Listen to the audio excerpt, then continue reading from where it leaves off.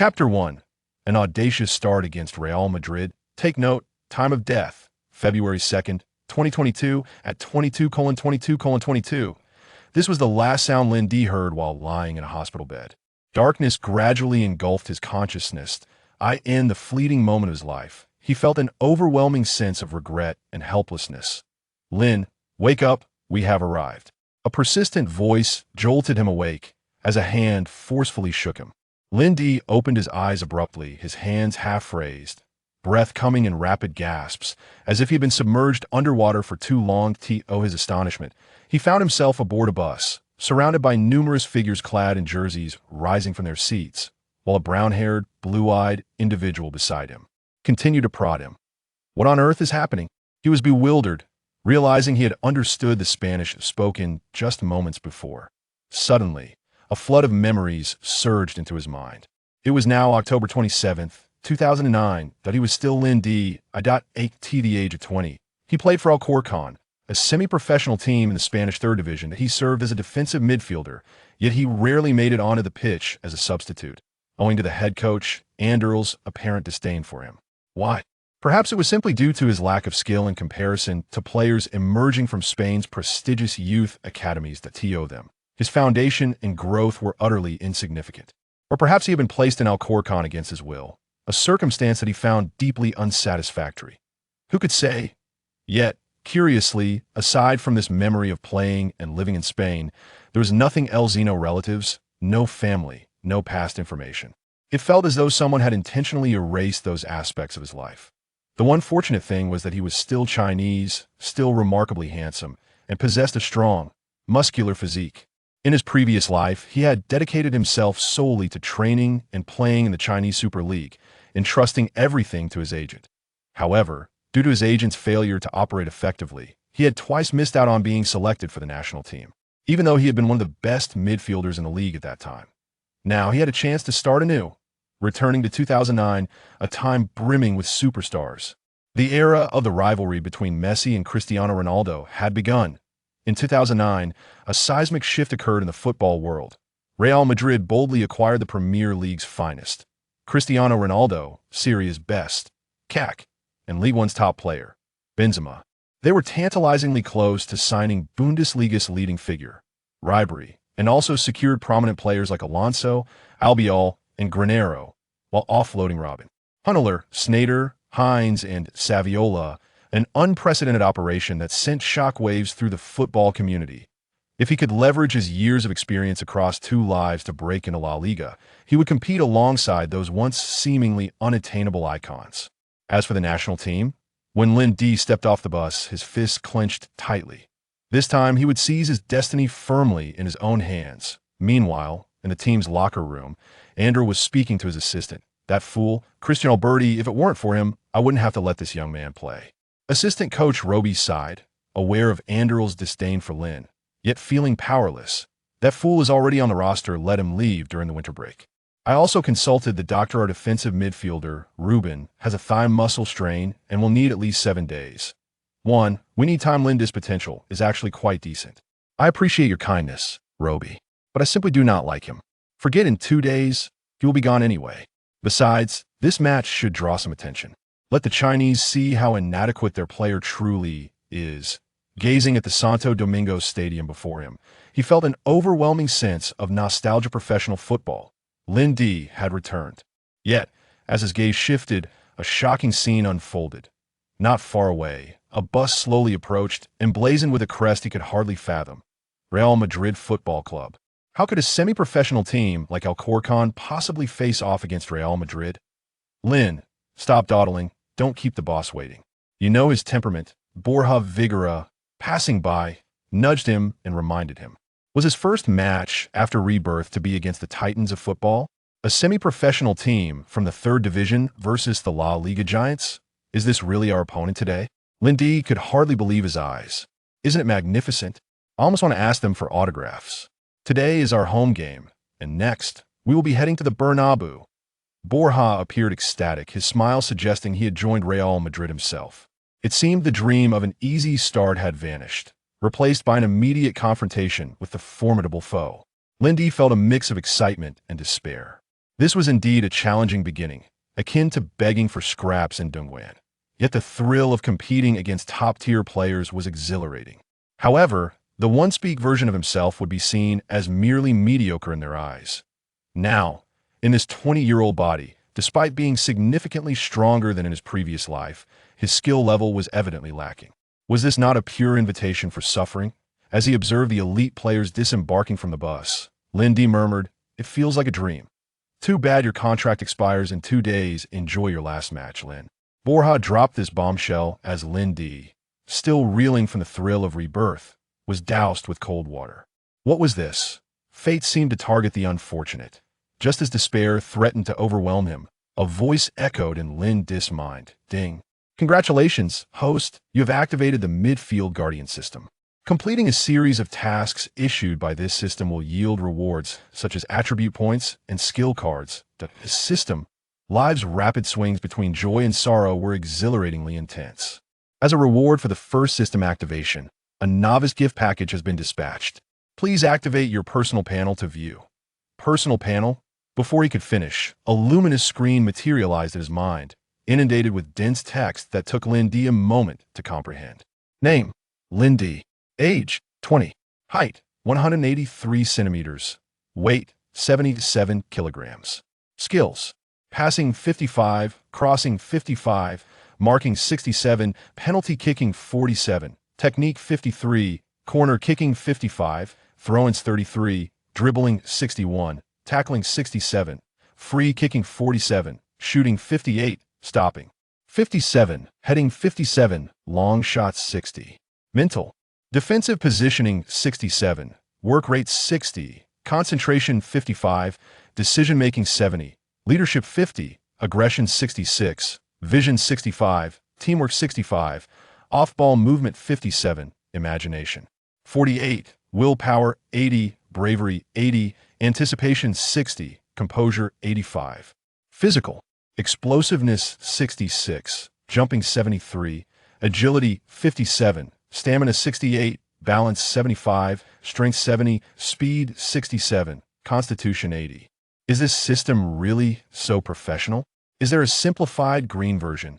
There is. Defensive midfielder ability rating 67. Was it truly this concise?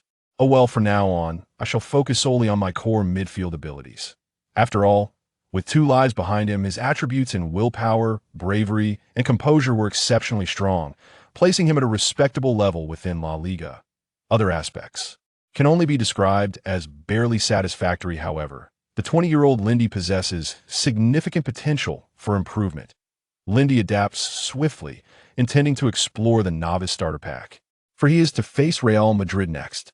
This is his final opportunity. Only through an exceptionally remarkable performance can he hope to secure a chance for renewal, or perhaps an even greater opportunity. Note 1. The database employed in this article adheres to the FM standard, ensuring precision and reliability. Perlo's data stands at 84, Professor Bu at 82, and Carrick at 80, with varying requirements for each position. Reading guide for this book. 1. The author is a complete novice with mediocre writing skills, purely motivated by passion, updating punctually at 8 p.m. every evening. 2. This work is a minor variation with a defined growth period. Each player's actions, personalities, and the coach's strategies are adapted from real situations, with slight modifications, all backed by videos, photographs, and match recordings. 3. There are elements of romance. Early involvement considers the stabilization of the protagonist's character and emotional void. Feel free to skip, which does not affect the matches. 4. The protagonist is modeled as a defensive midfielder, and during the early to mid-stage, he will not achieve hat-tricks. There is no invincible magic in the matches, so please refrain from entering if this does not appeal to you. 5. The protagonist's character will gradually stabilize around chapter 30. He is not extraordinarily resilient and will require time to accept his rebirth. 6. Chapter 401 will provide additional content. Acknowledging some imperfections in the early sections, readers are encouraged to focus on the player's growth and the matches themselves, kindly holding back on criticism. And thank you for your understanding that I hope you will add this to your bookshelf and provide encouragement for updates. Thank you, and may you embark on your new football journey with joy in your reading. Chapter 2. The ball-tackling skill of Maldini and the novice gift pack Lindy recited the words softly as he trailed behind Borja through the dilapidated corridor, entering the team's locker room. Congratulations, host. You have received 20 free attribute points, which can be allocated at will. The maximum for a single attribute is capped at 80. Congratulations, host. You have acquired the Maldini ball tackle skill, and the random skill included in the novice gift pack will be upgraded to its highest level. Congratulations, host. You have received a one-time experience card for the midfield Blade-Wielding Guardian. Only 5 minutes for the entire book. Shouldn't there be essential skills guaranteed? Lindy pondered, feeling slightly cheated by the system. Before he could voice his concerns, he noticed that the experience card for the Blade-Wielding Guardian stated, "Become a fearsome midfield Blade-Wielding Guardian." Upon using this card, your personal abilities will peak at 90 for 5 minutes, with a 90 chance of scoring. The effect dissipates after a goal is scored. It appeared he needed to contemplate carefully how to utilize this one-time card. Turning his gaze to the Maldini ball tackle, he noted that it offered a 50 chance of retaining the opponent's ball after a tackle, with a 90 probability of avoiding fouls, malicious infringements excluded. Notably, the skill's success rate was only 20 when used in the left side baseline area. At this point, a glimmer of hope emerged in Lindy's mind. He had only seen this skill in videos during his previous life. Although he had attempted it many times, he was far from proficient. Moreover, Maldini had only retired in February of this year. It seemed he had inherited a legacy. However, it felt somewhat peculiar for a midfielder to acquire a defensive skill meant for a defender. Clicking to use the skill, a surge of electricity coursed through him, as if his muscles were implanted with new memories. After careful consideration, Lindy allocated his points to tackling and marking, bringing them to 80 and 74 respectively. As for the remaining attributes, he would have to rely on his own efforts to improve gradually. To become a top-tier midfielder, he would need at least 500 more attribute points. He had to strive to surpass his limits. Ding! The system detects the host's ambition. The first task is issued. Achieve a clean sheet against Real Madrid and secure victory. Task rewards will be distributed according to rating. Are you serious? Lindy thought incredulously. Real Madrid's attacking prowess was renowned in La Liga, and achieving a clean sheet against them seemed an insurmountable challenge, especially considering they were merely a third-tier team. How could he, as a defensive midfielder, ensure that no goals were conceded? It felt as though he was destined for failure right from the start. Lindy, remember your position. Provide cover for Fernando, and pass the ball quickly after receiving it. Give it to Fernando without hesitation. If you falter today, I will send you back to your homeland immediately. Ander's tactical board clattered as he pulled Lindy back into focus, while others stifled their laughter. Only Borja looked on with concern for Lindy. Lost in thought about how to complete the task, Lindy bristled at the insult from the rotund figure before him. A fierce flame of indignation surged within him, but he suppressed his anger and replied, "Yes, boss. Fernando, try to make direct passes behind the defense or cut in." Ander continued, ignoring Lindy's displeasure. "Diego, you will push to the front and draw their defense. Remember, no dribbling. Upon receiving the ball, control it immediately or pass it straight to Borja. Everyone else, stay alert. Whenever there's an opportunity, send the ball long to Diego and Borja. If possible, exploit the weakness of Drend. His form has been inconsistent lately. We will play defensively and then attack down the right flank. Understood?" Ander concluded his elaborate tactical arrangements. Understood. Everyone responded in unison. All right, lads, take it easy. The combined market value of the opponents exceeds 200 million euros. Even if we lose, it won't be shameful. If we can score even one goal, we shall consider it a victory. This statement, not entirely comforting, nonetheless relieved the players of Alcora somewhat. At this moment, standing in the players' tunnel, Lindy felt a surreal sensation. The lineup of stars beside him made him question whether he was in another dream. Guti, Van der Vaart, Benzema. And at the forefront, Raul. He had even spotted Cristiano Ronaldo during warm-ups, with only Kak absent from the squad. Taking a deep breath, he realized that to prove himself, he must surmount these towering giants before him. His teammates, too, gazed eagerly at the Real Madrid players, each harboring dreams of achieving fame with a single goal. In the Santo Domingo Stadium, the 7,000 seats were filled to capacity due to Real Madrid's presence, with fans lingering outside in hopes of tickets. Even knowing that Real Madrid would not field their strongest lineup, they flocked eagerly. The cheers and whistles reached a crescendo as the players took to the field. However, amidst the jubilation, sharp voices emerged. Why is this Huaxiao player on the field again? Can't we replace him with someone more reliable for such an important match? Ander, are you out of your mind? Don't even think about coming to my pub tonight. We want Cristiano Ronaldo. That yellow-skinned one. Go back home and twist screws. These taunts, spoken in rolling Spanish, were all too familiar to Lindy, having faced such disdain during his 2 years on the field. Yet, each instance pierced his heart deeply, dousing the fire of his anger with barrels of TNT. With the referee's whistle, the match commenced. Real Madrid kicked off, recalling their coach's instructions to play freely and avoid injuries. Guti and Raul exchanged knowing glances, fully aligned in their intentions. They aimed to swiftly end the match and then coast through. After passing the ball to Van der Vaart, Raul and Benzema penetrated the opposing defense. Meanwhile, Guti advanced while coordinating with Van der Vaart, executing a series of 1-2s that brought him face to face with Lindy. An Asian? Guti smirked disdainfully, preparing to use his body to shield Lindy while coordinating with his teammates. However, just as the ball reached him, he felt an unexpected force from behind, as if a boulder were crashing into him, propelling him forward, and then his feet felt light. The ball had somehow been dispossessed, though it fell to his teammate Diarra. Guti was incredulous. He turned to glance at the tall, dark-haired figure behind him. Slightly taller, with bronze skin and bulging muscles, the strength emanating from Lindy was apparent. It seemed Alcora possessed such a player with exceptional tackling skills. Lindy narrowed his eyes, observing the former top midfielder before him, with an 85-point calm attribute. He maintained his composure amidst the provocation. Is this a sign of disdain towards me?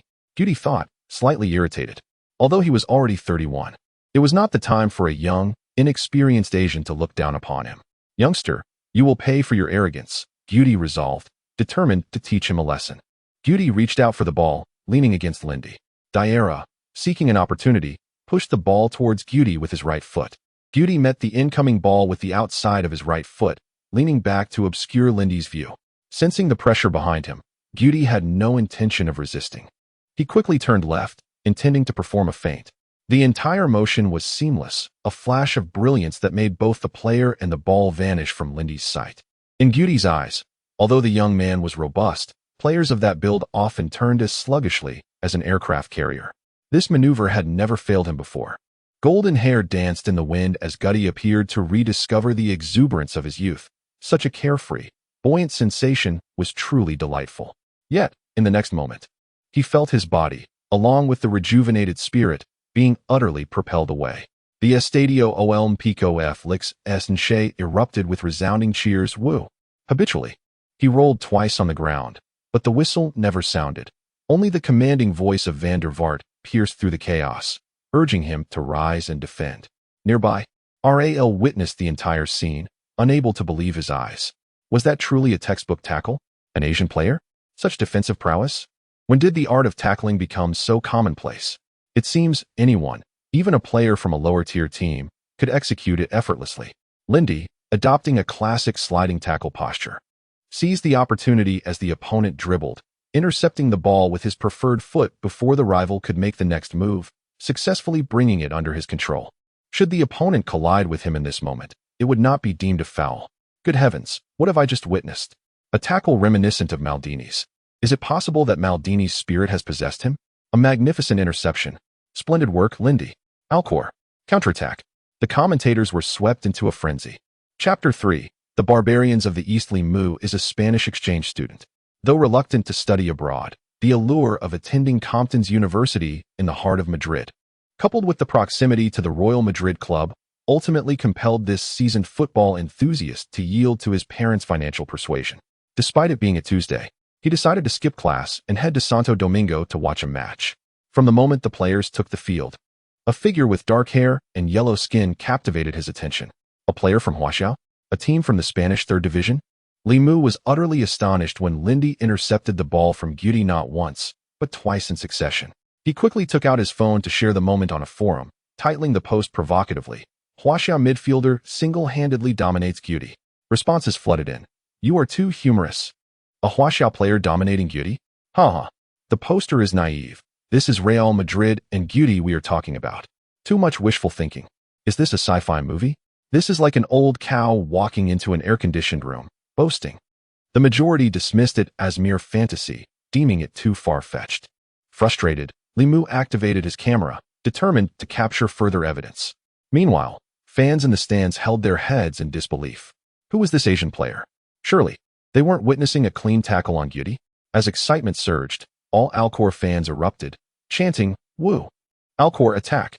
On the sidelines, Ander's mouth hung agape in astonishment, as he raked his hair back in disbelief. Robbie, is this sheer luck? Such a flawless tackle?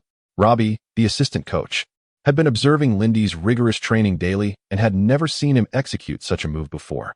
After Lindy's elegant tackle, he did not glance back, instead scanning the field for teammates, most of whom were still defending. However, Borja had already surged into the opponent's half. Although his long pass lacked precision, there were only 3 defenders in Real Madrid's half: Borja, Albiol, and Metzelder. Lindy swung his leg back and struck the ball with the top of his foot. The ball soared over the midfield, sailing past Real Madrid's center backs, Albiol and Metzelder, with neither precision nor curve, resembling a mere clearance kick. The Real Madrid players ambled back nonchalantly. Yet, 2 figures sprinted towards the ball, Diarra and Borja. Realizing the urgency, Albiol and Metzelder hastily turned to chase the ball as trajectory. Finally receiving the ball near the edge of the penalty area, Borja faced the well-positioned Diarra and defenders. He stepped forward with his right foot, feigning a right-side breakthrough, then deftly shifted the ball with his left foot, executing a clean cut to evade Diarra by 2 strides. Diarra, caught off guard, stumbled into his teammate as he attempted to recalibrate. Seizing the moment, Borja struck the ball fiercely with his left foot towards the near post. Losing his balance in the process, under the watchful eyes of all, the ball sailed past Dudek's fingertips and into the net. In the 16th minute, an astonishing scene unfolded.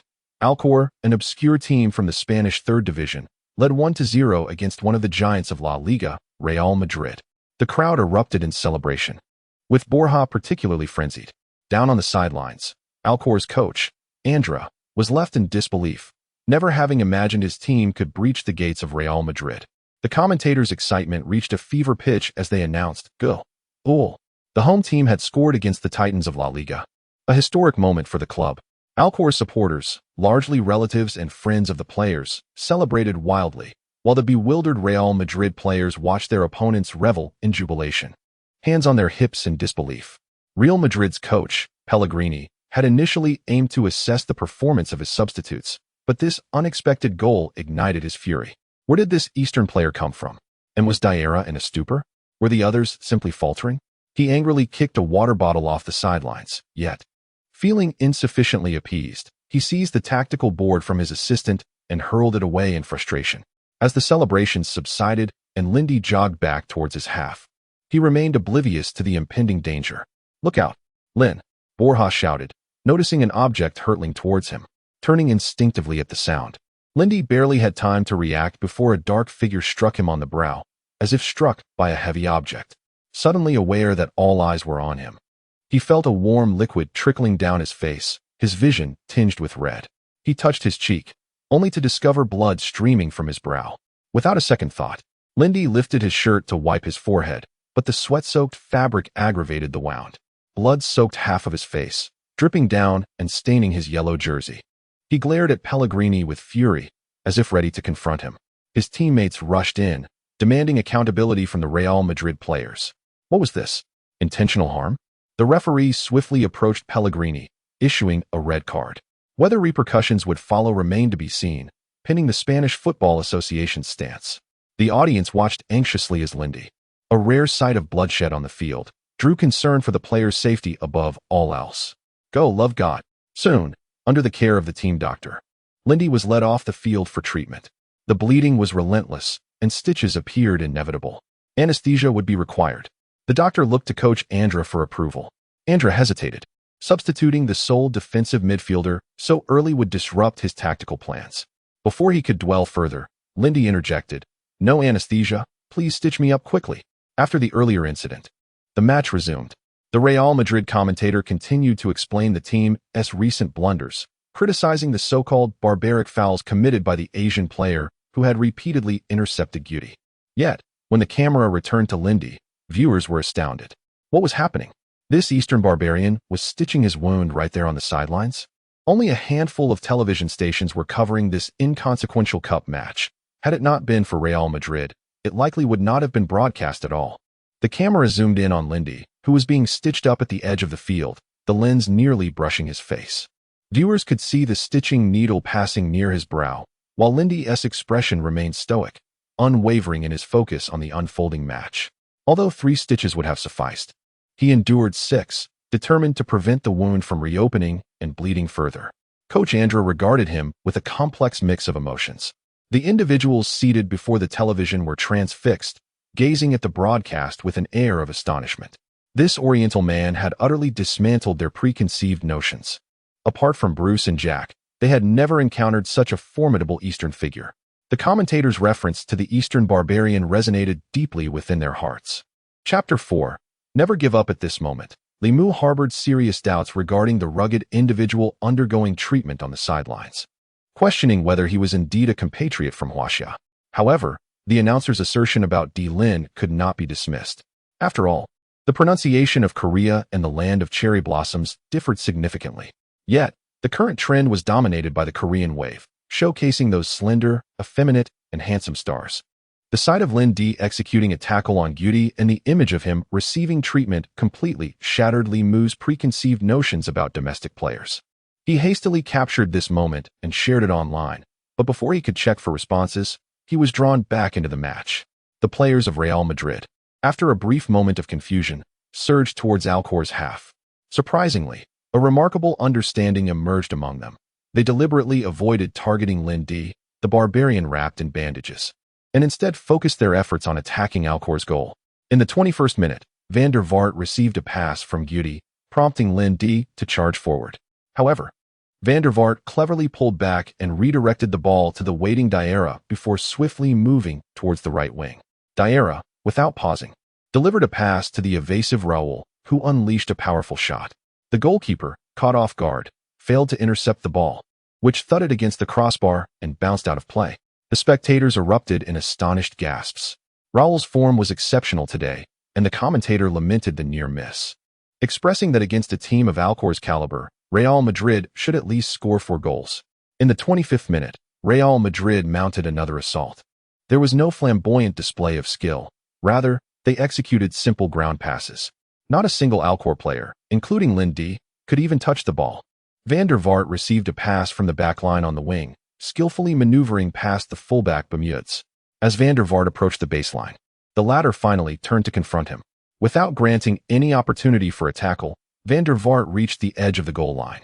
In the center, Raul and Benzema were swiftly evading their markers, charging towards the goal. Seizing the moment, Van der Vaart executed a delicate chip with his right foot. The ball arced beautifully through the air, evading Lopez at the near post and perfectly sailing over Jordi's head. It met Benzema, who leaped gracefully and aimed for the far corner. The goalkeeper again found himself grasping at thin air. However, fortune seemed to favor Alcor today, as Benzema's header skimmed the post and flew out. The commentator, attempting to console the fans watching from home, remarked that given the momentum of the attack, they could still expect at least 4 goals today, as the Real Madrid fans lamented the 2 missed opportunities. The photo shared by Limu ignited a fervor in online forums back home. Is this truly a player from Huaxia? My goodness, such a serious injury and no hospital visit? Last time my brother injured his finger, we rushed him to the hospital. The upstairs neighbor is ordering takeout. While we're just here. So impressive, yet still playing for a lower-tier team? Is he not merely strong, but simple-minded? The neighbor is drying Sichuan peppercorns, and the one upstairs can't hold any expectations for domestic players? No insults. Let's wait for the specific reports to know who it is. Meanwhile, Lin Di anxiously surveyed the unfolding events on the pitch. He believed in his own abilities. Even if he could not completely thwart the focused assault of the Real Madrid players, he could certainly create some disruption. Nevertheless, the opposing team had entirely bypassed the center, opting to exploit the flanks, seemingly abandoning any intention to confront Lin Di directly. This left him feeling despondent, as it was only a matter of time before they would score. The task of keeping Real Madrid at bay seemed utterly impossible. In a moment of desperation, after Van der Vaart effortlessly bypassed the central defender Jordi and unleashed a shot, the ball soared toward the stands. Alcor's goalkeeper, Juanma, retrieved the ball, seized the opportunity, and directly passed to center-back Lopez. Lopez controlled the ball with his chest and swiftly delivered a through ball to Fernando. Receiving the pass in space on the right flank, Fernando sprinted forward, pursued by Drent from behind. Both players raced towards Real Madrid's half, but after covering a short distance, Fernando was caught from behind by Drent. Before Drent could extend his leg, Fernando struck the ball, sending it soaring over 30 meters to reach Diego at the front. Diego, leaning against midfielder, delicately controlled the ball with the back of his right foot, attempting to pivot and shake off his defender. However, midfielder was tightly glued to him. At this moment, Diego had forgotten the coach's instructions, consumed by the desire to score and seize his moment of fame. He repeatedly attempted various maneuvers to evade the defense and shoot. His teammates had all surged past the halfway line, while the Real Madrid defenders had taken their positions, missing their chance. Realizing that scoring was becoming increasingly unlikely, Diego could only pass back to Borja, but he had delayed too long, and his intentions had been intercepted by Diarra. Diarra, closing in from behind, snatched the ball before Borja could reach it. In an instant, the tide of the game shifted. Alcor's players had all advanced into Real Madrid's half, leaving their own half deserted, while two defenders desperately tried to return. Meanwhile, the Real Madrid F4 were stationed near the center circle. Diarra seized the opportunity and sent a long ball to Van der Vaart, who, with his back to the defender, skillfully flicked the ball with his heel and spun away. Raul, Benzema, Van der Vaart, and Guti were all sprinting at full speed. The Alcor defenders, witnessing this, had seemingly resigned themselves to their fate, jogging slowly as if to feign pursuit. At this moment, Lindy was still within Real Madrid's half. Observing the scene unfold, he felt as though something within him was about to shatter.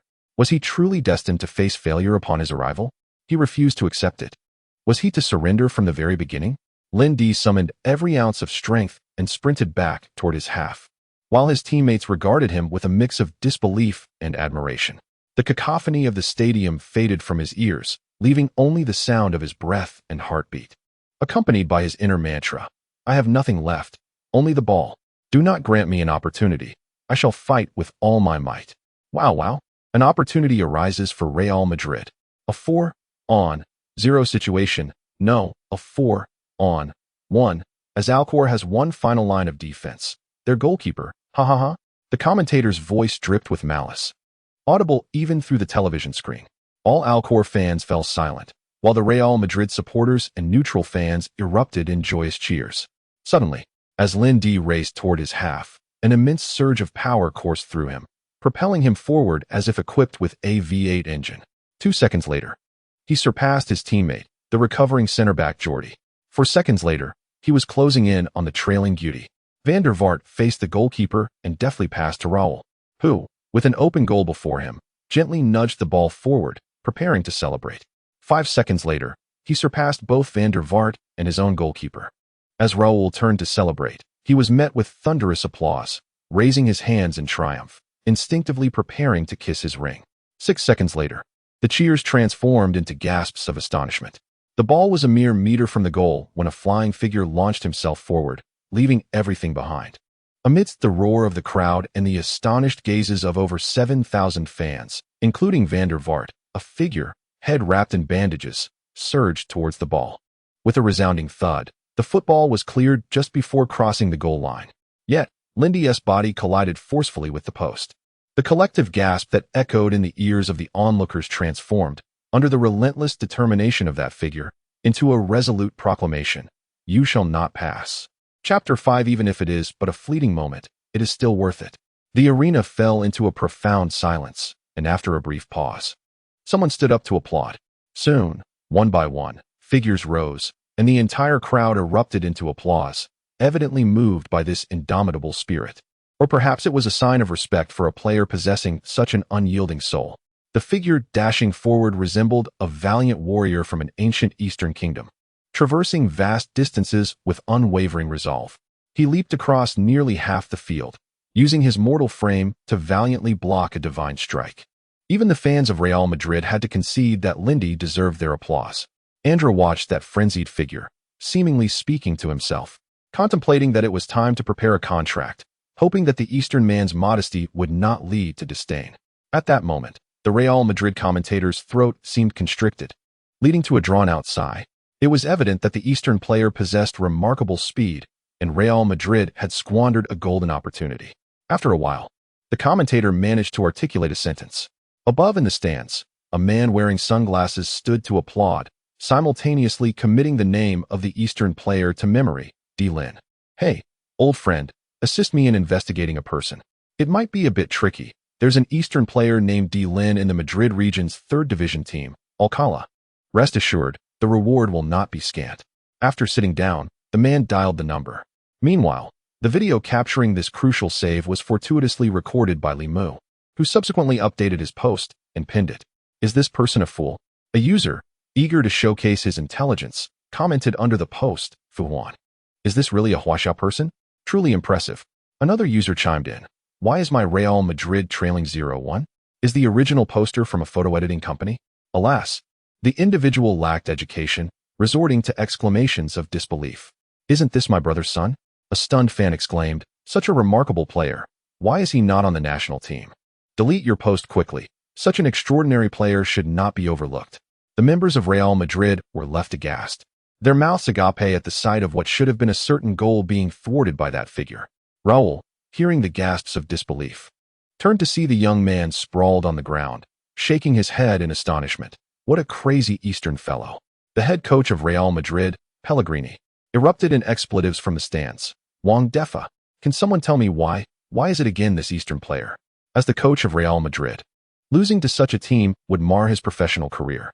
At this moment, Lindy's teammates had already gathered around him, patting his head in praise. Well done, Lin. You truly are something. Regardless of their usual camaraderie, on the pitch, everyone respected strength. Moreover, Lindy's spirit evoked a sense of shame among them. In that moment, when everyone else had given up on defense, he alone sprinted forward, using his body to salvage a point for the team while they still led. Lindy assessed his condition, standing up before the team doctor could reach him, signaling that he was fine. I'm all right. Let's prepare for a counterattack.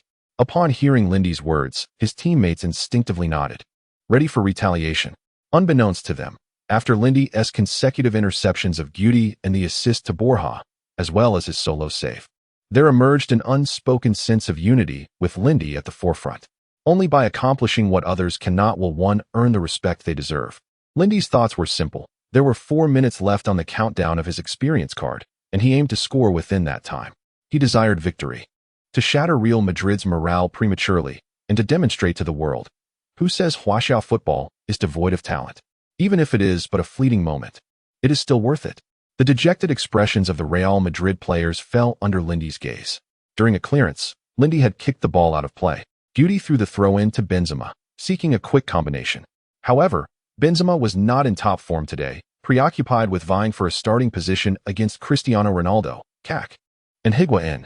In this match against a 3rd division team, only CAC and Alonso had not traveled with the squad, while Cristiano was on the bench, watching the spectacle unfold. Shouldn't he be resting to conserve energy for the league and upcoming European matches? Lost in his grievances, he failed to notice the wall rising behind him. Once he received the ball, he swiftly turned, only to collide with that wall. Losing his balance, he fell to the ground, relinquishing possession. In that moment of confusion, the wall moved past him, carrying the ball away, leaving only a silhouette behind. Seizing the opportunity while Benzema was distracted, Lindy decisively intercepted the ball. He did not rush to pass. His form was impeccable as he advanced, keenly observing his teammates' positions. Though their positioning was subpar, Drend appeared to be strolling, while Ernesto charged forward with determination. Opportunity.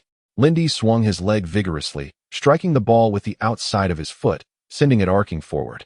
The ball soared like a precision-guided missile, soaring over the heads of the defenders and Drend. Before Drend could react, a shadow darted past him, racing towards the ball. By the time Drend initiated his sprint, Ernesto had already surpassed him by at least 3 positions. The ball landed perfectly at Ernesto's feet, who gently guided it forward. With no defenders in front of him, if he dashed into the penalty area, it would create a clear chance. The center-back midfielder had no choice but to abandon Diego and rush over to defend. Meanwhile, Lindy had also surged forward, racing towards the penalty area. As the defender was about to close in, Lindy assessed his teammates' positions, which were less than ideal. Ernesto hesitated for merely a second before raising his foot to shoot. However, it was too late. Metzelder had positioned himself perfectly, leaping to intercept and block the shot. Yet, the ball did not travel far, landing directly at Lindy's feet. Without hesitation, Lindy passed the ball back to Ernesto and charged into the penalty area. The two executed a 1-2 combination, and with Metzelder still on the ground, unable to rise, Lindy found himself racing into the box, creating a clear chance. Bang! The sound of his right foot striking the ball reverberated throughout the stadium. The ball shot towards the right side of the goal like an arrow, a close-range thunderous strike. The goalkeeper dove in vain. The distance was too short, and the speed too swift. The ball grazed his fingertips and surged into the net, spinning violently for 2 seconds. Goal! The commentators and Alcala's fans erupted into a frenzy. Dylan. For the first time, the name of a Huaxiao individual echoed throughout the stadium. Countless jerseys, popcorn, and hats soared into the air. Meanwhile, the Real Madrid commentators were overwhelmed with disbelief, as their team conceded 2 goals to a third-division team. Especially with one scored by that Eastern barbarian, a sheer disgrace. Alcala's number 32 had scored, marking the game at 32 minutes, with Real Madrid trailing 0-2. To utter another word would be to invite further humiliation.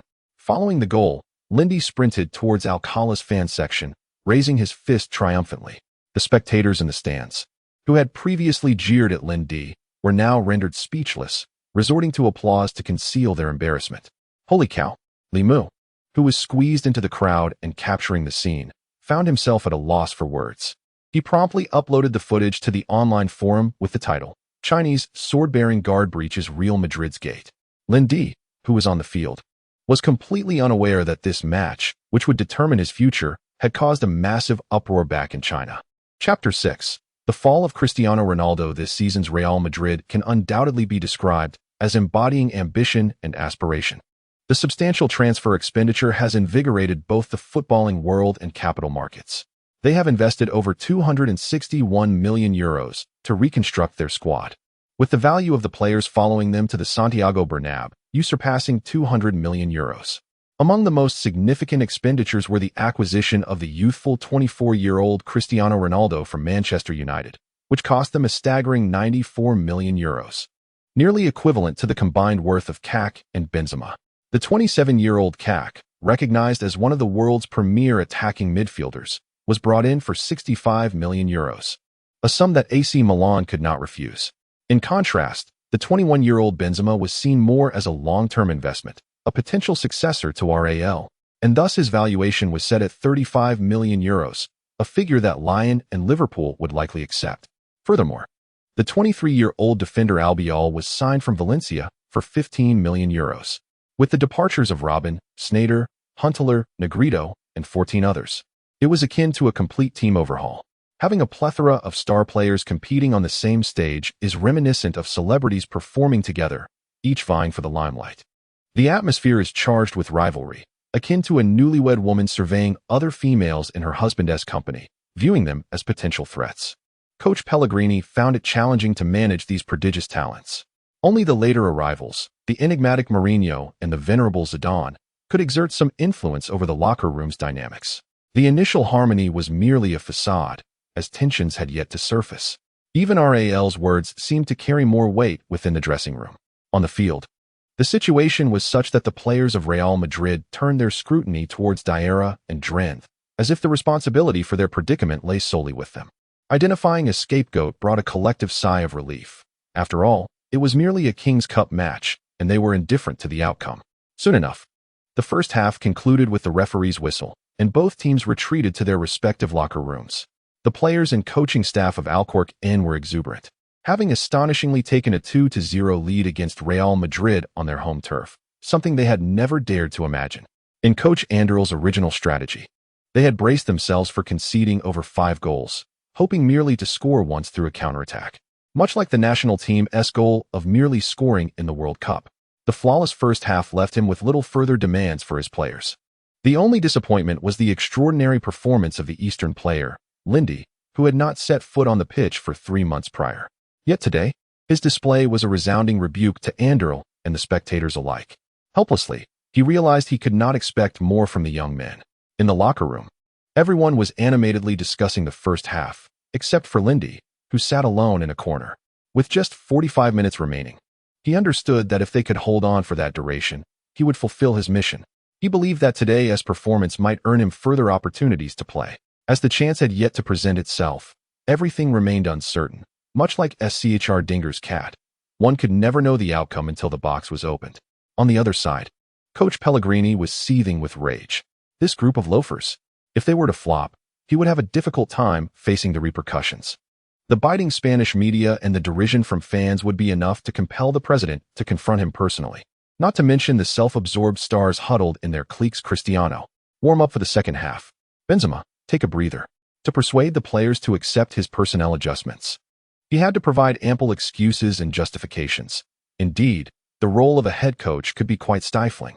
Benzema's expression darkened, his silence speaking volumes, while Cristiano, sharing laughter with his teammates, glanced at the coach in surprise before nodding in agreement. Pellegrini animatedly laid out the tactics for the second half, but what the players truly thought remained a mystery to him. The halftime break passed swiftly, and both teams returned to the pitch. The sole change being Cristiano Ronaldo's substitution for Benzema.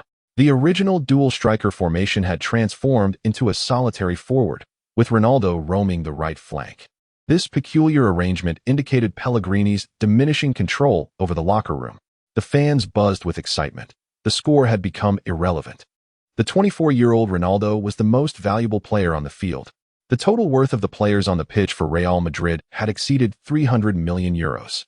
The halftime pep talk seemed to have had no effect on the team, as they continued to meander, except for Ronaldo, whose insatiable desire for victory propelled him to avoid losing any match. In the 51st minute, Ronaldo received a long goal kick from the goalkeeper, deftly cushioning the ball with his toe. An opponent surged towards him. It was the bandaged Eastern player. Ronaldo's competitive spirit ignited. He was no antiquated figure like Guti, who, despite his age, still fancied dribbling past defenders. With a feint to the left, he executed a bicycle kick, sailing past the ball, then swiftly maneuvered with his right foot to push it forward, propelling himself past Lindy on the right. Lindy was caught off guard, unable to grasp Ronaldo's jersey in time. Such was the terrifying blend of skill and speed. Unfortunately, his wild shot left the spectators gasping in disappointment. Confronted with Ronaldo's whirlwind presence, Lindy felt the pressure. He was no match for the 31-year-old orchestrator Guti, whose physical prowess had inevitably waned. Yet, only the exceptionally disciplined Ronaldo could maintain such high physical condition even at 37. Today, Lindy felt he might not stop this formidable opponent, but he held on to the hope that one day he could intercept him in midfield. In the 58th minute, Ronaldo received the ball again, this time deeper into the field. Originally, he was meant to play as a left winger, but he had his own ambitions. Regardless of the circumstances, he was determined to win. With teammates unreliable, he resolved to take matters into his own hands. Newly arrived at Real Madrid, he felt akin to his days under Ferguson at Manchester United, isolated. After outpacing Ernesto with sheer speed, he glanced towards the center, realizing I had no opportunity, and his other teammates lagged behind. Though a tall opponent occupied the center, he was undeterred. Just because Guti could not succeed did not imply he would fail. With a deep breath, he prepared to cut inside, executing a bicycle kick feint as if to dash to the byline, readying himself for another attempt. His distant teammates watched him passively, showing no inclination to support him. They were all too familiar with the impending script. After a few steps, a powerful shot would ensue, a routine they had grown accustomed to. Observing this scene, several Real Madrid players exchanged knowing smirks. During that period, the team's tactics were indeed effective, but Lindy, as a defensive midfielder, though experienced, could not form an effective blockade in midfield. Football is a collective sport. Individual brilliance can shine in unique moments, but it cannot alter the course of every match. However, for a player of Cristiano Ronaldo's caliber to persistently challenge a defender renowned for his exceptional tackling prowess is a strategy of questionable wisdom. In a moment where Ronaldo was brimming with self-assurance, believing he had successfully evaded Lindy and poised to take another stride toward a shot on goal, an unforeseen obstruction materialized. His thigh seemingly ensnared by a substantial impediment, causing him to lurch forward and tumble across the ground in a series of rotations. Immediately, the referee's whistle pierced the air, signaling a foul. Lindy stood nearby, casting a frigid gaze upon the lamenting Ronaldo, remarking that his talents would be better suited to diving. The referee, however, hastened over and brandished a yellow card at Ronaldo, deeming his histrionics excessive. Everyone in attendance bore witness to Ronaldo's unwavering intent to cut inside, a maneuver that might have succeeded had he relied on his superior velocity. However, the stationary bicycle kick undeniably diminished his explosive acceleration. Lindy, seizing the opportune moment, executed a slide tackle with impeccable precision, dispossessing Ronaldo of the ball. Subsequently, Ronaldo's physique appeared to deliberately latch onto Lindy's, resulting in a theatrical plunge reminiscent of Phelps's aquatic entries. In the years that followed, a more seasoned Ronaldo would master the art of more economical dribbling and more efficient goal-scoring methods. Yet, the memory of Lindy's tackle, the one that sent him sprawling, would forever remain etched in his mind, prompting a thorough re-evaluation of his approach to the beautiful game. At present, all eyes are fixated on the Eastern barbarian who has successfully contained Cristiano Ronaldo in a one-on-one duel. Chapter 7. Cristiano Ronaldo's challenge. A yellow card was issued today at the Santo Domingo Stadium, marking the first of its kind and effectively sealing the fate of the match. In the stands, the ever-stoic Florentino Perez, the president, wore an expression of deep discontent that gradually morphed into despair. Following a 0-2 deficit, Real Madrid's general manager, Valdano, bowed his head, busily adjusting his attire, seemingly attempting to evade the unfolding catastrophe. Meanwhile, Coach Pellegrini remained on the sidelines, his gaze filled with helplessness, as he himself could not comprehend how the situation had deteriorated to such an extent. As the match progressed, Real Madrid became fragmented, like solitary sailors attempting to navigate the tumultuous English Channel. There was no semblance of teamwork. The players, embodying individual heroism, repeatedly faltered against Alcorcón's defense. The commentator from Spanish Canal Television fell into a profound silence, at a loss for how to depict this once familiar yet now alien team. He could recount the tales behind each jersey number and exult in a glorious goal for a full minute, yet at this moment, he seemed to have lost all his hosting prowess. Even his director failed to offer guidance on what to articulate. A palpable sense of melancholy began to spread throughout Madrid, gathering momentum as the minutes ticked by. In the 72nd and 77th minutes, a teammate's own goal and a chaotic defensive lapse culminated in a final score that extinguished all hope. The team, graced with the royal moniker, resembled an opulent carriage stuck in a muddy country lane, unable to advance despite its lavish adornments. They were akin to the illustrious Ninth Legion of ancient Rome, faltering amidst the rural paths of Britain. The fans of Real Madrid, both in the stadium and those watching from home, fell into silence. October 27th would indeed be etched in history as a day of disgrace for the club. Yet, the future would also remember that on this day, a legendary midfielder commenced his journey. The final score read 4-0. As the final whistle blew, the players of Alcorcón embraced one another, reveling in a miraculous victory. At this moment, Cristiano Ronaldo cast a complex glance at Lindy. He should have exited the field directly, but instead, he approached Lindy, exchanging jerseys and smiling as he remarked, "Lindy, I will remember you. I'll be waiting for you in La Liga." Lindy, seemingly ignited by Ronaldo's competitive spirit, responded with youthful fervor, "I vow to make it to La Liga. Just wait for me." The two earnest youths exchanged a high five, a moment deftly captured by an astute journalist. Later, Coach Anderl approached Lindy with a smile, inquiring if he was available the following afternoon for a private discussion. The Spaniards, not accustomed to early mornings, typically enjoyed their lunch around 2 p.m., making an invitation before that time rather impolite. Lindy understood that his performance had indeed been commendable, even earning a smile from the usually critical Anderl. However, he was resolute in his decision to wait. Had the score merely been a narrow victory of 1-0 over Real Madrid, he might have considered accepting a renewal contract with a lower division team. Now, however, with the score firmly set at 4-0, a result worthy of a Hollywood production, he knew it would be widely reported. He possessed both the patience and confidence needed. The media and fans of Catalonia were likely more jubilant than during the Christmas season. Nothing could bring them greater joy than witnessing their archrivals suffer defeat against an obscure lower division team. If there were anything that could rival this glee, it would be translating that score into the context of the national derby, with Real Madrid on the losing end. Tonight, it was certain that the beers in Catalonia would be in high demand, as alluring female fans performed flamenco dances exclusive to their region. The royal bullfighters, however, were far from elated. Meanwhile, for those players who did not attend the match or were benched, it was difficult to gauge their sentiments. Perhaps a bottle of Romani would be missing from the cellar before Coach Pellegrini could unleash his fury in the locker room. Word had already spread that President Florentino awaited him in Madrid. In most cases, the responsibility for defeat rarely fell on a single player. It was typically the coach who bore the brunt. Without any press conference, Pellegrini led his team away from this sorrowful venue without a backward glance. In the stands, a man donned in sunglasses scribbled notes. Robust physique, courageous, resilient, steadfast will, possessing incredible defensive capabilities, with immense potential, surpassing Paul Ass and O in both physicality and age. The impact of this match resonated deeply, garnering extensive coverage both domestically and internationally, with no one willing to delay such sensational news until the following day. While the Western media was often harsh, domestic outlets appeared yet to master the essence of reporting. Moreover, without broadcast coverage, they were entirely unaware of the presence of a Chinese player on the field. The headlines read, King's Cup, RAL and Cristiano lead, defender's own goal. Real Madrid shocked 0-4 by lower division team. King's Cup, Real Madrid suffers most humiliating defeat in history, 0-4 to lower division team. This was merely scratching the surface. In contrast, the atmosphere surrounding Real Madrid was ablaze. No way.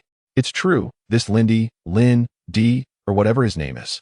My friend told me a Chinese player breached Real Madrid's defenses, and I didn't believe it. Now my friend is asking why I'm kneeling to check my phone. Iron-willed midfielder, light of China. Why is there no coverage of him? What are our media doing? Tackling Guti, taking down Cristiano. Is this the fate of our national team's strongest midfielder?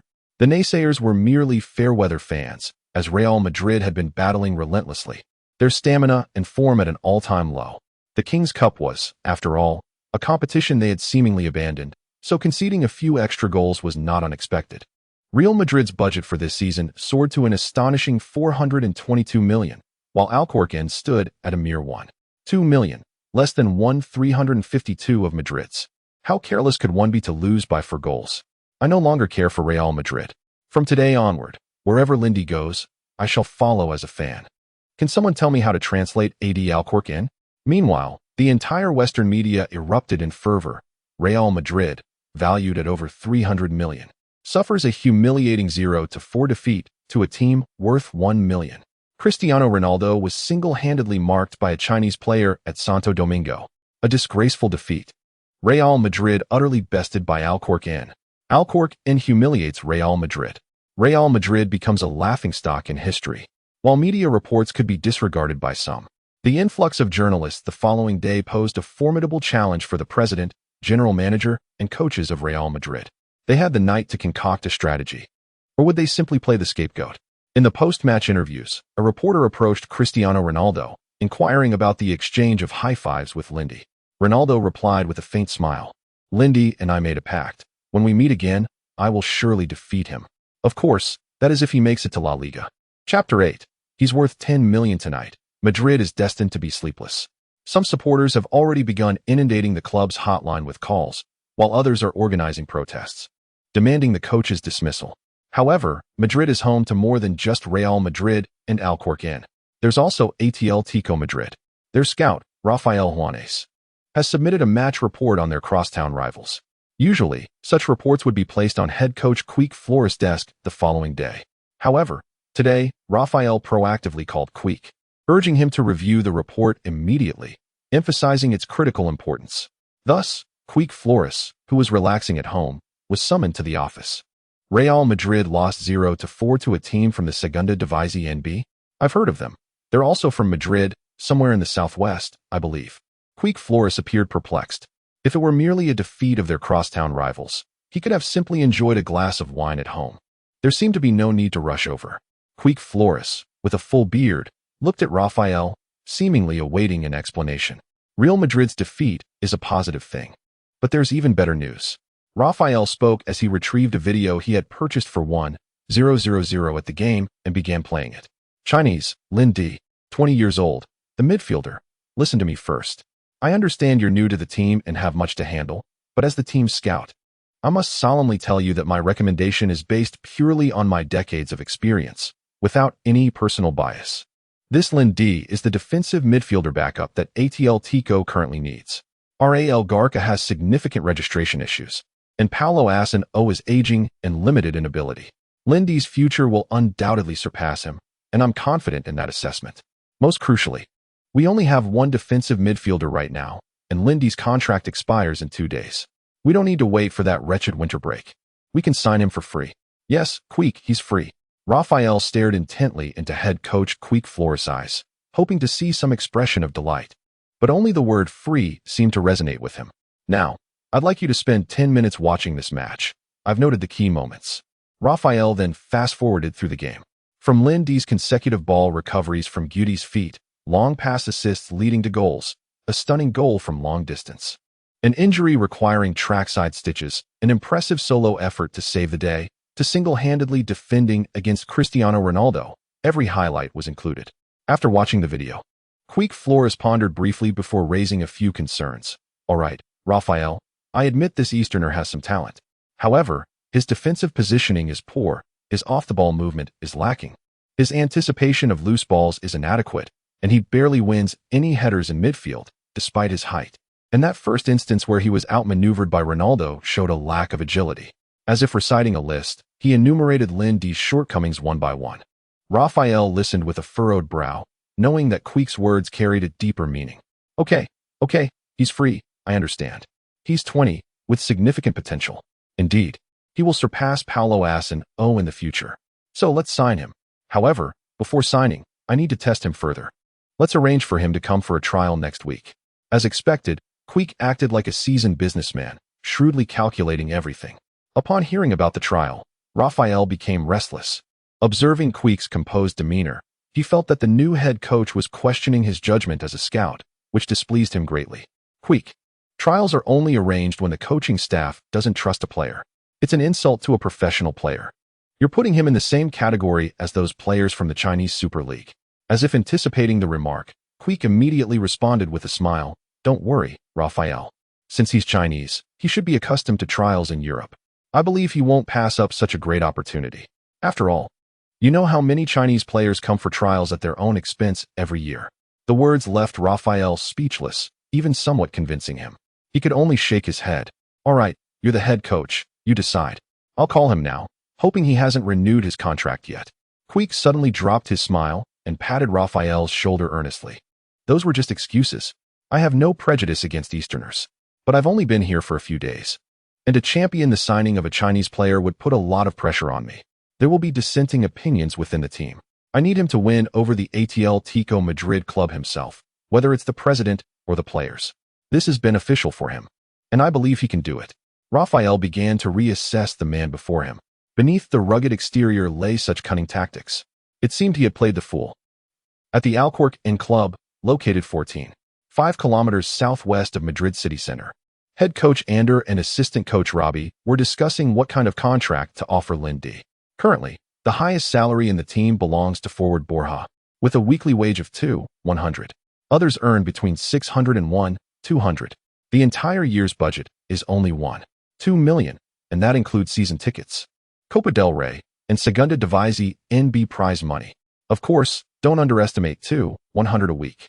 Compared to top players, it's not much, but converted to RMB, it's close to 100,000 RMB per month, equivalent to 280,000 RMB a month in 2022.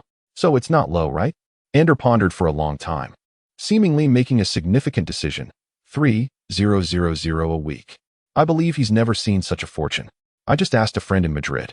€1 million annual salary is quite an achievement for Chinese players. 3,000 a week, converted to Chinese currency, is over $1 million. Robbie frowned tightly, looking at the confident Ander, unsure how to speak his mind. 3,000. Any Segunda División regular could exceed that figure. And after today, Lindy will undoubtedly attract a large number of Segunda División teams looking for a bargain. After all, his contract expires in 2 days. And if he becomes a free agent, Alcorcón won't receive a single penny. In his heart, he had already given up, believing that Lindy would not renew with them. Thinking about the frustrating events of the past 2 years, Robbie could only say something against his true feelings. Your call, boss. While Atletico Madrid and Alcorcón were still debating trials and weekly wages in the city of Alicante, capital of the province of Alicante in the Valencian community, at the Hercules CF club office, head coach Esteban Vigo, after watching the entire video, excitedly grabbed the scout's arm, offering Lindy the team's highest weekly wage, 8,000. I want to bring him to La Liga. The current Hercules team is lacking a defensive midfielder like him. He's young and has a lot of room to grow. The scout, slightly dizzy from being shaken, exclaimed in surprise upon hearing the 8,000 weekly wage. 8,000 a week. Isn't that too high? The head coach was already envisioning the future, saving a transfer fee of at least 2 million. 8,000 isn't high. Rafit earns 7,300 a week, and he's currently injured. I know he has some shortcomings, but those can be gradually improved between the ages of 20 and 23. It's not a problem at all. Only that determination, courage, and that sliding tackle. You can't do that without talent. His future is worth at least 10 million. As Esteban Vigo's excitement reached its zenith, he clenched his fist tightly, as if he had already secured Lindy's signature. No, I must make this call myself. It is the only way to convey my sincerity. Resolute in his decision, Esteban Vigo prepared to personally extend the invitation. Meanwhile, Lindy was on the brink of receiving system rewards, blissfully unaware of the circumstances surrounding the three clubs. Chapter 9. Simultaneous Invitations Ding. The system assessment has been completed. Congratulations, host, on accomplishing your task. Based on your performance, you have been rated S. Reward attribute points, 40. Reward, 1 random skill lottery. The long-awaited system voice echoed once more. The host's novice task has been finished, and the system began its upgrade. 1, 2, 100. The system has upgraded to version 1. 1. Initiating the task reward and punishment mechanism. As the first step into the 5 major leagues, the host is required to join a professional club within 10 days. Completion reward, 20 attribute points, unlocking the skill level system. Failure to complete the task will result in the system seeking a new master, deducting all extra attribute points and skills, leaving the host in dire straits. Before Lindy could fully revel in the joy of his reward, the system autonomously upgraded. The next task was clear: sign with a professional club within 10 days. This meant that if he chose to sign with Alcor, he would fail the task, as Alcor is a semi-professional club, not a professional one. Thus, he must at least sign with a Tier B club to fulfill the task. Furthermore, failure would lead to the system abandoning him, an absurd situation indeed. Deciding to not open that door yet, he resolved to allocate his points, as opportunities may arise. During the match against Real Madrid, he acutely sensed issues with his ball control. Apart from close-range ground balls and throw-ins, his first touches were reminiscent of the national team. Additionally, when facing skilled players, his concentration faltered, exemplified by the moment when Cristiano Ronaldo effortlessly evaded him. In the closing stages of the match, despite it being garbage time, both sides lacked the will to continue. He felt his stamina waning and acknowledged the need to improve his heading ability. While there were numerous attributes needing enhancement, Lindy recognized that addressing his shortcomings was paramount. Thus, he allocated the 40 points from the system reward as follows: ball control 13, concentration 10, stamina 12, heading 5. After the allocation, his scores stood at ball control 70, concentration 65, stamina 80, heading 62. His overall score reached 60, with a defensive score of 69. Just as he was about to draw from the system rewards, his phone rang. Curiously, in his 2 years in Spain, he had scarcely any friends. After Borja had invited him for drinks a few times and was rejected, he had ceased to reach out. Upon answering the phone, a stranger's voice greeted him. "Hello, Mr. Lindy. I apologize for the late disturbance. I am Rafael Joanes, a scout from Atletico Madrid. You may call me Rafael." Boom, boom, boom. Lindy's mind went blank. He did not register the scout's words or Rafael's name. Upon hearing Atletico Madrid, the world around him faded, leaving only the sound of his heartbeat. Despite living 2 lives, a club in any of the top 5 leagues was an unattainable dream, let alone a mid-tier club like Atletico. "Mr. Lindy, are you there?" The voice on the other end inquired again. Taking a deep breath and slowly exhaling, he steadied his emotions. "Hello, sir, I am listening. I hope this call is timely. You have not yet renewed your contract with Alcor, have you?" "Not yet." Lindy's heart raced. Could it be? The voice on the other end seemed to exhale in relief. "Wonderful. On behalf of Atletico Madrid, I invite you to join as a free agent and to come for a trial on November 6th. "Certainly, sir. I will be there on November 6th, Lindy replied, suppressing his excitement. "I'll call you at 3 in the afternoon at the training base, Calder Inn, Majeda Honda." "Goodbye, Lindy. I will be there on time." "Goodbye." As he hung up, Lindy's right fist clenched. "Wow, This is a La Liga team. Before his exhilaration could fade, another call rang. Who could this be? Though puzzled, a glimmer of anticipation stirred within him. Perhaps another invitation? Hello, is this Mr. Lindy? I am Esteban Vigo, head coach of Real CF. Just as he had wished, Lindy contained his excitement. A call from a La Liga team was thrilling. So a call from a Tier B club for an invitation was quite normal. He endeavored to keep his tone calm. Hello, Mr. Vigo.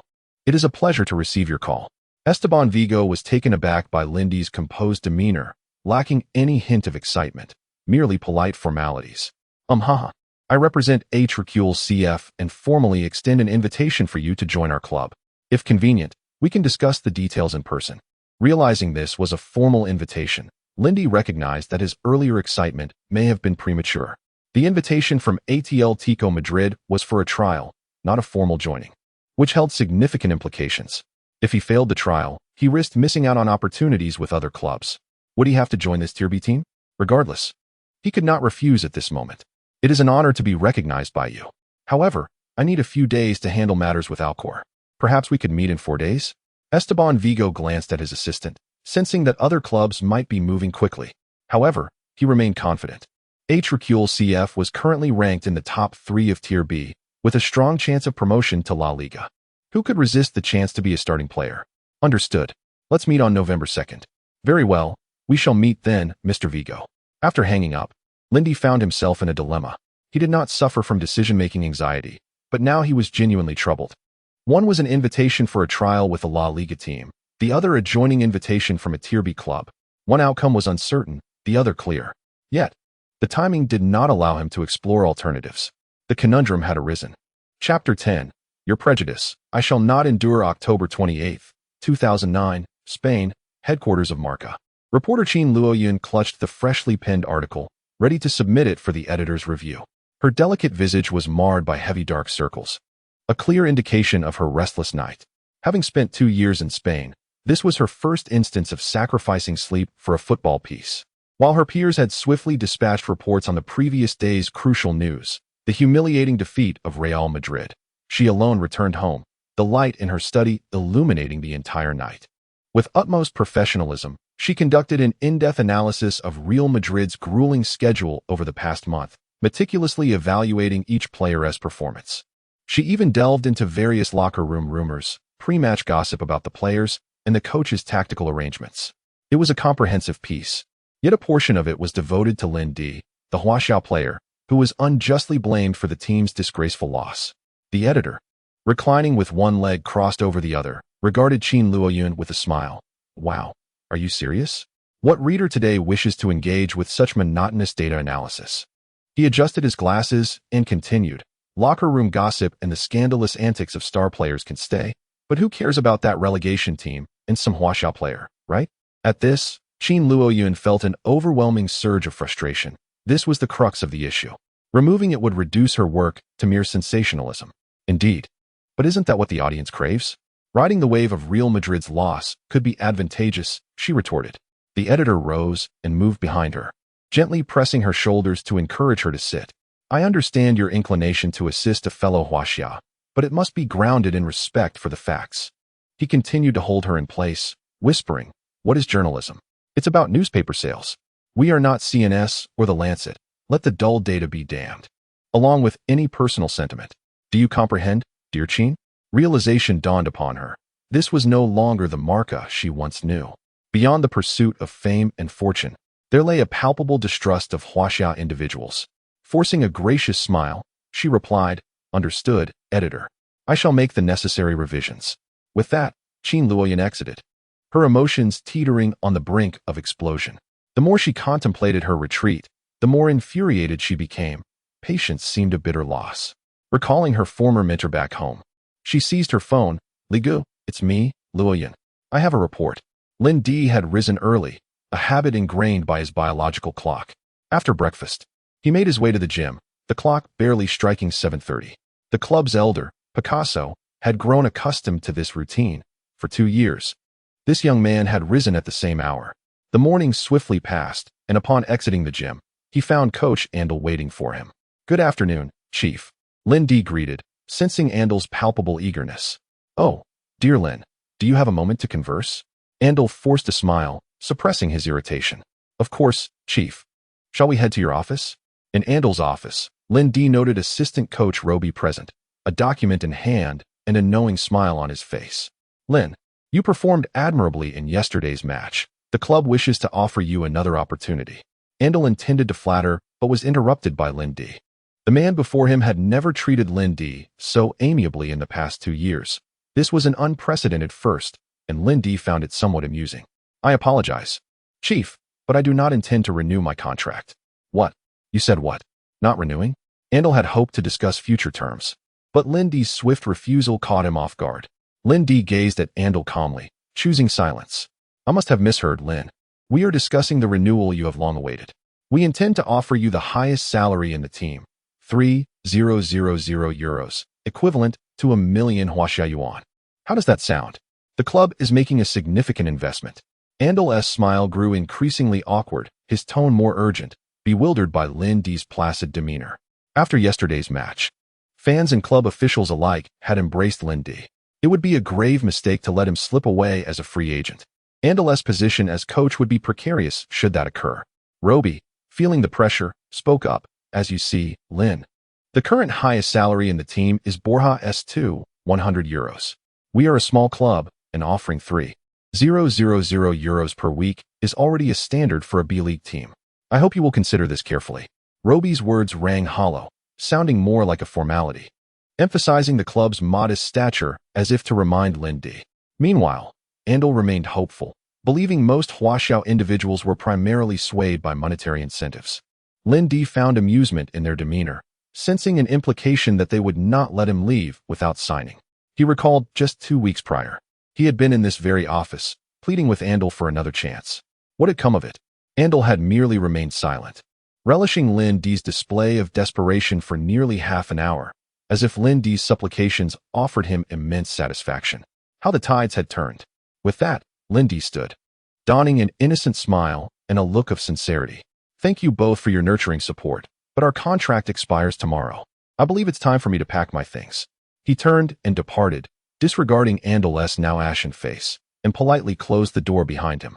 After a few steps, faint shouts erupted from behind the door, followed by the sound of something fragile crashing to the ground.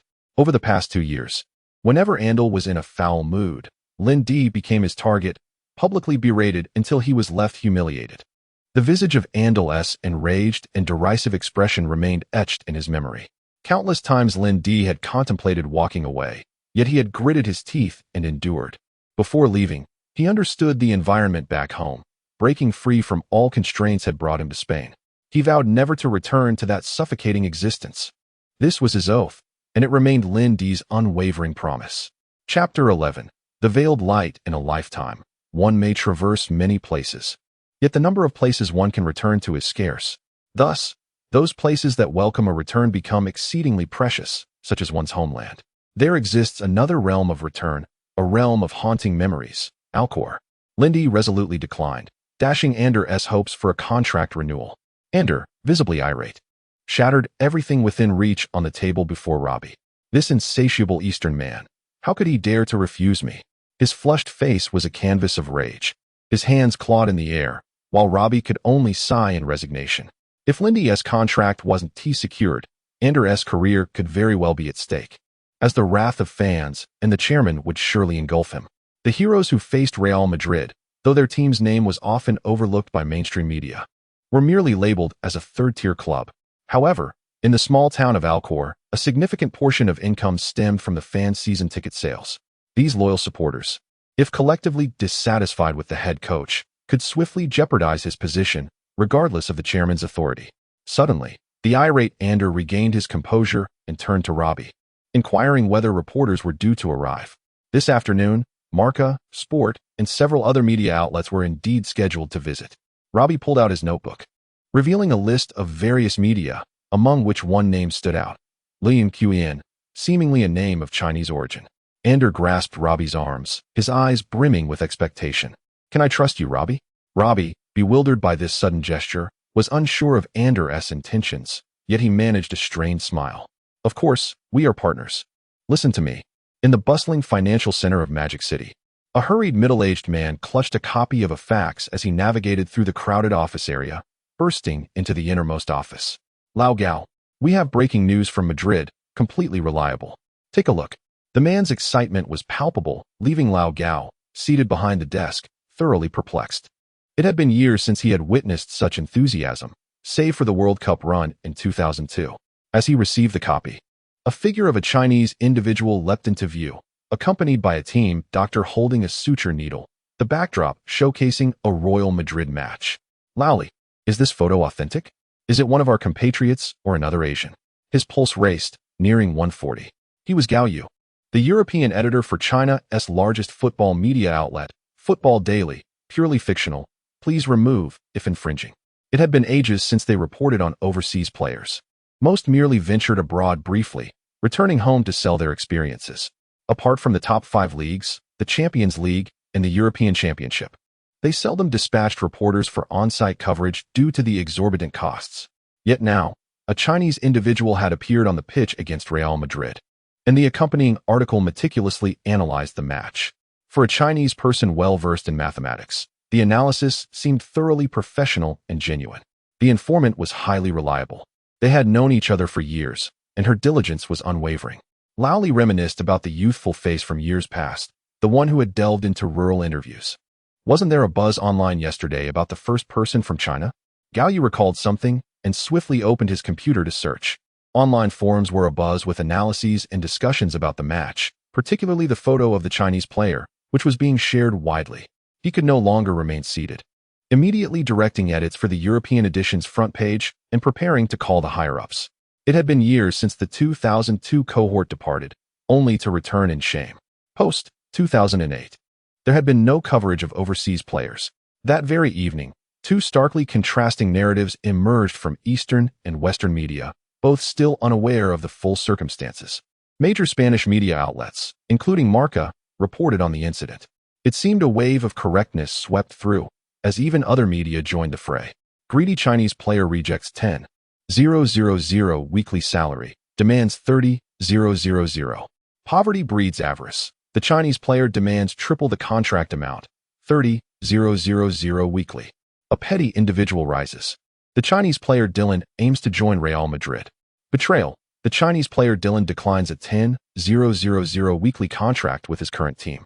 This generated a wave of disdain for the previously unknown young Chinese player. Ander, clutching that day's newspapers, excitedly told Robbie now, he has no choice but to come crawling back to me. Otherwise, he'll have to return to his rural home. Robbie, however, appeared somewhat hesitant, his eyes flickering as he nodded in agreement.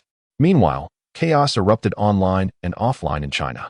Some were exhilarated by the front-page headline of Football Daily. Chinese Ironman breaches Real Madrid's defenses in the Copa del Rey.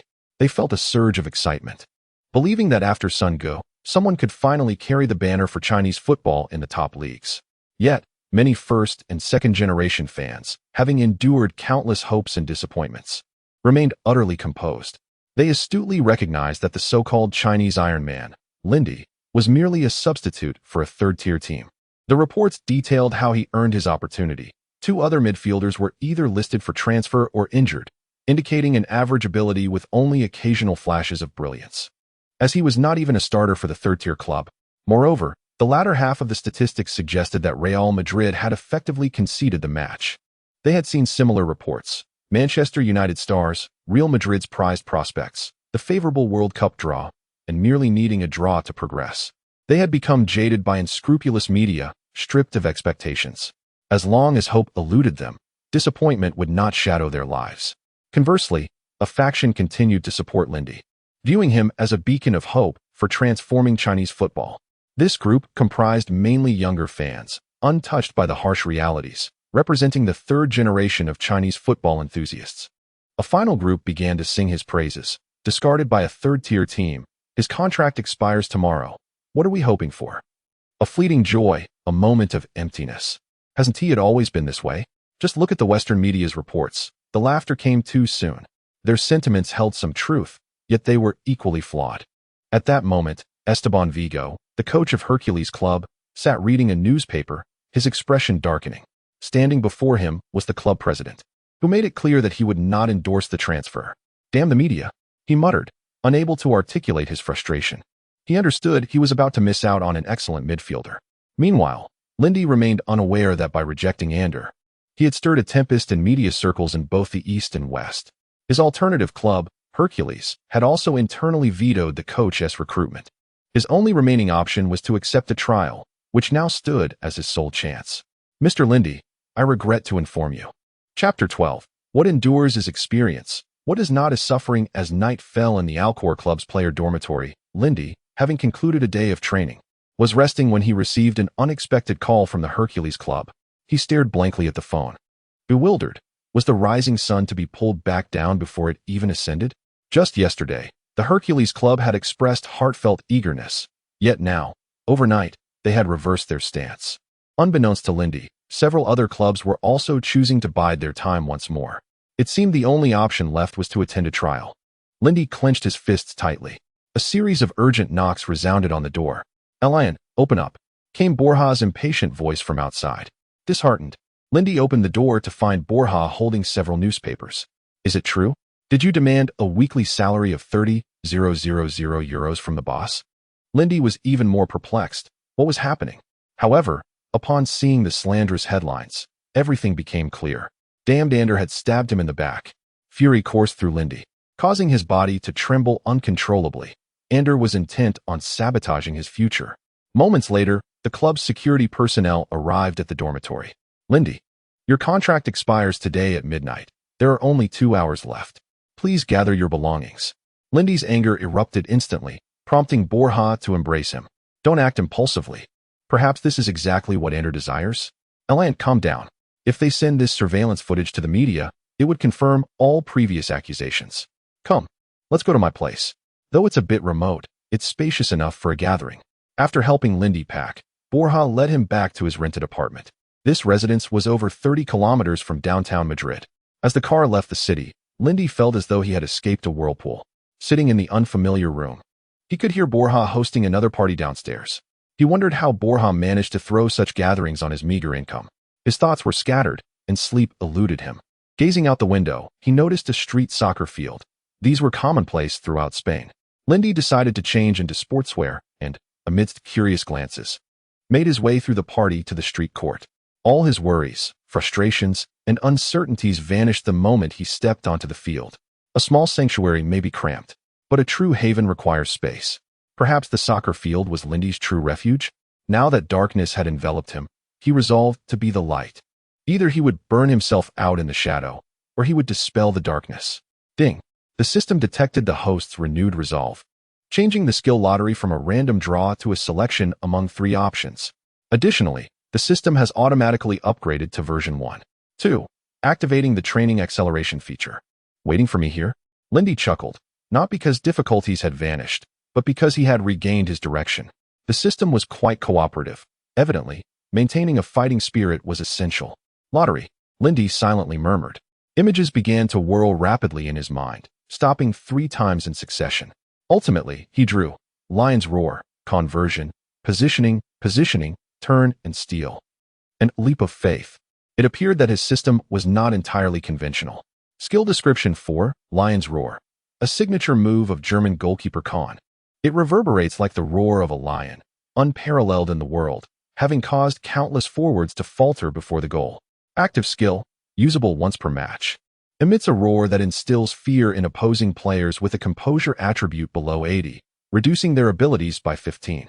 If used against all players with a composure attribute below 80, it results in a total ability reduction of 15 per player, 5 if used against 10 players.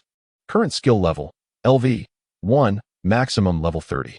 Skill description 4, Positioning, Turn, and Steal. This skill is linked to the user's anticipation, defensive positioning, speed, and tackling. When faced with breakthroughs, passes, or contested movements, there is a certain probability of directly intercepting the ball from the opponent's feet. Current skill level, LV, 1, probability increase 10, maximum level 30. Skill description 4, Leap of Faith. In the name of faith, leap into action. Passive skill that enhances jumping ability to a net height of 100 centimeters. Effective only when attempting to score in front of the goal, and can trigger only once per match. Current skill level, LV, 1, triggering probability 30, maximum level 70. Which to choose? The lion's roar is crucial against top players. Even against Messi, it could prove effective. The second skill carries uncertainty, while the third would significantly aid the team, serving as a powerful tool for set-piece tactics. Ding. If the host opts for a random selection, the system will match skills randomly and elevate them directly to maximum level. Maximum level? Lindy decisively chose the random draw. Ding. The host opted for a random selection. Congratulations. Host, you have successfully acquired Leap of Faith, elevated directly to maximum level. Wishing you smooth sailing in your future matches. Professional. However, the top-tier Leap of Faith is indeed formidable. Nevertheless, he must gradually transition from a defensive midfielder to a versatile one. Acquiring scoring abilities will align with his skill set. Ding. The training acceleration feature has been activated. The host will experience 5 times the physical exertion during training, yielding double the training effect. Remaining training acceleration time, 5 days, 0 hours. Completing tasks or participating in the lottery will yield rewards of additional training acceleration time. It was now the early hours of October 29th, and the trial with Atletico Madrid was on November 6th. He had 7 days, or 168 hours, and needed to conserve energy for the 6th. The training acceleration time was 120 hours. If he were to expend all this time, he would have only 85 hours of sleep each day. A quick mental calculation. Before beginning, he should assess his weaknesses and address them as best as he could before the trial. Agility, 57, speed, 67, balance, 75, off-the-ball movement, 57, anticipation, 60, technique, 53. These were the areas to focus on. Let us go, Pikachu. No, let's go, Lindy. Ding. The system detected the host's accurate recognition of his weaknesses, activating training acceleration mode and initiating the VR simulation robot mode. Before Lindy could react, the scene around him transformed. Agility training commenced. A floating green path appeared in his view, stretching 10 meters long, with a countdown timer reading 1 seconds above it. Lindy attempted to run along the green path, but as he neared the end, the countdown reached 0. Beep. A faint red light illuminated the world before him, replaced by the words, incomplete. Before Lindy could comprehend, everything reverted to the starting interface. Above him, a new countdown timer appeared. 4 days, 23 hours, 58 minutes, and 21 seconds, decreasing second by second. Taking a deep breath, Lindy began his sprint. At the 1.5-second mark, he had completed the green path. In that instant, a new route emerged to his right. Caught off guard, before he could finish the new route, the faint red light flared once more. Incomplete. This was a test of his reaction speed, agility, and velocity, an immense challenge. Understanding the rules, Lindy embarked on his training journey. Everything must rely solely on Lindy. The vibrant party across the street, filled with revelry and the silhouettes glistening with sweat under the moonlight, intertwine in the depths of the night to compose a symphony of warriors. What can be endured is termed experience. What cannot be borne is merely called suffering. Chapter 13. I'm sorry, I didn't see anything. The tumult outside did not in the slightest affect Lindy. After completing his training, he felt an overwhelming sense of elation, even bestowing a warm embrace upon Borja at the party. Of course, the latter was taken aback and, in the presence of the alluring ladies, introduced, "This is Lin, as I mentioned." Yes, he is a bit peculiar, but let us continue drinking and ignore him. After freshening up and preparing to rest, Lindy marveled at the results of 2 hours of training. His agility and speed had improved marginally. By this reckoning, come trial day, Lindy's prowess would undoubtedly meet the minimum requirements of La Liga. At 6 o'clock the next morning, Lindy's biological clock roused him once more. This was a long-established habit. Most successful individuals are inherently disciplined. In his previous life, he too was part of this disciplined cadre. As the Chinese Super League is not a realm where wealth and connections guarantee success, he felt no significant fatigue. The 2 hours of training in the early morning had merely helped him cast aside distractions. Some might say, with such prowess, one should flaunt it. Have you ever witnessed Madrid at 2 in the morning? 50% would inquire, what about at 3? Indeed, the Spaniards hold their ground against even the most illustrious basketball stars in this regard. Yet, if you were to ask them if they had ever seen Madrid at 6 in the morning, the response would be nothing short of incredulous. After a breakfast of cheese, ham, low-fat yogurt, fruit, and toast, Lindy returned to the training ground. Having already rested for 4 hours, he had 3 more hours to allocate to various drills. However, he lamented the absence of a partner for exercises such as steals and passing, as he did not yet require specialized shooting practice. Thus, upon activating his training acceleration mode, a green running path reappeared before him, albeit with a slight temporal adjustment.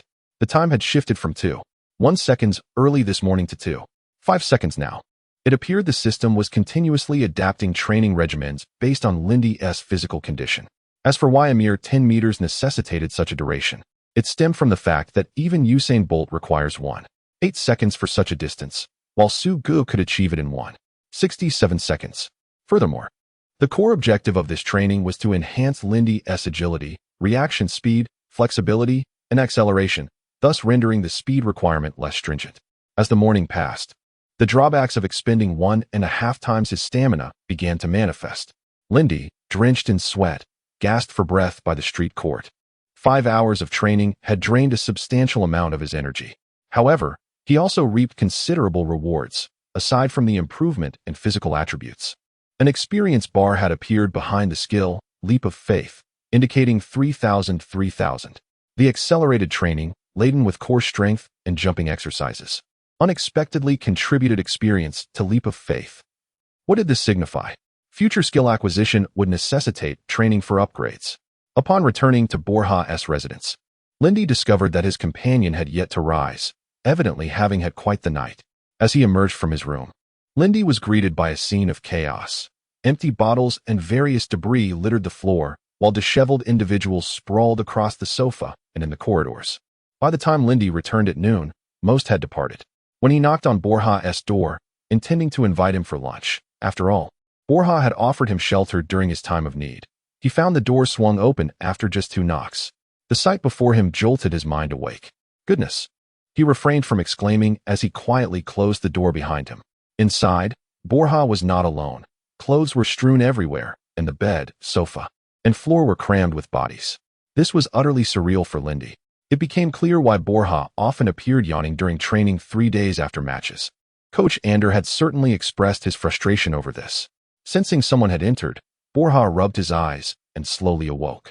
Wow, damn it, looks like you overindulged again last night. He rose to put on his pants, intending to fetch a glass of water. Stepping outside, he spotted Lindy, drenched in sweat. Whoa, Elian, did you work out this early? What I did was training. What you did was exercise, Lindy replied somewhat resignedly.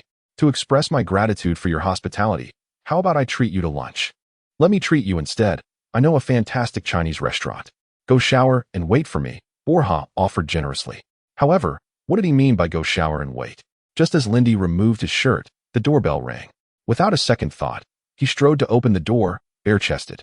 In late October, Madrid was already hinting at the chill of winter. On that fateful noon, Qin Luoyun had devoted considerable effort to locate Lindy's residence. When she knocked on the door, she could hardly anticipate the scene that awaited her. Before her stood a man with sun-kissed skin, bare-chested, and emanating a gentle warmth. His well-defined chest showcased prominent contours and robust lines, surpassing even her own. Following that were his sculpted abs, each muscle appearing as if chiseled by an artist, radiating an aura of raw masculinity. Standing at 167 centimeters, she prided herself on not being short, yet she still had to look up to meet the man's gaze. He possessed a quintessentially Chinese visage, with sharp features and a determined expression, starkly different from the effeminate young men she encountered at home. A fresh scar, still bearing stitches, adorned his brow. This was him, Lindy. The woman with distinctly East Asian features scrutinized him from head to toe. Lindy, somewhat perplexed, inquired, "Hello, are you looking for Borja? I can fetch him." As Lindy spoke, Qin Luoyun quickly covered her face with her hands, realizing her oversight. I'm here to find you. I'm a reporter from Marca. Could you put on your clothes first?" She stammered, stealing furtive glances. Beauty can be equally captivating for women. Qin Luoyun's cheeks flushed crimson as she admonished herself to remain composed. The young man before her was merely 20. "Stay calm, Qin Luoyun. Just one more glance." Seeing Lindy turn to find his clothes, his broad back and sculpted physique made her gulp involuntarily. How delightful. What were those portly reporters at the office compared to him? She seemed to have completely forgotten her original purpose for visiting Chapter 14. Trial training with Atletico Madrid in a Western restaurant located in downtown Madrid. Lindy and Qin Luoyuan sat across from each other. Despite the table being laden with exquisite dishes, both appeared to be preoccupied. Qin Luoyuan had acquired the contract that Alcor intended for Lindy through special channels. If she published this document, all rumors and slander would vanish without a trace. Lindy furrowed his brow, pondering the intentions of this striking woman. Did she seek money? He had none to offer. Could it be? No wonder she had been gazing at him intently during their meal, especially when they first met. She fixated on his upper body for an unusually long time. Indeed, a young man must learn to safeguard himself when alone in the world. Half an hour later, they exited the restaurant and went their separate ways. Lindy had come to understand everything and discern the true motives of this audacious woman. Deep down, he held a profound admiration for her courage, though her lascivious tendencies left him somewhat unsettled. Meanwhile, Qin Luoyuan had obtained all the material she sought. A half-hour intimate interview provided her with enough information for several days of reporting. Additionally, she had a top-secret revelation. This boy, had secured a trial opportunity with Atletico Madrid. She would receive the results promptly. However, she knew that Marco would not permit the publication of such reports, indicating that she would have to seek alternative avenues. Time flew by during the training sessions. In this information age, people's memories were hardly superior to those of fish. 3 days later, the public had forgotten about Lindy, the young man from China. 4 days later, the headlines featured a celebrity suffering from a cold, followed by another star with a fever. By the 5th day, aside from fans of Real Madrid and their fierce rivals, no one recalled the match. Yet, both Lindy and Atletico Madrid had prepared for the upcoming trial. The recent stillness, particularly Lindy's refusal to engage in any interviews, earned him the admiration of Atletico's head coach. Quick Flores. Typically, young players, especially those without professional agents, are prone to impulsiveness, often causing turmoil with clubs and media, unwittingly achieving the desired effect. Lindy, however, had refrained from such antics. Raphael had made a special trip to Alcor, returning with a single message. Lindy was in training. Time, November 1st, 6:17 a.m. Thus, he did not need to expend energy persuading the old guard. On November 6th, as autumn winds howled and the chill crept in, Lindy awoke at 6. As was his custom. However, today, unlike before, he did not immediately plunge into training. The intensive regimen over the past 5 days necessitated a break. Remarkably, he concluded his training early the previous evening at 8, allowing himself ample rest. The fatigue accumulated over those 5 days had significantly dissipated during his slumber, and he felt physically prepared for the afternoon trial. His attributes had also seen a considerable enhancement, a total increase of 46 points. The system alerted him that the difficulty of increasing values varied depending on whether they were below 80, 70, or 60. Ultimately, his attributes stood as follows: agility, 5767, speed, 6772, explosiveness, 6672, off-ball movement, 5767, anticipation, 6070, strength, 7075. Lindy sensed that if he continued training at this pace, bolstered by his 20 years of single-handed strength, he might one day effortlessly outmuscle Guti. His overall attribute score reached 62, with his defensive midfield attributes attaining 71, sufficient for entry into the top 5 leagues. Next, he would confront the trial with Atletico Madrid. On the 3rd day following the news, Raphael, the one who had called him, visited to explain the head coach's concerns. Therefore, today his adversary was not the coach himself, but the entrenched notions of the entire club. At 2:55 p.m., Lindy arrived punctually at the Calder End training base in northern Madrid, a habit he had cultivated. Even before exiting the vehicle, he spotted Raphael waiting from a distance. "Lin, you are quite punctual. I've seen many young players come early, fearing tardiness," Raphael remarked, taking Lindy's luggage and leading him into the training facility. A middle-aged man with a full beard stood on the sidelines, observing the players sprinting on the field and occasionally speaking to those around him. This was Enrique Quique Flores, the head coach of Atletico Madrid, who had led the team to 2 championship trophies before the era of Simeone. It remained uncertain whether he could achieve similar success in this timeline. Upon seeing the tall Oriental man approach with Raphael, a long-lost smile spread across Enrique's face. As the interim head coach of the season, he had no familiar faces among his players. Although Lindy was of Eastern descent, He embodied the virtues of loyalty and camaraderie, reminiscent of Yao, Sun, and Yang. After a thorough appraisal of Lindy, Enrique smiled and patted his shoulder.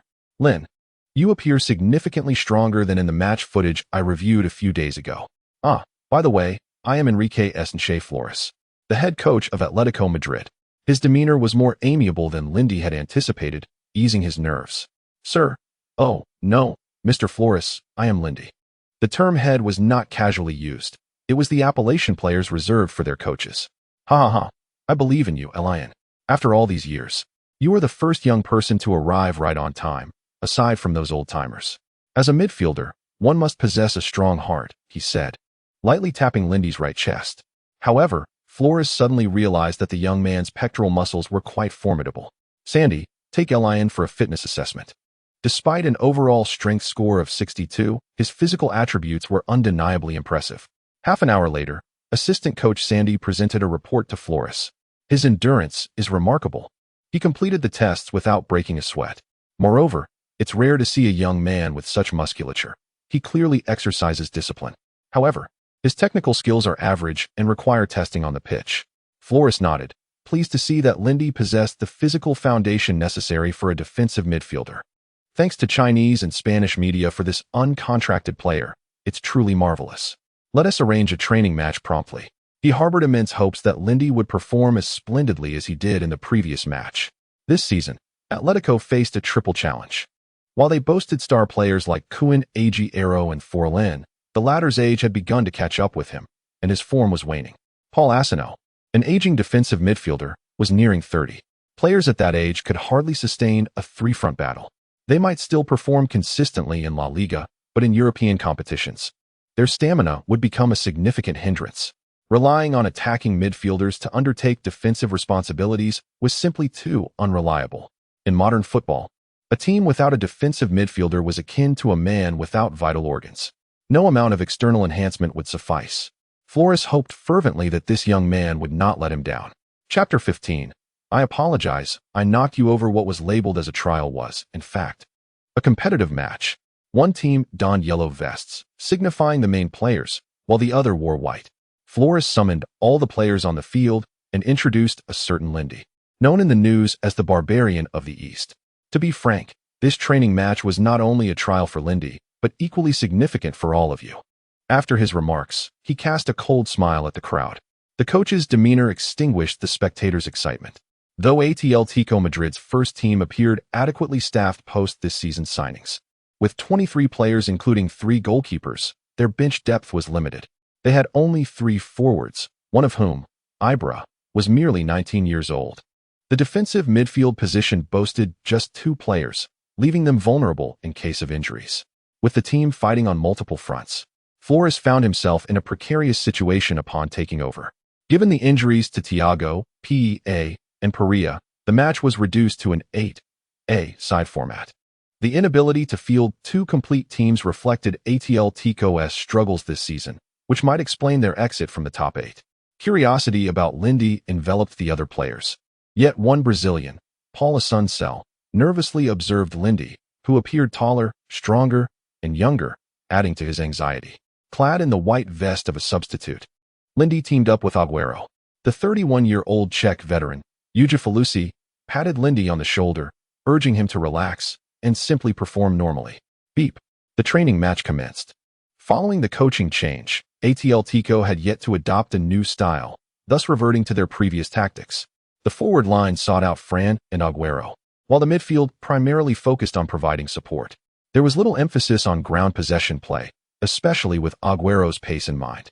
High pressing, exploiting space behind defenses, and quick counterattacks formed the core strategy. Initially, both teams played cautiously, wary of making mistakes. However, after Flores' bellowing, the atmosphere shifted to one of seriousness.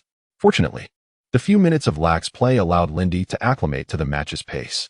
In the 7th minute, center-back Domingos received the ball and opted for a long pass instead of seeking out midfielder Simeo, sending the ball past the halfway line to Fran at the edge of the penalty area. Fran, with his back to the defender, utilized his physicality to control the ball, only to be swiftly challenged by the towering Ibanez. As Fran prepared for a long-range shot, a specialty of his, With a shooting rating of 95, a powerful force struck from the right, sending him sprawling to the ground. Although he felt the opponent ease up at the last moment, he was still knocked down. Thankfully, he was uninjured, and as he rose to take the free kick, he noticed his teammates retreating, while Ibanez, whom he had just evaded, charged forward. From the sidelines, Flores's eyes lit up as he exclaimed, "Sandy, when did he appear there?" The tackle was clean and impressive. As Lindy sprinted back to defend, he saw the ball soaring overhead. Observing the positions of Ibanez and Fran, his experience led him to conclude that Fran would undoubtedly receive the ball. However, a tall center back possesses a common flaw: slow turning. Just as anticipated, Fran deftly controlled the ball and maneuvered past the 192 centimeters, 86 kilograms Ibanez. Lindy, akin to a long-awaited hunter, executed a clean tackle to intercept the ball, mindful to temper his strength in this training match. After claiming possession, he scanned the field for teammates and spotted Reyes making an unmarked run. He unleashed a long pass, disregarding precision, believing that sheer power could create miracles. Reyes, upon seeing the pass from the back line, internally cursed, wondering what kind of delivery this was. Nevertheless, he sprinted 20 meters, finally receiving the ball just outside the penalty area on the right flank. Fortunately, it was a powerful long pass that tore through the opposing defense. Upon receiving the ball, Reyes delivered a through pass to Agüero, who had been waiting. With a burst of speed, Agüero evaded all defenders and faced a Gea one-on-one, effortlessly slotting the ball into the empty net. 1 o'clock, a splendid assist. Agüero celebrated with Reyes, who raised a thumb towards Lindy, acknowledging the timing of his earlier pass. Though the accuracy left much to be desired, it did not hinder Reyes from receiving the ball in open space. Lindy's ability to intercept the ball from the skillful Fran intrigued the latter, who regarded Lindy with astonishment. As a recipient of both the La Liga and European Golden Boot, Fran had encountered numerous defenders, but found it rare to see someone as clean and adept as Lindy. Despite being over 30, he felt he was in the best form of his career. The half-tackle maneuver had surprisingly propelled him forward. What a fitting expression for the situation. Soon, a grin spread across his face, realizing this individual would soon be his teammate. Lindy, after the pass, rushed to help the elder teammate up, apologizing. "My apologies for knocking you down." Fran was left bewildered, pondering how to respond to such an apology. The match continued. Gradually, it became evident that within Lindy's active midfield zone, executing dribbles and passes as before had become exceedingly challenging. Players like Simeo, Ronaldo, and Selvio experienced firsthand what it meant to be outmaneuvered. The phrase "my apologies for knocking you down" echoed in their minds. This sensation was difficult to articulate, yet Simeo particularly felt its weight. Previously, he had been the team's most skilled playmaker, but thus far, he had not delivered a single threatening pass. Struggling to shine in the front line, this physical form of defense made it hard to draw fouls. His yellow team resembled a British squad, with defenders often resorting to long passes after brief exchanges to find Fran or Ronaldo. However, the latter's height limited their success against aerial balls, making outcomes a matter of luck. Simeo attempted various positions and soon discovered that only when he retreated to his half to receive the ball did Lindy refrain from sending him tumbling. In truth, Lindy possessed a keen perception, noticing that everyone's gaze instinctively shifted towards Simeo once they gained possession. He recognized Simeo's immense talent as a Portuguese international. As Simeo dropped back to collect the ball, he found himself with more space. However, as that space expanded, his influence seemed to diminish. Simeo, lingering near midfield, wisely refrained from forcing dribbles. Knowing better, he sought out winger Salvio, and together they initiated a wall pass. Confronted with such a seamless team play, Lindy's options became limited. After a few exchanges, Simeo prepared to surge into the penalty area. He positioned himself for a shot, but discreetly glanced towards Fran. As expected, veteran Ujifalusi moved to block the shot. Ibanez also rushed to assist defensively, successfully drawing enough attention. Simeo deftly flicked the ball through the gap between the two defenders, sending it towards the open Fran, who was poised to shoot. Suddenly, a figure emerged from the side, intercepting the ball with a powerful clearance. Where did this player come from? The head coach, Ferocious, could no longer remain seated. He had witnessed the entire unfolding of events. As Simon collaborated with Salvio, Lindy began to retreat steadily. In truth, apart from the potential connection between Simon and Salvio, the entire left flank was under Lindy's vigilant control. You may continue down the wing, yet if you aspire to deliver a direct cross, I'm afraid such an endeavor is futile. Long passes to switch play? They pose no threat at all. We often observe numerous long balls transitioning from left to right, yet when the ball arrives, it seldom advances more than a few steps before defenders converge. This phenomenon arises from the excessive airborne duration of the football, so the next time you watch a match, refrain from criticism. Thus, the only options available were long-range shots or passes to Fran, leaving no other alternatives. Lindy's tight surveillance of this passing route made the interception quite predictable. Witnessing Lindy's seasoned defense, Ferocious felt a surge of excitement and clapped his hands against Sandy's side, exclaiming that they had stumbled upon a gem. He pondered whether adjustments should be made. If things continued as they were, the trial would lose its significance. Switching sides? No. You mean an offensive and defensive drill? Ferocious nodded resolutely, suggesting they conduct a comprehensive evaluation over 2 rounds.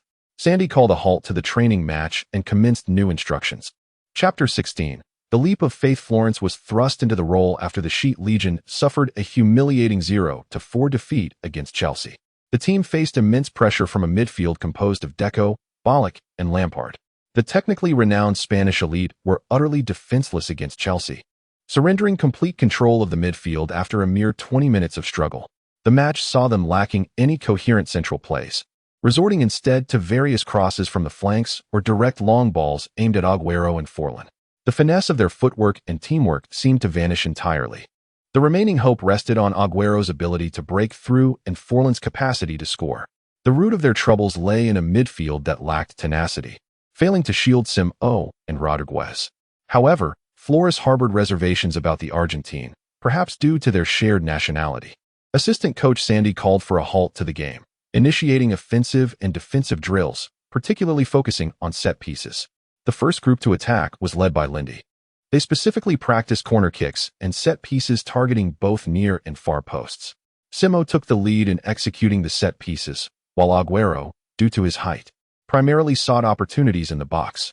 Typically, Atletico's free kicks and corners were directed towards Forlan, Thiago, and Garcia. But most goals were generated through the efforts of Forlan and Agüero in the front line. As they practiced the near post, Simão appeared to be off his game, sending the first ball too high. The ball arced beautifully, descending towards the goalkeeper's small box. Flores, visibly frustrated, noted Simão's inconsistent form this season, even struggling with set pieces in training. Just as he was about to express his displeasure, a figure from the east captured everyone's attention. As the ball soared past the near post, he leaped into the air like Michael Jordan. Lindy's elevated body met the ball with perfect precision, his waist surpassing the head of defender Domingos. The impact was so forceful that the quick ball found its way into the net before goalkeeper Asenjo could react. Lindy, initially surprised by his instinctive attempt at the near post, had considered giving up as the ball flew higher. Yet, recalling his newly acquired skill, the leap of faith, he was struck by inspiration. Could he reach such heights? He did not relent, launching himself toward the ball. It was an unprecedented experience. Time seemed to freeze as the trajectory of the ball became clear. In that suspended moment, he felt utterly alone in the air, with the gaze of many fixated upon him. He could even hear his heartbeat, adjusting his head position slightly before striking the ball with tremendous force. Thus, a truly astonishing goal was born. Not only the players on the field, but also Flores, who clasped his head with both hands, mouth agape in disbelief. Sandy stood nearby, astonished and confused, glancing at the fitness data in his hands. Could it be inaccurate? Other coaches looked at Lindy as if he were a deity, marveling at his incredible leap. This singular goal transformed the perceptions of his teammates, with Agüero approaching Lindy and patting him on the back, exclaiming, "You are the most remarkable player from the East I have ever seen." Simão regarded Lindy with newfound respect, devoid of any hostility. "We honor the strong, especially teammates. Goodness, I never imagined someone could jump so high. Why don't you play basketball?" "Apologies, that wasn't my intention. I believe we can collaborate splendidly moving forward, Lind." Simão extended his hand, shaking Lindy's to indicate his full endorsement. Forlan looked on in sheer astonishment, exclaiming, "Goodness, Lind, I feel like you might steal my position." Captain Lopez stepped forward, warmly embracing Lindy. "Welcome to the team, young man." In the absence of the head coach's guidance, everyone was captivated by Lindy's performance that day, eagerly hoping this young player from the East could integrate into the Atletico Madrid family. particularly given the team's dismal performance this season. Even Paul Asin-O could not help but admire this young talent, recognizing Lindy's exceptional sliding tackle skills and experience, equating him to his own level. What was even more remarkable was Lindy's ability to execute a powerful header, a skill typically reserved for tall defenders known as sword-bearing knights. It seemed a midfield sword-bearing knight was emerging. "You were right, Flores," a sudden voice startled Flores, turning to find the club president Enrique Cerezo. With a resigned expression, he spread his hands, acknowledging that the best way to join a team was to prove oneself through performance. "It appears this year's salary budget may need to be revised. Don't you think?" Cerezo offered no definitive answer, well acquainted with the head coach's subtle intentions. Understanding this was a request for funds. "The overall budget remains unchanged," he stated before leaving nonchalantly. If he lingered any longer, they might delve into discussions about the winter transfer budget. "Let's bring Lindy over. I need to consider the salary issue," Flores said, already growing impatient. When Lindy was called off the field, he had an inkling that he was the player Atletico Madrid desperately required, especially during this challenging transitional phase with Rodriguez's impending departure. He set a personal goal. He would become a starting player for Atletico and make his mark in the Champions League. He yearned to grace the stage of his dreams, proving not only his own capabilities, but also those of his compatriots from the East. "Lind, you can call your agent now. The president just witnessed your performance, and I must say, it was quite surprising," assistant coach Sandy remarked with a smile. Indeed, while he had hoped for such recognition, hearing it confirmed stirred an exhilarating excitement within him. He was finally set to play alongside stars like Agüero, Forlan, and De Gea, and most importantly, this was La Liga, where he would face the Madrid derby. And then there was that fearsome squad, Dream Team 3. Perhaps it was premature to declare the future was in his hands, but opportunities had indeed presented themselves to Lindy. Over the past 5 days, he had averaged less than 7 hours of sleep each night. For years, he had risen promptly at 6 each morning to train. Finally, all his efforts bore fruit today. He would forge ahead, fueled by the dreams of those who believed in him. He faced the skepticism and disparagement from coach Ander Lavalcourt, the discrimination from Western media, and the misunderstandings from Eastern media. Ultimately, Lindy did not wait for dawn to break. He transformed himself into that very light, dispelling the darkness that shrouded him.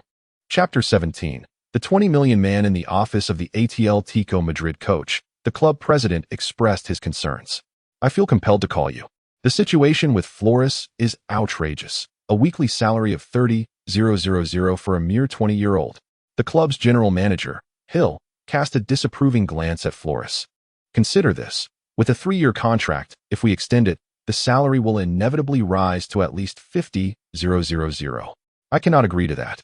He attempted to persuade the president to apply pressure on the head coach, as the team's league performance had visibly declined, and they had just suffered a defeat to Chelsea in the Champions League, with a significant drop in broadcast revenue and match bonuses looming. Maintaining such a high salary expenditure would be perilous. Hill even contemplated slashing the 6 million transfer budget for the winter transfer window. However, Flores remained unfazed. "Calm down, Hill. Let us approach this differently. Maxi must leave, but the player I desire is beyond your budget. I know you might argue that this Chinese player is a free transfer, but what is his market value? 100,000? 200,000? I just inquired, and his previous weekly salary was 300, a 100-fold increase. He proposed, in the first year, all image rights. Thereafter, 50 of image rights annually, a minimum of 3 commercial appearances per year, no salary adjustments for 3 years. What do you think?" Flores spoke with the confidence of an agent, each term hitting the mark with Hill. Seeing Hill's cunning demeanor, Flores sighed. "I'm uncertain how long I'll remain at Atletico, but one thing is clear. Within a year, this player's value will soar. I foresee 20 million. Care for a wager? I consent to a weekly salary of 30,001, but his buyout clause must be 20 million. Hill finally committed upon hearing the 20 million figure. In modern football, a competent defensive midfielder is a rarity. It's no longer a matter of wealth alone. A 20-year-old free agent at 30,000 is, in fact, a bargain. Hill continued, "While I agree to 30,001 weekly, I must ask, why? No one else is likely to sign him." He elaborated, "The Chinese are a grateful people, as demonstrated by current events in Africa. Moreover, it's not him needing Atletico, but Atletico needing him. We require him to tackle Cristiano Ronaldo and Guti as he did in the last match. I hope he can fortify ATL Tico and propel us into the top 4 of La Liga. We cannot endure another streak of failures. Sir, we need Lin's spirit. At that moment, Lindy arrived at Flores' office with the assistant coach. Flores envisioned a future where the team could dominate the midfield, showcasing ATL Tico's unique technical style. Meanwhile, Hill envisioned 20 million approaching him. Lindy, on behalf of ATL Tico Madrid, I formally extend an invitation for you to join us. Flores displayed his noble Madrid upbringing, affording the Chinese player the respect he deserved to maximize the benefits of their forthcoming negotiations. It is an honor, Mr. Flores, Lindy replied, equally impressed by the coach's demeanor. Take a look at the contract I have prepared for you, Flores continued, though he noted the general manager's subtle reactions that indicated the contract was indeed lucrative. Upon receiving the contract, Lindy's eyes widened in disbelief. 30,001 weekly? Wasn't it reported that I was being greedy and undeserving of 30,000? Didn't Anderl accuse me of overreaching for 30,000? Did the media not mock me for potentially being sent back home? He met Flores' gaze, who smiled reassuringly. Regardless of Flores' later reputation, this gesture undoubtedly served to vindicate Lindy. The figure of 30,001 translated to approximately 150,000 annually, or over 1.4 million before taxes, considered substantial for a newcomer in La Liga. The contract spanned 4 years with a 20 million buyout clause, stipulating no salary increases during the term, along with additional bonuses tied to image rights and other details. Additionally, there was a signing bonus of 210,000, which, while typically 10 times the weekly salary, represented a significant sum for Lindy. He realized this was a compromise to secure his 30,001 weekly salary. The stipulation against salary increases during the contract was merely a jest. Upon signing, negotiations for a new contract would be inevitable. As for the 20 million buyout, he was unfazed. Wealthy benefactors were already entering the fray, and he was indifferent to the figure. Through this contract, he recognized his worth in the eyes of the club. Lin, please review it. If there are no issues, you may proceed to sign. The 3 men eagerly awaited Lindy's decision. Once he affixed his signature, Hill welcomed him on behalf of the club, indicating that a press conference would be organized exclusively for him. Retaining a player's heart is worth more than mere monetary investment. Achieving complete commitment at minimal cost is a prudent endeavor. Meanwhile, after receiving Lindy's call, Chin Luoyun resigned from Marca without hesitation and joined Mundo Deportivo, Spain's second-largest media outlet. On the same day, they released a photograph of the contract prepared by Alcor's coach, Anderl, clearly stating a weekly salary of 3,000. The truth was unveiled. The supposed 10,000 renewal contract was nothing but a fabrication. It was merely 3,000. This scandal sent ripples through Spanish football, even though Anderl was merely a coach in the 3rd division. Just 5 days prior, the Spanish football media had mercilessly ridiculed the Chinese player, and some outlets had gleefully reported on the situation. Matters involving China in the West often escalate beyond control. Journalists inundated Alcor with calls, and many reporters from Madrid rushed to the scene. Scandal? That constitutes news, and readers relish it. Simultaneously, ATL Tico Madrid's official website updated with the headline, Lindy joins ATL Tico Madrid as a free agent. The brief yet intriguing content stated, Lindy will don the number 26 jersey for ATL Tico. The club has applied for his mid-season signing as permitted by La Liga rules. He was contracted for 4 years at a weekly salary of 30,001 and a buyout clause of 20 million. While many questioned the greed of this Chinese player, ATL Tico Madrid boldly stepped forward amidst immense pressure to offer Lindy a higher valuation than the rumors suggested. Did you think 30,000 was preposterous? I shall grant him 30,001, along with a 20 million valuation.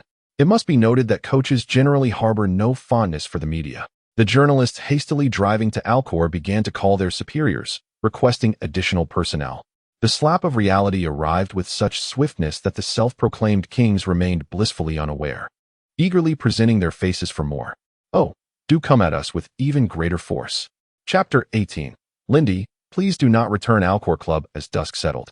The autumn breeze swept through the streets, sending fallen leaves swirling through the air. It is difficult to imagine that one day the small Alcor Club would be surrounded by the media. I recall the last time this happened. Oh, just 5 days ago, when reporters rushed in like sharks drawn by the scent of blood. The difference today is that the club's gates stand firmly closed. Apart from the elderly doorman, no one else is present. At this moment, Ander finds himself seated in a modest office, facing a middle-aged man. The man remains silent, merely observing Ander with an indifferent gaze. Yet, such a look causes beads of sweat to trickle down Ander's forehead. Finally, he can no longer contain his frustration, exclaiming that the man should be the one seeking his forgiveness. Almost immediately, he shifts his demeanor, asking, "You are not going to dismiss me, are you? This season has been quite successful for us. This is merely a small setback." The corners of the middle-aged man's mouth curl slightly, as if he has heard the most absurd joke. I believe you are a wise man. Alcor cannot afford to lose. The club has been established for nearly 40 years and will not crumble easily. Ander, you understand." The room falls into silence for several seconds, as if the weight of the unspoken air has finally breached Ander's psychological defenses. "No, you hypocritical lot. You know these decisions well. Are you truly abandoning me now? Just 5 days ago, we were all in the same trench together. Where are you now? Ha ha ha. Who will hire me after this? That damned Lindy, that greedy, cursed Eastern man." The middle-aged man had already departed, leaving Ander to unleash his grievances alone. At the entrance of the club, it is indeed true that all of this was orchestrated solely by Ander, unbeknownst to the club. The middle-aged man, as the club president, could only present an explanation to the reporters, continuing his gentlemanly facade. It is well known that club presidents seldom meddle in the head coach's affairs, and at that moment, only the two of them occupied the office. Until the truth is revealed, the club remains oblivious. The expression on the middle-aged man's face is grave, tinged with a hint of regret. At the crucial moment, the corners of his mouth turn downward, his eyes shut lightly, deep furrows etching his brow as he spreads his hands in resignation. Ander has already recognized his missteps and has tendered his resignation to the club. "Well, I have an appointment with the doctor. I apologize." Ignoring the reporter's incessant inquiries, the middle-aged man hastily exits. Ander is finished. This is the consensus among all. The rules of football dictate. One may engage in underhanded schemes or petty tricks, and even manipulate UEFA if one possesses the skill. However, one must not be discovered. Just think of Juventus. That very day, he left in disgrace, luggage in hand, returning to his hometown in the West.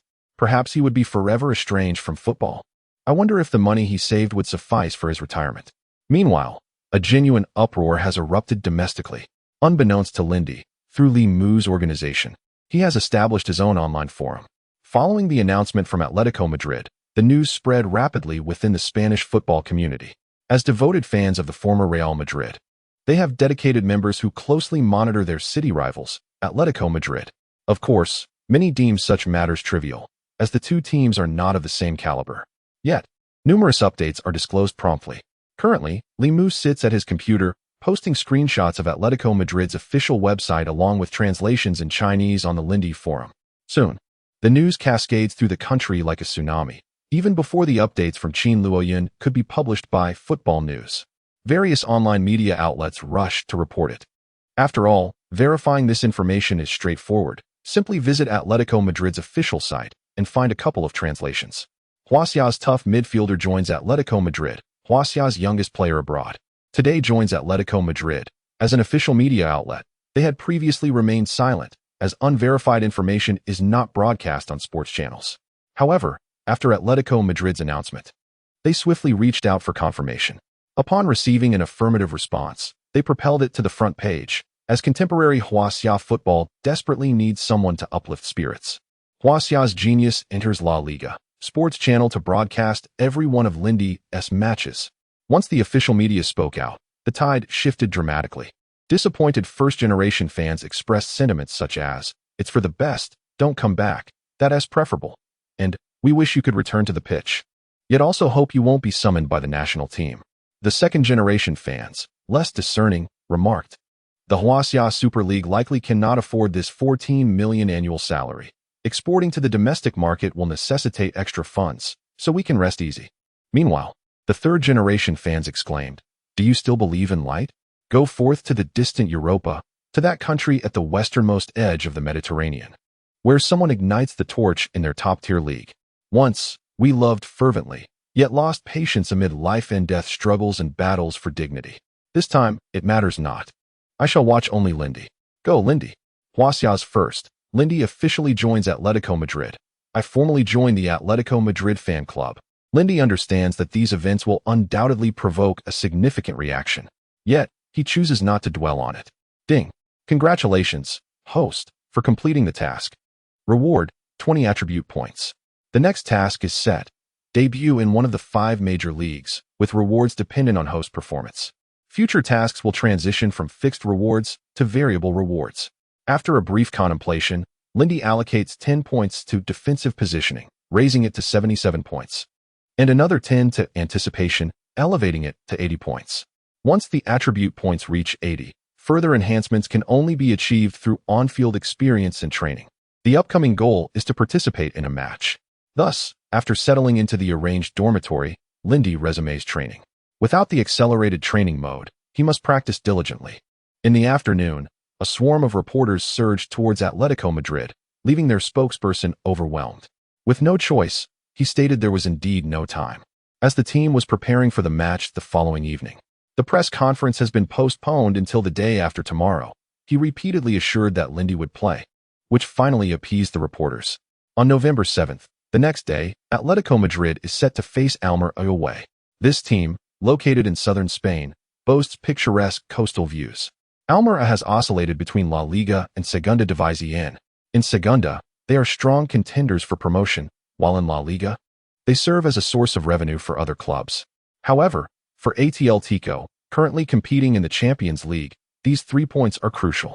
As the league enters its 11th round, Atletico Madrid has amassed merely 13 points, with a record of 3 wins, 4 draws, and 2 losses, having played 2 matches fewer, which is hardly commendable. Despite having fewer matches due to the Copa del Rey and Champions League group stage, they currently sit in 12th place.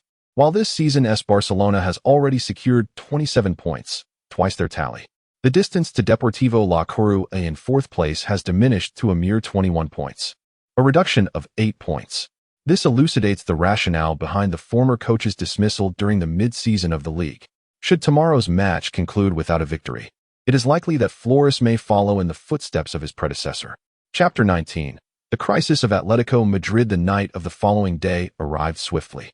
During the day in Spain, people busied themselves with work, and the streets were sparsely populated with tourists. However, as night fell, one could truly sense the vivacity of Spain. The small taverns and local eateries brimmed with spirited Spaniards, revitalized after a long day. Women adorned themselves with exquisite makeup and donned summer attire, seemingly impervious to the November chill. The essence of life seemed to emerge only after 8 o'clock in Spain. At this moment, within the Mediterranean Stadium's dressing room, Lindy's inclusion on the roster was met with little surprise. Strangely, he appeared remarkably at ease, as if La Liga were merely another routine match for him. It is worth noting that many teams in the lower leagues lacked even a proper dressing room, often changing at the sidelines. Reflecting on his own debut in the top-tier league, he recalled the anxiety of observing his surroundings, unsure of how to conduct himself.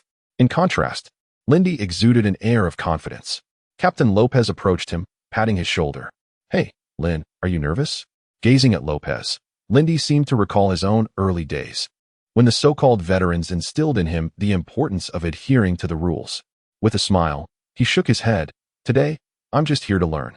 I'm not playing, so why should I be nervous?" Lopez was evidently taken aback by this response, but said nothing further, merely ruffling Lindy's hair in a gesture of reassurance. Lindy observed the determined demeanor of Coach Flores and his teammates, contemplating the words Sandy had shared with him earlier that day. "While I believe you can adapt to La Liga seamlessly, as a newcomer, even Messi had to integrate gradually into his team. Your task today is to observe." Indeed, as a recent addition to the squad, it was unrealistic to expect to play in his first match.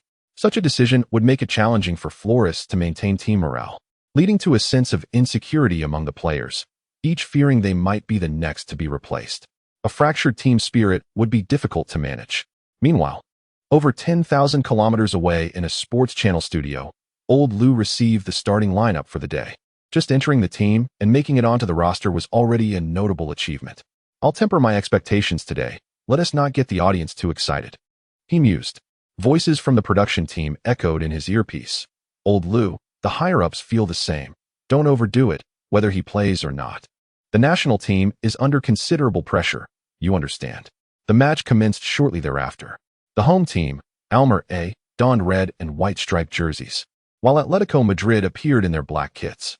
Almer deployed a 4-5-1 formation, seemingly aiming for a defensive counterattack. This season, they had toppled several mid-tier La Liga teams with their rapid counterattacks, a rather unusual approach in a league known for its emphasis on technical play. As anticipated, in the 25th minute, after prolonged pressure from Atletico without success, Forlan unleashed a powerful long-range shot. However, the ball was easily collected by goalkeeper Alves due to its direct trajectory. Seizing the opportunity, Alves swiftly threw the ball to midfielder Leandro. With a deft touch, Leandro redirected the ball, slightly leaning his body, and sent it forward with a precise pass. Atletico's defenders were entirely focused on the Nigerian forward Kaluka, completely oblivious to a figure darting past them at an extraordinary speed toward the ball. The ball arced from Almer A's right back and evaded Kaluka as well as two Atletico defenders, heading towards Atletico's left flank. Just as they thought the pass was too long, a red and white striped figure surged forward to intercept it. It was attacking midfielder Gussat. With two powerful strides, he charged into the penalty area, while Atletico's center-backs Ibanez and Domingos desperately pursued him. However, the distance between them exceeded 10 meters, and Gussat's speed was simply too formidable. One-on-one with the advancing goalkeeper Asenjo, the 27-year-old midfielder displayed remarkable composure. He leaned slightly to the right, flicked the ball with the outside of his left foot, and a feint deceived Asenjo. Facing an open goal, he effortlessly slotted the ball home. The Mediterranean stadium erupted as if a bomb had been detonated, igniting the home fans into a frenzy. As a regular in both La Liga and the Segunda Division, the experience of fluctuating between the two leagues was far from pleasant. Yet this season, Juan Manuel Lillo, introduced for narrative purposes, had brought them numerous surprises. Although their style of play might not be visually appealing, victories and league points were their utmost priorities. They would gladly endure a lackluster 90 minutes if it secured 3 points and kept them away from the dreaded Segunda Division. The match tempo was primarily controlled by Atletico, who relentlessly attacked for 25 minutes, but to no avail. Leandro, unimpeded, launched a cross, and no one challenged Gussat, whose presence seemed to vanish as if he were a ghost. Old Lou's voice resonated timely, even without mentioning Lindy. Those who stayed up until 2 in the morning in front of their televisions are all waiting for him. How pathetic. Almeria scored with their first shot. Can Atletico hold up? Did I stay up all night just to watch a futile match? The Brazilian samba style is decent in attack, but let us not talk about defense. At 2 in the morning, the online forum began to flood with comments, reminiscent of the past when the 4 naturalized players never played simultaneously. On the sidelines, Flores appeared exasperated, yet he retained confidence in this, the first match. He called over UEFA Lucy, imparting some advice before returning to his coach's seat. The game resumed. Atletico's offensive capabilities, led by Forlan and Agüero, proved relentless, even against Almer AS defensive setup. The absence of a goal in the first 25 minutes did not guarantee a solid defense for the entire match. Just 7 minutes after conceding, Agüero chased down a ball on the left flank, executing a clever backheel pass that slipped between 2 defenders, driving into the penalty area. Center-back Chico was forced to cover.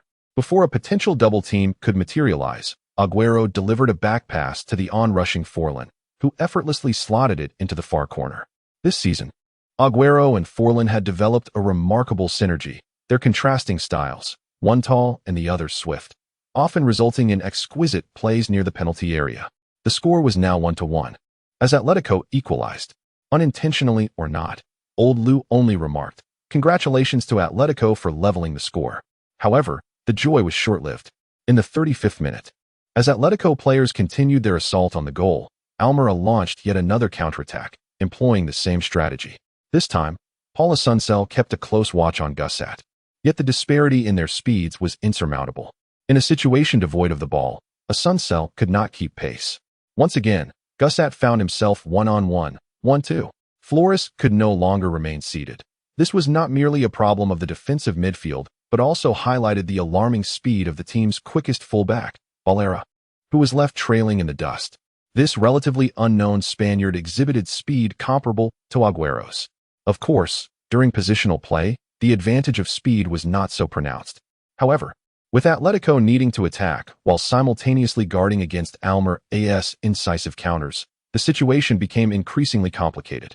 Possessing only an offensive strategy without a solid defense was akin to wielding a fully equipped M4A1 without a level 3 helmet or vest. Then one can only serve as a logistics courier. Chapter 20. Confirming through eye contact, I am bound to be discarded in the deep of night in Germany. On the tarmac of Frankfurt Airport, a passenger plane that had taken off from the ancient capital of China, Kyoto, made a brief stop in the Magic City. After a flight lasting 13.5 hours, the aircraft arrived in Europe. In 2 hours, it would continue its journey, ultimately reaching Barajas Airport in Madrid. On board, a man and a woman were engaged in conversation. "Old Wang, what do you think those in charge are really thinking?" asked a beautiful reporter from a sports channel, who had been specifically assigned to conduct an interview in Madrid, Spain. It is worth noting that many reporters previously stationed in Europe to cover major leagues had returned home due to the declining performance of the national football team and the repatriation of overseas players. Consequently, their work had largely devolved into merely rehashing news stories. They would compile reports based on videos and recordings, peppering them with personal speculations and interpretations. This time, however, the directive to send an overseas reporter and a photographer left her perplexed and frustrated. The man, known as Old Wang, chuckled as he observed the fiery temperament of the young reporter. "Shaoli, you're still young, having only been here for a little over a year. There's much you don't understand. We weren't even supposed to make this trip, but certain orders have come down from above." "Humph. He's just a 20-year-old kid. He might end up playing for a team in the Magic City or in Guangzhou or Shenzhen in a few months," Shaoli scoffed. Old Wang, however, remained unfazed. After years in the sports channel, he adhered to two principles: it's none of my business and it's none of your business. Meanwhile, the match between Atletico Madrid and Almería continued. In the final 10 minutes of the first half, Atletico Madrid, like a wounded soldier, ceased their relentless assault on the opponents. 2 consecutive counterattacks were executed using the same strategy, causing them to hesitate in pressing forward for fear of being caught off guard. This shift reduced the pressure on Almería significantly. However, some individuals are adept at survival, truly skilled at it. If you do not come, the bus will not leave. They began to pass the ball endlessly in their own half. Only when they spotted a flaw did they attempt a long pass, hoping for luck. Time slipped away until the referee's whistle marked the end of the first half, and both teams retreated to their respective dressing rooms. The only distinction between the coaches was their demeanor. One appeared stern as a rock, while the other seemed equally grim. Lindy rejoined the group in the dressing room. Before the door had fully closed, Flores erupted. "Hole, Damschut, what on earth is wrong with you? Either launch a fierce attack or retreat completely. Are you going to let a gust immobilize you? Have you forgotten how to play football?" Everyone was seething with frustration, having anticipated new tactics with the change of coach. Instead, the pre-match strategy remained unchanged. Could they be blamed for conceding a goal? Heads hung low in the room, though discomfort brewed within them. None were foolish enough to challenge the coach's authority. Yet Flores continued. "Paulo, do you understand my lips when I say foul? A yellow card could resolve this issue. What are you doing, you defensive midfielder? And you too." He pointed at the center backs, Ibanez and Domingos. "One of you should mark Karuk. I've told you his strengths. He excels in jumping and heading the ball, but his speed and dribbling are quite ordinary. In the second half, Domingos, just mark him one-on-one. Cast aside all your delusions. The opposition is no longer the ATM of La Liga. They currently rank 11th, 2 spots above us.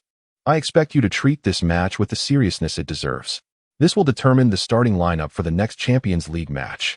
Now, let us discuss the arrangements for the second half." Initially, Lindy felt a twinge of satisfaction upon hearing Flores reprimand Paulo Asuncel. However, he swiftly dismissed this feeling. Recognizing that as part of a team, such thoughts were unworthy, he sought to compete for his position openly, rather than relying on the missteps or poor performances of others. Winning against someone should stem from his own strength, not their weakness. Thus, when Paulo Asuncel noticed Lindy's serious demeanor, he thought to himself that this young man from China was more upright than he had anticipated. 15 minutes passed swiftly amidst Flores' tirade. No personnel changes were made for Atletico Madrid in the second half. They continued to employ the same strategy as in the first half, with Forlan and Agüero as the twin strikers, Simó partnering with Reyes, and the rookie Salvio alongside Asuncel. However, this approach failed to alter the dynamics on the field. On the contrary, with a 2-1 lead, Almería became even more defensive. Although Atletico controlled the midfield, they still struggled to penetrate the opponent's formidable defense. Flores believed that the most effective way to dismantle a solid defense was through long-range shots.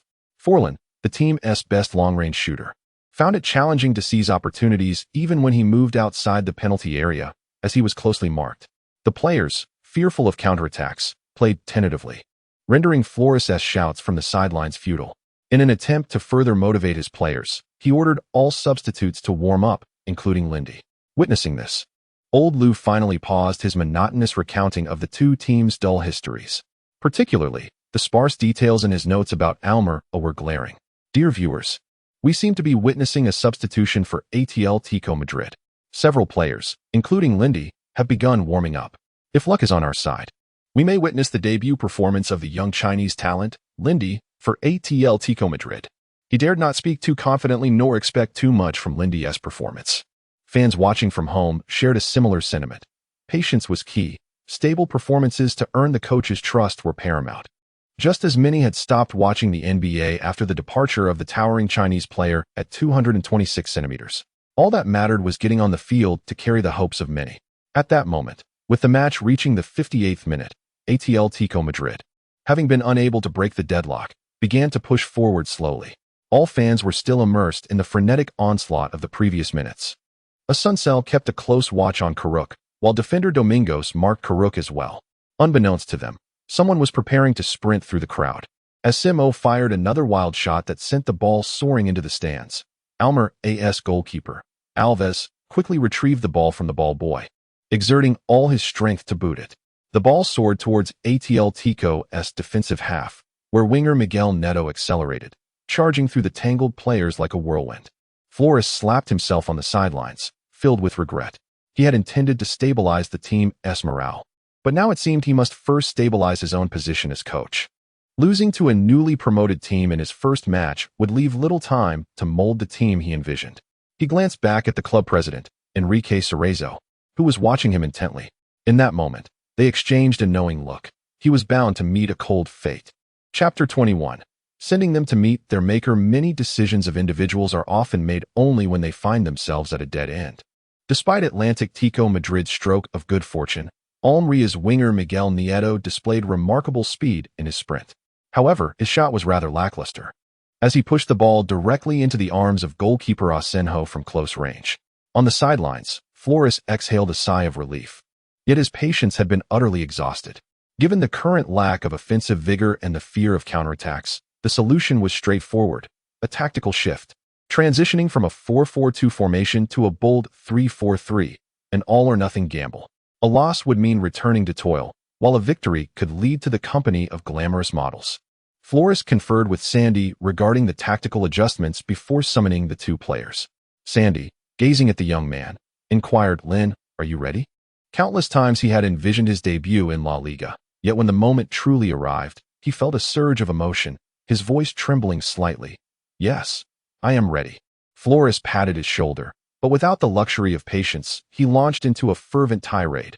"Once you step onto the pitch, eliminate the opposing counterattack routes. Do you understand? Whoever comes charging in, before reaching the penalty area, you send them to meet their maker. Got it?" Unlike domestic coaches who might shout, "Take him down," Flores's directives were far more precise. If the opposition countered, simply bring down the approaching player. "Yes, boss. Send them to meet their maker." It seemed Flores had ignited a fire within Lindy, who instinctively shouted, drawing the attention of the fourth official and others nearby. Flores, pleased with Lindy's enthusiasm, then shouted at another player, "Gerardo, your task is to dribble along the edge of the penalty area or the sidelines, create fouls, or deliver crosses. Understood? I want free kicks and corner kicks. If you can break through, don't hold back." In a swift sequence of events, a dead ball opportunity arose, and two substitution boards were raised. Lindy replaced Belleria, and Gerardo took the place of Asuncel. A defensive midfielder substituted for a full-back, and an attacking midfielder replaced a defensive one. Only 3 defenders remained on the field. It was a desperate gamble. Lindy excitedly jumped twice, bending down to pat Chow Pai, a habit from his past life. In the broadcast studio, the veteran Lou, nearly drained of energy and ready to engage the viewers in casual banter as they awaited the conclusion, suddenly perked up. The camera shifted to the bench, capturing Lindy and Gerardo rising, summoned by the head coach for a final briefing. Moments later, Both players entered the fray during a dead ball situation. This invigorated Liu, who, at 3:15 a.m. in the capital, felt no need for coffee. Alongside Liu, all viewers in front of their screens were electrified, witnessing the debut of Chinese player Lindy in La Liga. Dear viewers, it is now November 7th, 2009, at 3:15 a.m. Let us remember this moment, for it marks the first appearance of Chinese player Lindy on the grand stage of La Liga. I believe this is a historical moment, and perhaps one day we will say, I witnessed Lindy's inaugural appearance in one of the top 5 leagues, the beginning of his legendary journey. Liu seemed particularly animated, gradually forgetting the previous backstage reminders. Fortunately, a voice in his earpiece urged, Liu, have you forgotten our agreement? It's time to wrap it up. You're going overboard. Thankfully, Liu's expression was unseen at that moment, his face a portrait of helplessness. Let us extend more understanding and anticipation for this young talent. The two players who were substituted, Valeria and Asunso, were momentarily taken aback but expressed their understanding. Only Asunso paused briefly, casting a meaningful glance at Lindy. The match continued, following the formation change. Everyone recognized Coach Flores's determination to win this match. With the score at 1-2 and still 30 minutes remaining, anything was possible. The Almeria coach, witnessing the unfolding scene, whistled sharply, raising his right hand and extending 3 fingers. This was a tactic they had rehearsed numerous times. Everyone retreated, leaving no one in the attacking zone, continuing to lure the enemy deeper. He glanced at the figure of the Chinese player, a defensive midfielder. If they could withstand the initial 15 minutes after this substitution, he'd deliver the fatal blow. In the 63rd minute of the second half, the freshly subbed Gerardo deftly dribbled past 2 defenders, launching a cross from the right. However, the angle was too direct, allowing the goalkeeper to easily gather it. 3 minutes later, Atletico Madrid surged back, with Gerardo and Sim in executing a series of wall passes. Reaching the edge of the penalty area, Gerardo made an inward cut, charging into the box. But the center-back Pereira, unable to keep up, slid in, taking both the player and the ball down. Feeling a tug on his right foot, Gerardo rolled forward in an attempt to draw a penalty. Everyone assumed a foul had occurred, yet the referee's whistle remained silent. As Atlantic Tico's players prepared to argue with the referee, Almeria's defender Pereira had other plans. He delivered a swift pass to defensive midfielder Leonardo, who leapt high, headbutting the ball to forward Karawuk. Despite Karawuk's modest height of 178 centimeters, his jumping and heading abilities were exceptional. He flicked the ball to Gusat, who then sprinted forward. In a fluid display of teamwork, Atletico's players, realizing the shift, turned to defend. Suddenly, a figure burst forth from the side, colliding with Gusat before he could react. The 164 centimeters tall Gusat was sent flying over 3 meters. Not only the players on the field, but even the viewers at home were left stunned. As the camera zoomed in on Lindy, it captured a powerful image of him, akin to a general guarding the city, fists clenched and a resolute gaze. The director may have intentionally lingered on this moment, as the lens drew closer, revealing Lindy's muscular physique, with biceps and shoulders straining against his jersey. It had been quite some time since anyone had witnessed such a formidable Chinese player. Perhaps it had never happened before. Many female viewers were left breathless, their cheeks flushed. After all, his chiseled features, defined jawline, and deep-set eyes were fixated on his opponent.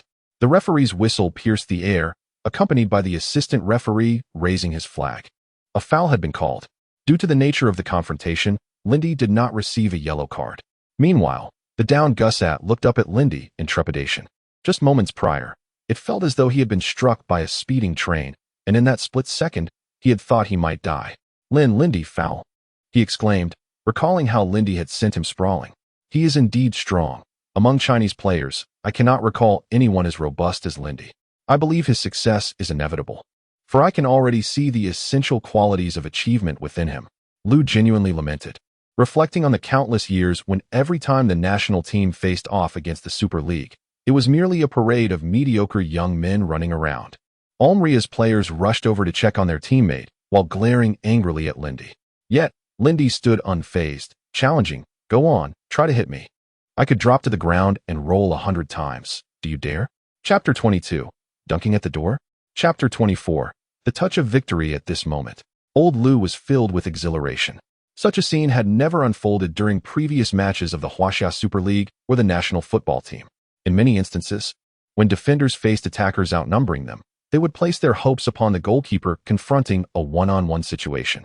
However, Lin De's extraordinary journey from the front line to the back, from the left flank rushing back to the center, culminating in a miraculous header clearance, was nothing short of a sci-fi spectacle for Huaxiao fans watching from their televisions. Lin De had once again performed a breathtaking rescue. I say again because he had exhibited a similar prowess in the previous match against Real Madrid. Alas, that game was not broadcasted. I can already envision this rising star in La Liga making astonishing impacts, whether on European pitches or elsewhere. Many have waited longingly, and I believe the dreamlike scenario may soon be within our grasp. Yet, despite Lin De's remarkable performance, the voice in my headphones abruptly halted the conversation, leaving the audience with room for imagination. The emotions of the viewers were tumultuous. To borrow a phrase from Stephen Chow, life's highs and lows arrive too swiftly, proving to be incredibly exhilarating. Watching football requires a resilient heart. A collective shout of wow, incredible, followed by a sip of beer became the unified response of fans before their screens. Lin De sent the football soaring, bypassing the four advancing Almeria players and landing at the feet of the returning Gallardo. Initially poised to give up, Gallardo hesitated upon receiving the ball, but quickly reacted, striking the ball with the outside of his foot towards its lower left side. The football traced a beautiful arc, traversing over 40 meters from the left side of the field to the right. A small, dark-haired player, reacting just after Gallardo, made a sudden stop and turned, sprinting towards Almeria's half. The two Almeria defenders turned noticeably slower, watching as that figure darted towards the ball like an arrow. Meanwhile, the referee was already glancing at his watch. This indicated that if Agüero failed to receive the ball, the match would conclude. If his first shot did not find the net, the game would end. This was the final opportunity, the last chance Lin De had created for Atletico Madrid. Having checked his watch, the referee had already placed the whistle to his lips, seemingly ready to blow at any moment. The entire crowd had risen to their feet, and even Almeria's coach could no longer remain seated. Not to mention 3 points, they might not even secure a single point. Gallardo's imaginative pass was akin to a precision-guided missile, finding the sprinting Agüero. The Almeria goalkeeper had already rushed out, but before he could intervene, Agüero seized the moment, nudging the ball into the open net. The whistle blew. Goal confirmed. The referee pointed towards the center circle. Old Lou erupted with joy, exclaiming, "The goal is in." Agüero scores into an empty net. Lin De has pulled Atletico back from the brink. What a thrilling match. Let us congratulate Atletico Madrid. After scoring, Agüero evaded the jubilant embrace of his teammates and sprinted towards the backfield. He found Lin De and leaped onto him. Other teammates, seeing this, rushed over, and in an instant, even the robust Lin De was buried beneath them. Now, Atletico's players genuinely admired this dependable Huaxiao player, who had become their steadfast bastion. Recognition in training matches signifies acknowledgement of one's abilities. Yet, to truly integrate into this team, one must showcase their true prowess on the field, earning the respect of their teammates through performance. Clearly, Lin De had achieved this in those brief 30 minutes. On the sidelines, Coach Flores was even more animated than the players on the field. Those familiar with the game know that the dynamics on the field can shift dramatically. Until the final moment, the outcome remains uncertain. Particularly amid such rapid transitions between attack and defense, Flores' heart oscillated between hope and despair, ultimately plunging to the depths. Even after 2 decades in football, he found it difficult to endure. Covering his heart with one hand, he took deep breaths, as if a heart attack were imminent. In the 93rd minute, the score shifted to 3-2, and Atletico Madrid had managed to secure 3 points in a challenging match at the Mediterranean Stadium. As Lin De concluded his celebrations and prepared to return to the locker room, he heard someone calling out to him, "Lin." Turning around, he saw the Almeria winger Gussat, whom he had previously collided with. Gussat, removing his jersey, signaled his desire to swap shirts. Lin De was taken aback. This was his first request for a shirt exchange in one of the top 5 leagues. In the Huaxia Super League, such exchanges felt awkward due to familiarity. Gussat pointed to his own jersey and then to Lin De's. "Swap shirts?" Lin De responded in fluent Spanish, effortlessly removing his jersey and handing it over. Gussat looked at this Huaxiao player with astonishment, wondering how he spoke Spanish so proficiently. Lin De chuckled, "Haven't you seen the news? I spent 2 whole years in a third-tier team. These short-sighted individuals, Lin, I believe even the current Atletico has underestimated you," Gussat remarked earnestly. "Thank you. I think the Spanish national team should call you up, he added with a laugh. Flattery is a fundamental skill in the Huaxia Super League, and Lin Di was not as simple-minded as he appeared. The two exchanged smiles and embraced, bare-chested. In the post-match accolades, Lin Di was named the man of the match for scoring a goal, making a crucial save, and providing an indirect assist. After his entry, Atletico faced no further concerns. Before Lin Di could return to the players' tunnel, he was whisked away by a voluptuous female reporter to a board adorned with La Liga sponsors. At that moment, having just exchanged jerseys, Lin Di's upper body was fully exposed, showcasing the discipline of a football athlete. The reporter, unaccustomed to such a spectacle, felt parched. Gripping the microphone with her left hand, her right hand instinctively brushed against Lin Di's muscular chest. Wow! She quickly withdrew her hand, covering her mouth. Yet her throat betrayed her. This scene was fortuitously captured by the camera and featured on the front page the following day. Observing the flustered reporter, Lin Di exhibited remarkable gentlemanly conduct, draping Gusat's jersey around his neck to shield his chest and gesturing for the cameraman to raise the lens.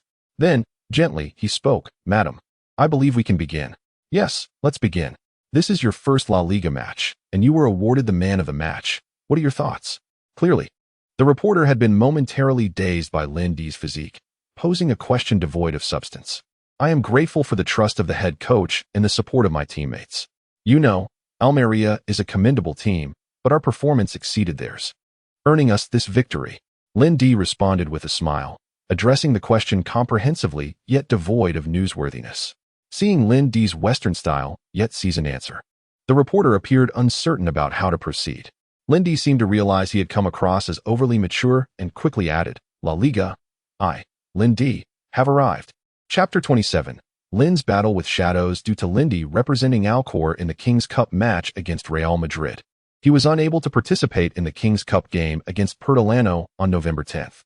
Fortunately, on November 25th, Atletico de Madrid had a Champions League group match against Wolfsburg from Germany, and the club had completed all registration preparations.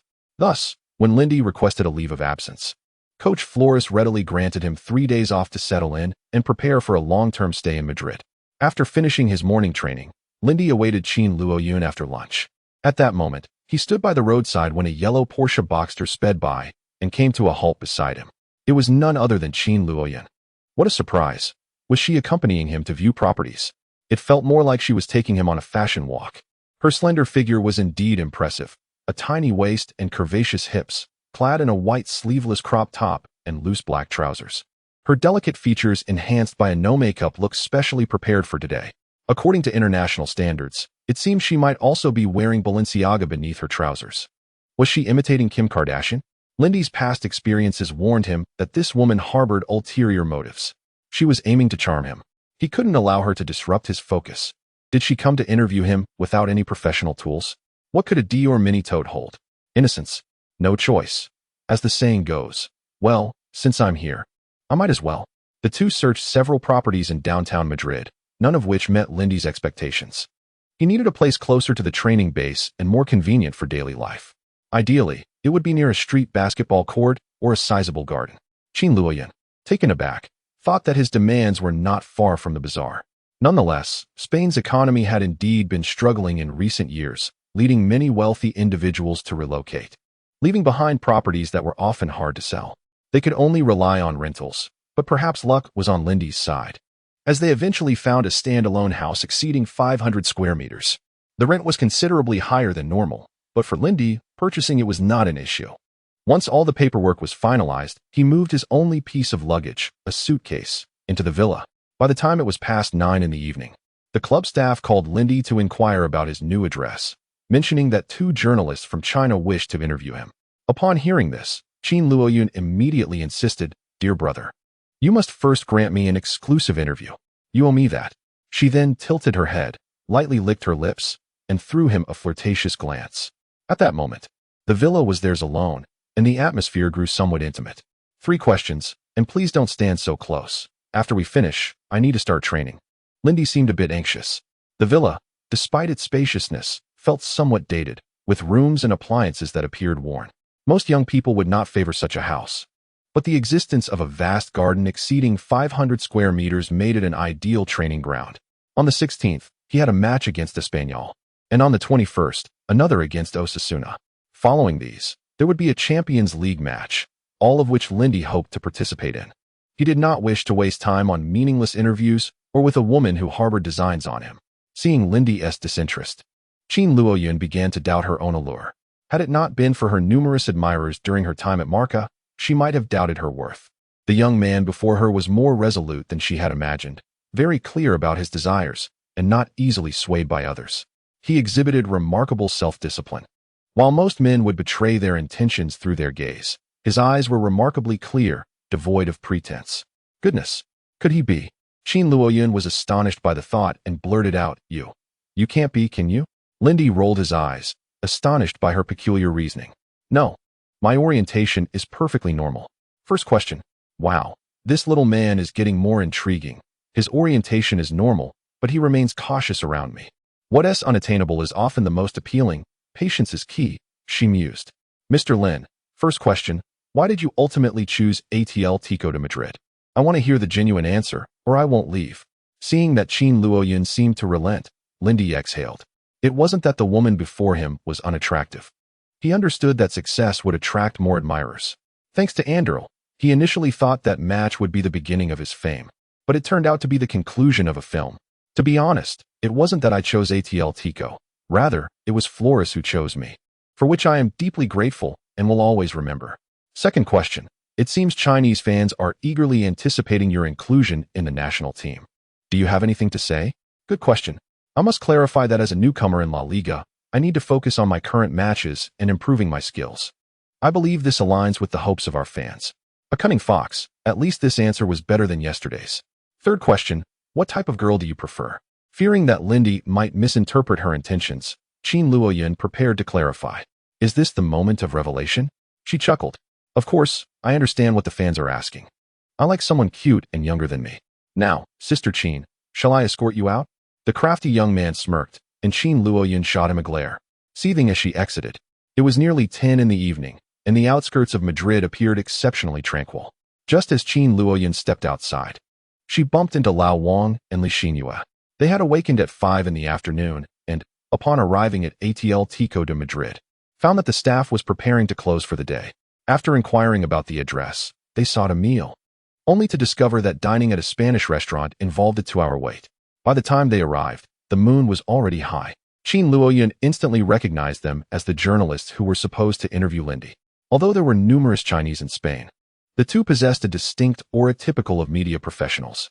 Li Xinyue also noticed the striking woman emerging from Lindy's residence, still holding a press release that she hadn't had time to collect. As they stood there, they heard sounds from the garden. The three turned to look, finding the expansive garden empty except for a single dim light intermingling with the moonlight that illuminated Lindy. Two powerful shadows danced across the lawn as he trained, shirtless, immersed in his workout. His regimen was peculiar, devoid of any equipment or football. Amidst his heavy breathing, he started with 100 push-ups, followed by 100 sit-ups. The play of light and shadow accentuated his muscular contours, enough to elicit gasps from women. Half of his face remained cloaked in shadow, revealing only a resolute expression that rendered him even more enigmatic. The rhythmic motion of his body and the sheen of sweat created a breathtaking tableau that captivated yet another woman, Li Xinyue. She vowed that after interviewing no fewer than 100 footballers, she had never encountered such a strikingly mysterious and alluring man. Just as the saying goes, you have moved me without needing to touch me. When Lindy activated his unique training mode, everything transformed. He sprinted with fervor, abruptly halted, pivoted, surged forth again, evaded, and sprinted once more, all while executing tackles and rising to continue his relentless pursuit. It was as if a myriad of adversaries lay before him, demanding his continual triumph over each. His entire demeanor underwent a remarkable metamorphosis, distinctly different from the mere shuttle runs and simulations of the training ground. The intensity of his stance suggested that genuine opponents were present before him. The two women were utterly captivated. They had never witnessed such a training regimen, nor seen an individual persevering in solitude, let alone such breathtaking beauty under the moonlight. In the entire garden, there existed only Lindy and his shadow. Qin Luoyun retrieved a camera from the roadside vehicle, capturing images of Lindy in his training. Beside her, Old Wang also produced his equipment to record the moment. Thus, the reason this young man from Huaxia could ascend to the stage of La Liga became evident. It was reminiscent of the commentary on Kobe training at 4 in the morning in Los Angeles. He was battling himself. Qin Luoyun murmured softly. He was fighting with shadows. Chapter 29. Flores' attempt at the pre-match press conference. Flores faced the barrage of questions from reporters without wishing to engage excessively. After praising Osasuna's remarkable performance this season, he confidently asserted his position within the team. The atmosphere of the conference was simple and harmonious, far from the expectations of the so-called unofficial kings. However, Flores did not grant them further opportunity, concluding the press conference with a smile. Unlike the previous Mediterranean stadium, today's Calder-In Stadium would welcome over 54,000 fervent fans. As the team bus arrived at the venue, the ecstatic supporters sang the club anthem. ATL Tico, Madrid, ATL Tico. The enthusiasm of the home crowd invigorated Lindy. His debut match at the Santo Domingo Stadium had seen thousands of fans, most of whom were supporters of Alcorcón. Yet, they too were Madrid OS, and it was entirely normal to harbor affection for both teams. Surely, this could not be deemed fickle? Speaking of which, one who flirts with many suitors is a sea king, while one who admires numerous idols could be labeled a sea dog. But what term could encapsulate those who support more than two teams? Perhaps sea cucumber, or rather, sea god. Thus, the atmosphere had not been particularly fervent. The second match, held at the Mediterranean Stadium, was an away game with limited attendance. But today, at ATL Tico's home ground, the Calder-In Stadium, the sight of countless fans donned in red and white jerseys provided him with an entirely different football atmosphere. In his previous life, during the Chinese Super League, the most frequently heard phrases were, refund, fool, and step down. Feel free to add more. Of course, there would be cheers after the team scored. But he had never encountered such fervor before the match. When the coach announced Lindy's name in the locker room, he was momentarily taken aback. In this match, Flores aimed to afford more opportunities to younger players, adapting to a single striker tactic. This season, ATL Tico had scored 17 goals in the 10 matches played, averaging 1.7 goals per game, which was commendable. However, this was largely due to the stellar performance of Forlan, who led the scoring chart with 8 goals. Yet, conceding 15 goals indicated a dismal defense. It is noteworthy that during the 2009 to 2010 season, the defensively strongest Barcelona conceded an average of merely 0.63 goals per game. This was the underlying reason they clinched the La Liga title that season after Real Madrid had spent hundreds of millions of euros. Flores' aspiration for ATL Tico to finish in the top for this season began with a reconstruction of the defensive line. Deploying a 4-5-1 formation clearly aimed to bolster defense. Despite potential dissent from fans, he believed that as long as they consistently brought home 3 points to Madrid, they could persuade both the supporters and the president. Consequently, the final starting lineup was unveiled: goalkeeper, De Gea; fullbacks, Balera, Elpez; centerbacks, the young 18-year-old Cabrera alongside the seasoned 30-year-old Pereira. Midfield, Lindy and Assunso forming a double pivot, with Simeo and Gelato supporting the 19-year-old Salvio. Forward, Forlan as the lone striker. Upon hearing Lindy's name, Assunso's expression darkened momentarily, yet soon his own name was called in the starting lineup. This was a novel attempt. Although Osasuna currently ranked just above ATL Tico, their strength still paled in comparison. Today, Osasuna also deployed a 4-5-1 formation, with their lone striker, Pandiani, who had made 12 appearances this season, scoring 7 goals and providing 3 assists. It was thanks to this 33-year-old veteran that they had managed to outpace Atlantic Tico in the league. Flores articulated today's tactical arrangements with utmost seriousness and detail, summarizing it in a few words: short passing through the center, relying on the 2 defensive midfielders to control the midfield. Before the match, Old Lou had engaged the audience in speculation about whether Lindy would start. He even connected with the correspondent in Madrid, Li Xinhua. "Hello, Xinhua. This is the Capital Studio. I'm Old Lou." "Hello, Lou. This is Li Xinhua reporting from the Calder-In Stadium in Madrid," she replied, having donned a newly purchased ATL Tico jersey. Originally, she intended to buy a jersey with Lindy's name, but the club had informed her that they had placed an order for the merchandise, which would take time to arrive by sea. "Hello, viewers. You can see that I'm wearing an ATL Tico jersey, and our Chinese player Lindy's jersey will be available soon. Please participate in our SMS interaction. We will randomly select 3 lucky viewers for a giveaway. After this, she twirled around, undeniably beautiful. It's no wonder that the chosen football beauties must possess some allure. Otherwise, covering their faces would render it impossible to distinguish genders. Next, she conducted impromptu interviews with several Atlantic Tico fans outside the Calder Inn Stadium. Welcome to the Calder Inn. Oh, Lindy, of course, he will definitely start. He was our hero in the last match. He is a young and ambitious lad. I believe he can start. We need players like Lindy. ATL Tico will surely prevail. A middle-aged man, holding a beer and with his arm around a friend, asked his companions, "What is Atlantic Tico's motto?" The gathered fans responded in unison. Courage y corps en, passion and courage. Subsequently, Li Xinhue, smiling, noted that Lindy had left a profound impression on the Atlantic Tico supporters. To be precise, he was quite to their liking. At 1 o'clock in the capital, which was 7 p.m. local time in Spain, the 13th round of La Liga commenced. Zhuang TV. Here we are, live broadcasting the 12th round of the 2009 to 2010 season, with ATL Tico Madrid hosting Osasuna. Oh, we have just received the starting lineup. Old Lou paused deliberately, knowing the viewers at home would be eagerly anticipating the news. Our player, the 20-year-old Lindy, appears in the starting lineup. For this match, ATL Tico adopted a 4-5-1 formation, featuring several young players in the starting 11, showcasing Flores' meticulous preparations for the Champions League match just 4 days away. Osasuna fielded a similar 4-5-1 formation, with their veteran forward Pandiani, who had astonishingly contributed to 10 goals in 12 matches this season. Let us see if he can maintain his remarkable performance in this match. Suddenly, a system notification echoed in Lindy's mind as he stood in the player tunnel. Task issued. Complete at least 5 interceptions in this match and secure victory. Task rewards, rated based on completion. His brow furrowed. The challenge was daunting and could only be achieved during defensive play.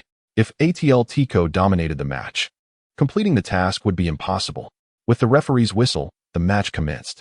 Even with a 4-5-1 formation, ATL Tico, playing at home, had no intention of adopting a defensive counterattack. After a brief period of passing, they pressed forward into Osasuna's half.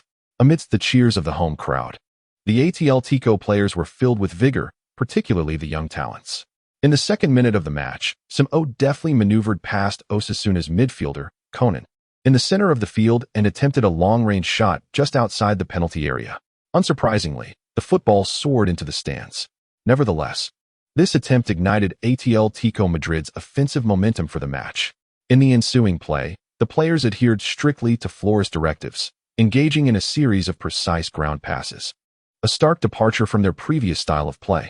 Historically, AG Aero's agility allowed him to frequently create breakthroughs on either flank, and his speed often provided the team with opportunities in open play. However, the current strategy emphasizes teamwork more than ever. Yet, several newcomers appeared to be overly exuberant. Chapter 34. The Whip of God within the penalty area of Osasuna. The medical teams from both sides were actively treating the players. It was evident that both Josetso and Espilicueta had sustained injuries and required immediate attention. Upon closer inspection, it appeared that Josetso's condition was more severe, possibly indicating a fracture of the calf bone. Lindy, witnessing the scene, felt somewhat bewildered. It was never his intention for things to escalate to such a point. To break someone's leg over a minor altercation seemed excessively harsh. Yet, upon reflection, he wondered how their legs could have collided if the opposing players were not harboring similar thoughts. The team physician palpated Lindy's shin bone with concern, inquiring about his condition. Captain Lopez rushed over from the backfield, visibly anxious upon seeing Josetso being carried off on a stretcher. "Lind, are you all right?" he asked. The rest of the teammates gathered around, and Lindy felt a sense of being trapped. All eyes were on him, and cameras were rolling. With 2 players already injured, what would others think if he simply stood up? This internal conflict stemmed from Lindy's original character. Despite possessing a robust physique and commendable skills, he had struggled to secure a starting position at Alcorcón. The root of this issue lay in his overly reserved nature, which hindered his ability to communicate and showcase his talents. In response to inquiries about his capabilities, he typically downplayed his own strengths, replying with modesty. In his past life, although Lindy was also a diligent player, he was characterized by an extroverted and competitive spirit. He yearned for recognition and to make his mark on the world stage. However, 2 failed attempts at self-advocacy had left him disheartened. Now, he cast aside the absurd notion of feigning injury. Why should he concern himself with how others perceive him? Was it his burden to bear if they were injured in a fair contest? If the first half was about standing up for his teammates, then now it was time to stand up for himself. In this dark jungle, displaying even a hint of weakness would invite a pack of wolves to surround him, leading to his ultimate demise. With several veterans set to join the top 5 leagues next year, he needed to set an example for the Chinese players in the Europa League. The humility and amiability practiced back home were ineffective in this arena. Recalling the words of Emperor Taizong, "Barbarians fear might, but harbor no virtue," Lindy shook his head at the physician, asserting, "I'm fine. It hurt a bit earlier, but now I'm completely okay." He stood up amidst the astonished gazes of those around him and stomped his right foot vigorously to demonstrate his well-being. To further convince the physician, he jumped a couple of times. Hilardo stared at Lindy as if he were a marvel, having witnessed the collision firsthand. He knew how hard Lindy's leg had struck against those of the injured players.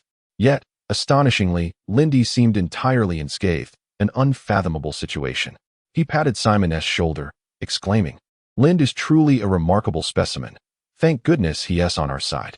Simon was equally astonished, contemplating the sheer terror of one individual breaking 2 legs. However, they were pleased. After all, he was their teammate. In an instant, the morale of Atletico Madrid surged. The fans erupted in jubilation, relieved that Lindy was not injured like the 2 players from Osasuna. "Well done, Lin. Fantastic. Keep it up."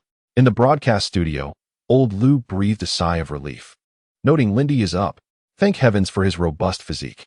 Osasuna, on the other hand, was preparing to make substitutions, as both Josetso and Espilicueta had sustained serious injuries, leaving Camacho in a difficult position. Trailing 0-2 with 2 key players sidelined made the challenge ahead insurmountable. Viewers at home were equally astonished, shouting in excitement, "Unbelievable. He took out 2 players and emerged unscathed? What a feat." The audience upstairs chimed in, "What are you talking about? This is a medical situation. Osteoporosis needs early treatment." Lindy's legs were undoubtedly well-trained, a fact he was confident of. Having lived for decades, he could discern the condition of any circuit with a mere touch. Initially, the Osasuna players had expected Lindy to be carried off due to injury. However, when they saw him stand as if nothing had happened, and even jump a few times, an inexplicable rage surged within them, only to dissipate just as quickly. No one had employed dangerous tactics during the collision. All were simply pursuing the ball. Yet, 2 teammates were sidelined while the opponent remained vigorous. This instilled a sense of fear among them. What if they faced the same fate? Professional players often fear injuries more than losing matches, as such injuries could spell the end of their careers. Of course, the most dedicated players were unafraid, their eyes solely focused on victory. The way they looked at Lindy transformed from hostility to sheer trepidation. Lindy noticed this change. Whenever he cast his gaze towards an opposing player, they instinctively averted their eyes. It became clear, strength begets respect. The Osasuna players regarded Lindy as if they were staring into the eyes of the whip of God that once swept across Europe, filled with dread. The remainder of the match unfolded without suspense. Despite Camacho's frantic yells from the sidelines, the situation on the field remained unchanged. Osasuna had completely lost their confidence in the game. They had initially felt the pressure of high pressing, only to find themselves at a disadvantage during the clash, which ultimately incited their opponent's wrath. As the score continued to widen, their coach's tactics unraveled completely. They were at a loss for what to do. The final straw that broke their resolve was the injuries to Josetso and Espilicueta. Morale plummeted, and each passing minute on the field felt torturous, especially in the notoriously challenging Calderón Stadium. In the 63rd minute, taking advantage of Osasuna's shattered spirit, Atletico secured a goal from a free kick, courtesy of Lindy's header, bringing the score to 3:00. The crowd erupted in even greater excitement, as if witnessing a complete rout. In the 77th minute, Lindy completed his task with 5 interceptions. In the 91st minute, as the referee raised the board indicating 5 minutes of stoppage time, the Osasuna players collectively sighed in relief. Akin to an announcement on a train, "Next stop, please gather your belongings and prepare to disembark." Yet, just as they began to relax, Simon maneuvered past 2 defenders at the edge of the penalty area, cutting in and aiming for the far corner. The ball grazed the fingertips of goalkeeper Roberto before finding its way into the net. The final score settled at 4:00. Atletico Madrid claimed all 3 points on home soil, netting 4 goals and, undoubtedly, securing a promising future star. The following day, Spanish media dubbed Lindy the Whip of God in light of the match. In less than a month, he had transformed from the barbarian from the East to the Whip of God, reintroducing himself to the entirety of Spanish football. Chapter 46. The Art of Passing. As the match resumed, many spectators were still savoring the recent goal, while the broadcast took the opportunity to replay the moment repeatedly. It was a rarity that the fans before the television did not express annoyance at this replay. Rather, they were entranced, akin to scrolling through a social media feed and stumbling upon a captivating figure. However, two individuals in the stands exhibited greater excitement than the rest, their brows furrowed in concentration. Scouts from Barcelona appeared to have identified a versatile midfielder capable of defending, organizing, and attacking, donning the iconic red and blue of Bar as he dashed across the pitch at Camp Nou. Today's performance would undoubtedly inflate Lindy's market value. If Barcelona failed to secure him, he would inevitably become a minor nuisance in La Liga. Yet, it could only be a minor nuisance, as Guardiola had returned to Barcelona, heralding the resurgence of the legendary era. Strictly speaking, if one still referred to Real Madrid of 2009 as the Galacticos, then the Barcelona of that year should rightfully be termed the Cosmic Team. Another individual, speaking with a thick British accent, muttered to himself, "Damn, with this performance, Lindy's worth is surely beyond 20 million euros. But alas, with our big boss this season, I shall merely record these events. Let them sort out the financial matters." As the game regained its rhythm, the players from Wolfsburg no longer dared to underestimate Lindy's passing ability. Such exquisite passes could not be dismissed as mere luck. Yet, only Lindy himself knew that his intention had not been to deliver such a pass. He merely sought to place the ball at Agüero's feet. It seemed his skill, the art of passing, had been activated. One could envision the predicament faced by Lindy, a defensive midfielder, when subjected to stringent marking. The Wolfsburg defense visibly suffered from a shortage of personnel. If every key player required close attention, it posed a significant challenge to the defender's stamina and focus. Following Lindy's brilliant assist to Agüero, the match entered a stalemate. Wolfsburg aimed to solidify their defense and seek opportunities to score, while Atletico, leading by a goal with only minutes remaining, were cautious not to overextend and risk losing their hard-earned advantage. Consequently, they frequently entrusted the ball to Lindy, allowing him to orchestrate the play. In the original course of the match, they often passed to Lindy mainly due to stagnation in their offensive maneuvers or as a transitional play. Throughout training and matches, Lindy had not displayed a pronounced aptitude for passing or playmaking. However, everything changed with Flores' discerning eye for talent. In the 73rd minute, Lindy received the ball but did not rush his kick. Instead, he opted to pass it back, demonstrating considerable patience. In truth, he simply had not identified a suitable passing lane.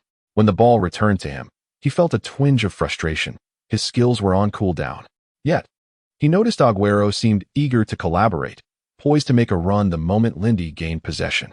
Realizing Agüero was indeed hooked on the connection, Lindy decided to indulge him. He delivered a lateral pass to the advancing fullback, Barella, while retreating to shake off his marker, Simovic. Aware of Lindy's movement, Barella promptly returned the ball to him. Lindy controlled it, lifted his gaze to the field ahead, and unleashed a powerful strike with his right foot. The ball soared swiftly, crossing midfield and bypassing Wolfsburg's defense. Under the watchful eyes of the entire stadium, it sailed over the Wolfsburg goalkeeper, and, alas, it also cleared the goalpost. What had promised to be a spectacular assist fizzled out. Agüero stood in shock, bewildered by the ball's trajectory. Was it not meant for him? It seemed a near miss. Perhaps Lindy had intended a shot, having noticed the goalkeeper, Benaglio, positioned too far forward. The awkwardness in the commentator's voice was palpable, likely reflecting the discomfort felt in the studio, where the floor had been metaphorically worn down by his anxious pacing. The fans erupted in cheers, only to be abruptly silenced as the ball soared over the crossbar. Lindy, slightly embarrassed, raised his hand in apology. His teammates were forgiving, recognizing that everyone makes mistakes, and it was hardly surprising. If every pass posed a threat, what would be the point of the match for Wolfsburg? Their players exhaled in relief. The memory of Lindy's earlier pass lingered, and another like it could have sealed the match as fate. In the 78th minute, Lindy intercepted a pass in midfield, glancing at the running Hilaro, contemplating a through ball. Using the outside of his foot, he struck the ball, hoping it would curve gracefully over the defenders toward Hilaro. However, the ball deviated from Lindy's intent, traveling straight and powerful instead. In the midst of confusion from Wolfsburg's players, puzzled glances from ATL Tico, and bewilderment among the fans. The ball landed directly at the feet of Wolfsburg's defensive midfielder, Josue. After a moment's surprise, he quickly organized a counterattack, though it ultimately posed little threat. Flores and the ATL Tico players grew anxious at Lindy's passing. He frequently offered apologies, feeling apprehensive about his own performance. To comfort him, Fren approached, saying, "Lindy, focus on short passes. Those flashes of brilliance are serendipitous. I believe you can excel." Lindy understood that his mentor was not reproaching him. He had to abandon those impractical notions of audacious, pinpoint passes. In the 83rd minute, ATL Tico once again seized possession during an attack, and the ball found its way to Lindy's feet. Under the expectant gaze of his teammates, he refrained from an immediate forward pass, instead feigning a return to the defender, drawing Wolfsburg's formation forward. Suddenly, he executed a precise through ball to Fran, the angle and trajectory both commendable. While Lindy's passing and crossing skills were rated at a modest 70, it was no simple task to replicate the precision of greats like De Bruyne, Beckham, or Pirlo. Otherwise, the title of midfield maestro would not be so coveted. Yet, this pass was exceptional, granting Fran the chance to confront defender Barzagli one-on-one. Upon receiving the ball, Fran deftly maneuvered, creating space for himself before swiftly turning to shoot. Fran's earlier performance had faltered, but with Agüero already scoring twice, he felt the urgency. Thus, he poured everything into this shot, unwilling to concede to age like cement or graphite. The ball traced a beautiful arc, nestling into the top corner of the net. The shot was powerful, and Barzagli's interference left goalkeeper Benaglio with no time to react. By the time he noticed the ball's approach, it was too late. He could only watch helplessly as it sailed into the goal. 3-1. The commentators and the crowd erupted once more. Gugu. Ow. The ATL Tico Madrid players were exceptionally exhilarated. The score of 3-1 signified that they still retained a slender chance of advancing from the UEFA Champions League group stage. Flores was frequently left in awe, as Lindy's seemingly unremarkable pass became the catalyst for Fran's goal. He envisioned the emergence of a future midfield cornerstone, one who could not only provide stability in defense, but also lead Atlantic Tico in their conquests. However, there was an element of unpredictability, a certain erratic nature to his performance. Countless fans lamented the absence of such exhilarating attacking play, which had been a rarity for ATL Tico in recent times. They had endured a challenging first half of the season, yet the arrivals of Flores and Lindy reignited the remarkable fervor of the Calderón Stadium. This renowned fortress of European football had finally been resurrected. With its intimidating atmosphere, it would continue to accompany ATL Tico Madrid in their European endeavors. Chapter 51. In need of a manager, Flores exhibited remarkable efficiency, having already made a phone call by afternoon to arrange for tea at 4 o'clock. Agüero was quite taken aback to learn that Lindy was without an agent. By this point, Agüero had come to regard Lindy as his partner, a fellow warrior for their future endeavors in La Liga, prompting him to take an interest in Lindy's affairs. Although he lacked expertise in financial operations, it was common knowledge that China harbored immense commercial potential. Why not consult my agent? You could have an additional option. Lindy pondered this and concluded that having more choices was indeed beneficial. His requirements were quite straightforward. The crux of the matter lay in assembling a personal team, along with future contract negotiations and commercial dealings. Earning a profit is always paramount, especially for Lindy at this juncture, as half of his monthly expenditures were already allocated to forming his private team. Currently, he could only afford to hire 3 local employees from Madrid. And if he sought world-class talent, the cost would escalate dramatically. Even the salary of Cristiano Ronaldo as trainer approached his own monthly income. "All right then, thank you, my friend," Agüero replied, momentarily taken aback by the term friend. Indeed, as his on-field partner, it seemed fitting. No need for pleasantries. I'll call him right away. Upon receiving Agüero's call, Hernan Requiro was particularly thrilled, as Lindy was currently the most renowned Chinese player on the European continent, although his fame was still burgeoning. It sufficed that he had considerable popularity in China. Requiro had too few players on his roster, with Agüero being the most illustrious, and he took great care of him. Now, with Lindy, only 20 years old and possessing a decade's worth of potential ahead, his prospects appeared promising. Agüero's trust in him was profoundly moving. However, upon learning that Coach Flores had also introduced an agent to Lindy, he insisted on flying to Madrid immediately, urging Lindy to postpone any decisions until his arrival. The agent recommended by Flores was the relatively well-known Jose Darcy from Spain. Naturally, he was not among the elite agents like Mendez or Jose Odin. Lindy was merely a newcomer to La Liga. While he possessed the allure of China's commercial potential, it was insufficient to attract the attention of such titans.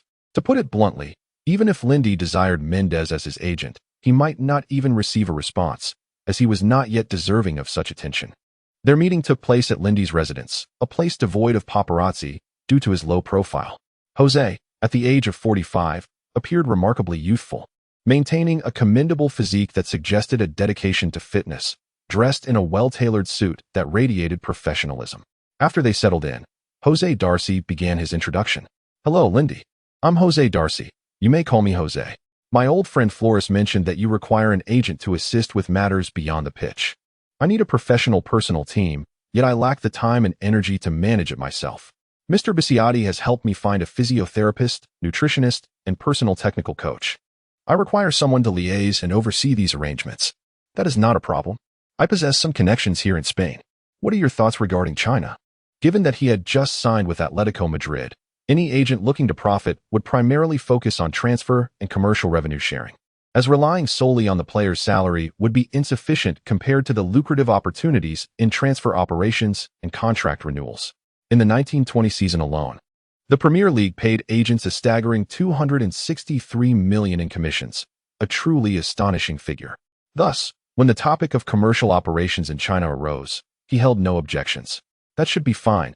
However, you may not be aware that due to certain circumstances, my contract with Atletico stipulates that all image rights for the first year belong to the club, and for the following 3 years, they retain 50 of the image rights, along with a minimum of 3 annual commercial activities in China. These unavoidable issues may pose challenges for commercial development plans. Upon hearing Lindy's words, Jose furrowed his brow. The contract was indeed somewhat stringent. Nevertheless, considering that just a month prior, Lindy was vying for a starting position in a lower division team, this contract appeared suitable. However, given the increasing value of image rights in Lindy's current situation, he could not overlook the potential for renegotiation. "Have you considered re-signing the contract?" Lindy shook his head in refusal. "At my most challenging time, it was Atletico that extended this contract to me. Although the terms are harsh, they were of greater significance to me than any other stipulation." While aware that the Chinese placed great emphasis on emotional ties, Jose still felt a tinge of disappointment. Agents typically earn 10 of the player's overall earnings, encompassing the services of your personal team, with the selection of personnel left to you. "I will handle the salary and other terms. For future renewals or transfers, I will devise plans advantageous to your circumstances and the market. Most importantly, the commercial development in China represents an immense market. Trust me, you will become one of the wealthiest Chinese players." He paused, sensing that his words may have been exaggerated, and attempted to quantify his statement. "At least 50 million a year in Chinese commercial endorsements, provided you maintain your current competitive form." Lindy had articulated his needs clearly. He sought assistance in managing a personal team, which should be centered around his own vision. Although he understood that most agents were akin to vampires, Jose appeared solely focused on his commission and Lindy's commercial prospects. 50 million? That's just a fraction of a fraction. Are you trying to fool a child? Thank you, Mr. Jose Darcy. I believe I will need some time to contemplate and digest your proposal. Lindy lifted his coffee, quickly realizing that this Spanish gentleman might not grasp the customary Chinese gesture of serving tea as a sign of respect. "I will respond to you by tomorrow at the latest." Jose seemed somewhat disheartened. In his view, young players should be unable to contain their emotions upon hearing the figure of 50 million. Why then did Lindy remain unfazed? After Qin Luoyan returned, Lindy shared his encounter with Jose and his intention to allocate half of his income to build a personal team to enhance his skills, mentioning that he was expecting guests that evening. Qin Luoyan embraced Lindy gently, offering comfort. "Do not rush. The essence of an agent is not unlike that of a capitalist. It is entirely normal to seek profit. I have a light workload tonight, so I can accompany you to listen in. I forgot to mention, I hold dual degrees in journalism and law." Since learning of Lindy's plan to invest half his income in self-improvement, Qin Luoyan felt a mix of happiness and concern. After all, being 3 years older than Lindy, she sensed that this man was progressing further along his path. Watching him rise each day at 6 to exercise, she grew apprehensive. She feared that one day, while Lindy soared in his career, she might remain stagnant, and the thought saddened her. Gazing at the distant sunset, Lindy perceived the soft sobs of the woman behind him, feeling somewhat perplexed. Nevertheless, he gently pulled Chin Luoyun closer, allowing her to rest her head upon his shoulder. I wish to spend time with you amidst this evening glow, until the stars fill the sky and our hair turns gray. Do not worry, for I shall always be by your side. Chapter 66, Red Card Dismissal. 10-11. The news that Atletico Madrid had equalized against Shakhtar Donetsk at 2-2 swiftly reached Chelsea. Ancelotti initially exhaled in relief, only to furrow his brow in contemplation. What did this goal signify? His assistant coach stood momentarily dumbfounded before realizing that the information they received indicated that in the 77th minute, a Shakhtar forward had capitalized on a backpass opportunity to score into an empty net. Just 2 minutes later, Ancelotti gazed, somewhat perplexed, at the blue-clad players, who were donning yellow for the 21-22 season, racing across the field, murmuring, "Is Chelsea truly reliant on such a result to advance?" As his frustration mounted, he shouted, "Nicholas, sprint.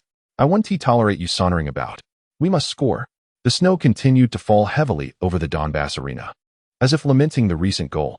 The only silver lining was that Luis Adriano's strike had not incited a massive cheer from the fans, although a hint of disdain still lingered at the corners of his mouth. The match pressed on, with Atletico treating this contest as their final Champions League encounter, their tackles growing increasingly ruthless. In the 79th minute, Paul Asuncel executed a retaliatory challenge, taking Stepanenko down from behind with a blatant foul. The referee, showing no mercy, brandished a red card, sending him off. Atletico's players silently observed the scene before embracing Paul, congratulating him for his spirited effort. Lindy rushed over to tousle Paul's hair, eager to demonstrate his own prowess shortly. Flores, standing on the sidelines, smacked his forehead in dismay. The players' tempers were spiraling out of control. He could only roar from the sidelines, urging them to regain their composure.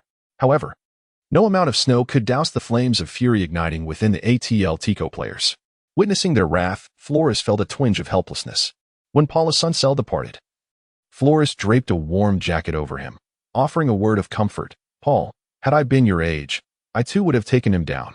This heartfelt expression moved the dismissed Asuncel, who had braced himself for a harsh reprimand from Flores, instead finding unexpected support. Yet he could see the coach's own frustrations. "Thank you, boss. I won't act impulsively again." Flores sighed, gesturing for Paul to take a moment to rest. It was a slim chance they had, and in such circumstances, misfortune seemed unavoidable. It was akin to encountering a troublesome individual on the street. The best course of action was often to evade confrontation. Shakhtar's players were attending to Stepanenko, who appeared to be in some discomfort. Yet, not 2 minutes later, he was back on his feet, fully engaged, clearly having feigned injury to waste time. Paul Asuncel, though agitated, refrained from inflicting further harm, maintaining a semblance of sportsmanship. With only a few minutes remaining in this critical match, Atletico found themselves in dire straits. A man down in a contest where victory was their only path to advancement. As the clock ticked down, Duan echoed Lou's sentiments, lamenting, 10-11. It seems Atletico not only requires a stroke of luck, but perhaps a touch of divine favor as well. In the 83rd minute, Adriano received a pass from William at midfield, preparing to turn when he was abruptly shoved aside by a powerful shoulder check. The referee's whistle pierced the air once more, but the foul was deemed marginal, and the official, aware of the escalating tensions among Atletico's players, opted against issuing further cards, recognizing that indiscriminate yellow cards could spiral the situation out of control. At this moment, Lindy feigned innocence, arms outstretched. "I merely brushed against him," before shaking his head and walking away, barely glancing at the fallen Adriano. In the 84th minute, Shakhtar initiated a play, with Fernandinho passing to William, who attempted to backtrack the ball. Before he could pivot, he was unceremoniously sent off the pitch. The referee's whistle sounded again, and Reyes received a yellow card. The Shakhtar players encircled Reyes, prompting Atletico's players to converge, threatening to ignite yet another conflict. Fortunately, the referee intervened promptly, issuing yellow cards to both William and Wiferuzzi, allowing tensions to dissipate. On the sidelines, Flores could no longer remain seated. He substituted Perea for Wiferuzzi, Cabrera for Domingos, and, seeing Sim-O's exhaustion, brought on Ibrahim. He called Lindy over, urging the team to maintain their composure. "If we score again, we can still advance. We shall not perish here in the Donbass arena. Victory is our goal. With that, he delivered a couple of firm pats on Lindy's head, jolting him back to focus. Lindy slapped his own face, reorienting himself. Understood, boss. We seek victory. He then relayed the coach's message to each teammate. Gradually, the players regained their composure, eyes fixed on Shakhtar. For victory was indeed the sweetest form of retribution. As the match resumed, ATL Tico shifted their focus from vengeful tackles to strategic play. However, the Shakhtar players began to exhibit signs of trepidation. In the 85th minute, Stepanenko, feeling discomfort in his leg, was substituted, evidently injured from the earlier challenge. Watching the substituted player leave the field, the ATL Tico squad felt a shared concern. With only minutes remaining in this final group stage match, no one wished to sustain an injury that would preclude them from the knockout rounds. At the 88th minute, ATL Tico seized an opportunity in the attacking third, as Giraldo's pressure forced Shakhtar's defender, Serna, into a mistake, allowing the ball to find Agüero's feet. Faced with the pursuing Kirchin, Agüero accelerated and deftly maneuvered into the penalty area. However, goalkeeper Pyatov had anticipated the play, blocking Agüero's shot. What a pity, as the match neared its conclusion, and the fourth official prepared for stoppage time. The corner was swiftly taken but was easily claimed by goalkeeper Pyatov. The fourth official indicated 6 minutes of stoppage time, Atlantic Tico's final opportunity to advance. Time was running out for Atlantic Tico, and in another match, Chelsea and Wolfsburg remained locked in a scoreless draw at 90 minutes, with only 2 minutes of stoppage time left. A subtle smile was beginning to form on Ancelotti's face, suggesting he had received news from the other match. Lou expressed regret. Lindy's inaugural Champions League journey might well falter here in the Donbass arena. Chapter 74. The struggles of Flores. Indeed, Flores found himself at significant odds with the club's management. This afternoon, he expressed his desire to acquire at least one more midfielder during the winter break. Following the departure of 2 players, the only addition had been Diego Costa. ATL Tico Madrid possessed a transfer budget surplus of €5 million out of a total of €12 million. However, the club aimed to conserve funds and was reluctant to engage in extensive acquisitions during the winter window. Consequently, they proposed the option of loaning a player, which ignited Flores's fury, leading him to utter many things that were perhaps better left unsaid. The chairman stormed out in frustration, leaving the club's general manager, Hill, to counsel Flores. The primary objective for this season was to secure a top 4 finish in the league, with other matters to be resolved in the summer transfer window. Upon hearing this rationale once more, Flores's anger erupted again. What about the Copa del Rey? What about the Champions League?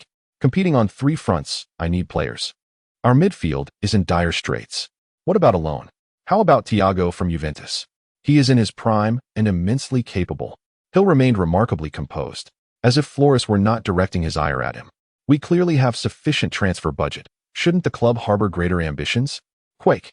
The club is currently incurring monthly losses, with this year's expected deficit to be at least 30 million. Since the day before yesterday, Flores had been met with such evasive responses from the club, and he was rapidly losing patience. Fine, I can accept Thiago, but I have 2 requests. This was promising. Hill felt a surge of optimism. Speak, and I shall accommodate as best as I can. First, De Gea, Lindy, and Agüero are pivotal to the team's future. I will not agree to sell them. Second, in the summer window, if I achieve the season's objectives, I will need at least €40 million for transfers. Next season, we may even challenge for something significant. We require a goalkeeper, a midfielder, and a forward, 3 young talents. Although Manchester United had shown interest, the price was not exorbitant, which could support Flores's ambitions. Securing €40 million for the summer transfer window should not pose a significant issue. The owner's bottom line had some leeway, indicating that the task could likely be accomplished smoothly. However, Hill's expression turned grave. You know, we find it challenging to refuse those astronomical offers, and the players themselves are a concern. A €40 million transfer budget is quite steep. I find this truly difficult. Flores did not intend to dismiss the conversation outright. He pondered for a moment. Of course, if someone were willing to part with €20 million for De Gea, I would certainly be tempted. You can rest assured. As for the €40 million, part of the funds can be generated through player transactions, but the club's direct investment must not be less than €30 million. Otherwise, how can we compete? With sheer courage? Hill, internally elated, maintained a facade of concern, still furrowing his brow. Allow me to call the chairman. God willing. I hope to persuade him. With that, he stepped into a nearby cubicle to smoke a cigarette. Realizing he had spent insufficient time out, he began scrolling through his phone. 15 minutes later, a weary Hill emerged from the cubicle. He sighed and, with a hint of fatigue, addressed Flores. I did my best, you know. Sometimes things cannot be accomplished merely by our will. Numerous other decisive factors come into play. Seeing Flores's impatience without a resolution, he urged, do not rush. The first point remains as I previously stated. Regarding the second point, the club can invest a maximum of 20 million. But the income from player sales and their wages can be fully at your discretion. At this juncture, Hill could not help but gaze at Flores with some apprehension. Nevertheless, Flores appeared utterly exhausted from the week's negotiations. After much deliberation, Flores eventually acquiesced with a long sigh. Hill's mind suddenly echoed, mission accomplished. Thus, Flores faced his final opponent before the winter break, Espanyol. This Spanish team would welcome another Chinese player, Wu 7, a decade later. However, prior to that, Espanyol had consistently been a mid-table or even lower-tier team in La Liga. Awkwardly, in their second season after his arrival, Espanyol faced relegation to the Segunda División. Fortunately, they rebounded in their second season, returning to La Liga as champions of the Segunda. They continued to linger in the lower mid-table. According to recent reports, Wu 7 was set to return to Shanghai, and regardless of circumstances, respect was due. This match was an away game, with Atletico Madrid's players traveling to the Catalonia region of Barcelona. They were set to challenge Espanyol at the RCD Stadium. Espanyol and Barcelona were fierce city rivals. Indeed, matches between their supporters frequently erupted into verbal skirmishes, with Barcelona often humiliating Espanyol with substantial scorelines. Thus, the goal scored by Wu 7 was particularly precious. However, as previously mentioned, Espanyol's form this season had been poor. Currently, they ranked 17th in the league, perilously close to the relegation zone. If they lost this match, they could very well slip into the danger zone. Consequently, the match deviated from Flores' expectations from the outset. In a bid to provide younger players with greater opportunities, he fielded Atletico's youth squad for this match. Veteran players such as Fry, Sim-In, Wifalusi, Perea, and Paul Asson remained on the bench. Flores was always keen to afford substitutes their chance to rotate on the field. However, the group of young players found themselves nearly overwhelmed by Espanyol. Teams on the brink of relegation were exceptionally formidable. The disparity between La Liga and the Segunda División was not merely one of league status. It extended to attention, wages, fan numbers, and opportunities, each aspect starkly contrasting. One might secure a golden boot in the Segunda but receive little recognition from major clubs. Better to perish in La Liga than to face relegation. Consequently, Espanyol's fighting spirit surged. They approached each match as if it were their last in La Liga. In the 18th minute, Espanyol's Temudo, leveraging his experience, deftly maneuvered past Belleria. Within the penalty area, he executed a calm shot, angling the ball sharply toward the corner. Fortunately, De Gea reacted swiftly, barely managing to deflect the ball with his fingertips. That was merely the beginning. In the 29th minute, Espanyol's relentless pressing in their attacking third led to Salvi losing possession in midfield. Lindy scarcely had time to attempt a recovery. After 3 swift passes, the ball soared into the penalty area. Former Atletico player Oswaldo leapt for a header. Once again, De Gea exhibited his prowess, valiantly parrying the shot aimed at the lower left corner of the goal. A follow-up by Verde was thwarted by Ibez, who blocked it with his body. In the 33rd minute, Espanyol earned a corner, the ball soaring toward the back post. Centre-back Fuanfulin leapt high, forcefully directing the ball toward the net. Fortunately, Lindy was astutely positioned at the back post, using his body to obstruct the attempt.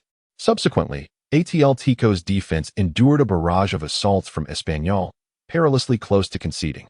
Throughout the first half, Espanyol's relentless vigor kept Atletico pinned within their own half.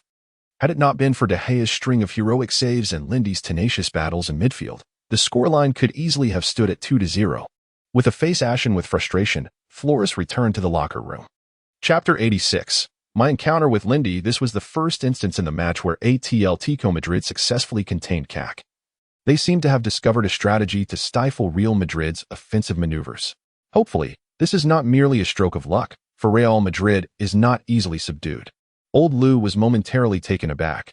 I believe Atlantic Tico has made tactical adjustments. Let us first observe this play. Lindy passed the ball to the center. where Ronaldo awaited. A splendid through ball found the right flank exposed for Real Madrid. Simo chased after the ball, leading Atletico's rapid counterattack. My heavens! The line of black Atletico players surged forward, a truly magnificent sight, as Lindy and Belleria surrounded CAC. Simo did not retreat to defend, but rather sought the offside line. Marcelo, with his unwavering confidence in his speed, loves to assist. At the tender age of 22, his pace is something everyone here can surely appreciate. The seasoned Simo exploited this vulnerability, with Marcelo in hot pursuit behind him. At the edge of the penalty area, Gal had also arrived to lend support. He had no intention of directly confronting his opponent. At 31, Simo had moved beyond the days of reckless play. Facing Gal's defense, he leaned forward, his right foot crossing over the ball, feigning a run towards the byline. Gal remained steadfast, unyielding. With a deft touch, Simo passed the ball through Gal's legs. Aguero and Pepe raced past Gal, pursuing the ball, but ultimately, it was Aguero who was a step quicker. Rather than shooting directly, he cleverly nudged the ball backward with his heel, setting up for Fran. Fran followed up with a shot. A spectacular save. Casillas was in top form today. Fran's attempt was deflected by St. Casillas, sending the ball flying outside the penalty area. Reyes, in contest with Alonso, flicked the ball to Lindy, who was positioned deeper.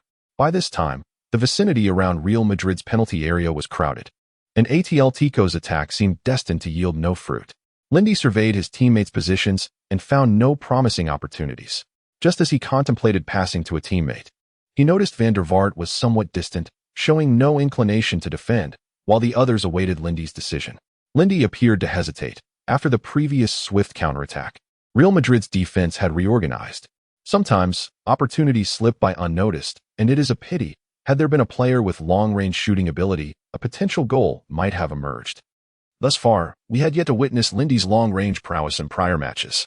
I recall in the previous 2 games, Lindy seemed to have attempted long shots. Yet his accuracy left much to be desired. Old Duan chimed in. Long-distance shooting demands not only physical strength but also relentless practice and innate talent. The best long-range shooter in Atletico's squad is undoubtedly Fran, who has scored 3 long-range goals this season, all remarkable.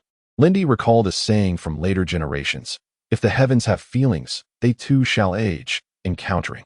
He once again examined his teammates' positions and Casillas' location. With a gentle touch, he nudged the ball forward, envisioning his shooting form during practice. Stepping forward with his left leg, he extended his body and opened his right arm. He drew back his right leg to its fullest, casting a final glance towards the goal.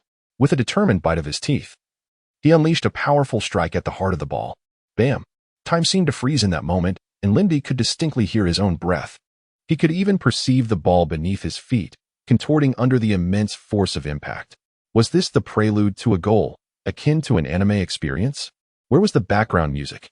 Just as Lindy wished to savor the moment, time resumed, and the cacophony of the Bernabeu came rushing back into his ears. The ball shot forth as if propelled from a cannon, hurtling towards Real Madrid's goal. In its flight, it exhibited no signs of spin, heading straight for the far corner. Lindy shot. Oh no, Lindy has taken a shot. Oh my, what a world-class strike. The ball found its way into the net.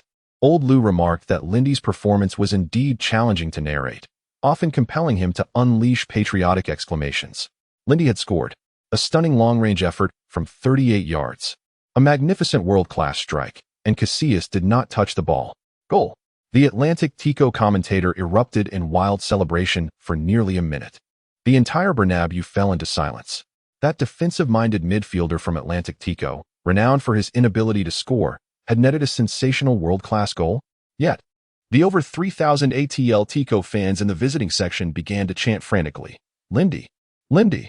This world-class strike was immensely gratifying. They had been under pressure from Real Madrid since the match began, and just moments ago, Aguero had squandered a clear chance. The atmosphere had grown so oppressive that even the Atletico fans watching at home were reduced to silence, drowning their disappointment in drink, fearing the continuation of a decade-long winless streak. After scoring, Lindy was momentarily stunned, as were his teammates. Then, everyone surged towards the corner of the north stand, adorned in red and white. There were no extravagant celebrations, for amidst the sea of red and white, Lindy spotted a flag, his flag.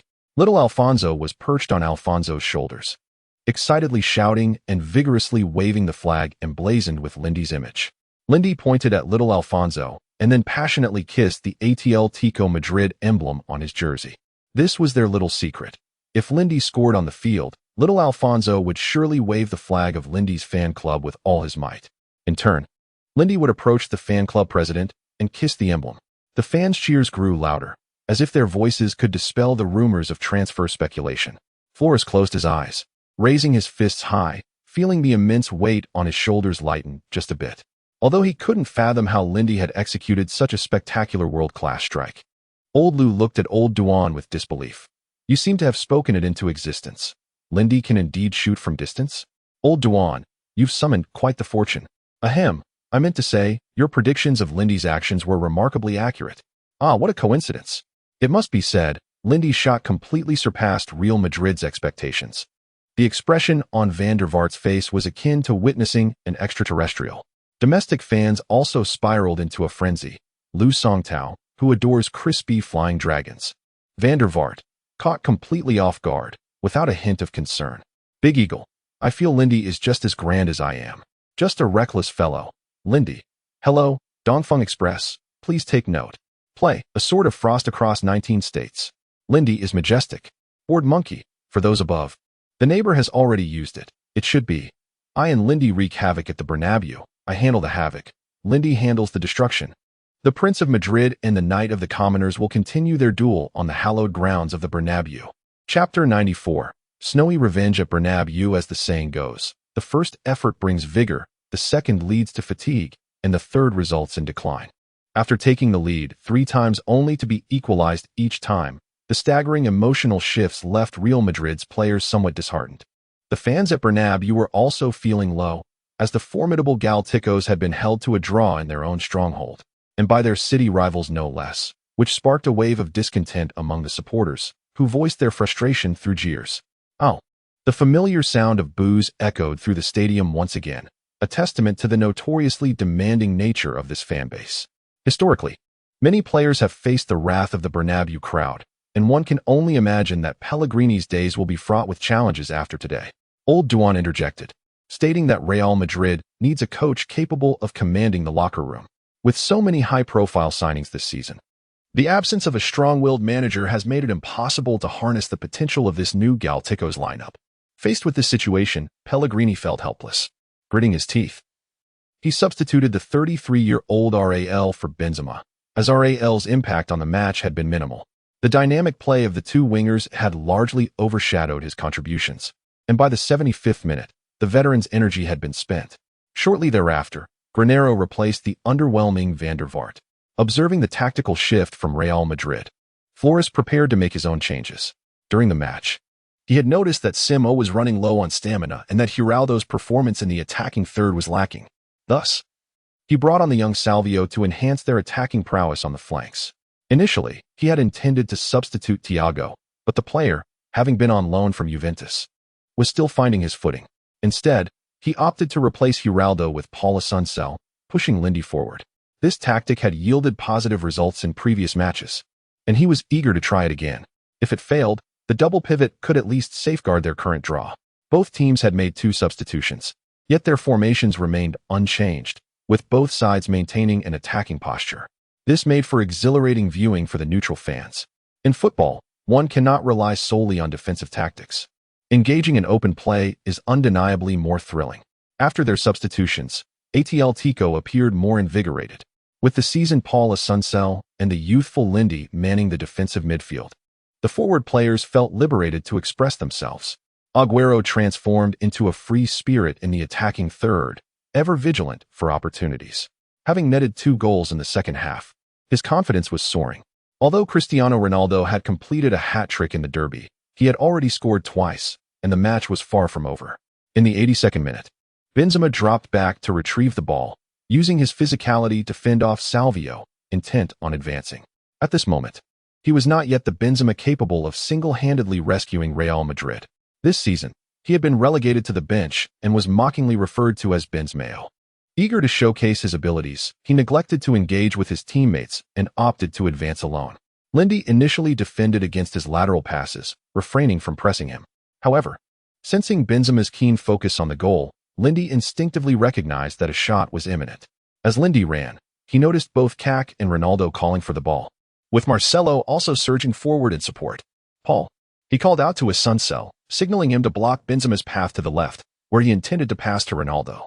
Meanwhile, Lindy accelerated around the right, preparing to challenge the still observant Benzema. Initially apprehensive about being surrounded, Benzema noticed that his opponents were focused solely on containing Kak and Ronaldo, particularly the Czech veteran, who showed no inclination to press him.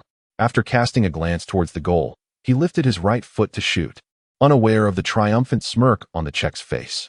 Benzema carried the ball from midfield into the penalty area, ready to strike. It was Lindy, surging in from the right, executing a perfectly timed tackle. ATL Tico regained possession and launched a counterattack.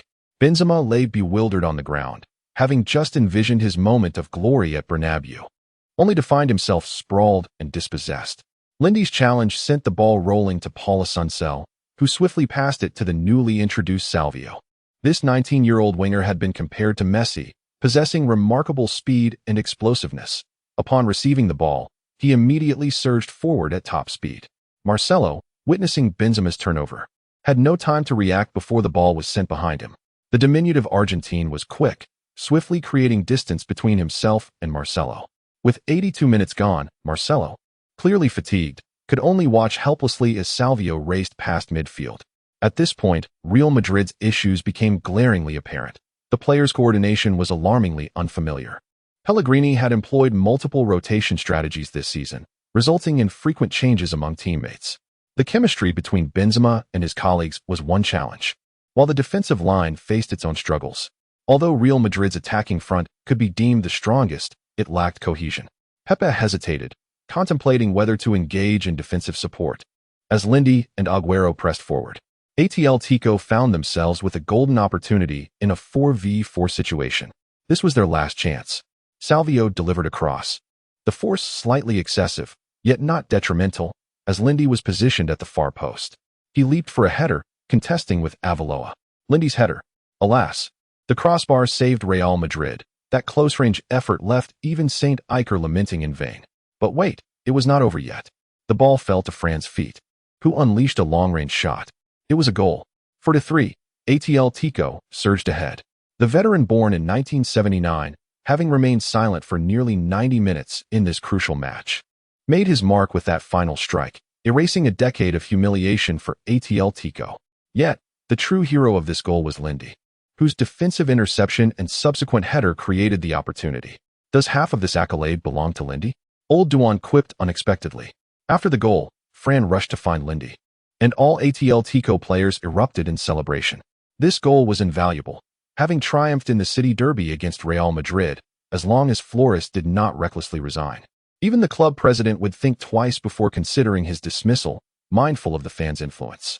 This goal ignited the southwestern region of Madrid, which had been on the verge of silence, instantly alight with celebration. The cheers seemed to resonate from kilometers away, reaching the Bernabeu. Meanwhile, ATL Tico fans in the stands were in tears, overwhelmed with emotion. After so many years, some had even lost friends and family along the way. Alfonso, in particular, had bid farewell to his father, and they had all longed to witness Atlantic Tico break free from the shackles of a decade-long drought. However, today they harbor hopes of triumphing in the city derby at the Bernabeu, and in just a few minutes, they may witness history unfold. This moment is far more exhilarating than their previous victory at the Calder Inn. One fan, who had returned early to watch the match, breathlessly gazed at the screen displaying the fervent celebrations of ATL Tico's players, before casting a glance at his brother, who had just hung up his white flag. With a resolute heart, he removed the flag. Let us go again. Today, I am elated. Meanwhile, Pellegrini could already envision his impending fate. In the second half, he advocated for the substitution of Benzema, who lost the ball in the attacking third, replacing Garay with Alvaro, only to see him utterly defeated in an aerial duel with Lindy. The most critical moment came when Granero, positioned outside the penalty area, failed to block Fran's long-range shot. It seemed that all blame fortuitously converged upon him, the head coach. Pellegrini slowly tilted his head back, closed his eyes, and exhaled, as if resigned to his fate. This poignant moment was aptly captured by the sideline camera. Old Lou cast a glance at the somewhat despondent Old Duan and produced his oft-repeated mantra, "Time is running out for Real Madrid." Chapter 104. Atletico Madrid's transformations in the face of a new lineup, emotions varied. Some were elated while others were disheartened. The expressions of Forlan and De Gea shifted dramatically, whereas Diego Costa remained indifferent, having just joined the team. Forlan and Agüero were indeed in fine form. And with only 3 forwards in the squad, there was little cause for concern. Forlan chose silence, moving to one side. Yet his dissatisfaction as Atletico's leading striker was palpable. The purpose of bringing in the young Diego Costa was clear to all. Forlan had exerted himself due to Flores's assurances, but now he found himself sidelined from the Champions League starting lineup, a development he found hard to accept. It seemed time to consider a new club. De Gea had risen from backup to starting goalkeeper following an injury to the primary keeper. The transition from reserve to starter is notoriously challenging for a goalkeeper. Typically, a goalkeeper's career is lengthy, with many continuing well into their late 30s. One might even retire without ever securing a starting position, unless the first-choice keeper was injured or, like Karius, managed to rise through the ranks. The last scenario would occur as the first-choice keeper aged and retired, but by then, one would be in their 30s. Thus, being suddenly replaced in such a crucial match was difficult for him to digest. Did Flores believe his abilities were still lacking? His discontent was almost visible. At that moment, Agüero leaned in, his expression filled with curiosity. Hey, it seems Forlan is rather unhappy. Lindy shot him a glance, like a turtle in a salt jar. Mind your own business. Agüero replied, what do you mean? Oh, like a ninja turtle getting defeated by Batman. Lindy's inner thoughts were, Cerezo has brought back a Sun Wukong from under the Five-Finger Mountain. How many transformations has Atletico undergone? After the teams were divided, Flores commenced his tactical arrangements. This lineup will not be used in the league, so it is imperative that you all keep your mouths tightly shut. Otherwise, I wouldn't mind promoting a few from the reserve team. His blunt threat caused the atmosphere to stiffen, as those named were not guaranteed starters against Lyon.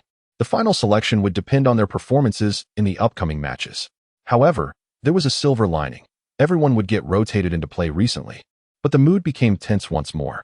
If anyone displayed a lack of seriousness or enthusiasm during training or matches, well, Flores then began to name players for specific roles, urging the coaching staff to present the tactical board. He preferred not to make these arrangements in the meeting room, as he knew this group would forget everything once they stepped outside. Our core strategy is to play counter-attacking football. Do not give me those looks. We are not here merely to compete. We are here to win. Barella, Elpez, ensure you manage your assist frequency well. Besides necessary counterattacks, stay glued to the flanks. Especially you, Barella. During counterattacks, your primary task is to shield Sim-O and provide support and protection. He listed Barella and Sim-O's names in succession.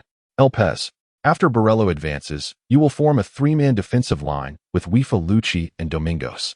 He grouped their names and slightly adjusted Elpez's position toward the center. During counterattacks, be decisive. Lindy, you will be positioned behind Thiago and Gallardo, providing cover. Remember, you are the second-last line of defense. He illustrated Lindy, Gallardo, and Thiago's names on the board in an inverted triangle, with Lindy as their strongest foundation. Gallardo, Thiago, your tasks are straightforward. Surge forward and accurately find Simão, Reyes, and Agüero, maximizing their speed advantage. Flores meticulously drew out all the counterattack routes on the tactical board, particularly emphasizing Agüero's role against Lions defenders, Matthew Bodmer, Marcus Gomez, and Bumsong, who shared a common trait, average speed but strong explosiveness.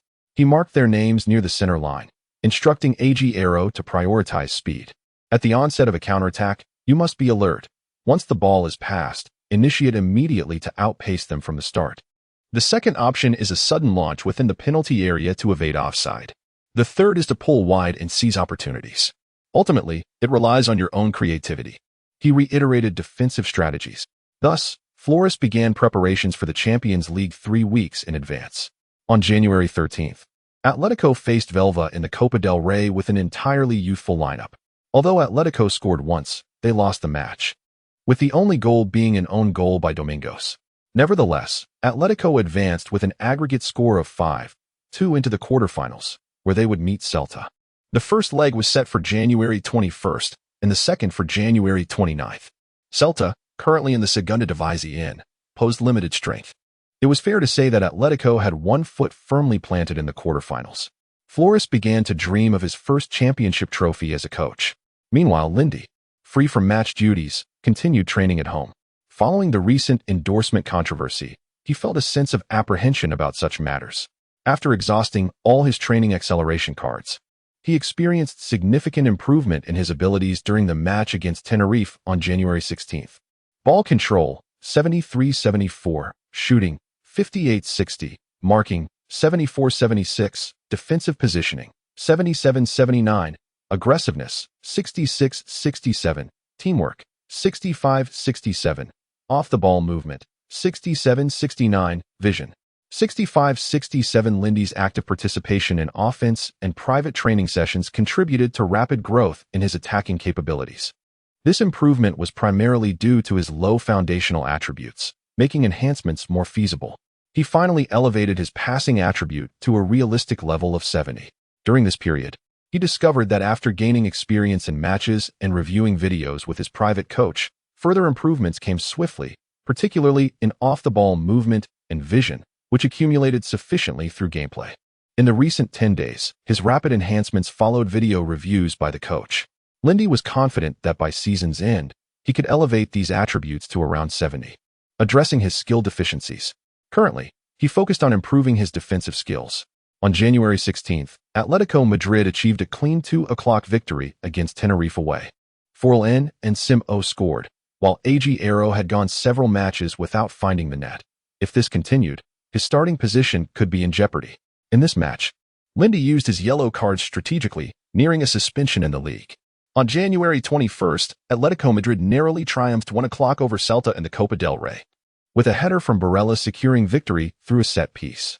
On January 23rd, Atletico Madrid hosted their formidable opponent Getafe in February, following a managerial change. Getafe has undergone a remarkable transformation this season, emerging as a strong contender in La Liga, currently positioned within the top 3 of the standings. In their previous match, they secured a 2-0 victory against Espanyol.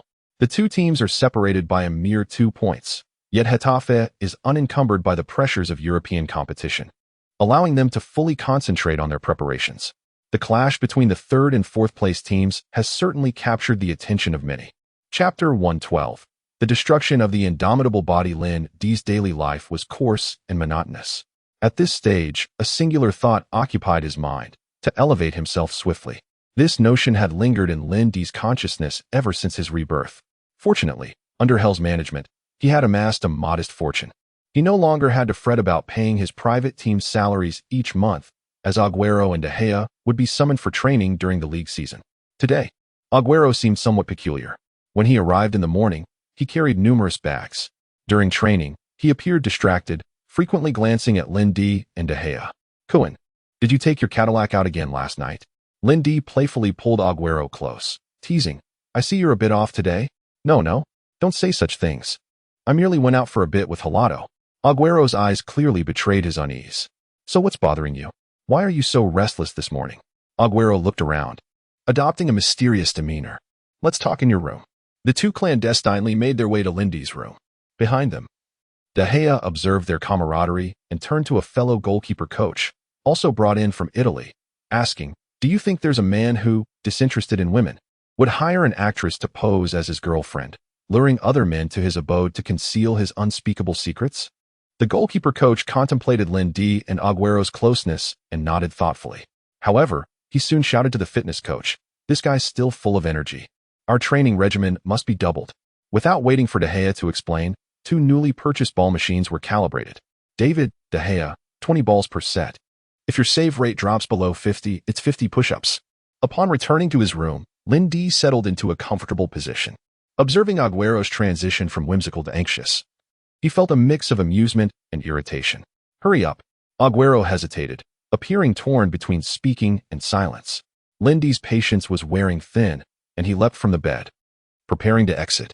At that moment, Agüero finally spoke. "Hell told me about Manchester City." "Yes, next season, the Manchester in Britain." Listening to Agüero's incoherent ramblings, Lindy finally understood the reason for his morning's unease. Surely, it was not good news. Had all his efforts been in vain? With the wheels of history remaining unchanged, a wave of frustration washed over him. In the existing historical narrative, Atletico Madrid, despite a lackluster league performance, had still secured a double crown. Their current standings and opportunities surpassed that time, yet Agüero was still swayed. Could it be that Atletico Madrid was destined to remain a mere stepping stone? The room fell silent, the tension palpable. Lindy remained silent, brow furrowed, gazing at Agüero in confusion. Nonetheless, he recognized that Agüero's willingness to confide in him at this moment signified profound trust. Agüero, head bowed, seemed to await Lindy's reaction, reminiscent of a wayward partner confessing infidelity. After a long pause, Lindy inhaled deeply and finally asked, "Have you made your decision?" His tone suggested he was inquiring if Agüero was certain about leaving him for another. "I'm not entirely sure. I've enjoyed my time in Madrid, especially these past 2 months." Was this even a coherent thought? But in the next breath, Agüero shifted his tone. "I want to win championships, not just league titles, but the Champions League as well. Atletico's current strength does not align with my ambitions." Agüero's gaze grew resolute as he spoke. Lindy nodded in agreement. Agüero's aspirations were not misguided, and informing him half a season in advance was a commendable act of loyalty. However, Lindy felt that this wayward partner had yet to clarify his intentions. "What exactly are you trying to convey? After all, there's still half a season left. Isn't it too early for such discussions?" Upon hearing this, Agüero began to fidget once more. Seeing this, Lindy's irritation flared. A grown man should take responsibility for his actions. He firmly told Agüero, "Hurry up, don't delay my training." Aware of his own shortcomings, Agüero refrained from his usual playful antics. "I want you to come with me, of course, along with David." Lindy, half amused, began to consider whether to buy this lad some walnuts for his brain. "Do you think this is a game or a novel? Stop daydreaming and focus on training." Agüero seemed poised to speak again, but Lindy had already exited. As Lindy emerged while adjusting his clothes, De Gea appeared as if he had stumbled upon an unspeakable secret. However, amidst his shock, a ball machine struck him squarely on the forehead.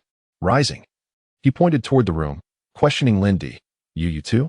Young lad, focus on your studies and leave adult matters alone." Although Lindy maintained a calm exterior, he felt a growing agitation within. Their interaction was clearly not amicable, and the day's training sessions suffered as a result. On January 30th, the match between Atletico Madrid and Espanyol proceeded as scheduled. Flores remained confident about the team's future. In this match, he continued to groom new talent. Indeed, the newcomers at Atletico this season were the most fortunate, as Flores provided each of them with equal opportunities to play, leading some media to speculate whether he had been possessed by the spirit of Wenger. Yet, despite the extensive use of newcomers, Atletico maintained a remarkably high win rate in previous matches. Before the match, confidence in an Atletico victory was palpable, especially among bookmakers, with odds that were shockingly low. However, when the final whistle blew after 90 minutes, a bewildered Flores stood at the Calder-End Stadium sidelines. The visiting coach from Espanyol approached him with a smile, politely offering a handshake. Flores forced a smile that was so awkward it led viewers at home to believe he might burst into tears. The scoreboard displayed a disheartening 0-2. Yet this was the Calder-End, Atletico's home ground, where the convention dictated that the home team was listed first. In this match, the once formidable Atletico was nowhere to be found. Diego Costa and his teammates lacked synergy, frequently falling into Espanyol's offside traps. Agüero transformed into a mere spectator, seemingly more interested in indulging than competing. The central midfield was porous, and by the 70th minute, Lindy was substituted in but clearly out of sorts, as Espanyol's midfield orchestrated play with ease. Thus, Flores' unbeaten streak crumbled. In the subsequent press conference, Atletico's dismal form became the focal point for the media. However, Flores appeared unwilling to engage in discourse on this matter, deflecting reporters' probing questions with disinterest. In the aftermath, numerous media outlets reported, Atletico Madrid's youth squad pays the price, a dismal 0-2 defeat to Espanyol. Erratic performances make it challenging for Atletico Madrid to reclaim a top 4 spot this season. Atletico's attack falters, their defensive core no longer formidable, as they succumb 0-2 at home to Espanyol. Atletico's issues exposed, with 3 additional lurking dangers. Following a defeat, it seemed that overnight, those who had once praised you transformed into critics, all eager to dissect the reasons behind your loss. Chapter 114. Visiting the Gerland Stadium after a brief conclusion to their league campaign. The entire Atletico Madrid team has shifted into preparation mode for the Champions League knockout stage. Each day of training sees Flores adjusting the lineup based on individual performances. The starting forward position has notably alternated between AG Aero and Forlan. The defensive line, comprising Ibez, Wifalusi, Perea, and Domingos, is fiercely contested as well. On the final day before departure, Flores finalized the lineup, brimming with confidence as he led the team to France. Lindy, conversing extensively with his personal team prior to departure, determined that his primary focus would be defense, followed by serving as the link between the forward and defensive lines, with offense being a secondary priority. Due to insufficient points, Lindy planned to bide his time, waiting until he could directly exchange for the skill, Godly Prediction, with 500,000 points. This skill, an S-grade passive, grants a 20, up to 50 at maximum level, chance of predicting the next movement of the football during matches, ensuring one is always a step ahead. Upon discovering this astounding skill, Lindy recognized its potential, emphasizing the necessity of advancing in the Champions League, as the prestige of European competition is invaluable, even influencing the Ballon d'Or standings. On February 16th, the plane landed at Lyon's Saint-Exupéry Airport. Flores had arrived 2 days early, marking his first venture into the knockout stage of the Champions League. Drawing Lyon as opponents was considered fortunate, as facing teams like Inter Milan, Manchester United, Bayern Munich, or AC Milan would have posed a greater challenge. Let them battle it out with Real Madrid and Barcelona. At the Gerland Stadium, the team acclimatized to the pitch and conducted pre-match training. Flores aimed for at least 1 goal and a draw, ensuring a solid advantage for the return leg at the Calderón Stadium. The match against Lyon was scheduled for the 18th, and all Atletico Madrid members were instructed to remain at the stadium barring exceptional circumstances. Although Flores typically engaged in players' activities, he was acutely aware of certain individuals' tendencies. Should they squander energy the night before the match, the outcome would likely be predictable. With no fitness facilities in the hotel, the bored players sought entertainment. Under Lindy's leadership, the hotel rooms echoed with various Chinese phrases during their card games. According to Lindy, failing to use these expressions while playing would render the game as bland as a steak without salt. Eventually, even Flores joined in, marveling at the charm of the language and realizing that card games extend beyond Texas Hold'em. The match took place on the evening of the 18th at the historic Gerland Stadium, completed in 1926, which has witnessed Lyon's triumph in 7 League One titles and 4 French Cups. The stadium underwent renovations for the 1998 World Cup, but is soon to be supplanted by the Olympic Park Stadium, projected to accommodate up to 60,000 spectators, nearly 20,000 more than the current capacity of over 41,000. Before the match commenced, ardent Lyon fans flooded into the Gerland Stadium, creating a cacophony that astonished Lindy, who had previously experienced the atmosphere at the Bernabeu. The enthusiasm of the crowd was palpable, rendering the changing room door utterly ineffective against their fervor. During the pre-match press conference, Flores and Claude Puel exchanged pleasantries, much to the journalists' dismay, as neither was inclined towards sensationalism. In contrast, they admired Mourinho, rumored to be eyeing the Champions League title. Upon returning to the locker room, Flores reiterated the tactical arrangements for the match. Today, we will employ a 4-5-1 formation.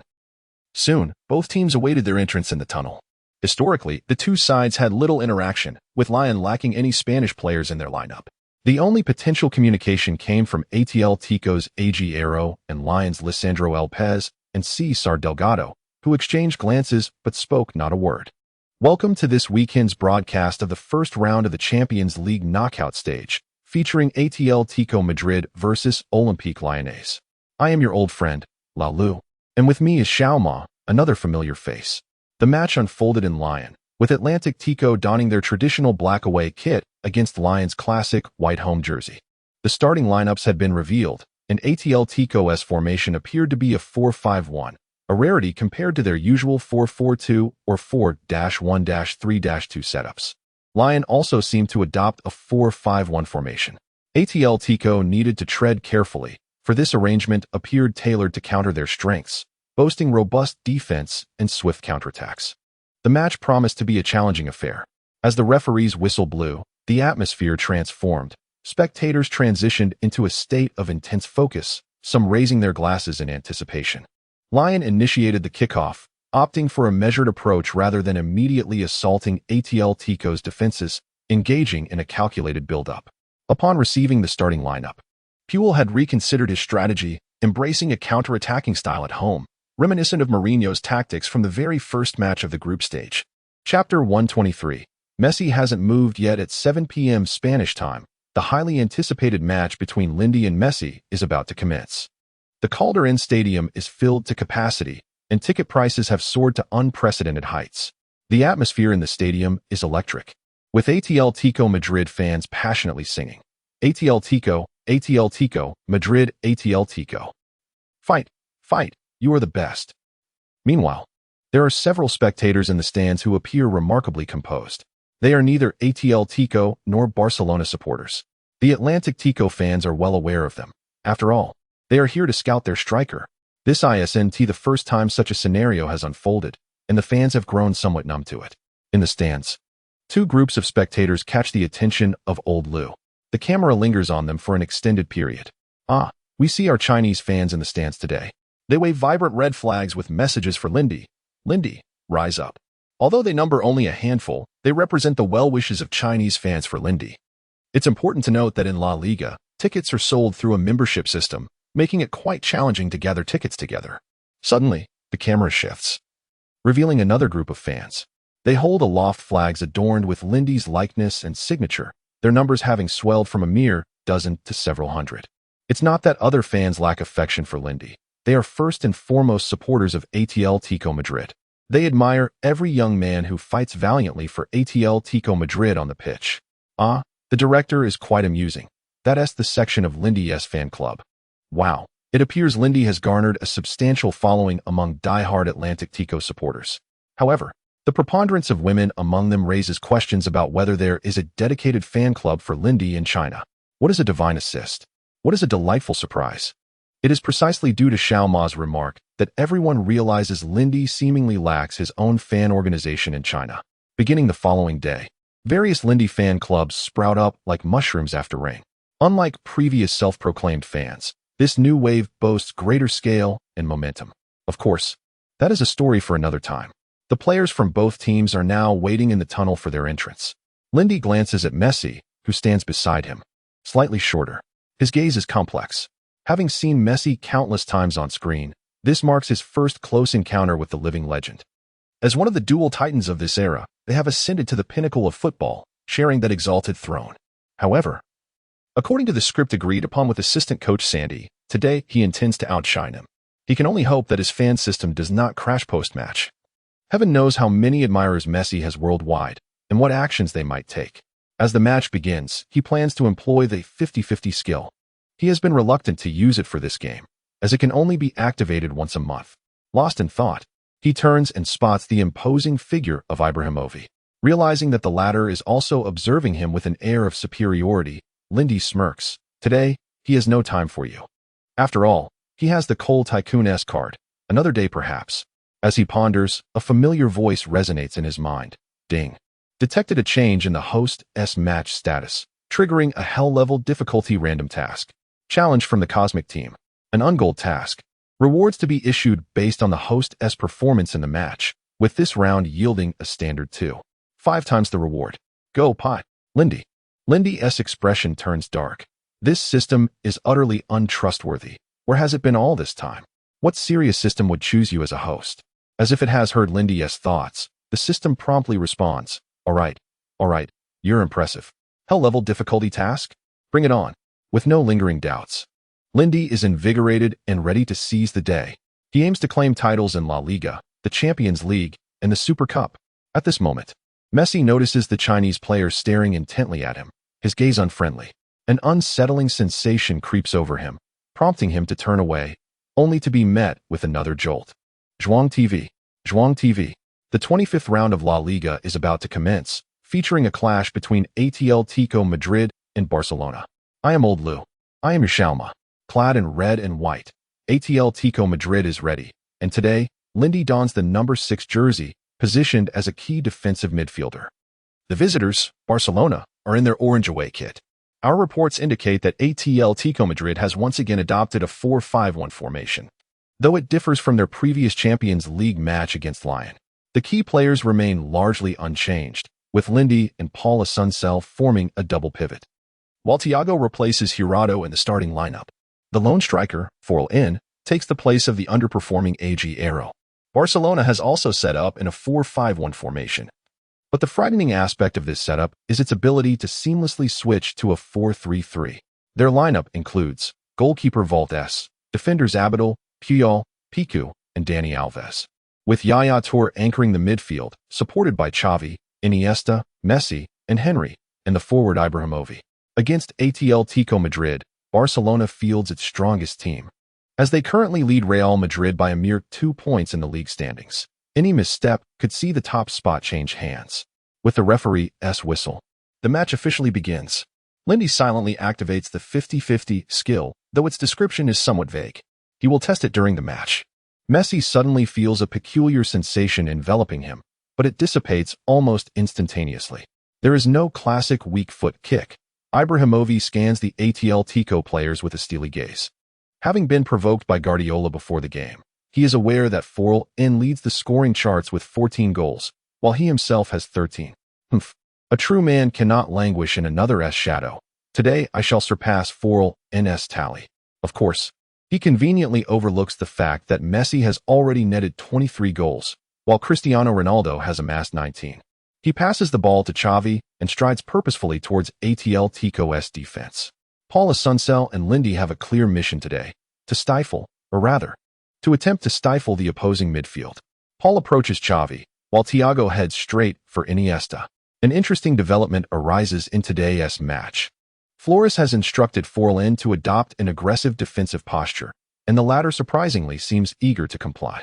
Thus, he has advanced with the team, actively positioning himself to press in midfield. As Xavi faces the pressing Paul Asuncel, he remains unfazed. With a deft touch of his left foot and a quick pull back with his right, he effortlessly sidesteps the approaching Asuncel. Meanwhile, Lindy closely trails Messi, turning just in time to see Paul Asuncel easily bypassed.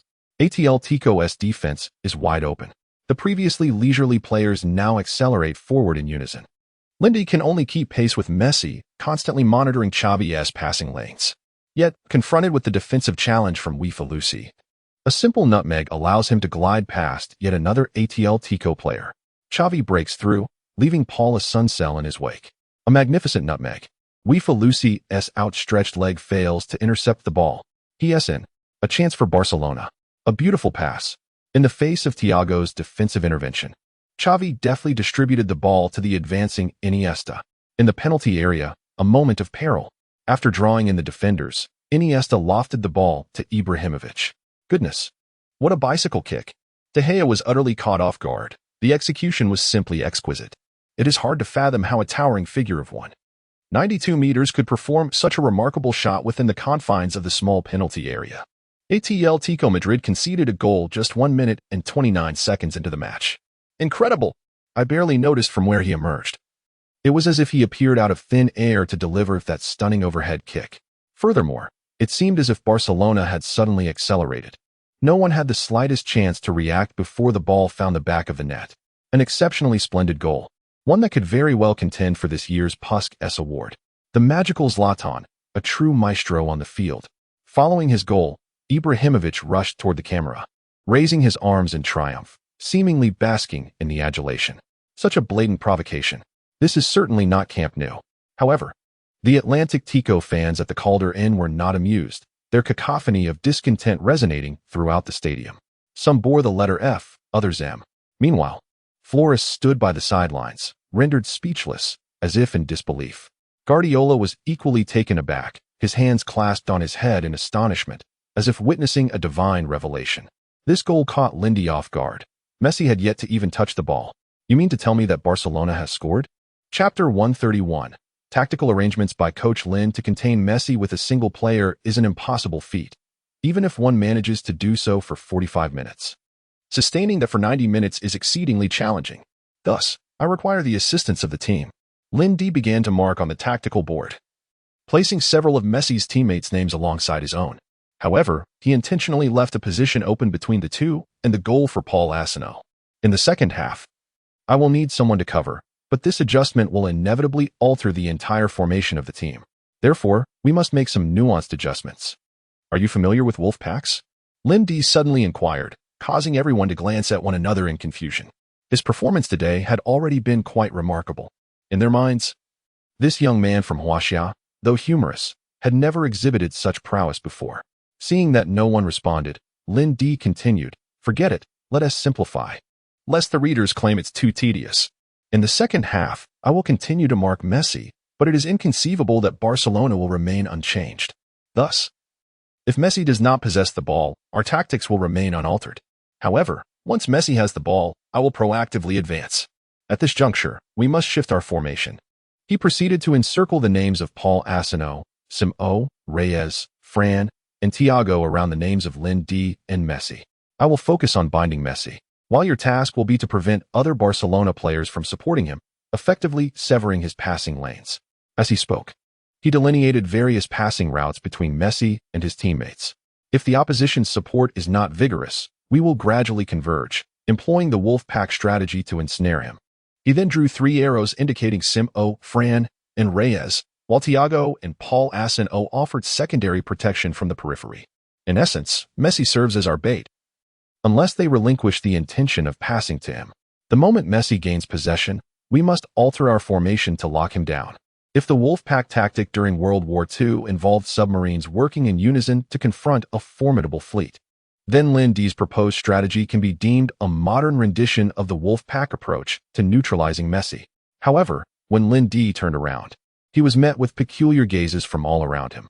Their expressions resembled those of bewilderment, as if they were looking at Coach Long. How could a mere player presume to discourse on tactics so articulately? In the eyes of the players, Lin Di, even if not devoid of intellect, should be rather simplistic. "Lin, does your ancestor's surname happen to be Pai?" Simo could no longer restrain himself from asking. "Coach Lin, what should I do in the second half?" "Director Lin, please provide us with some guidance."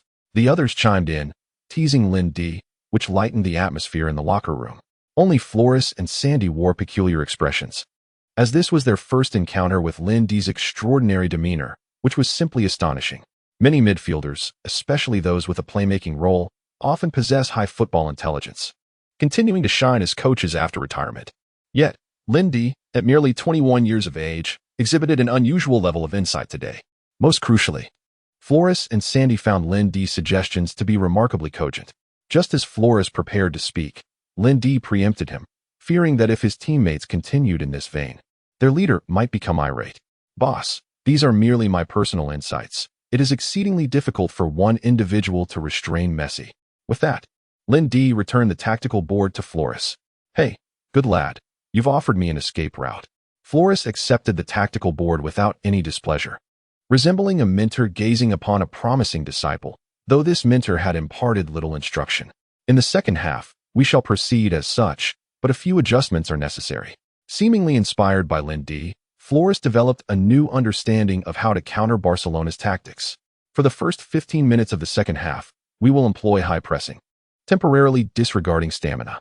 After 15 minutes, we will revert to counterattacks. Thiago, Paul Asano, Simo, Reyes, Fran, you must engage fiercely. I do not wish to see a repeat of the first half where the opposition smoothly transitioned the ball. When necessary, take them down." He emphasized the left and right flanks of the penalty area, advocating minimal fouls while concentrating on the midfield. He then positioned several names in the midfield, encircling them with 2 circles. "We will focus on intercepting in the midfield. Is that clear?" Lin Di was the first to rise in agreement. "Understood, boss." The others followed suit. "Understood, boss." Both teams emerged from the locker room brimming with confidence, yet a flicker of concern glimmered in the eyes of the 2 coaches. As they exited the players' tunnel, they composed themselves and exchanged knowing glances. "Just you wait, in the second half, Messi, Lin Di, will have his reckoning." This thought echoed simultaneously in their minds. Welcome back. The second half of the match between Atletico Madrid and Barcelona is about to commence. Welcome, welcome. Don't doze off. The game is about to start. The dulcet tones of Xiaoma jolted the fans before their televisions into alertness, prompting them to give themselves a couple of slaps and down a gulp of beer as they prepared to watch the second half. Neither side made significant personnel adjustments, indicating that both coaches were filled with confidence. Let us observe what transformations the match may undertake. As the referee's whistle sounded, Atletico Madrid kicked off. With no elaborate schemes, their attacking tactics were already deeply ingrained in their minds. A swift movement. The ball was passed to the retreating Lin Di, and everyone surged forward, Following the tactical arrangement, Lindy executed a direct pass to the onrushing Thiago. Upon receiving the ball, Thiago, ignoring the advancing Iniesta, immediately distributed it to the flanks. Reyes, sprinting towards the ball, launched a cross, catching Alves off guard. The ball traveled low into the penalty area. Fran's positioning allowed him to seize the opportunity at the near post, while Piku inadvertently ran past, losing his mark. Fran's shot. Merely 25 seconds into the second half, Atletico had secured a prime scoring opportunity. Unfortunately, the ball grazed the outside of the post. Atletico Madrid's attack was efficient and straightforward, nearly resulting in a goal against Barcelona. It seems Flores had indeed made considerable arrangements during the halftime break. Valdés, on the goal line, was left in a cold sweat from Fran's near miss. As he received the ball thrown by the ball boy, he prepared to yell at his defenders. Yet, before he could utter a word, Guardiola on the sidelines had already shouted, "Gerard, Piku, what in the world are you doing?" This balding figure did not frown. He sat with his arms crossed on the sidelines, silent. He was resolutely determined to clinch the league title this season. Chapter 149, a triple defeat at the onset. Atletico Madrid, having scored first, did not indulge in excessive celebration, but rather prepared themselves for the continuation of the match. The team had been under considerable pressure lately, and even a goal could not entirely invigorate them, save for a few carefree souls. Observing this scenario, Flores let out a sigh of relief. If they could not score first with a 3-4-3 formation, the match would prove exceedingly challenging. For Flores, setting the formation was tantamount to a gamble. Since defense was not an option, they would have to risk everything. Even if their defense faltered, they must instill fear through their offense. For Manzano, the conceded goal was anticipated. His expression remained composed. As a psychology professor, he would not allow outsiders to glimpse his true thoughts. He clapped his hands and vocally urged his players to focus. The recent goal conceded was partly due to Ranuiz's error, but more so a collective lapse in concentration from the defense. The match resumed. After suffering an initial setback, Mallorca's structure became more compact. All players concentrated in front of the penalty area, and Atletico's players experienced a sense reminiscent of their encounter with Lyon. The defense was dense. Nonetheless, Atletico's offensive attempts surged forth like relentless waves. Even Lindy attempted a couple of long-range shots, both of which missed the target. Thiago and Fran also took several shots from distance, yet none found the back of the net. All Atletico players understood that once they fell into a defensive posture, vulnerabilities in their defense would swiftly come to light. Flores had arranged for a halftime offensive and defensive drill. At that moment, he seemed to merge with the shadow of Coach Sia from 12 years prior, echoing the famous phrase, "Press forward." However, prolonged failure to score began to wear down the players. By the 29th minute, after nearly half an hour of relentless pressure from Atletico, fatigue began to show. Mallorca, akin to a long-anticipated red wolf, finally revealed its sharp fangs. After Diego Costa's header was seized by goalkeeper Awad, the entire Mallorca team seemed to receive an unspoken signal.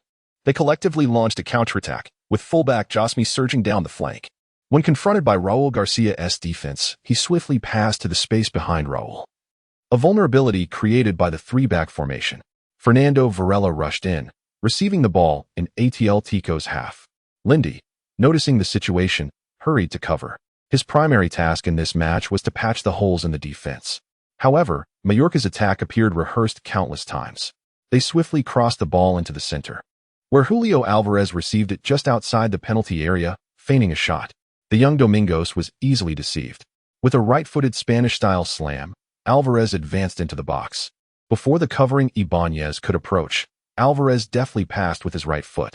Following closely, Adjures expertly slotted the ball into the far corner. The Iberian Star Stadium erupted in jubilation. After nearly 30 minutes of being on the back foot, their team finally equalized.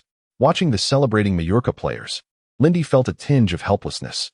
Their counterattack was both swift and efficient, clearly a product of extensive training. Meanwhile, Lindy had retreated too rapidly during the previous defensive effort, while other players fell back too slowly. Flores felt a few more gray hairs sprout. Although he knew such events could occur, he remained unable to avert them. The match continued, but the subsequent play diverged entirely from what Flores and the Atletico players had envisioned. The defensive issues were glaringly apparent. Mallorca repeatedly breached the flanks, creating opportunities. They completely bypassed Lindy, while Atletico's sides were left exposed. If no changes were made, the outcome could be dire. Tooney surged into the penalty area from the wing. A shot. Oh no, an own goal. Yet again, ATL Tico's defense faltered. Ibanez could not effectively command it. There was no synergy between him and Domingos, as both lunged for the same position, resulting in the ball ricocheting off their legs and into the net. De Gea appeared exasperated. This was not his fault. 2-1, Mallorca had pulled ahead at home. Before ATL Tico's players could recover from the shock of the own goal, they suffered another blow. In the 45th minute, as everyone prepared for halftime, Mallorca midfielder Borja Valero retreated to receive the ball. In a series of quick passes, he suddenly unleashed a long pass from a distance. The ball soared over midfield, with three figures in pursuit below. Leading the charge was Mallorca forward Adjuris. Ibanez and Domingos raised their hands to signal for offside, but the referee remained indifferent. Adjuris successfully evaded the offside trap. He charged into the box, and facing the advancing De Gea, effortlessly lobbed the ball into the net. 3-1, ATL Tico was thoroughly stunned, and as they returned to the locker room, all heads hung low. During the halftime break, silence enveloped the room, including Flores. He merely made a minor adjustment to the setup, substituting Paula Sunsell for Diego Costa. Although the latter was somewhat displeased, he had no choice. Lindy looked at the weary players, feeling powerless. He could not conjure fresh legs. The recent string of high-pressure matches had left the entire team feeling suffocated. With the King's Cup semi-final second leg approaching and the Champions League draw imminent, injuries had rendered rotation a fantasy, while excessive fatigue threatened further injuries. ATL Tico was ensnared in this vicious cycle. The second half commenced once more. Welcome back. The second half had begun, and we saw ATL Tico Madrid making changes, as the first half's outcome had been dismal. They added a defensive midfielder, substituting a forward, thus shifting their formation from 3-4-3 to 3-5-2. This adjustment strengthened their central defense and liberated Lindy to support the flanks. Let us observe the forthcoming changes. Upon witnessing ATL Tico's formation change, Manzano initially felt a twinge of anxiety, but as the match progressed, he relaxed completely. In the second half, he again instructed his team to consolidate their defense, waiting for opportunities to counterattack. With one less attacking player, ATL Tico struggled to equalize, as the three midfielders significantly diminished their offensive capacity.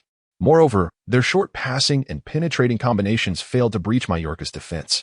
As the clock struck 90 minutes, the scoreboard displayed a glaring 3-2, indicating ATL Tico had succumbed to a third consecutive defeat. In the second half, they could only manage a solitary goal from Lindy's fortuitous long-range strike, after which they failed to register any further attempts. Flores exchanged a bittersweet handshake with Manzano, congratulating him.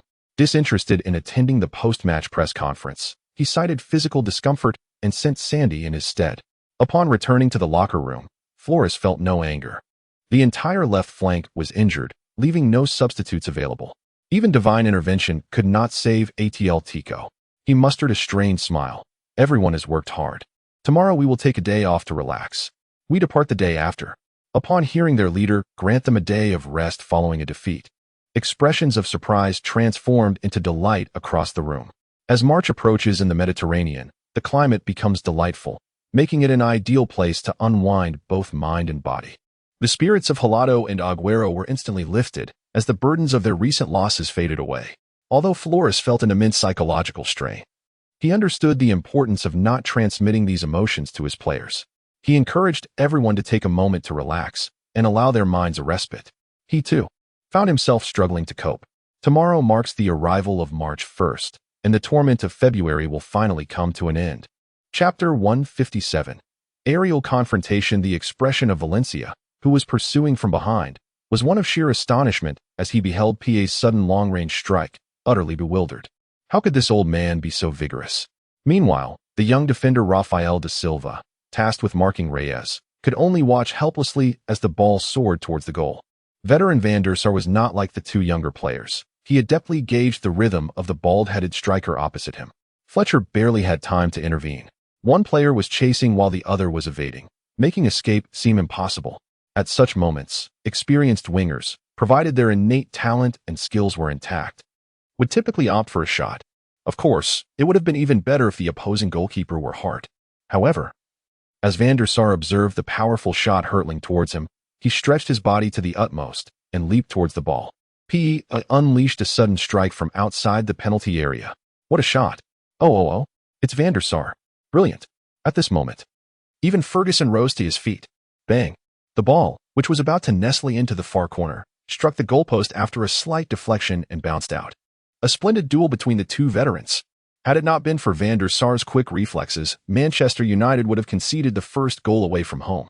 The primary responsibility for this near miss lay in the coordination of the two flanks, as Fletcher had failed to provide sufficient support. How frustrating. Just a hair's breadth away. Atletico Madrid could have taken the lead. Little Horse clenched his right fist, his cheeks puffed up in irritation, thanks to the exceptional performances of both goalkeepers. The first half had progressed for 22 minutes with the score still at 0-0. Lying on the ground, veteran Van der Sar gazed at the ball that had flown out of play, his heart still racing from the close call. But the pain radiating from his fingertips jolted his attention back. Could it be that his old injury had flared up again? After fracturing a finger on his left hand last year, he had only returned to play in late October, a result he had fought hard to achieve. Rising to his feet, Van der Sar closed his eyes and reassessed the condition of his left hand. Though it ached slightly, it appeared manageable. The previous powerful shot had forced his fingertip to make contact with the ball, leaving him feeling strained. Van der Sar endeavored to maintain a composed demeanor. He would never exhibit weakness in front of his opponents. Yet, deep within, he had begun contemplating retirement. At 39 years old, he would soon celebrate his 40th birthday in October, and he was gradually finding it challenging to keep pace with the demands of the Premier League. He had been fortunate, as goalkeepers often enjoy longer careers than players in other positions, but time's relentless march was inescapable. A once great guardian now felt the weight of age upon him.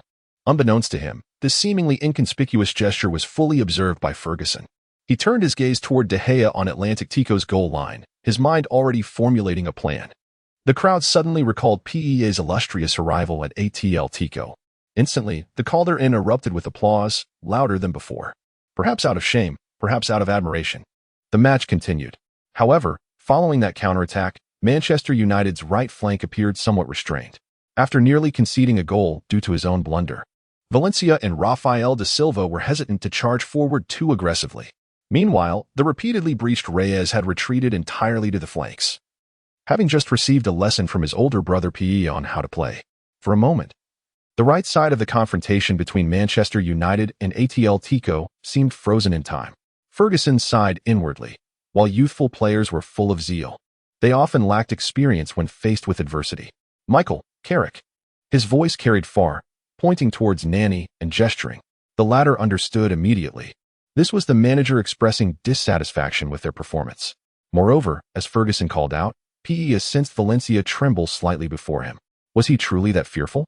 Subsequently, Manchester United's attacking machine seemed to undergo a transformation. The overall formation gradually tilted towards the left flank, putting Atletico's defense under increasing strain. In the 29th minute, Manchester United launched an attack from the left side, and Nani had just heard that familiar roar. He understood it was directed at Carrick, but it also served as a warning to himself. The ensuing sequence unfolded just as Ferguson had envisioned. Fletcher passed the ball to Carrick before being nudged aside by Lindy, who had been positioned to exploit the gaps behind Atletico. Carrick delivered an exquisite through ball, threading the football between Paul Asuncel and Balera, reaching Atletico's backline. It was Nani. Carrick's beautifully executed pass presented Manchester United with a golden opportunity. Nani was about to shoot. Oh no. He opted to pass instead. Rooney. Well, the crowd gasped as Rooney's shot struck the post. The rebound was desperately cleared by Ibanez and outside the penalty area. Thiago received the ball and executed a long pass. Seemingly aimless, yet it found its way into Manchester United's half. Nani had likely reset his talent. That pass was remarkably clever, allowing Rooney to receive it comfortably and strike beautifully. Atletico had narrowly escaped disaster. That shot, so close. Oh. Atletico's front line pressed on. Lou lingered on the previous shot, while at the back, Forlan was already contesting possession with Ferdinand. As Thiago made his pass, Manchester United's players assumed it was merely a standard clearance, gradually retreating their formation. However, Ferguson had already spotted Forlan, Lindy, and Simon surging forward while his defenders were still jogging. He inhaled deeply. Rio. Ferdinand jolted, turning to see Forlan closing in. He immediately shifted from a jog to a full sprint, reaching the ball first. Only then did Ferguson, chewing gum, return to his seat, though his expression remained stern. Forlan followed closely behind, trailing Ferdinand. The latter, after failing to evade his pursuer, could only pass back to Van der Sar, who booted the ball upfield just before Simon could close in on him. The football soared high, crossing over Manchester United's backline, landing near the center circle. Fletcher and Lindy both raced towards the ball, eager to contest the first touch. At 26 years old, Fletcher possessed seemingly inexhaustible stamina, standing at 183 centimeters. He even weighed slightly more than Lindy. However, in terms of physical confrontation, he seemed to fall short against Lindy, who habitually used his right arm to establish contact. As the football descended, both leapt into the air, and Lindy naturally secured the first touch, directing the ball to the advancing Reyes.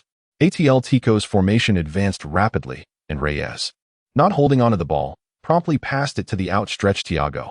Thiago, receiving the ball with his back to goal, found himself double-teamed by Carrick and Evra. Wow. What a delightful chip pass, Simon. It was sent in. Faced with the two-man blockade, Thiago suddenly executed a brilliant maneuver, leaning back and flicking the ball with his right foot, delivering a backheeled pass. The on-rushing Simon received the ball on the right side of the penalty area, noticing the red and white streak rushing towards him, and unleashed a cross.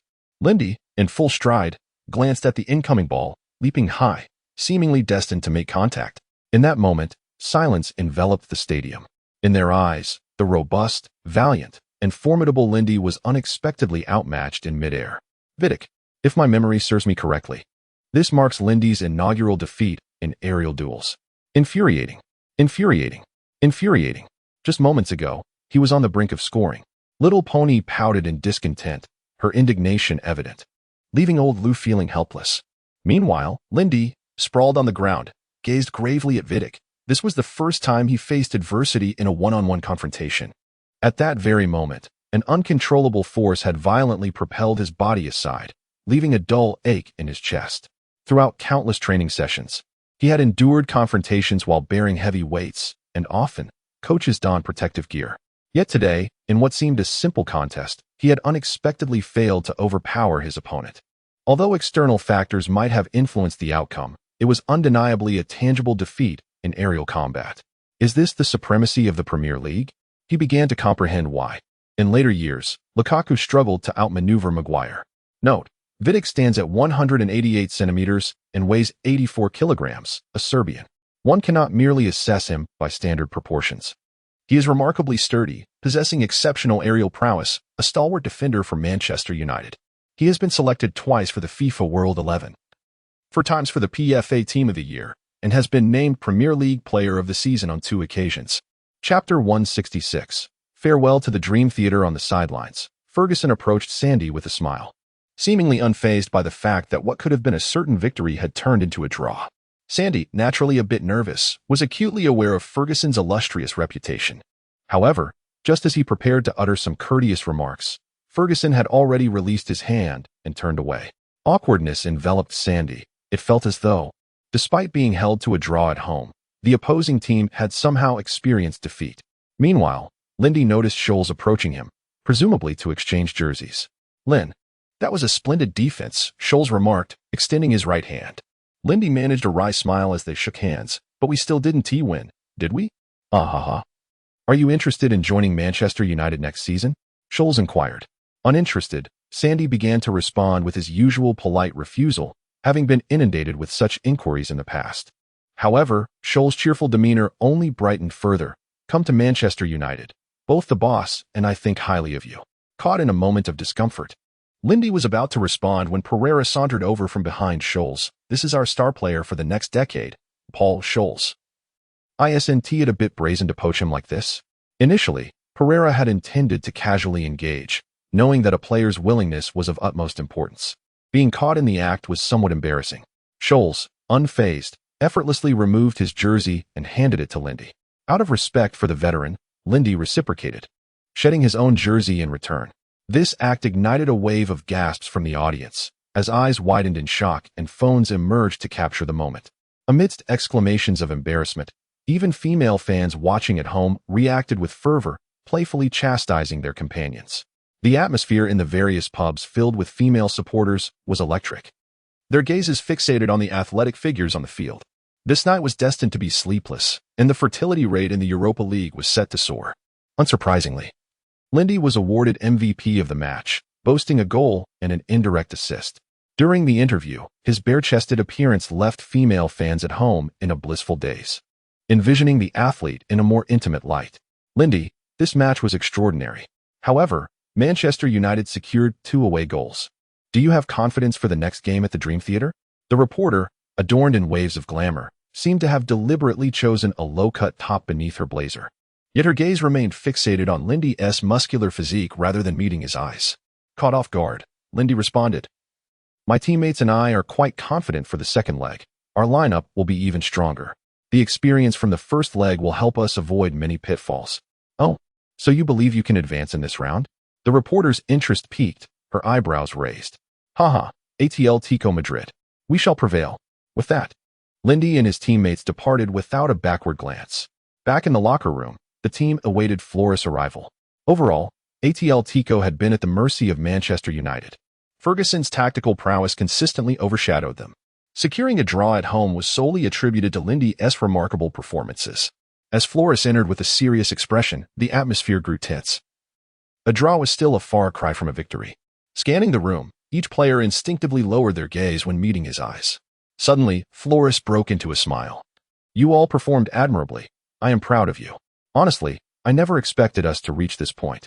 Advancing against Lyon was already a stroke of luck. Today, you demonstrated the spirit of Atletico Madrid. Each of you shone brightly. Thank you." He proceeded to embrace every player. "Boss, could we have 3 days off?" A voice piped up, causing heads to turn towards Juledo, who was sheepishly grinning. The focus shifted back to Flores. Bonuses come with advancing, but breaks can happen anytime. Several veterans nearly crumbled by the end of the match. Had they not pushed through, we might have faced a different outcome. Observing the eager expressions, Flores chuckled and shook his head. Just as disappointment settled in, he announced, 2 days. Only 2 days. Hooray. Boss, you're the best. Fantastic. Juledo, can I borrow your VIP card from our last outing? Borrow. I'll take you out. As the team reveled in their newfound freedom, Flores interjected, ahem. If we lose against Almira next, there will be no rest. In high spirits, the team brushed off his warning, except for Lindy, who bore a rueful expression. You all get to rest, but I still have to work. The sports channel has finally come to Madrid, and I've arranged an exclusive interview along with training footage. In the adjacent locker room, the mood was decidedly less jubilant. Though the hairdryer was not plugged in, it was evident that the atmosphere was tense. Even Pelin remained silent, his serious demeanor betraying his struggle to contain laughter. Before entering, Ferguson had instructed him to play a role. However, seeing Pelin's expression made everyone anxious. They were not from the other club in the city, where someone might dare to make light of the boss' displeasure. Surprisingly, Ferguson refrained from unleashing his usual wrath. Return and rest, he commanded as he turned to leave, a hint of a smile gracing his lips. For Manchester United, the outcome was not entirely adverse. They had secured 2 away goals and had also discerned Atletico's weaknesses. Upon returning to the Dream Theater, Ferguson had countless strategies to seize victory. Meanwhile, another Champions League quarter-final had just concluded, with Internazionale triumphing 2-0 over Bayern Munich. Mourinho's counter-attack strategy had left Bayern reeling at the Allianz Arena. With 2 away goals in hand, Internazionale was prepared to play defensively at home, eagerly awaiting their next adversary. Chapter 169. Lindy, Wang Chu, and the Flower of Margaret. After a sumptuous feast in Madrid with his compatriots and bidding farewell, Lindy chose to walk home. Encountering a visitor from his hometown, but unable to utter a single word in his native tongue. Strolling alone through the vibrant streets of Madrid. The dazzling lights and bustling atmosphere seemed to have no connection to him. Lindy felt akin to a rootless wanderer, drifting away, seemingly unable to return. Meanwhile, old Lou and his companions, who had taken a taxi back, lamented that Madrid paled in comparison to Sanlitun when they spotted a familiar silhouette. Isn't that Lindy? Xiao Ma exclaimed, immediately looking over to see the familiar figure walking desolately under the night sky. In the glow of the streetlights, his shadow elongated and then shrank back, mirroring his erratic thoughts. Every traveler adrift has their own unique solitude, doesn't he? The sight of Lindy increasingly pained Xiao Ma, who yearned to approach him but was restrained by old Lou. Feeling isolated, he could only chew on his own emotions. Time passed swiftly, with Lindy dedicating each day to rigorous training, as if immersing himself in this discipline would stave off errant thoughts. By the end of March, Lindy was once again selected for La Liga's monthly Best 11. His exclusive interview aired back home, garnering significant attention, despite the lack of particularly sensational content. It featured extensive footage of Lindy's training sessions and glimpses of his life, revealing to everyone that a young man from China was diligently striving in distant Spain. Viewers were especially impressed by Lindy's professional private team, solely dedicated to maximizing their efforts after work. They exclaimed, "Incredible! ISNT working 996 abroad a blessing? Just look at Lindy. A personal coaching team costing over $1 million a month could only buy a few bottles back home." The revelation that Lindy jogged to the training base daily without a Ferrari or Bugatti stunned many. In a short time, Lindy's fanbase in China saw tremendous growth. Those who had lost hope in football began to recognize the vibrant spirit of a young man persevering alone in Spain. The final image of Lindy's solitary figure resonated deeply with countless viewers, capturing the essence of truly being a stranger in a foreign land. In April, Atletico Madrid geared up with two objectives: a top-4 finish and the Champions League. In a match against Deportivo La Coruña, Atletico fielded their strongest lineup, triumphing with an overwhelming 4-0 victory. Coach Flores deployed a 3-4-3 formation once more, with Lindy contributing an assist to Fran's hat-trick, bringing his total goals for the season to 18. Diego Costa also scored and provided an assist, while Agüero remained goalless. This match catalyzed Fran's impending transfer, as the club believed it was an opportune moment to sell him, especially if he could net 2 more goals in the Champions League. In the second half, to the crowd's anticipation, veteran Weharu returned from injury, with Lopez also making a substitute appearance in the final 20 minutes. The return of these defensive stalwarts instilled confidence in Flores regarding upcoming matches. With a record of 20 wins, 7 draws, and 5 losses from 32 matches, Atletico Madrid accumulated 67 points, the highest in recent years. Their impressive tally of 64 goals and 39 conceded, with a goal difference of 25, attested to their strength. The club president was elated, as with 6 matches remaining, Atletico led 5th-placed Mallorca by 5 points. Winning 4 of the next 6 would secure a top-4 finish, while the championship was already out of reach, with both Barcelona and Real Madrid at 81 points. The title would be decided in the Spanish derby of the 37th round, with both teams exhibiting remarkable consistency akin to Bayern Munich in their league. However, Lindy received delightful news that lifted his spirits. 3 days after the match, hell brought Wang Chu back to Lindy's residence. According to medical reports and team assessments, Wang Chu had made a remarkable recovery without any lingering effects. Furthermore, after meticulous treatment, Wang Chu's mindset had markedly improved, having moved beyond the shadows of his injury. "You'll be training with the coaches when we head to the club, and during other times, you'll train with us." Lindy's voice remained icy. Yet Wang Chu felt otherwise, as evidenced by his decision to entrust his contract to Lindy's agency. Agüero and De Gea had long been inseparable from Lindy, spending nearly all their time together outside of personal moments. Their gazes toward Wang Chu brimmed with inquiry, prompting Lindy to chuckle. "He*s my little brother from back home, staying with us for a while." Seeing Lindy unwilling to elaborate further, the two resumed training under the coach's guidance. Suddenly, an idea struck Lindy. "Hell, remember to arrange for a translator. He doesn't speak Spanish yet. Also, during our time in Madrid, ensure Wang Chu receives a ticket for every Atletico or Real match." After speaking, he cast a meaningful glance at Wang Chu, still refraining from direct conversation. Within that profound gaze, Wang Chu discerned a multitude of sentiments, among which was hope. Before the second leg against Manchester United, a match against Tenerife loomed. Prior to this encounter, the club's fan liaison officer, accompanied by young Alfonso, sought out Lindy. Curious, Lindy observed them while warming up, intending to scoop up little Alfonso, only to be halted. Rubbing his nose, young Alfonso said, "Lind, you have to respect me. I'm here as the president of the Lindy fan club." Confused, Lindy crossed his arms and inquired of the fan liaison officer, "Is there a special occasion today?" Typically, the club would notify the team in advance for significant fan commemorative days or other celebrations. The liaison officer, serious in demeanor, replied, "Do you know why a bouquet of carnations has long been placed at the corner flag area on the south side of the Calderon?" Lindy paused, recalling something about carnations, though he had not paid much attention. Observing Lindy's reaction, Young Alfonso exclaimed, "That's Grandma Margaret's flower. She places it before every match." Sensing something ominous, Lindy turned to the liaison officer. "We faced Barcelona in the 1995 to 1996 Copa del Rey final, and thanks to Milinko Pantic's goal in extra time, we triumphed 1-0. Before that match, Mrs. Margaret placed a carnation for Pantic, and since then, it has become a guardian symbol for Atletico Madrid. She has maintained this tradition for 14 years. This flower has safeguarded Atletico Madrid for 14 seasons. We cannot lose it. No one can." The liaison officer gazed earnestly at Lindy, continuing, "Today, before the match, Mrs. Margaret called us. She is ill and cannot attend. She hopes we can place that bouquet in its rightful place." At that moment, De Gea approached and gently patted Lindy's shoulder. "I've known her since childhood. Atletico Madrid cannot play at the Calder Inn without this bouquet." Lindy, equally composed, nodded earnestly. Young Alfonso, noticing Lindy's understanding, cleared his throat and assumed a serious demeanor. "In the name of the president of the Lindy fan club, I request that you place that bouquet of carnations in the corner flag area on behalf of Lady Margaret." Having said this, he handed the bouquet to Lindy. "Very well, my esteemed president," Lindy replied, adopting a half-squat position as she solemnly accepted the bouquet of carnations from Alfonso's hands.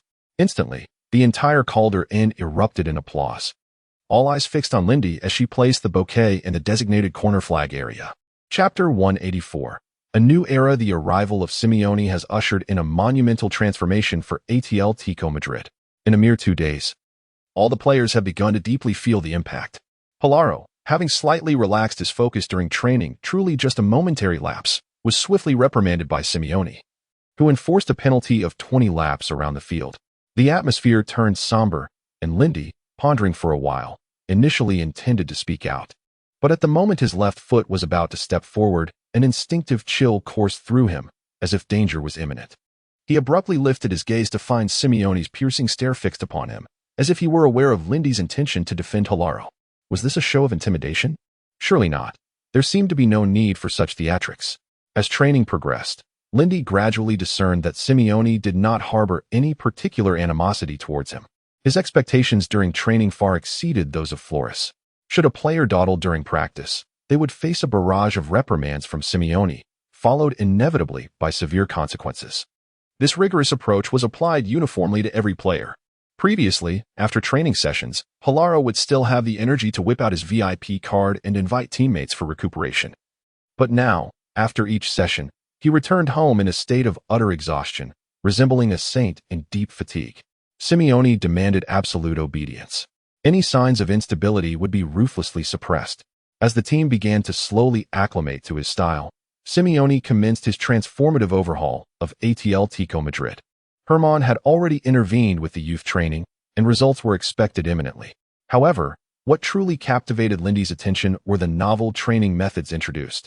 The first training modification, the 4-quadrant competition, primarily aimed at enhancing pressing, evasion, passing, and shooting. The designated training area was confined to a 20 by 10 meter zone. Due to the reduced space and heightened intensity, each session lasted approximately 5 minutes. The core exercise involved dividing the area into 2 halves, with 4 players from the yellow team positioned at the bottom of the diagram and 2 others in the opponent's half. The practice area was segmented into 4 regions, with each yellow player restricted to their designated zone. The objective was straightforward: score a goal. When the yellow team launched an attack, they would continuously circulate the ball, exploiting gaps in the red team's defense, ultimately delivering a through ball to one of their forward players for a shot on goal. The second training exercise further exemplified the essence of Simeone's tactical framework, emphasizing passing, shooting, pressing, and group defense. The exercise involved placing 3 markers in the central area to create 3 small goals. The aim for the green players was to swiftly circulate the ball, displacing defensive players and scoring in any of the 3 goals, while the yellow defenders focused on thwarting these attempts. Subsequent training sessions continued in this manner, fully embodying Simeone's philosophy and methodology. The overarching mandate was clear: keep fighting. Players were required to possess sufficient stamina to meet the demands of his high-intensity game. Soon, match day approached. This would serve as a litmus test for Simeone's tenure. In La Liga's 35th round, Atletico Madrid faced Sevilla at home. Anticipation swirled as many speculated on the changes that this abrupt managerial shift would bring. Some believed that Simeone would lead ATL Tico to greater heights, given his pivotal role during their double-winning era, while others expressed skepticism about his lackluster coaching record, fearing for his future with the club. Within the locker room, emotions ran the gamut. Some rejoiced, others worried. Salvio, Hilaro, Domingos, and even the 19-year-old Cabrera secured starting positions. Lindy gazed at Simeone with astonishment. The audacity of his youthful strategy surpassed his expectations. Incredible. Was this truly Atlantic Tico Madrid? It seemed unfathomable that, in such a short span, Simeone had orchestrated a seismic shift within the club. Relying solely on a cadre of youthful players, ATL Tico delivered a breathtaking performance at the Calderón, achieving a stunning 5-3 victory. On the pitch, Sevilla players lay utterly defeated, as if they had finally awakened from a nightmare. This marked their second encounter with ATL Tico, yet the current iteration was alarmingly unfamiliar. On the opposite side, ATL Tico's players were equally drained, collapsing to the ground. The match's conclusion symbolized not merely Sevilla's release, but also ATL Tico's liberation. Only Lindy remained, assisting his teammates as Salvio succumbed to cramping. The scene of the match lingered vividly in his mind. Get moving. Leandro Cabrera. What on earth are you doing? Eduardo, Salvio. Don't disgrace the Argentinians. At that moment, Costa, jolted by the remark, sprang into action, shaking off his earlier lethargy. This sudden burst of energy culminated in a hat-trick for Costa, a first for the season. Overcome with emotion, he sprinted towards Simeone and enveloped him in a fervent embrace. However, not all fared so well. Domingos was substituted in the 43rd minute due to his lack of effort. Meanwhile, IBEZ was captured on camera, intently listening to Simeone on the sidelines. A moment that fans would later relish. The prevailing sentiment among supporters was one of renewed vigor. The team seemed to have rediscovered its identity, emboldened and more tenacious than before, as if they had been reinvigorated. In just a few days, Simeone had completely taken control of the team. In the VIP box, Cerezo exchanged glances with Gil, sensing that Atlantic Tico had turned misfortune into fortune. Gil, beaming with admiration, remarked, "Indeed, it is your keen insight, Cerezo. ATL Tico Madrid is fortunate to have you at the helm. If it were not for your resolute decision to appoint Diego Simeone as head coach, where would ATL Tico be today? Just look at the joy on the faces of over 50,000 fans. It is no mere FAAD." Cerezo's smile broadened as he adjusted his jacket, chuckling. "Oh, it is all thanks to everyone's efforts." In a few days, they would face their true test, the UEFA Champions League semi-finals against Inter Milan. Chapter 187. The old boys. All that transpires before the match is, of course, kept from the players. They are engrossed in their warm-up routines, returning to their locker room to prepare for the impending game. Yet, outside the stadium, fans and football insiders seem to be on the brink of a sensational revelation. Is Mourinho coming to Real Madrid? Manuel, are you resigning? Pellegrini, still striving for the La Liga title, gazes at his phone in bewilderment. Some Inter Milan fans are equally perplexed. Isn't this just the beginning of the semi-finals? What is happening? Their own coach is considering a move. Even Florentino, the president of Real Madrid, has caught wind of this news, casting a puzzled glance at the man before him. Everything must await the post-match press conference. This season, Inter Milan has not enjoyed a smooth path in Serie A. Following a 2-0 victory over Juventus, they currently stand with 20 wins, 10 draws, and 4 losses after 34 matches, accumulating 70 points. Above them is AS Roma, boasting 21 wins, 8 draws, and 5 losses, with a total of 71 points. Roma leads Inter by a single point, with just 4 matches remaining in the league. The outcome remains uncertain. In this scenario, they must either seize the moment or become ensnared in a quagmire, achieving nothing. If Mourinho were to learn of the happenings outside, he might be infuriated instantly. However, that captivating moment will have to wait for the post-match press conference. At this moment, he is in the locker room, delivering his final pep talk to the seasoned veterans. Once assistant coach Moret has clarified each player's responsibilities, Mourinho embarks on his unique performance. With his head held high, clad in a black trench coat, his graying hair and piercing gaze exude authority, he is the undisputed king of this locker room. Extending 2 fingers with his left hand and 4 with his right, he inquires, "Do you understand what this signifies?" The players, keenly aware of the moment, refrain from interrupting their manager's speech. To do so would be to invite misfortune. Nodding slightly, he appears satisfied. 24 years. This is the average age of our opponents. Atletico Madrid's starting lineup. It is hard to fathom that in the Champions League semifinals, such youth would present a counter-attacking formation before me. Strolling about. He chuckles as if this situation were utterly amusing. I am 7 years their senior. Do I appear that old? As he opens his arms, inviting all present to witness. The room fills with light laughter. The opposing coach is younger than he, and their players are younger than you. He muses. The youth dare not underestimate my seasoned strength. In this match, I intend to make them understand that in this world, counterattacks can be classified into two categories, my counterattacks and the rest. Who claims that 4-5-1 is the sole formation for counterattacking is utterly mistaken. Let us teach these youngsters what a true counterattack entails. While pacing, he raises a finger and continues. Do you know where you stand now? The players, once again baffled, shake their heads. It is challenging for most to keep pace with their manager's fervor. You have reached the final threshold. Allow me to reveal what lies ahead. First, we shall triumph over Atletico Madrid here, and then at the Bernabeu, on Real Madrid's home ground, we will claim the coveted Champions League trophy. This will be Inter Milan's first Champions League title in 45 years, a gift I, Mourinho, bring forth. Second, we shall achieve an undefeated home record of 100 matches, surpassing Roma to capture the Serie A title. Of course, my list of opponents no longer bears any names. Third, we shall seize the Italian Super Cup with absolute dominance, establishing the Inter Milan dynasty as treble winners. Fourth, we shall secure the Coppa Italia on our home turf. Fifth, we will also clinch the FIFA Club World Cup, achieving the monumental feat of 5 titles. As the anticipation in the room heightens, he pauses, his voice taking on a somber tone. When we grow old, how shall we explain to our sons and grandsons that a great legendary star never won a Champions League title? The players begin to envision the dreams Mourinho has painted, a vision they had never dared to imagine. A group of old boys, surprisingly stirred by his words. Observing their expressions, Mourinho capitalizes on the moment. Now, what stands before us is merely a group of youngsters, all under 24. They believe we are past our prime, incapable of winning titles anymore. Ha. My old boys, go forth and impart a lesson to these youngsters. It is only natural for the young to face some setbacks. With that, the seasoned men sprang from their seats. Among them is Sneijder, a former Real Madrid player who came close to winning the Ballon d'Or. There is also the ever-loyal warrior Zanetti, on the brink of retirement. Mata, who was sidelined by Barcelona due to injuries and abandoned by Atletico Madrid. Cambiasso, similarly cast aside by Real Madrid, who joined Inter Milan as a free agent, earning the moniker Commander.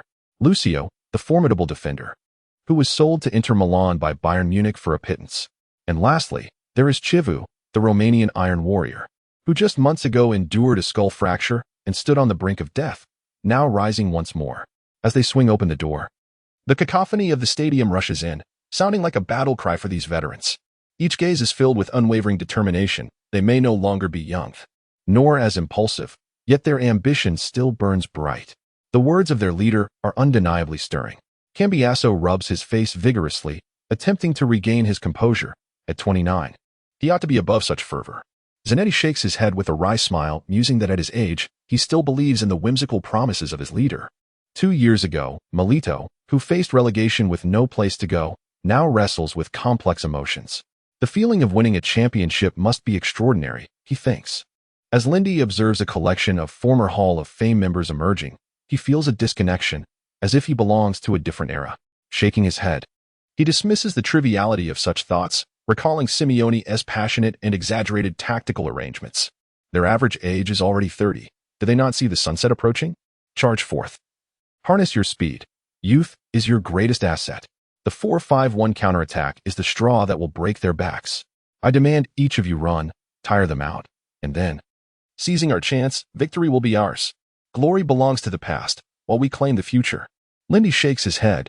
If victory were so easily attained, could that man opposite truly be called Mourinho? Nevertheless, he feels a rush of exhilaration, every cell in his body seemingly alive with anticipation. To compete alongside these legendary veterans is an opportunity that may never come again. Chapter 189.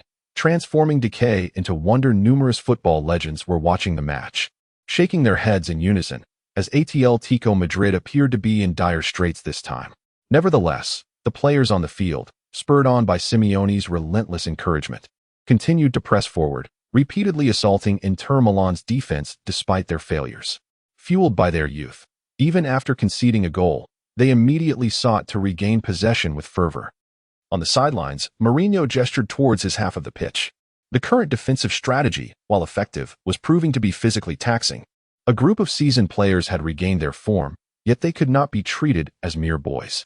In the 13th minute of the match, Atletico's attack struggled to penetrate through the midfield. Herrero targeted Inter's backline, delivering a splendid through ball.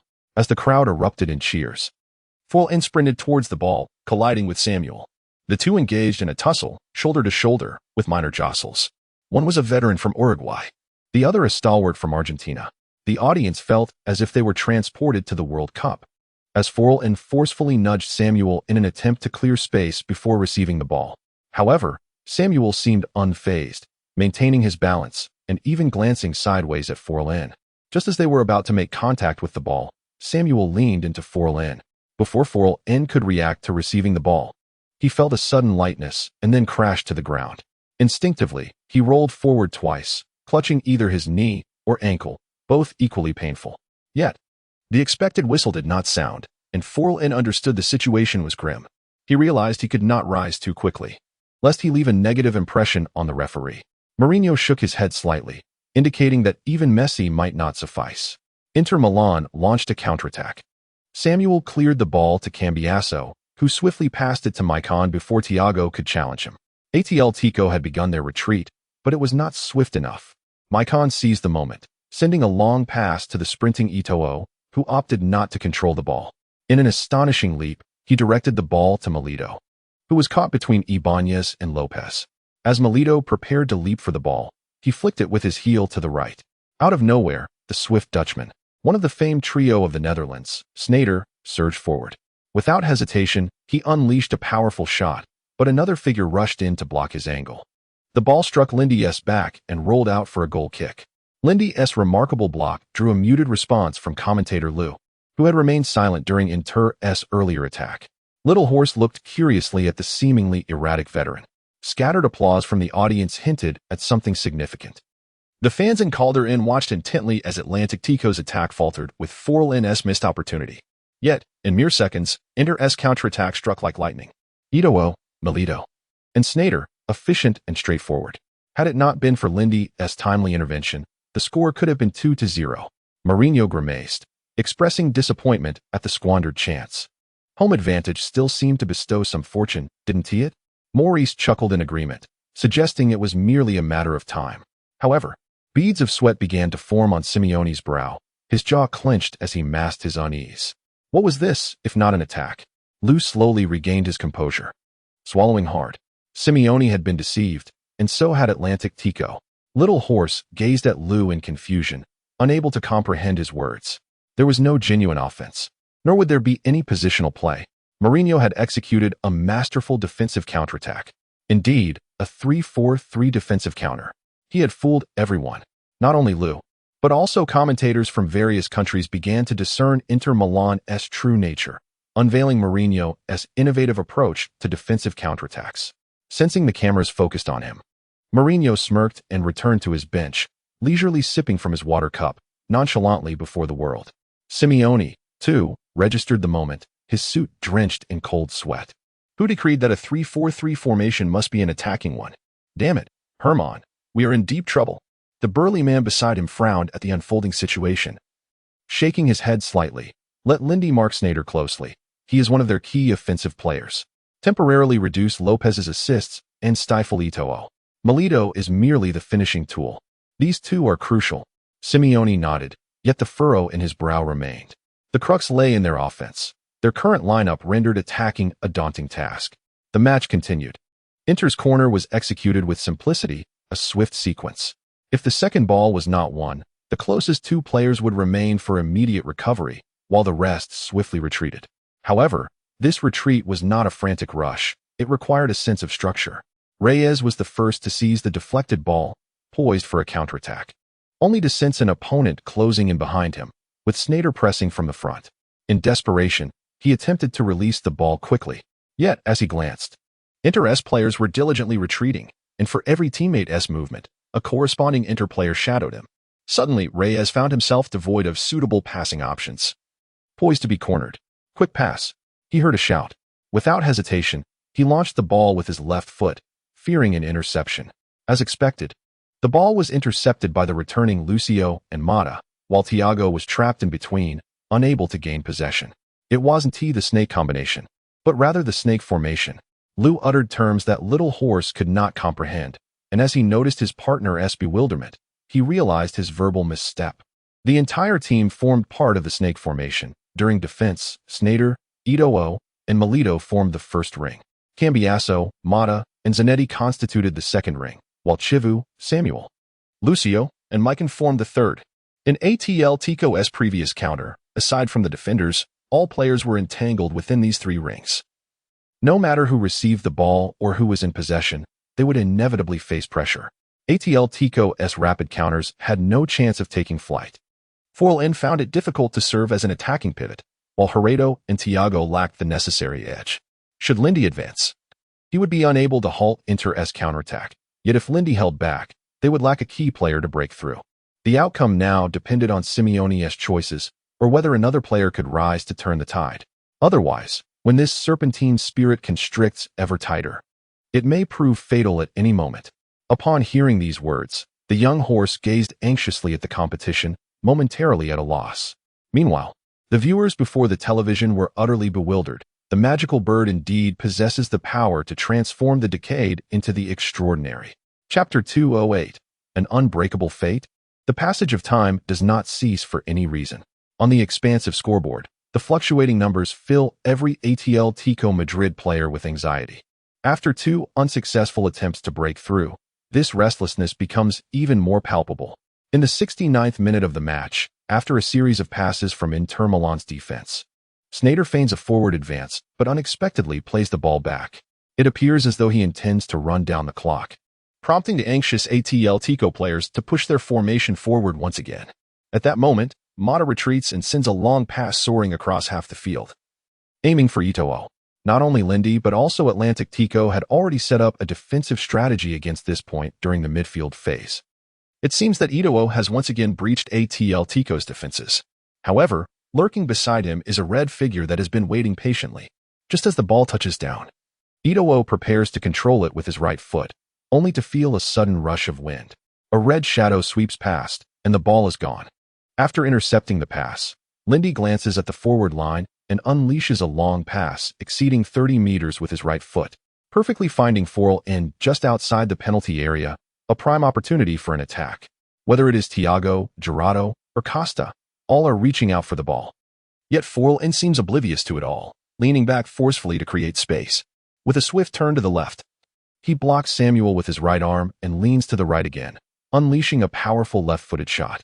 Bang! The ball soars like an arrow towards a girl in section 36E of the stands. Had it not been for the cameraman's quick reflexes, the fans would have nearly missed witnessing such a beautiful shot. Following this attempt, both Costa and Gerardo raised their hands in confusion. They were in better positions. Why did Forlan not pass the ball? Simeone, in frustration, tosses his hands and sits back down on the bench, preparing to make substitutions. Simeo, get ready. He has only 1 minute to warm up. Upon returning, Simeo stands beside Simeone, listening to tactical instructions. Your position is slightly right of center, primarily focusing on combinations with Thiago and Barella to penetrate the right flank. Remember, play more low passes. Simeo nods repeatedly, grateful for the opportunity to play, fearing he might lose his starting position with the arrival of the new head coach. Particularly in recent matches, there seems to be a trend suggesting this. When Flores arrived, a wave of players was replaced, pushing the veterans off the stage. Now, with the more passionate and visionary Simeone at the helm, support for newcomers is unrelenting. Several veterans have privately communicated on multiple occasions, feeling it increasingly difficult to thrive at ATL Tico. For coaches, achieving results necessitates utilizing seasoned players to stabilize the team in the short term while gradually nurturing younger talent. However, any club, in the long run, must continuously provide opportunities for young coaches and players to thrive, ensuring the longevity of the club. This explains why clubs often decline after winning championships. Either the youth lack sufficient experience, or the veterans demand exorbitant salaries. Capitalizing on the momentum of victory, Clubs can sell veterans at a good price, while also reducing payroll. In the subsequent season, a plethora of inexperienced young players will inevitably falter in crucial matches. After 2 seasons of development, these newcomers will gradually mature and be able to compete once more. Of course, purchasing players is also a viable strategy, especially if the team has an exceptional talent like Messi, who transitions from his early 20s to his 30s. This cyclical nature of football, from prosperity to decline, is exemplified by Ancelotti's approach. Don't expect me to nurture young talent. I'm here to secure a championship. The future of the team is merely my severance pay. Seizing an opportunity from a dead ball, Atletico Madrid makes the first substitution. Atletico Madrid makes 2 changes. Semedo replaces Paulo Asino. Atletico is all in, having committed nearly all their forces to the front line. With only 20 minutes left in the match, let us await the final outcome.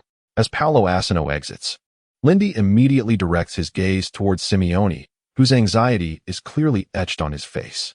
Simeone notices Lindy and gestures towards Atletico's half, signaling him to maintain the final line of defense. In the 72nd minute, Atletico intensifies their pressing in the attacking zone, and the tackles grow increasingly aggressive. Mata, receiving the ball with his back to the play, is directly taken down by the newly substituted Semedo. The referee unhesitatingly brandishes a yellow card, which lays bare Atletico's mentality for all to see. In the 75th minute, after Jurado fouls Eto'o, he himself suffers a cramp and collapses, earning a yellow card in the process. Reluctantly, Simeone substitutes Reyes for Jurado. In the 76th minute, as Inter Milan awaits Atletico's substitutions, they quickly take a free kick.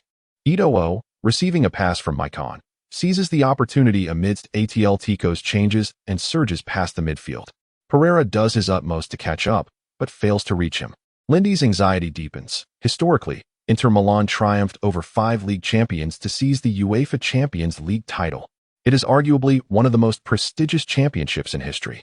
Bundesliga champion, Bayern Munich. La Liga champion, Barcelona. Premier League champion, Chelsea.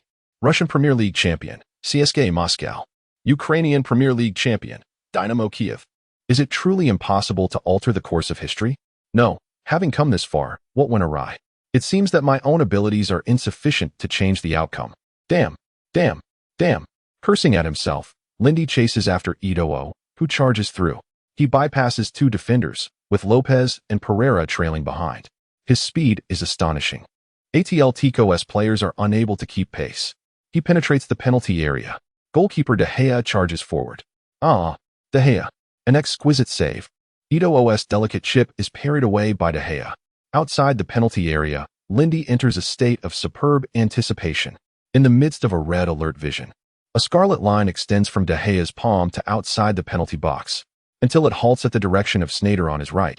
He leaps high, returning to the goal. Sneijder is too close to the ball. Lindy cannot make it in time to defend. The goal. Whoosh. Suppressing his inner turmoil. Lindy's world returns to normal, and the cheers from the Miazza Stadium once again resonate in his ears.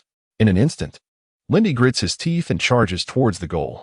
In the bewildered gazes of fans before their screens, amidst the incredulous gestures from teammates pointing at Sneijder, and in the despair of Simeone holding his head, the ball soars high, crossing over the recovering De Gea and flying past the sprinting Ibanez and Lindy, heading towards the goal. Chapter 2:11. The beauty of Milan's sky as Cambiasso noticed Lindy charging towards him. He swiftly pushed the ball with his right foot to the left, passing it to Chivu. However, it seemed Lindy had anticipated this move. He suddenly changed direction while sprinting and executed a sliding tackle, intercepting the ball. A gasp echoed through the stadium. Atletico Madrid seized a precious opportunity in the attacking zone, with teammates rushing forward to support. Yet, Inter Milan responded promptly, encircling Lindy with Cambiasso, Chivu, and Zanetti. After losing possession, Lindy immediately attempted to reclaim the ball. But Cambiasso made an error. Would this lead to a chance? Several Inter Milan players had already surrounded him, but Lindy's teammates were poorly positioned, leaving little opportunity for a pass. Oh no, the ball is about to be intercepted. Hurry, come help. Little Ma exclaimed anxiously, shaking her small fists. Yet, faced with 9 Inter Milan defenders, Atletico Madrid found themselves squeezed for space in the front line. The ball was surely to be intercepted, so Atletico players remained poised to regain possession from the periphery. However, No one expected Lindy to withstand Cambiaso's physical challenge. Using one hand to fend off Chivu while continuously shifting position to evade Zanetti's tackle. For a moment, he managed to maintain possession against 3 Inter Milan players. After being pushed aside, Chivu, in frustration, hastily reached out with his foot to hook the ball. Yet, Lindy cried out, "Ah," and fell dramatically to the ground. Raising his hands high as if to draw the referee's attention, he then rolled on the ground in apparent agony, clutching his leg. The 3 opponents stared at him in disbelief, wondering if he could be any more theatrical. The referee's whistle, however, was relentless. Sannes immediately raised his hands, insisting there was no foul. He turned to the approaching referee, stating, "We didn't touch him. That was a dive." Chivu, equally innocent in expression, spread his hands in disbelief, exclaiming, "How could that possibly be a foul? He fell on his own." The referee shook his head, gesturing for them to back off, stating, "I saw everything clearly." At this moment, Lindy's teammates gathered around, with Lopez urging the referee to penalize such unsportsmanlike behavior. "Look at Lindy, he's in agony. Doesn't this deserve a yellow card?" The referee, not oblivious, recognized the embellishment in Lindy's act. Yet, Chivu had indeed made contact, and calling a foul was already generous. Had Lindy not fallen, it's likely no foul would have been called at all. Lindy had indeed been fouled. The referee awarded Atletico Madrid a free kick in the attacking zone, a final opportunity. Old Lou was uncertain about Lindy's claim of foul play. To him, it seemed implausible that after such a fierce collision with the goalpost, a mere kick could provoke such exaggerated pain. As he watched Lindy grimacing in pain, repeatedly slapping the ground, Little Ma worriedly asked, "Lindy isn't really injured, is he? He looks so pained." Old Lou and the director backstage exchanged exasperated glances. If he could get injured from this, he might as well stand on his head and eat, never mind, too disgusting. At that moment, Fran approached, crouched down, and whispered in Lindy's ear, "That's enough, we're running out of time." The teammates understood that Lindy was the man known as the Scourge of God in La Liga. How could he be injured by a mere kick? Who did they think they were, the Bat King? Hearing this, Lindy gradually composed his pained expression, slowly rising to his feet. He couldn't afford to shatter his persona. Nowadays, critics were merciless, and he certainly didn't want to be labeled as a diver. Seeing Lindy feign recovery, Zanetti couldn't help but feel both amused and exasperated. It appeared he was gradually learning to leverage his advantages to make an impact in such high-stakes matches. Sameo and Thiago stood over the ball, the penalty area crowded with bodies. The free kick was positioned 33 yards from the right side of the penalty area, making a direct shot unlikely. However, both Thiago and Sameo excelled in this position. Zanetti, responsible for marking Lindy, placed a hand under his armpit, but did not hold him back. Aware that the referee had already warned Fran and Amaribieta twice for their grappling, the towering Abanes, standing at 192 centimeters, was stationed at the back post. His task clear, to create an opportunity for Lindy. Naturally, he had to seize any chance himself. Upon hearing the whistle, Sameo took a deep breath, ran up, swung his right foot. The penalty area erupted in chaos, yet the ball failed to come forth. Seizing the moment, Lindy squeezed into the throng, shaking off Zanetti. Thiago quickly took the free kick, sending the ball along the planned trajectory towards the near post. Free from Zanetti's grasp, Lindy leaped high to meet the incoming ball. Just as he was about to make contact, another figure in blue and black surged towards him. Samuel, standing at 183 centimeters, possessed remarkable leaping ability. Though he was now 32, he still had plenty of fight left in him. The two collided mid-air, and though Lindy soared higher, his header lacked precision. The ball was deflected away by the outstretched hand of Caesar, who single-handedly thwarted Atletico Madrid's attempt. Lindy, what a pity. Caesar's performance was nothing short of miraculous. He stood firm in the face of Atletico's onslaught. Time was slipping away for Atletico Madrid. Simeone bit his lip tightly. The match had reached the 89th minute of regular time, and his second major test was drawing to a close. Whether he would pass depended on these final moments. Lindy, in the penalty area, shook his head in frustration, lamenting the near miss. Samuel's interference seemed as if he had not even touched the ball. Yet, Lindy understood that he had been disrupted in his header. Truly a veteran, Samuel possessed extensive experience. He always had a solution, regardless of the opponent. In the closing moments, Simeone substituted Pia for Lopez, a seemingly inconspicuous change, as Lopez had succumbed to fatigue and cramping once more. Atletico Madrid executed the corner kick swiftly, opting for a tactical approach. Valera received the ball on the right side of the penalty area, feigning a cross as the crowd surged inward. Everyone's attention was on Lindy and Debanes, yet the ball soared to the edge of the penalty area. Waiting patiently was the seasoned PEA. He struck the ball with his left foot, unleashing a powerful shot. The ball zipped across the ground, weaving past one, then another, finally passing through the throng. In that fleeting moment, Caesar saw a spherical shadow approaching, and with barely enough time to react, he extended his foot to block it. Thud! The ball struck Caesar's foot and ricocheted toward the goalpost. That sound echoed in the hearts of every Atletico Madrid player. Samuel broke through the crowd, forcefully heading the ball away. Eto'o quickly located the second drop outside the penalty area, kicking it towards Atletico Madrid's half. 5 minutes of stoppage time remained. In those final 5 minutes, Atletico Madrid rediscovered their attacking rhythm, with Lindy becoming increasingly involved in controlling the ball. Strictly speaking, it could be termed ball protection. As the focal point of the front line, he gradually adapted to the new style of play. Yet, time would not halt its march, regardless of the player's progress. The Miazza Stadium was instantly engulfed in a sea of jubilation. At the moment the final whistle blew, Atletico Madrid's dreams of the Champions League came to an end. Thus concluded Lindy's inaugural journey in the Champions League. The heavy emotions that weighed upon his chest gradually dissipated with that single sound of the whistle. He lay there quietly. As the tumult and fervor of the entire stadium faded away into oblivion within Lindy's world. The sky over Milan is truly beautiful. Chapter 231. Completing the puzzle at the Estadio Municipal de Braga in Portugal, Atletico Madrid celebrated a resounding victory. From the fans to the club, the media, and even the players, there was an air of elation. Yet, only Simeone understood that they were still missing one key player. Throughout the match, Atletico showcased an increasingly dominant midfield presence. Whether it was Thiago, Van der Vaart, or the young De Bruyne, each displayed commendable ball control. On the flanks, the partnership of Reyes and Esche proved formidable. Moreover, Lindy's abilities were visibly on the rise, leading Simeone to conclude that a robust substitute forward was necessary. In a moment of frustration, he turned to Herman and inquired, "What is the status on Miranda?" The latter, engrossed in his notes, replied without looking up, "It's settled. You'll see him during the winter break." This development meant that Wifalusi could gradually step back into a secondary role. The question of how to arrange Miranda, Godin, David Luiz, and Domingos occupied Simeone's thoughts. Today it's Miranda and Godin.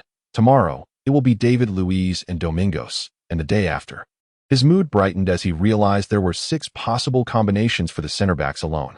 On August 25th, at Madrid Airport, just 6 days remained until the transfer deadline. A tall man disembarked from the plane, his captivating brown hair and handsome features overshadowed by a cloud of concern. Sighing, he gazed at the Spanish sky, pondering whether coming here was the right choice. "Let us go, Roque. Don't worry so much," he was urged. The man remained silent, trailing behind. Today marked another significant match for Atletico Madrid, the second leg of the Champions League playoffs. Having triumphed 5-0 in the first leg, returning to their home ground, Simeone naturally viewed this encounter as an ideal opportunity for practice. At the Calderon Stadium, fans were astonished to witness yet another entirely new lineup for Atletico. Their new coach seemed intent on using this chance to further develop the team.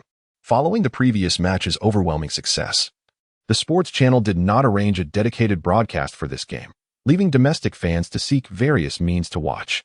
However, both sets of supporters were reassured to see the solid trio of Aguero, Lindy, and De Gea starting once again. Atletico Madrid opted for a 4-4-2 formation, merely swapping Costa and Salvio. In midfield, De Bruyne partnered with Koch and Van der Vaart, while Ral Garca took on a defensive role. The backline saw a new combination of Godin and Domingos, with Felipe as left back and Balerdi on the right. Nearly 50 of the starting players from the last match were replaced, granting many newcomers and youths an opportunity to shine. Esche, upon hearing Simeone's directive to conserve energy for more crucial matches, smiled from the bench, reveling in the privilege of being spared. This 4-1-3-2 formation engaged Braga in an offensive contest. As the final whistle blew, Simeone surveyed the electronic scoreboard reading 3-3 with satisfaction. No, overwhelming satisfaction.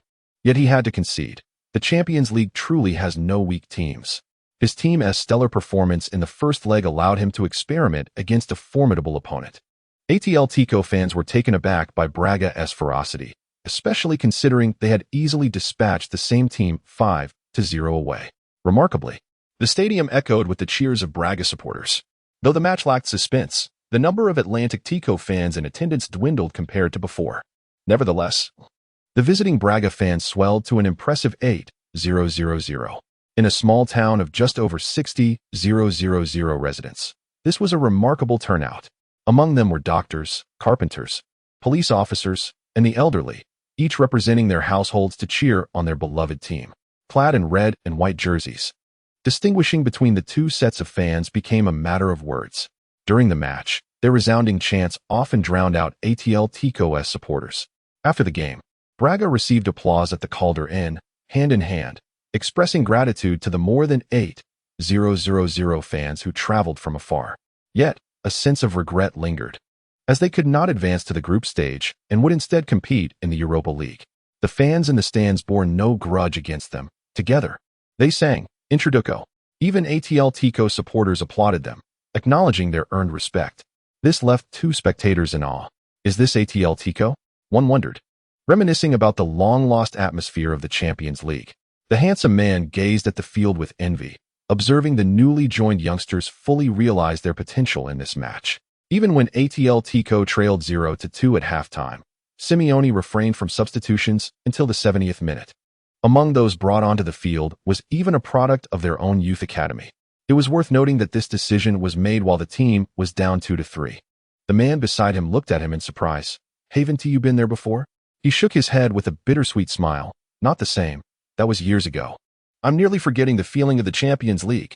After the match concluded, the locker room erupted in celebration, with the group eagerly anticipating the upcoming Champions League group stage. Unlike these playoffs, that tournament drew millions of viewers for each match. They had gleaned from these two encounters that Simeone had a penchant for utilizing youth, particularly newcomers. Even Van der Vaart felt an unexpected surge of emotion amidst the crowd. Damn, it's just the Champions League. What is wrong with me? He mused, shaking his head in bemusement at his inexplicable feelings. Soon, the locker room door swung open. Simeone had concluded the press conference and exchanged pleasantries with the opposing coach. Yet, everyone noticed that a tall figure lingered behind him. As Simeone entered, the individual's identity was finally revealed. Santa Cruz. A.G. Arrow exclaimed, a name recognized by many, though not necessarily seen by all. A.G. Arrow knew him from the Copa América. A murmur spread through the group. Diego Costa's expression was complex as he glanced between Simeone and A.G. Arrow. He had prepared himself to fight for ATL Tico Madrid throughout the season, meticulously considering his stamina distribution for each match and the necessary recovery. After all, ATL Tico had only two established forwards. However, the dashing man now before him, standing at 191 centimeters, clearly posed a potential replacement. He could partner with A.G. Arrow, combining height and speed. At that moment, Simeone spoke. This season, Roque, Santa Cruz, will be fighting alongside us. Oh, the players exchanged glances, realizing this was a one-season loan. Costa's demeanor brightened instantly. Noticing El Pez's delayed reaction, Lindy stood up to applaud. Whether it is the head coach or the new players, a certain decorum must be observed. Moreover, this height allows Lindy to test the quality of his culinary prowess as a national banquet chef. One hopes he can indeed be a formidable presence in the air. It was only then that Lopez realized, rising to extend his hand in greeting, introducing each player to him. Simeone nodded in satisfaction. Now, the puzzle of the team was entirely complete. This season, he is determined to make a significant impact. Chapter 234. You guard ATL Tico Madrid, and it represents my guardian role over you in the ensuing match. ATL Tico Madrid seized the momentum, propelled by second-half goals from Essenche, Costa, and Godin, triumphing with a resounding 5-0 victory over the visiting Sporting Gijs in at their home ground. At the 70-minute mark of the second half, Van der Vaart and De Bruyne replaced Thiago and Lindy, forming an attacking midfield duo. In the last 5 minutes of the match, Santa Cruz made his debut for Atlantic Tico. Although he did not score, his vigorous running and tenacity earned him applause from the Calder Inn crowd.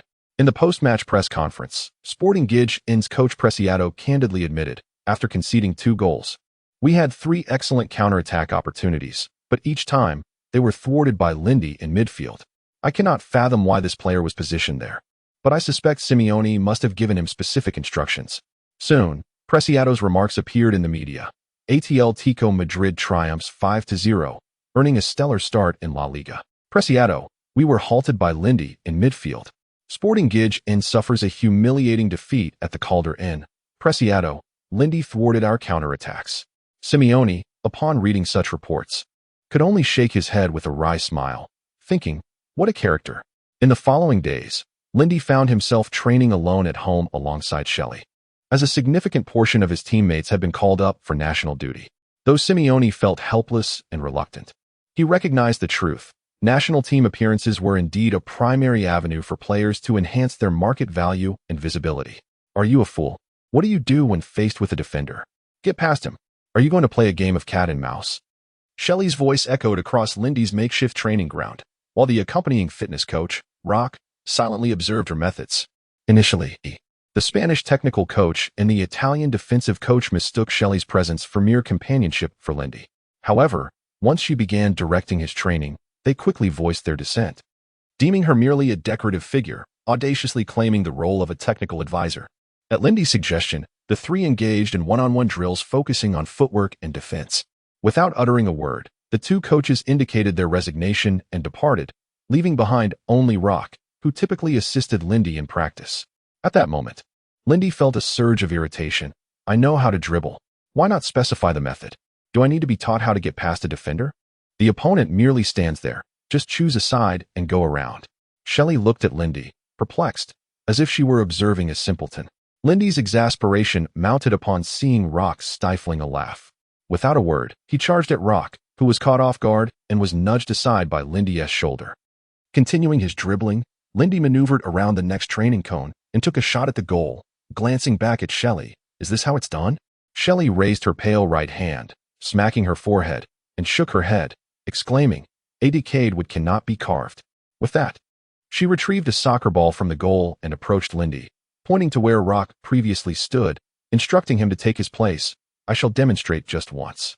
Lindy complied, standing where directed, curiosity piqued as to how to address such pressing defenses. In past matches, he had acquired various techniques for controlling the ball in the midfield, yet dribbling past an opponent remained a challenge. Soon, Shelley began to advance with the ball, suddenly accelerating before Lindy, her right shoulder leaning as if to break to the right. However, the seasoned Lindy ignored her feints, taking a step back to widen his defensive range, poised for a tackle. Yet, Shelley began to tap the ball with her right foot, seemingly preparing for a nutmeg. Lindy quickly closed his legs, but in that instant, Shelley executed a rapid series of bicycle kicks, sending the ball flying. Lindy was taken aback, bewildered by her actions. Before he could react, Shelley regained possession and easily slotted the ball into the net. Lindy stood in disbelief, while Rock nearly burst into laughter, pointing at the training cone.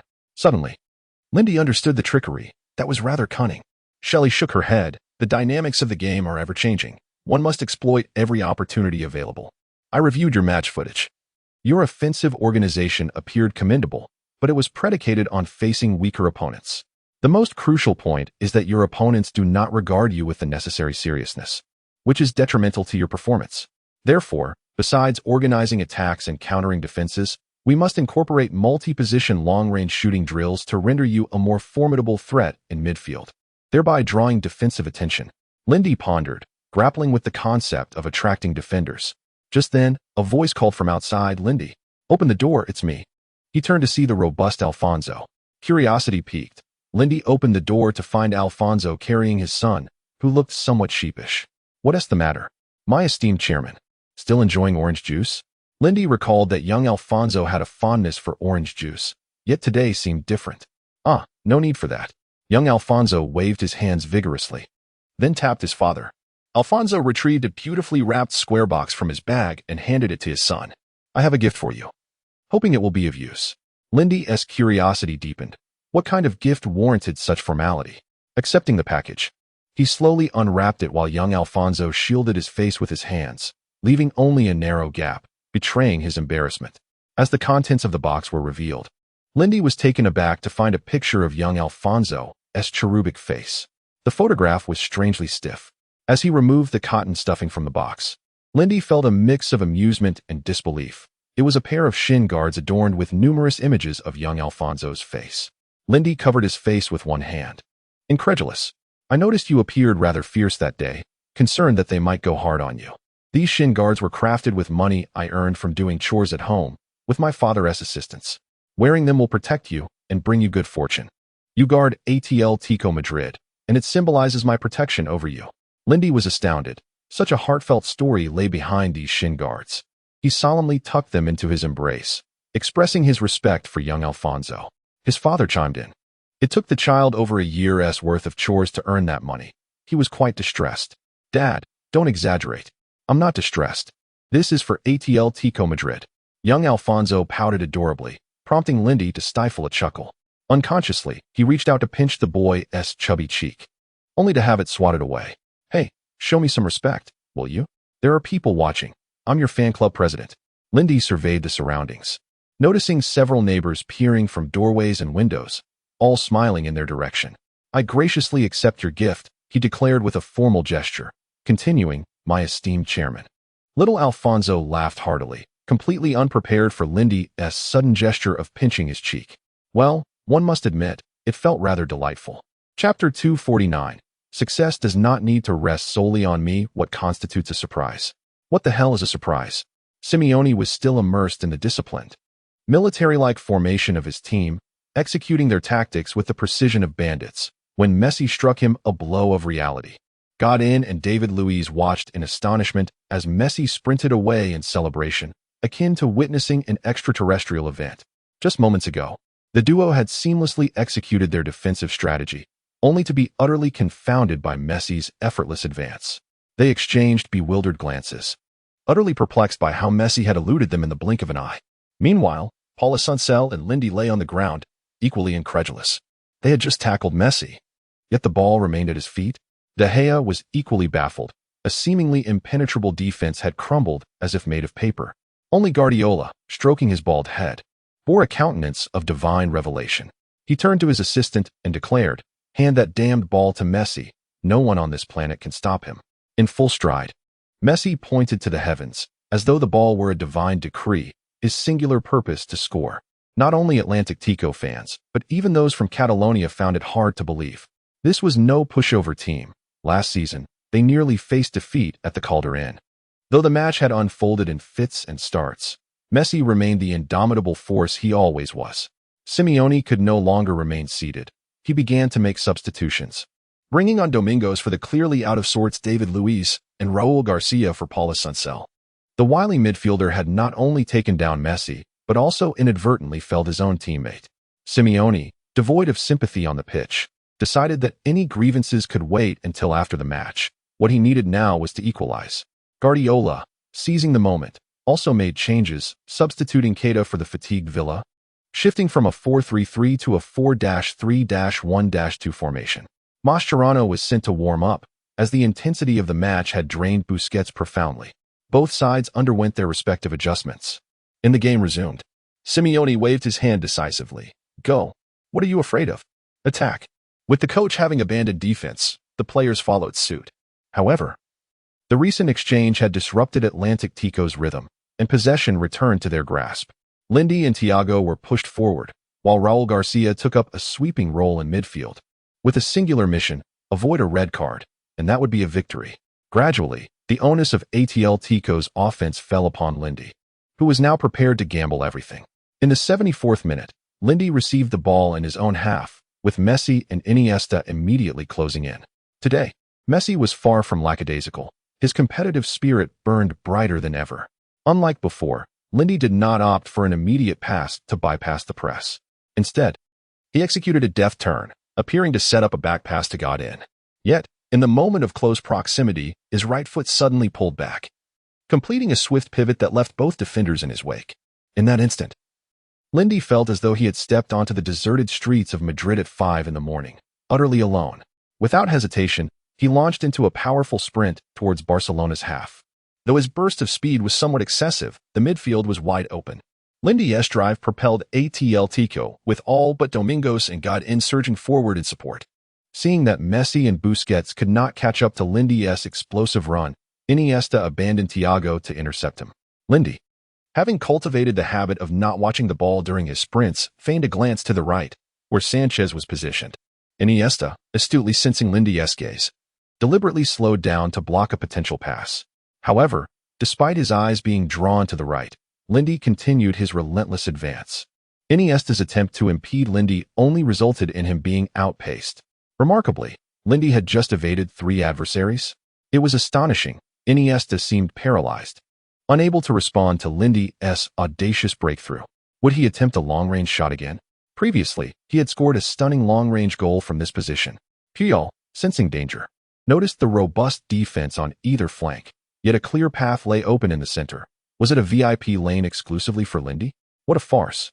Andres, Puyol called out, using Iniesta's nickname, as he realized the gravity of the situation. Years had aged him, yet he had been outfoxed by this attacking novice. He accelerated to form a double team with Lindy. With Lindy caught between 2 defenders, tension rippled through Simeone and the fans. That earlier 1-on-2 maneuver had been sheer luck. There was no way Lindy could pull off another explosive run or a nutmeg now. Yet, unexpectedly, Lindy glanced to his left, where Lopez and Garcia were advancing. Without hesitation, Puyol lunged at the ball, determined to halt Lindy's advance. Puyol's tackle was executed with finesse, angling his body to prevent a leftward pass.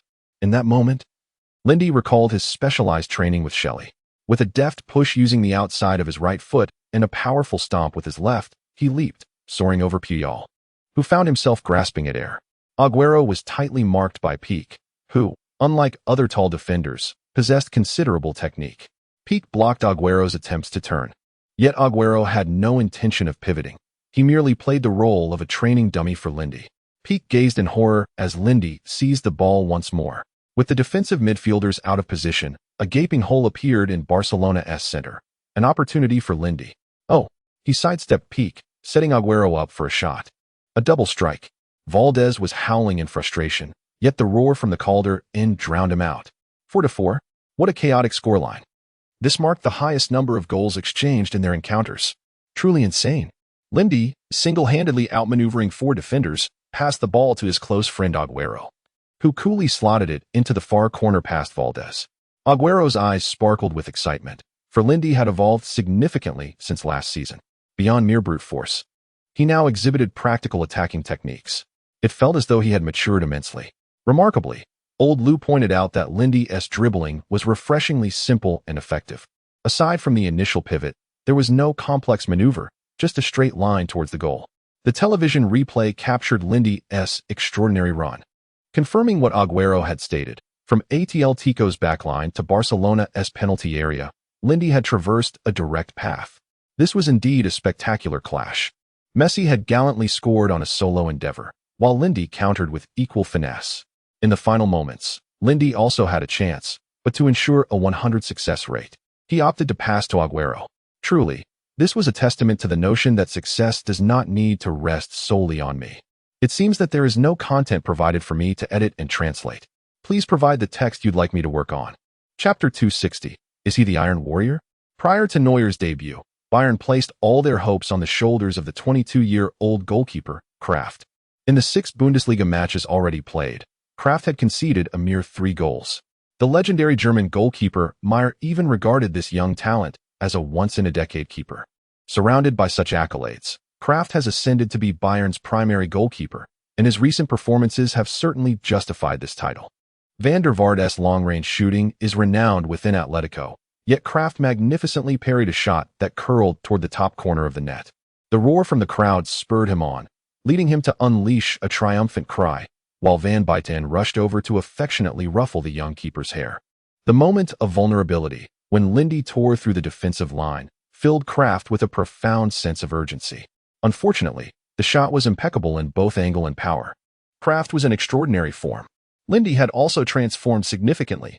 Schweinsteiger managed to contain him for only 30 minutes, indicating that Van Gaal would soon face another dilemma. At that moment, Van Gaal wore a grave expression as he observed the field, fully aware of the previous scene. Lindy's movement was significantly drawing Bayern's defense out of position. While Lindy may not possess the same threat as Messi, Schweinsteiger was undeniably executing the coach's strategies to perfection. As such, Van Gaal seemed to be realizing that there were minor flaws in his tactics.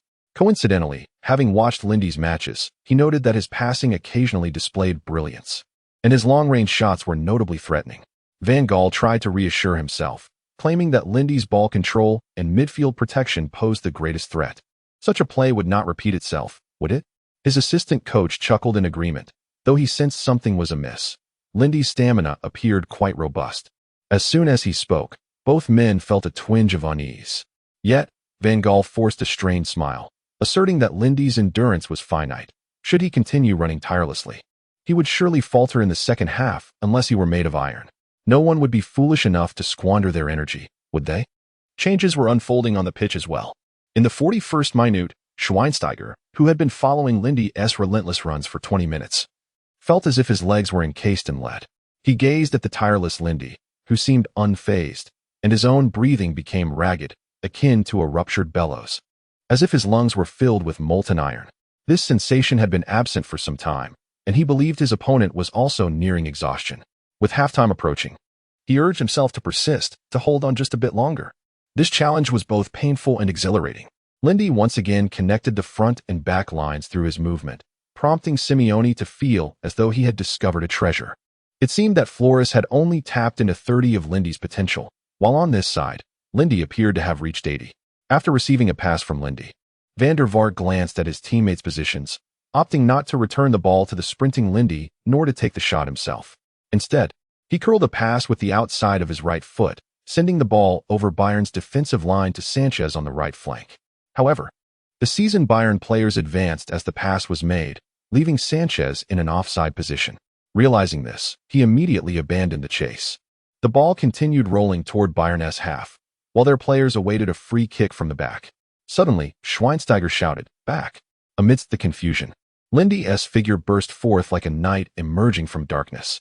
He surged past the retreating Sanchez, who seemed to sense something amiss and dashed toward the center. Santa Cruz and Agüero reacted as well. The entire stadium realized Sanchez had not received the ball, and the referee did not raise his flag. It was not offside. The solitary knight, with his seemingly reckless exertion, had carved out an opportunity for the team. Lindy charged toward the ball and delivered a cross. Having cultivated the habit of observing his teammates' positions while in motion, a skill that even Sherry found impressive, Lindy adapted quickly to this experiential skill on the field. And after just a few matches, one could witness it in him. The ball was not offside. Lindy's cross found Santa Cruz, who deftly nudged it for Agüero's strike. In the 42nd minute of the first half, Atletico leveled the score at 1-1. This was a familiar scenario. Atletico always managed to equalize in matches where they were trailing. Of course, this goal was not without its connection to Lindy's vigorous running.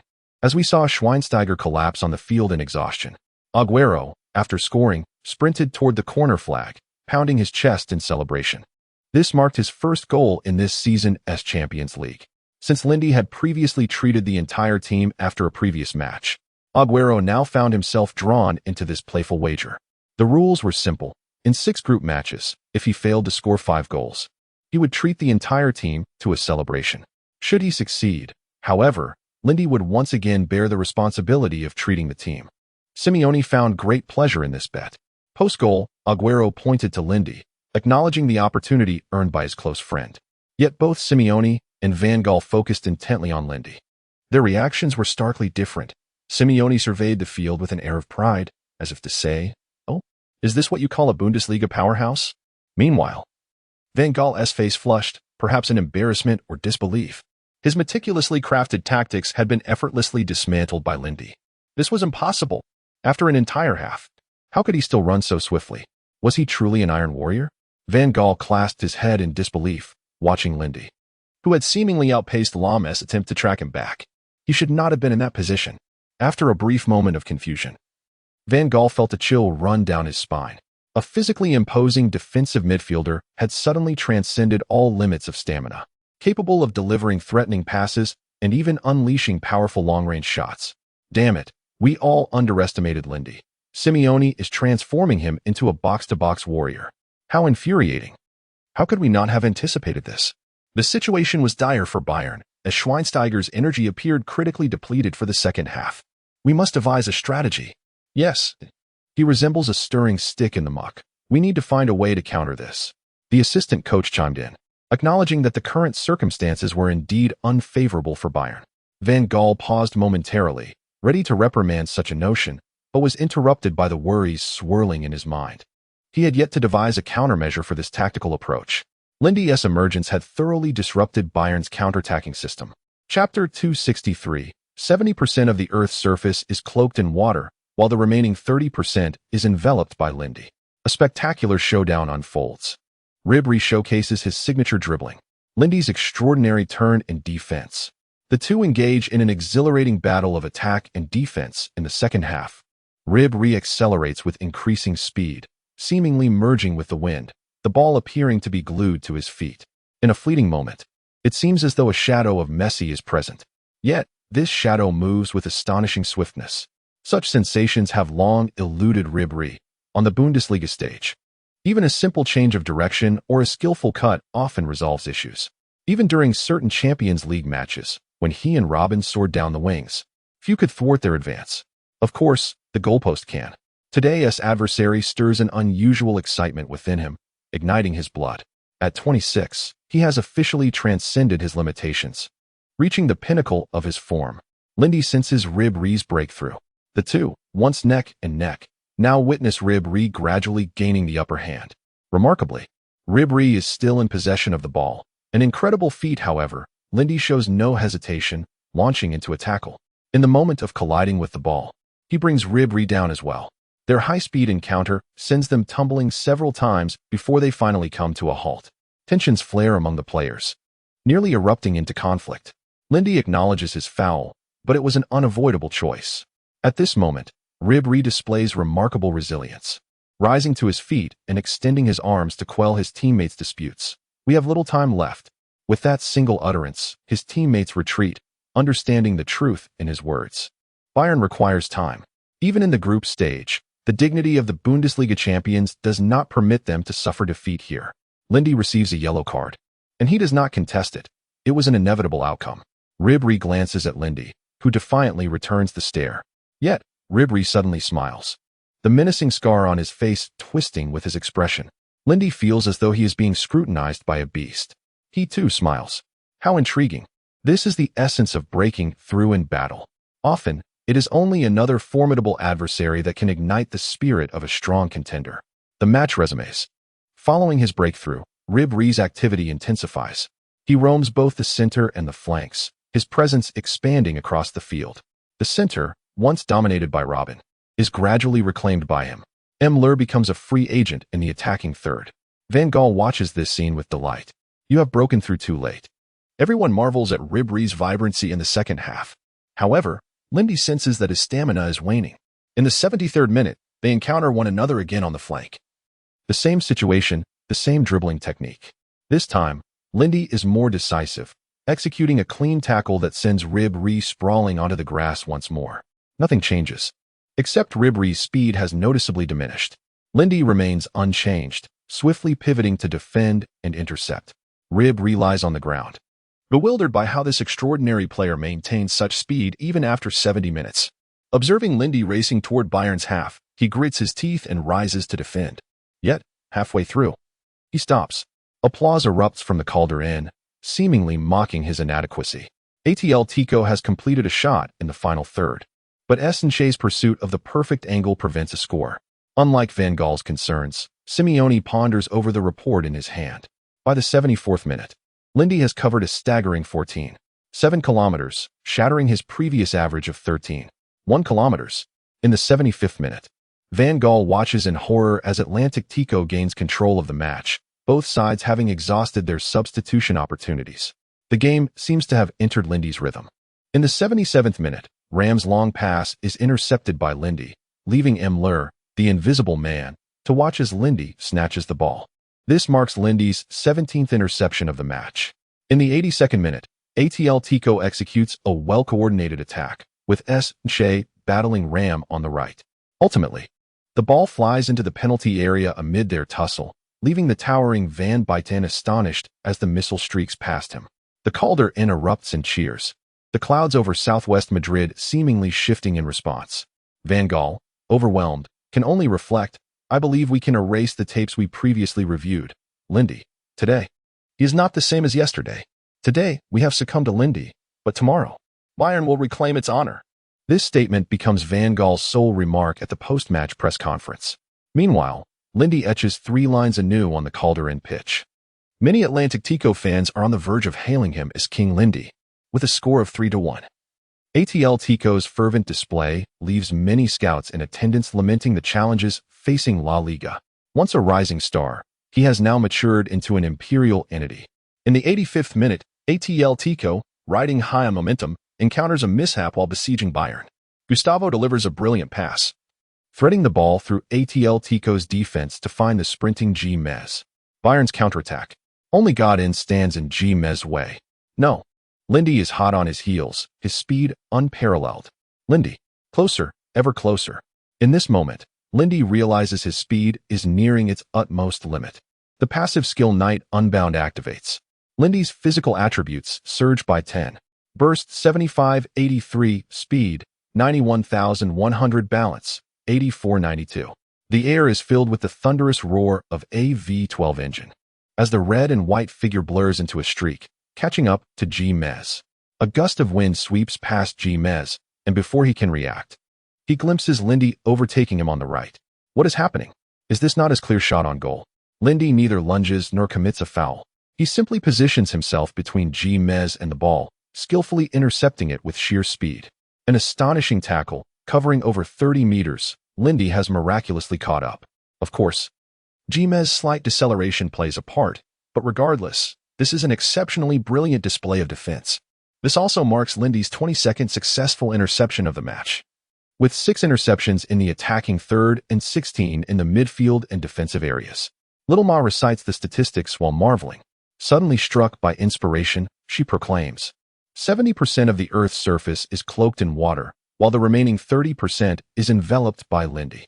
Chapter 270, Methods of Attack. At this moment, Simeone remained unaware, merely sensing that Lindy's physical stamina was as steady as ever. However, his influence on the pitch was nowhere near as formidable as in the previous match. There were no threatening passes, no pulling of the opposing defense, and certainly no high-quality long shots. He had already sent Thiago to warm up, as he still planned to adopt a 4-5-1 formation to bolster the midfield and enhance the attacking support from the 2 fullbacks. Diego, take a look at this. Herman handed over a freshly printed report. What is this? Simeone took the report and fell into silence. Still silent, he took a deep breath and glanced at the elderly, yet upright figure beside him, shaking his head with a wry smile. What a clever strategy from Senior Ranieri. Lindy's greatest challenge lay in his lack of experience and foundational weaknesses. It seemed that only this unassuming old man could pinpoint his vulnerabilities and stifle his potential so swiftly. Herman concurred.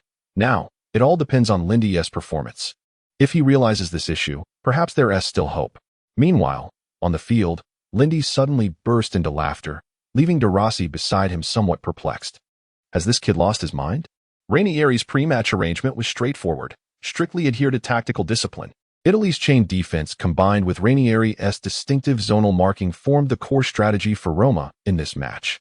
Yet, this tactic demanded immense concentration and a high level of defensive awareness and teamwork from the players.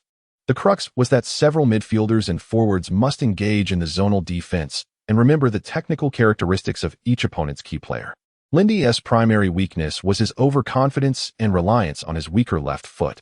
The plan was to attack with his right foot, confine his right wing, block right-sided passes, and force him to use his left foot.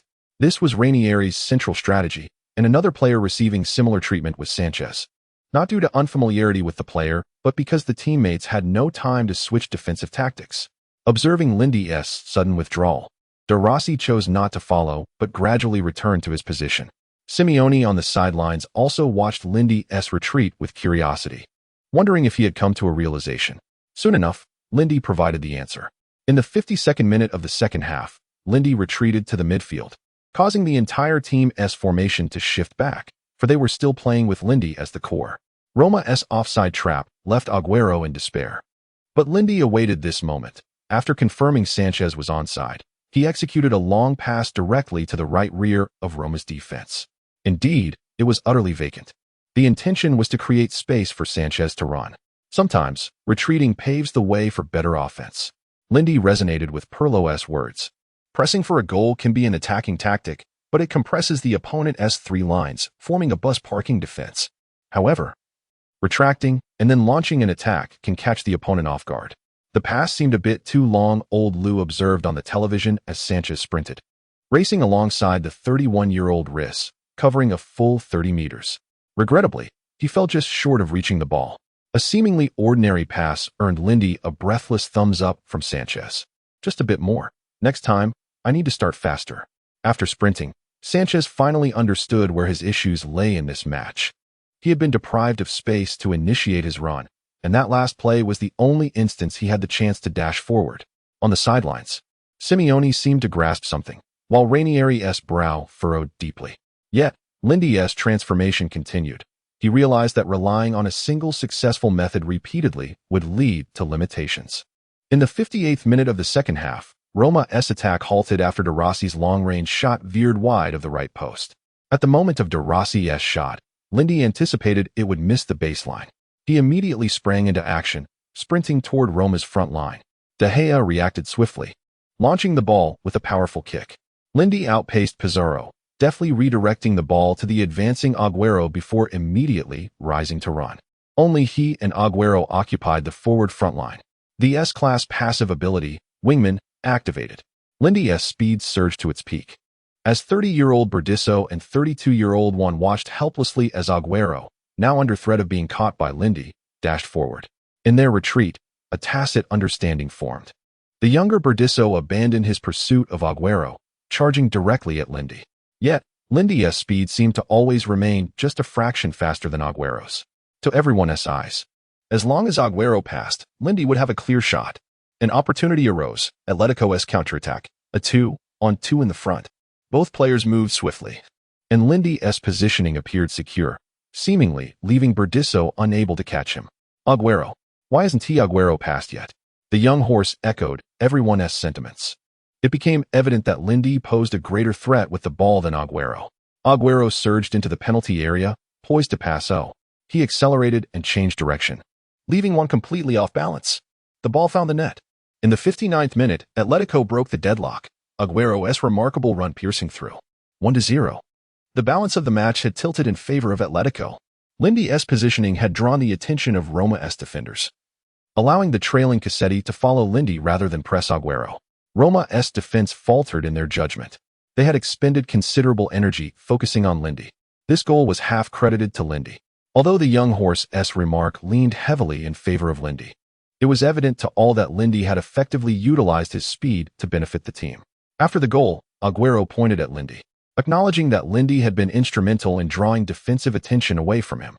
With a leap, he charged toward Lindy, and the two brothers jubilantly celebrated within Roma's penalty area. The stadium fell silent, save for a few hundred Atletico fans in red and white garb on the west upper tier, who erupted into cheers. Simeone was somewhat taken aback. Could Lindy's threat truly be this significant now? Cassetti had the chance to press Agüero but still opted to confront the more advanced Lindy. Yet, a goal is always a positive outcome. In his 2 decades in football, he understood that luck is an essential component of skill. Suddenly, a commotion erupted in the southwestern part of Madrid. Atletico fans breathed new life into the area. Reports from Sky Sports even indicated that since Lindy's arrival at Atletico, birth rates in the Madrid region had significantly increased, alongside a booming fitness industry due to Lindy's presence and performance. Everyone had fallen in love with this well-built individual. Women preferred muscular men, while men sought to attract beautiful women.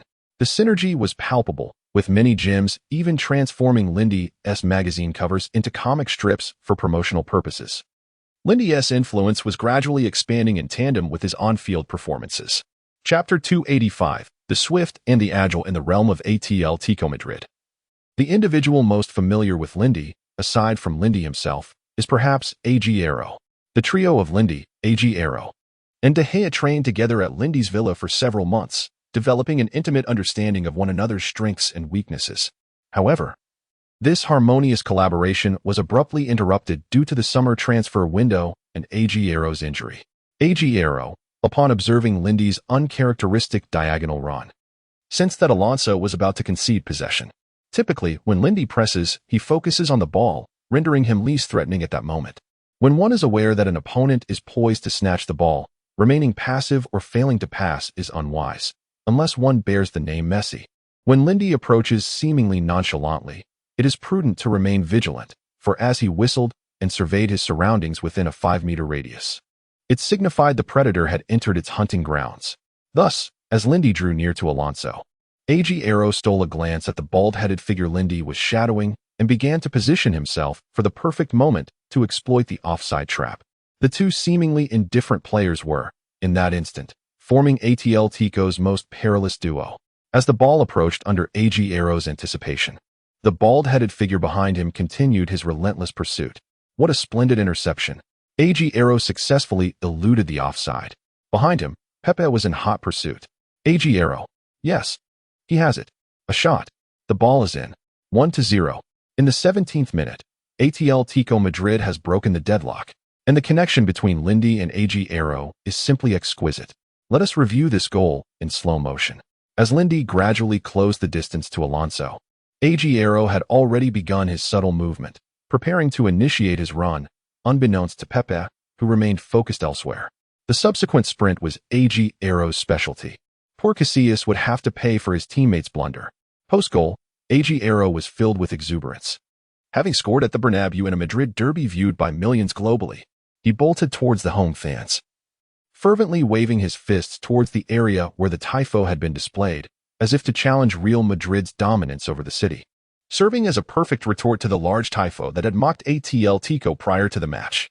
Lindy, along with his teammates, surged forward, matching Aguero's fervor in waving their fists towards that section. This incited the wrath of the Bernabeu faithful, who began to unleash a barrage of insults, reminiscent of their previous derisions towards Messi and Piqué. Meanwhile, a small contingent of Atletico supporters erupted in cheers, drawing the ire of the surrounding Real Madrid fans, leading to mutual exchanges of insults that were vividly expressive of their disdain for one another. Simone, however, merely cast a fleeting glance at Mourinho, refraining from excessive celebration. He embraced Herman, aware that the match was far from over. They had previously held a lead here, only to falter in the end. The latter understood his sentiments. Today, he was not merely seeking revenge as a coach, but also representing the Atletico Madrid of 15 years ago in a quest for retribution against the Bernabeu. Seeing Simeone's restraint, Mourinho returned to his seat in frustration, shaking his head as he observed the pitch. The match had only just commenced. Indeed, it had merely begun. Aside from Alonso's unexpected loss of possession, Real Madrid's morale remained intact, even flickering with a hint of defiance. Following the goal, Atletico adopted a more defensive posture. Adhering to their pre-match strategy, if they could secure an early lead, they would revert to their forte of counter-attacking football. Yet, unlike their defensive tactics against Barcelona, this time Real Madrid lacked Van der Vaart in midfield, nor did they have that unworthy individual whose name shall not be mentioned.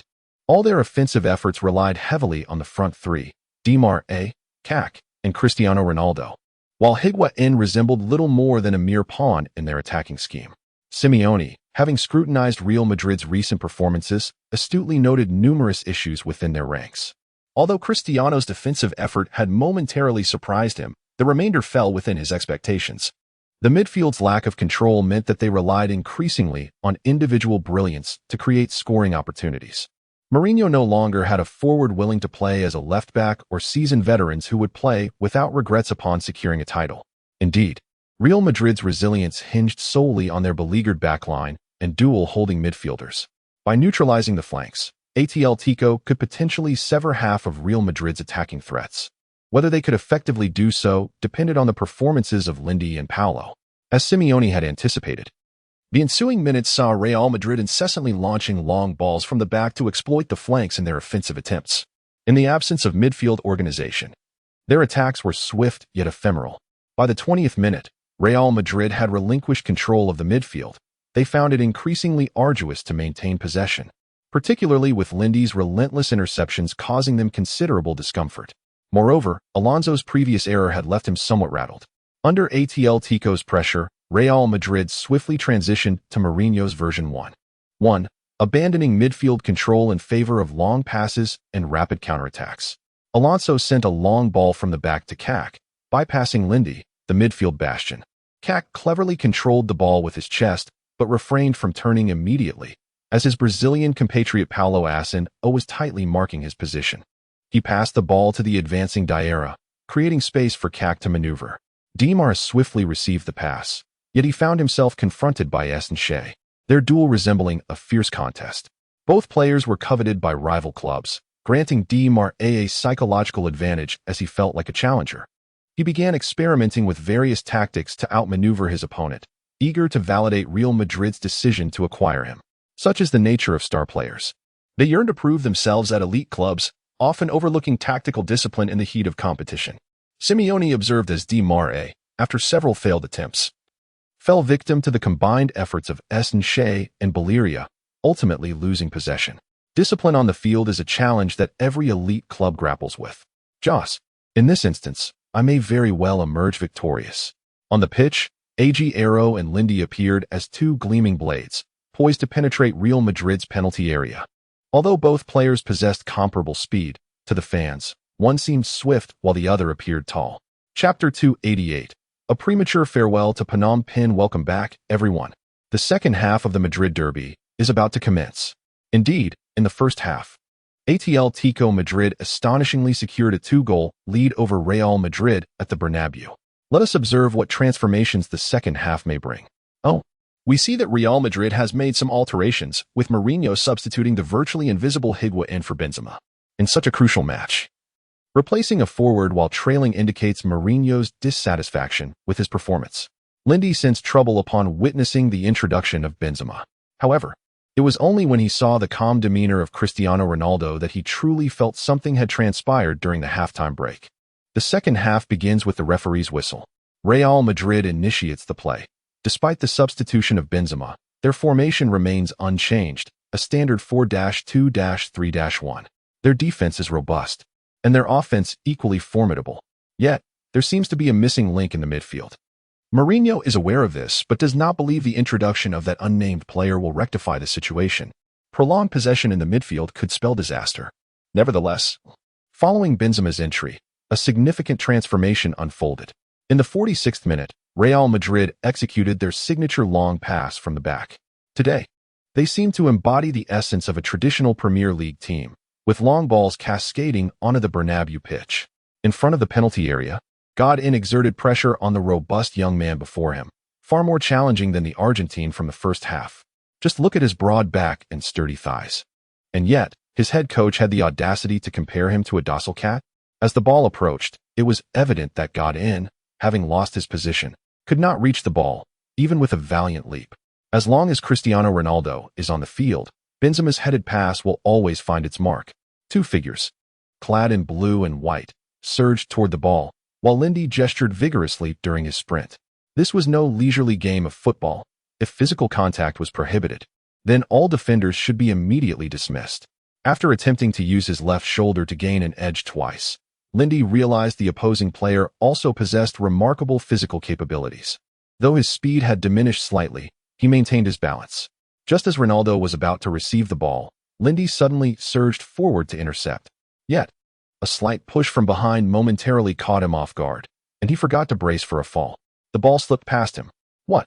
This guy has indeed transformed? As Lindy pivoted to tackle Ronaldo, he was met with a mischievous grin from the latter. Instead of stopping the ball, Ronaldo allowed it to pass.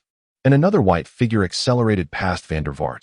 With a breathtaking long-range shot, the ball pierced through De Gea's fingers, finding the back of the net. The goal was swift and fierce. De Gea's view was obstructed by Lindy and Ronaldo, preventing him from reacting in time. The ball went in. 1-2. Just 2 minutes into the second half, Real Madrid had pulled one back. The contact between Ronaldo and Lindy was minimal, and no foul was called by the referee. Kaká's stunning long-range shot was simply exquisite. Benzema's header set up a classic Kaká goal. Kaká was astonished. Ronaldo had a chance to accelerate past Lindy. Yet he chose to pass the opportunity to Kaká. This was somewhat uncharacteristic of him. However, upon seeing Ronaldo rush over to celebrate, Kaká joyfully embraced him. The Bernabeu erupted into a sea of jubilation, particularly Mourinho, who leaped in excitement, declaring, "I knew he could do it." The substitutes rose in unison, celebrating wildly. Only Higuaín wore a less enthusiastic expression, having not contributed in the first half. Tonight in Madrid was quite remarkable, with the city seemingly divided. In the southwestern area, Thunderous cheers erupted intermittently, while the opposite side appeared engulfed in silence. Yet, as the second half commenced, the previously quiet area was revitalized, with cheers that startled parked cars, triggering a chorus of alarms. This cacophony seemed to serve as a prelude to the night's match. The Real Madrid players swiftly concluded their celebrations, with Benzema basking in the accolades and embraces of his teammates. This was his forte, advancing the play, shielding the ball, creating opportunities. Now, every match was a quest for victory, every ball a chance to score. Mourinho's query echoed in Ronaldo's mind. What mattered more, winning or scoring? The weight of those words resonated deeply with him. Now, with the team having narrowed the deficit, he began to grasp the essence of Mourinho's message. The match continued.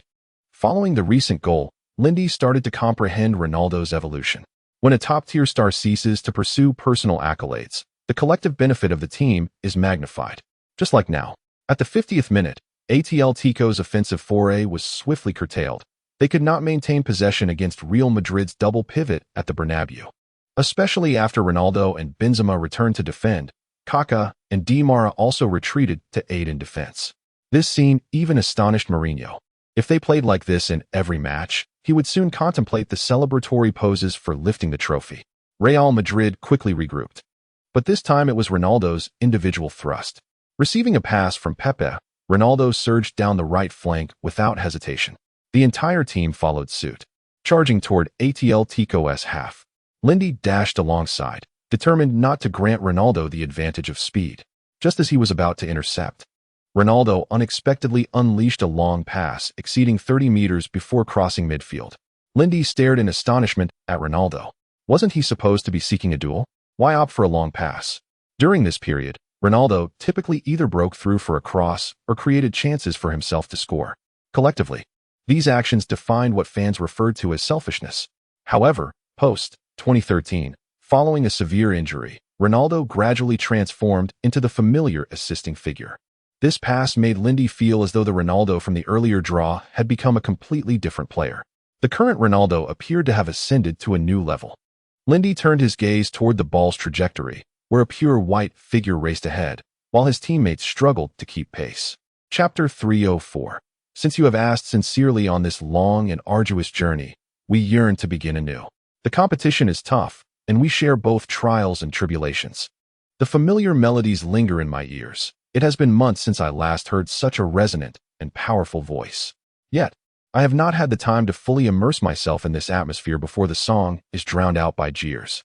Robin understands that this is not directed at him. The fans in this stadium do not hold him accountable, at least not at this moment. However, he remains perplexed about the emergence of such a young talent. In preparation for a secret return, he had refrained from contacting Van der Vaart prior to the match. In hindsight, he should have inquired about Lindy.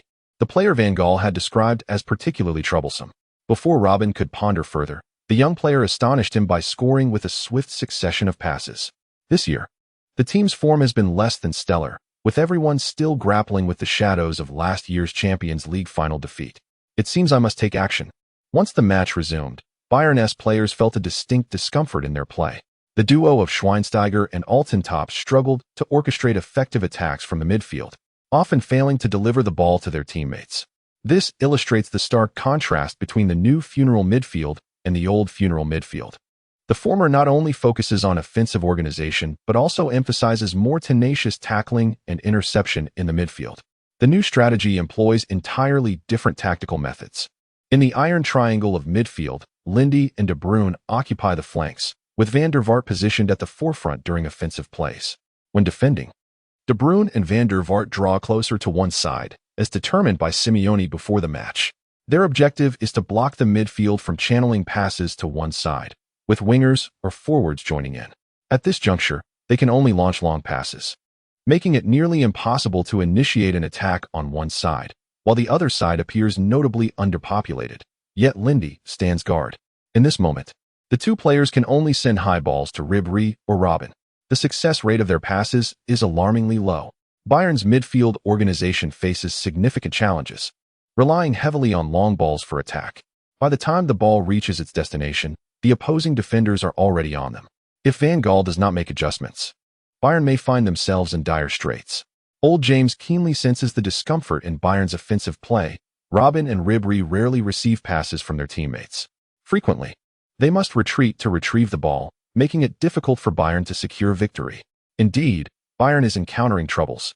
In the 12th minute, Schweinsteiger attempts to execute a 1-2 with Müller, seeking to bypass Lindy on the right flank to create an opening for Robin to soar. However, he underestimates Lindy's interception capabilities in tight spaces. Though Schweinsteiger moves past, the ball does too, only to be intercepted by Lindy as Müller attempts to return it to him. Van Gaal, once again, buries his face in his hands, consumed by a dreadful premonition. As expected, following the midfield interception, Lindy delivers a long pass, though not as precise as De Bruyne's. At this moment, Bayern's midfield is akin to an unprotected neutral zone. The two defensive midfielders are retreating. Meanwhile, Van Buyten and Breno, both shaken by the counterattack, also fall back, creating a vacuum in the center. Upon receiving the ball, Van der Vaart even has time to adjust, while the aware Van Buyten urges Breno to press closely. The distance is well within Van der Vaart's striking range. Breno realizes his mistake, allowing the opponent to comfortably turn and face the goal. Eliminating the turning phase essentially grants all attackers a golden opportunity. I know this phase well. Young Ma interjects, fearing old James might steal the spotlight. Bayern is gambling, wagering that Van der Vaart's weapon is devoid of ammunition. Immediately, a sense of foreboding washes over him, yet he is unable to articulate why. Time is fleeting. Breno approaches Van der Vaart, but in the next instant, a gust of wind brushes past his left ear. The speed is so overwhelming that Breno cannot evade it. He widens his eyes, seemingly witnessing something extraordinary whiz by. Struggling to turn his head, he begins to pray fervently, "Please don't score, for the love of all that is sacred." Yet, the sudden silence and the sight of his teammates halting their runs inform him of the inevitable. The outcome he dreaded most has transpired. What was that smooth strike? Why is the opponent not applying pressure? Are they so certain I won't take a long shot? Van der Vaart stands bewildered, shaking his left foot as if to showcase his golden left foot to the world. In the commentary booth, young Ma is elated, flailing her arms. Finally able to shine before old James. A splendid goal. Since you have asked sincerely, I shall graciously reveal the answer. Van der Vaart's exquisite long-range strike is the epitome of that answer. Life is not a gamble, nor is the arena. It is evident that Bayern is not a proficient gambler. Young Ma's words leave old Lou and old James in awe, recognizing the remarkable progress she has made. At this moment, a wave of boos echoes through the stadium as the camera shifts to the notorious Simeone. The latter, upon Van der Vaart's goal, does not celebrate but instead smirks, shaking his head. This gesture seems to convey, too easy, lacking any challenge. Evidently, he remains irked by his tardiness today. Van Gaal, preoccupied with the brazen Simeone, pulls his assistant Hook aside. Our situation is dire. What is the score in Rome? Hook shakes his head, 1-0. Van Gaal, in despair, closes his eyes, envisioning his impending dismissal. If we cannot hold our ground, let us abandon it. Bring on close, forsake the midfield, and send the ball directly forward. Hook nods, suggesting Bayern may soon find themselves in the Europa League, a notion bordering on madness. Miroslav, get warmed up. Close, in disbelief, points to himself. Me? Just a few minutes in, and you want to substitute? Realizing the gravity of the situation, he reluctantly rises to warm up. Sensing the awkwardness of the moment, Hook instructs all substitutes to begin their warm-ups. The match continues while the focus shifts to the sidelines. We see Klose warming up first, with others called to follow. What is Bayern's intention here? Are they preparing to make a substitution? It seems unlikely. It is far too early for such a drastic move. Roma is leading. This statement plunges everyone into silence, as many will relish the prospect of Bayern's elimination. Yet within the footballing community, there is a recognition of La Liga's resurgence and the Bundesliga's decline. Football should not be a one-sided affair. Perhaps this defeat will lead to a transformation in the current dominance, fostering a league that is more orderly, healthy, and rife with competition. Chapter 3:14. You ought to be a world-class fan of AC Milan, as they have begun to raise their hands in anticipation of a jubilant cheer. This is the hope for the future of San Siro, and at this moment, he stands at the forefront of the battlefield, proudly waving the red and black flag. In the near future, he too shall don the red and black jersey, carving a path for the team. Suddenly, the stadium trembles with an earth-shattering roar, as the fans envision their team taking the lead. The rushing wind whips past Pato, making him feel as if he is gliding through the air, while De Gea, charging towards him, appears to move in slow motion, easily evaded with a gentle flick of his foot. De Gea's first instinct upon seeing the ball is to foul and bring him down. However, realizing the match has just begun and seeing Lindy drawing closer to Pato, he knows he must do one thing: impede Pato's speed. He begins to sway left and right, aiming to delay Pato's thought process for even a mere half-second. As anticipated, Pato notices De Gea adopting a stance akin to guarding a penalty kick, hesitating briefly between shooting or dribbling. Ultimately, he opts to dribble, deftly nudging the ball outward with his right foot, causing De Gea to vanish from his sight. The vast expanse of Atletico Madrid's backline feels desolate. In this moment, Pato is tempted to compose a poem as he gently taps the ball towards the empty net, turning to celebrate. Yet, he is met with an abrupt silence from the entire San Siro. The fans and Coach Allegri alike grasp their heads in horror and despair, their eyes fixed on the goal. Sensing something amiss, he turns to see a blue figure racing towards the net with astonishing speed, launching himself towards the ball in a breathtaking display right before Pato's eyes. A resounding sigh reverberates through San Siro as the ball schemes past the goal line. Fortunately, thanks to the sliding intervention of the Three Stripes youth, the ball is narrowly cleared off the goal line. Many AC Milan players raise their hands to signal a goal. Yet the assistant referee's flag is unequivocal, a throw-in for AC Milan. A classic moment revisited. We all remember how Lindy first entered our view, embodying the savior in critical moments. With the team's growing strength, he no longer needs to keep a constant watch on the goal line. However, this does not signify that Lindy has lost the instinct of a guardian. San Siro may have forgotten, AC Milan may have forgotten, and Pato seems to have forgotten too. What is Lindy's other nickname? The Shield of Atletico Madrid. This moment serves as a poignant reminder of why Lindy is a recipient of the Europa Golden Boy Award. It is not merely due to his successful transformation into a well-rounded player, but also because of his unwavering spirit of perseverance. Lindy rises and dusts off his pants, indiscernible in color, feeling relieved. Watching videos had not revealed how swift this young man truly is, yet his strides with the ball are impressively long. De Gea rushes over, celebrating by bumping chests with Lindy. This unexpected turn of events elicits exhilaration from all players except Godin and David Luiz. To say it saved the day would be an understatement. Even Simeone on the sidelines is pumping his fists in approval. Pato, hands on his hips, gazes incredulously at Lindy, questioning how he managed to catch up. He smacks his hand against the back of his head and turns around, only to find the venerable Pirlo gazing intently at him. Do you understand why he is the current Europa Golden Boy while you have been forgotten? Temper your arrogance. A mature striker would never take his eyes off the ball as it approaches the goal.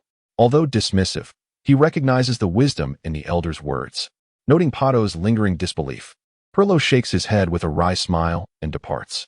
Young man, enduring some hardships is beneficial. Once you swallow that, you will gradually mature. Can't handle it? Huh. I'm nearing retirement. How much can I control? The match resumes. Following Pato's attack, AC Milan intensifies their assault against Atletico Madrid. Unbeknownst to anyone, Godin and David Luiz exchange glances, igniting a spark of determination. In the 12th minute of the match, AC Milan sends a high ball from the wing. Ibrahimovic, glancing at the shorter Godin, can hardly conceal his disdain. Yet the opponent proves to be tenacious, unlike Pepe, who is straightforward. Though he positions himself behind Godin, the latter firmly clings to Ibrahimovic's right foot, preventing him from leaping. As expected, the ball is headed out of the box by Lopez. Ibrahimovic shoots a fierce glare at the diminutive defender. This is unacceptable. 2 minutes prior, Atletico Madrid was engaged in a positional battle. David Luiz gradually approaches Godin. We cannot continue like this. The latter nods. Recalling Simeone's earlier admonition, veterans are called the backbone of the team because they stabilize the squad during crucial matches. You know that the Dutchman is injured, and I am helpless. Koke and De Bruyne are too young, and Thiago is in poor form. Lindy must shoulder considerable responsibility. And you and David Luiz are the new Great Wall of Atletico. You need to set an example for Cabrera and Domingos. Otherwise, they might think that with Lindy around, the defense need not worry too much. I do not wish for such a scenario, and I believe you feel the same. Godin then realizes that since joining Atletico Madrid, he has felt his form decline. Marking and dueling has often led to various mistakes. Reflecting on it now, these errors predominantly occurred when Lindy was on the bench. The new generation, Gark A, and the old guard, Paulo Asino, cannot replicate Lindy's impact. He has become accustomed to playing under the protection of Lindy in midfield. Once Lindy exits or rotates, defensive issues arise. Even in critical matches, when Lindy is tasked with single-marking a superstar, the team experiences similar challenges. I understand now, boss. Godin nods thoughtfully. Do not forget why I chose you. Simeone raises his head, his expression serious as he regards the Uruguayan defensive stalwart.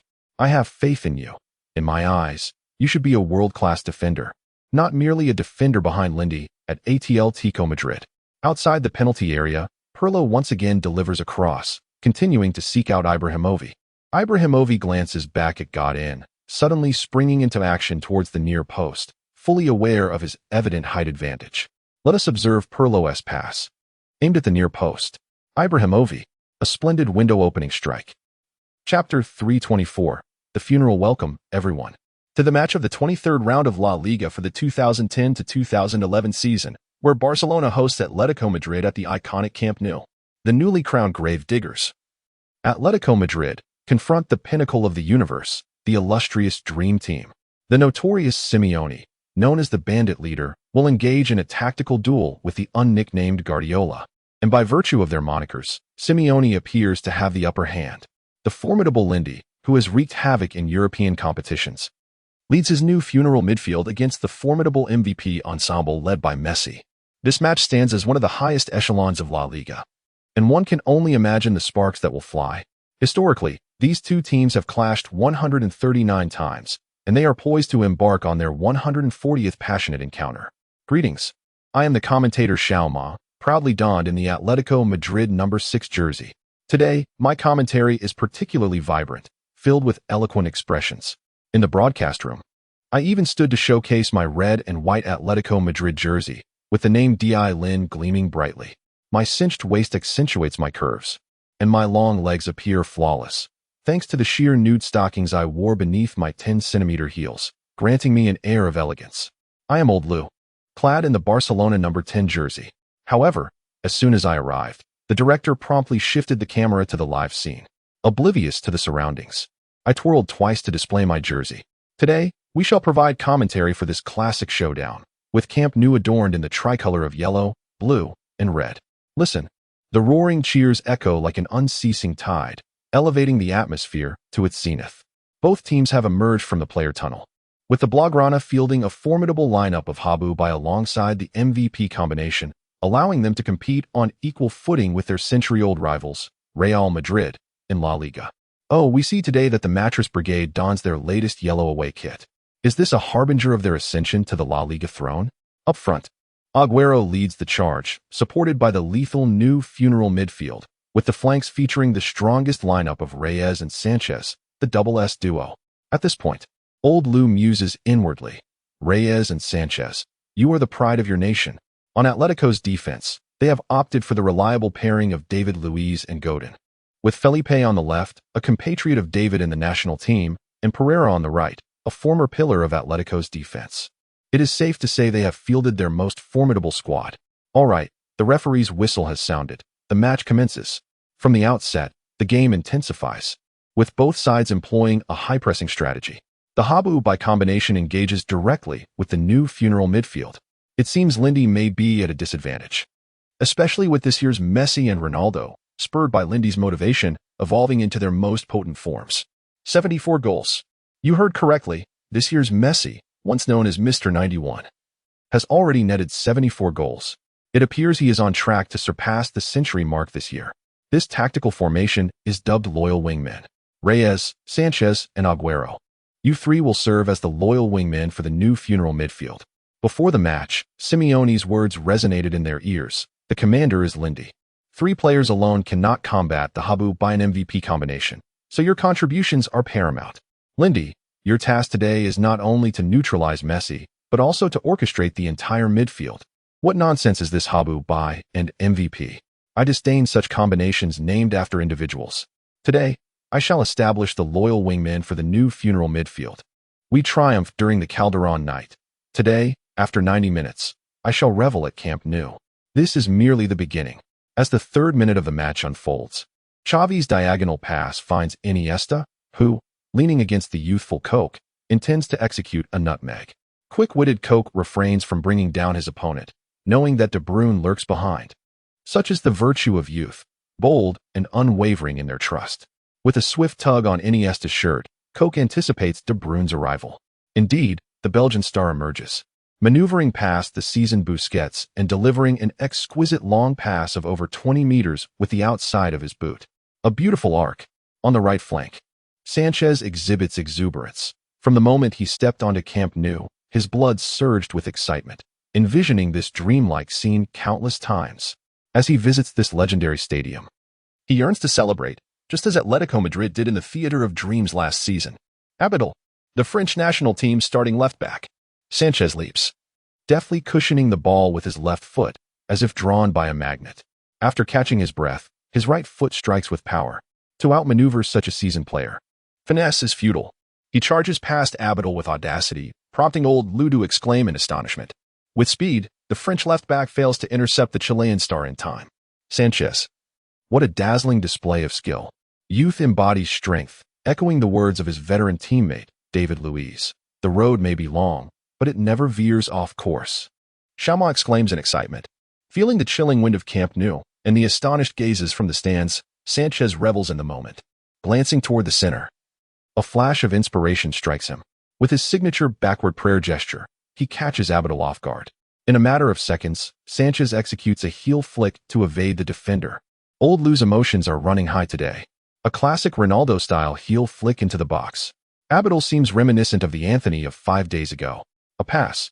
Sanchez does not even glance up as he pushes the ball into the penalty area with his left foot. A yellow figure bursts forth from the crowd of red and blue. Agüero. A lateral pass. Oh my goodness. Puyol's peripheral vision catches a glimpse of yellow above him. Lindy. He heads the ball into the net above Puyol and peak. 1-0. This goal is a funeral. Chapter 333. Lindy's thoughts. Annie. Perhaps we have misjudged the situation. She said, do not be naive. As someone who has been through this, I advise you to observe further. Annie's heart wavered slightly. A man possessing such self-discipline is indeed a rarity. The virtue of self-restraint is not one that is easily found among the masses. Of course, she would not show any signs of weakness outwardly. Eileen observed Lindy's retreating figure, the stark contrast lifting her spirits. Let's have the driver take us to the east side of the city. I am quite hungry, she declared. Annie recognized the expression on her face as a sign of her elevated mood. Despite the late hour, she was keen on returning to their old haunt for a meal, an inclination absent during times of anger.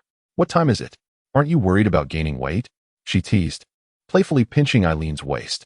Oh, stop it. I just want to eat. Will you accompany me? Eileen shook Annie's arm. All right, the car has arrived. Let us be off. The following day, the media in Catalonia was engulfed in despair, as if they had lost the league championship for the season. On the same day, Real Madrid secured a comfortable 2-0 victory over Levante, solidifying their position at the top of La Liga. After the match, several reporters sought out Messi for an interview, yielding an unexpected response. Who says Lindy lacks talent? That is the greatest joke I have ever heard. Simultaneously, Messi's impressive running statistics for the match, 9.7 kilometers, left the entire La Liga community astounded. How could such a diligent Messi still end up on the losing side?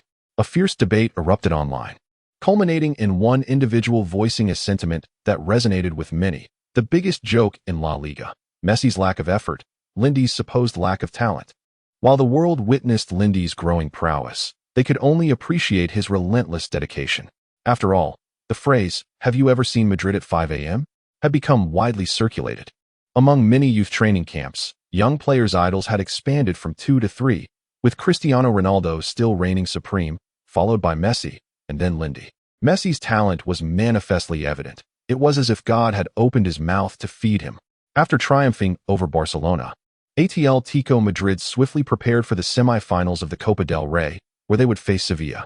While the other semi-final featured Barcelona versus Real Madrid, a match brimming with excitement. However, due to the first round of the Champions League, their matches were postponed. On February 23rd, Atletico Madrid triumphed over Sevilla with a 2-0 victory at home, largely thanks to the stellar performances of Costa and Santa Cruz. Amidst the trials of competing on 3 fronts, Simeone's rotation strategy bore significant fruit. A minor concern arose regarding the fatigue of midfield players, even suggesting that Lindy take a match off to rest. Meanwhile, the first round of the Champions League round of 16 commenced as scheduled. At Arsenal's home ground, they defeated visiting Barcelona 2-1. The entire team played with fervor, adopting Simeone's high-pressure tactics and engaging in an exhausting contest against Barcelona. This outcome seemed to reveal a potential strategy for Premier League teams to overcome the La Liga giants. Guardiola, having endured consecutive defeats, candidly declared that the relentless intensity of the schedule was the primary reason for Barcelona's downfall. They required time to recuperate before facing Real Madrid in the Copa del Rey. Chelsea comfortably defeated Copenhagen 2-0 at home. British fans and media began to boast about the Premier League being the world's foremost league, claiming 3 spots in the Champions League quarterfinals. Spanish media quickly retaliated, asserting, "You have no champions." The football media from both sides engaged in a heated exchange. "You have a godson. Don't blame the knife for being dull. We rely on our strength, not mere words." Is strength losing 1-2 to Arsenal? Drawing 1-1 with Lyon? The other 2 matches were considerably quieter, with Valencia drawing 1-1 against Schalke 04. While Inter Milan secured a 1-0 victory over Shakhtar Donetsk, seemingly poised to reach the Champions League quarterfinals for the second consecutive year. Given the current standings, Atletico Madrid, Manchester United, Chelsea, and Inter Milan appeared to have secured their advancement. Conversely, the 2 traditional La Liga powerhouses, Real Madrid and Barcelona, with 1 draw and 1 loss each, seemed destined to earn the moniker of the 16 losers of the Champions League. Amidst the external turmoil, Lindy was receiving remote guidance from Zanetti. "What is going on? Such a huge commotion. They have already called me to question why I introduced such a young talent." Amidst the headlines dominated by the Champions League matches, photographs of Atletico players reveling in a Barcelona bar had been sold to eager media outlets. Though Lindy was seated at the far end, without any women beside him, he still found himself featured in the photo. "Let me explain." He felt overwhelmed. "No need to explain. This time you were fortunate enough not to be caught in an unflattering light, and the girl was quite understanding. Otherwise, you'd be in trouble." Zanetti's tone carried a hint of anger, as he had orchestrated the introduction himself. "Is there anything I should do?" Lindy inquired, his voice somewhat hesitant. Zanetti was perhaps the only elder he had in this world. Such caring criticism felt warm to him. "No need. I have already arranged for a gift to be sent after the match, a dagger supposedly used by saints in the 16th century. Focus on your game and refrain from unnecessary outings. Do you hear me? All right. I hope we don't draw you in the quarterfinals." Lindy concluded the conversation with a reminder to Zanetti. "Get lost. Do you think you can still win?" In truth, Lindy harbored a distaste for such meetings. He only acquiesced due to his relationship with Zanetti. When the time came, he would find an excuse to decline. It was better to seek one's own happiness. He had come to realize that if certain people were meant to be in his life, they would naturally appear. If not, being alone was not such a burden. For now, the priority was preparing for the second round of the round of 16 matches next week. He was determined to reclaim what he had lost last season. In his eyes, only the championship mattered. Chapter 342. This is Lindy, Atletico Madrid's rapid counterattack. Thiago advances swiftly with the ball at the center.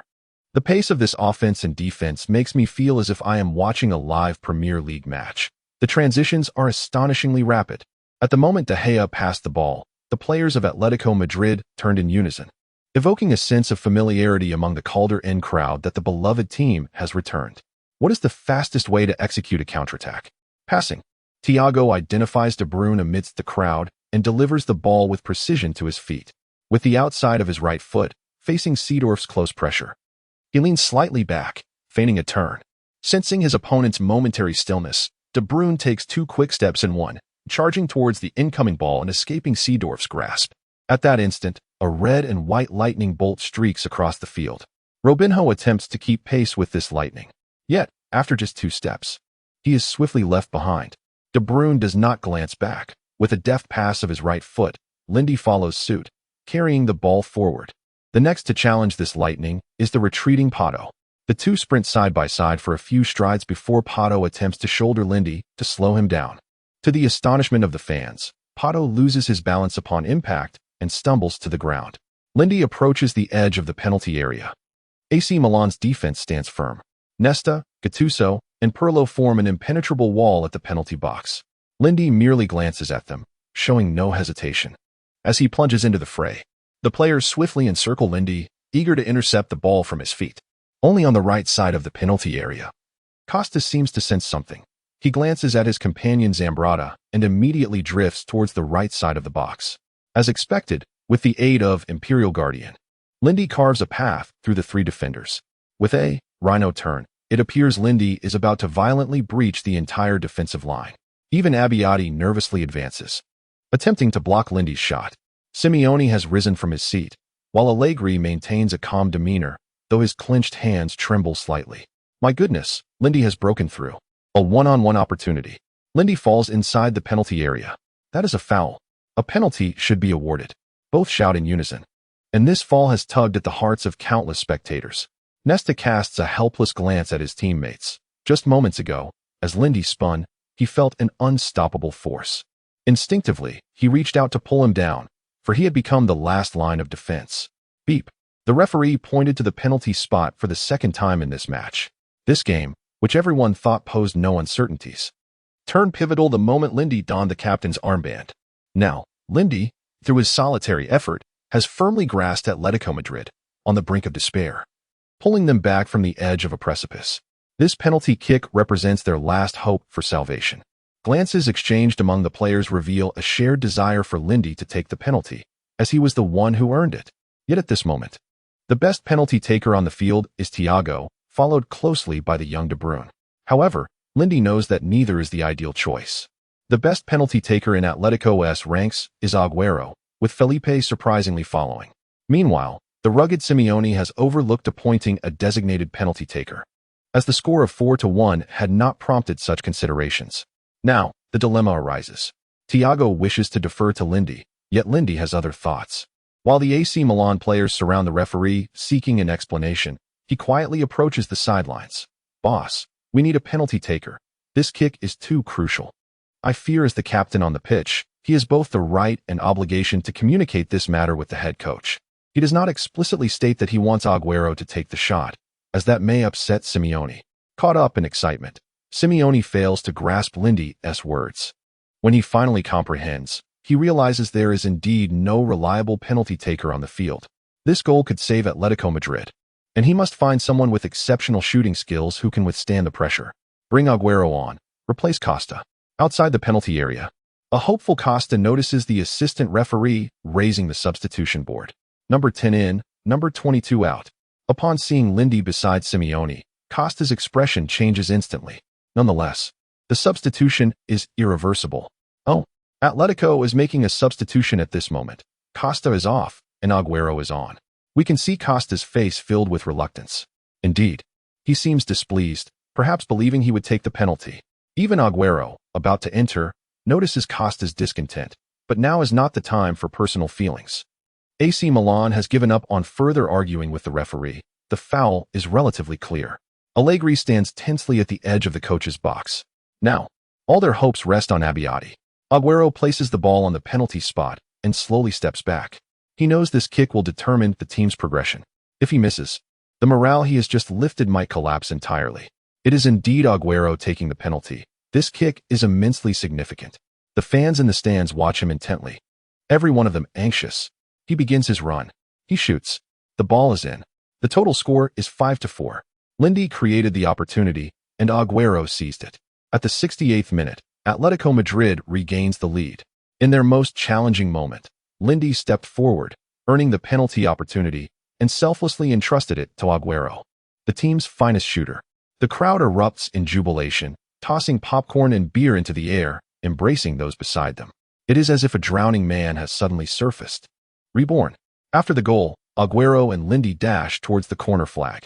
They stand facing each other, raising their hands in a shooting pose, both firing simultaneously before collapsing to the ground.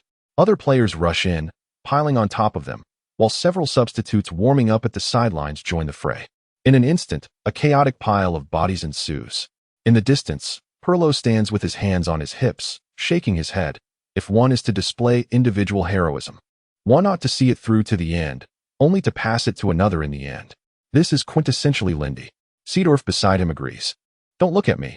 I heard that from Van der Vaart. Indeed, this is very much Lindy. Chapter 345.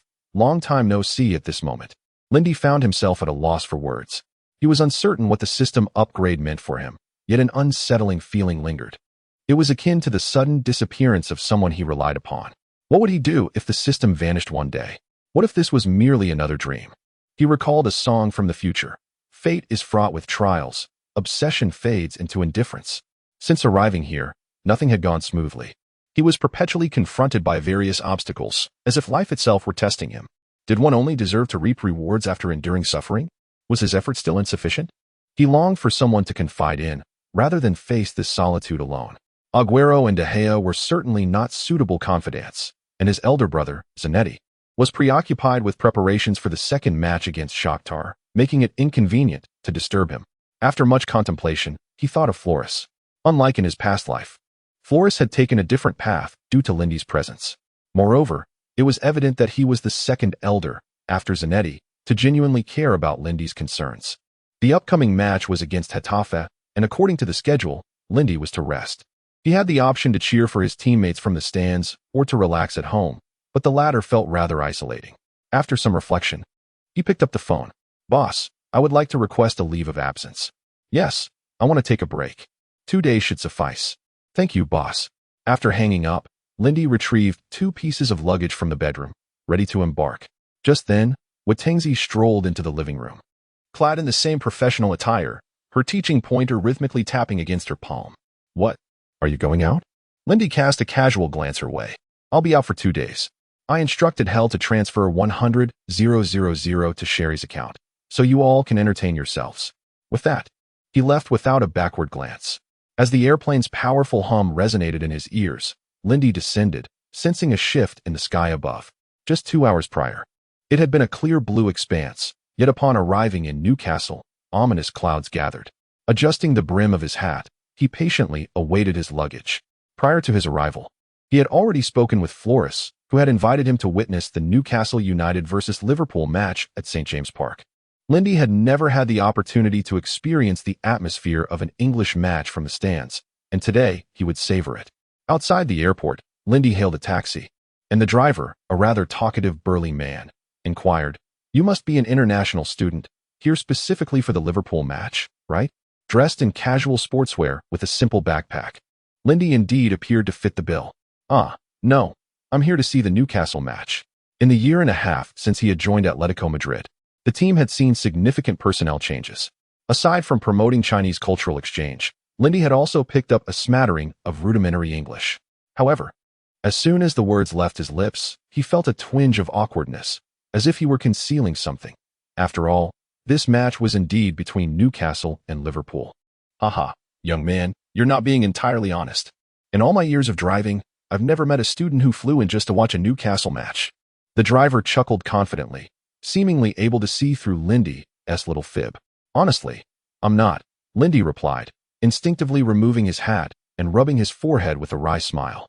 At that moment, the driver nearly lost grip of the steering wheel. "Wait, you're Lindy? You know me?" Realizing something was amiss, Lindy quickly adjusted his hat back on. I thought so.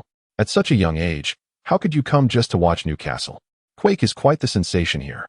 The driver, now buzzing with excitement, continued, "Your mentor-student relationship must mean you're here to support Newcastle. My apologies for misjudging you." As they spoke, they approached a red light, and the driver suddenly turned around. "Don't you have a match today? Or are you set to join Newcastle next season?" Observing the driver's enthusiasm, Lindy could only shake his head in resignation, gesturing forward, "You can go now." Noticing Lindy's silence, the driver wore a knowing smile as he continued driving, completely disregarding Lindy's refusal. Once Lindy exited the cab and intended to pay, the driver knocked his chest with his fist, pointed at Lindy, hummed a tune, and sped away, leaving Lindy bewildered in the wind. Tightening his hat, he realized he could no longer afford to remove it casually. Outside the venue, staff members arranged by Flores were already waiting. They presented Lindy with a Newcastle jersey, a scarf, and tickets. "Your seat is not far from the coaching staff." As instructed by the boss, Lindy accepted the ensemble, feeling genuinely cared for. This season, under Flores' leadership, Newcastle had experienced a remarkable turnaround, gradually rising from the relegation zone. Currently, they ranked 7th, following Manchester United, Liverpool, Manchester City, Chelsea, Arsenal, and Tottenham, officially entering the race for a top-6 finish. In this match against third-placed Liverpool, a victory could propel them further up the rankings. Meanwhile, sixth-place Tottenham was set to face league leaders Manchester United, which appeared to be a daunting challenge. In the Premier League, the quest for a top-6 finish was the most riveting spectacle, giving rise to the term Big Six. Each season, positions 7 to 10 would vie for a chance to break into the upper echelon. For securing a top-6 spot offered opportunities for European competition, translating to millions of euros in prize money. Dressed in his gear, Lindy merged into the throng of black and white as he entered the stadium. Passing through a lengthy corridor adorned with pristine white tiles, the walls transitioned to black beneath white railings, the Magpie's signature colors. Suddenly, a brilliant light erupted before him. A cacophony of sound enveloped him. The crowd of black and white swarming the pitch came into view. Following his seat assignment, Lindy settled a few rows behind the home team's coaching staff. The bench was closely situated to the fan stands, and even those in the front row could reach out to touch the coaching area. From his position, Lindy could clearly see players emerging from the tunnel. His gaze roamed until it landed on the white-haired florist, who was also turning to look at him. Their eyes met, and though no words were exchanged, both understood the sentiments conveyed. Hey, long time no see. Chapter 364. Me and other coaches in La Liga at the post-match press conference. Mourinho exhibited an air of disdain, seemingly defeated by some insidious tactic. The reporters, undoubtedly, directed their inquiries at Mourinho, while Simeone was relegated to the sidelines in his presence. Mr. Mourinho, after losing this Madrid derby, Real Madrid has relinquished its position at the top of La Liga. What are your thoughts on the team's performance in this match? A well-dressed yet somewhat unremarkable female reporter queried with a smile. Mourinho's drooping eyelids suddenly shot up as he squinted at the reporter who had posed the question. Startled by his piercing gaze, she quickly regained her professional demeanor. I concede, this is the worst defeat I've experienced since taking charge of Real Madrid. I am at a loss as to how to arrange the team's lineup to maximize our competitive edge. He then extended 2 fingers from his left hand, a mischievous smile playing on his lips. Do you all believe that Real Madrid might be dethroned from the top? Do you know the result of the match? 2-1. And do you know what these 2 fingers signify? The assembled crowd stared in confusion at Mourinho's unabashed pride following a loss, utterly baffled by his implication. This represents the number of Champions League titles I have won. I have secured more Champions League trophies than all the other La Liga coaches combined. A collective gasp echoed through the room. How audacious! Simeone observed the twitching muscles at the corner of Mourinho's eyes. And had it not been for the throng of people present, he might have retaliated. Damn it, I need to find a urinal bag. This man is insufferably arrogant. Simeone gritted his teeth, departing the scene before the conference concluded. After Simeone's exit, Mourinho remained unabashedly flamboyant. Everyone present seethed with jealousy, and ultimately, as he rose to leave, he gestured once more at the reporters. I possess 2, while they have but 1. Therefore, respect, respect. The journalists, besides catching their breath, were utterly exhilarated. Indeed, wherever Mourinho tread, news followed, and it was always of significant consequence. It had been years since a coach dared to mock all of La Liga so brazenly. Perhaps the next one had yet to be born. No one paid attention to whether Simeone would speak or if he would interview the MVP of this city derby. All focus had shifted to Mourinho. Numerous legends contemplated criticizing Simeone's excessively conservative tactics, while many fans sought to attack Atletico Madrid's lackluster style of play. Yet, all of this was overshadowed by Mourinho's audacious remarks. The following day, all newspapers and online media abandoned their usual reporting. Front-page headlines were dominated by Mourinho. Mourinho, my Champions League titles exceed those of all remaining coaches combined. Mourinho to reporters as he exits. 2-1. My Champions League titles surpass all La Liga coaches combined. Mourinho, I possess 2 Champions League trophies, while they have only 1. It was as though a stone had been cast into a tranquil lake. Aside from the fans of the pure White Legion, virtually supporters of all other La Liga teams began to assail the arrogant Mourinho. Yet, they found themselves devoid of any substantial retort.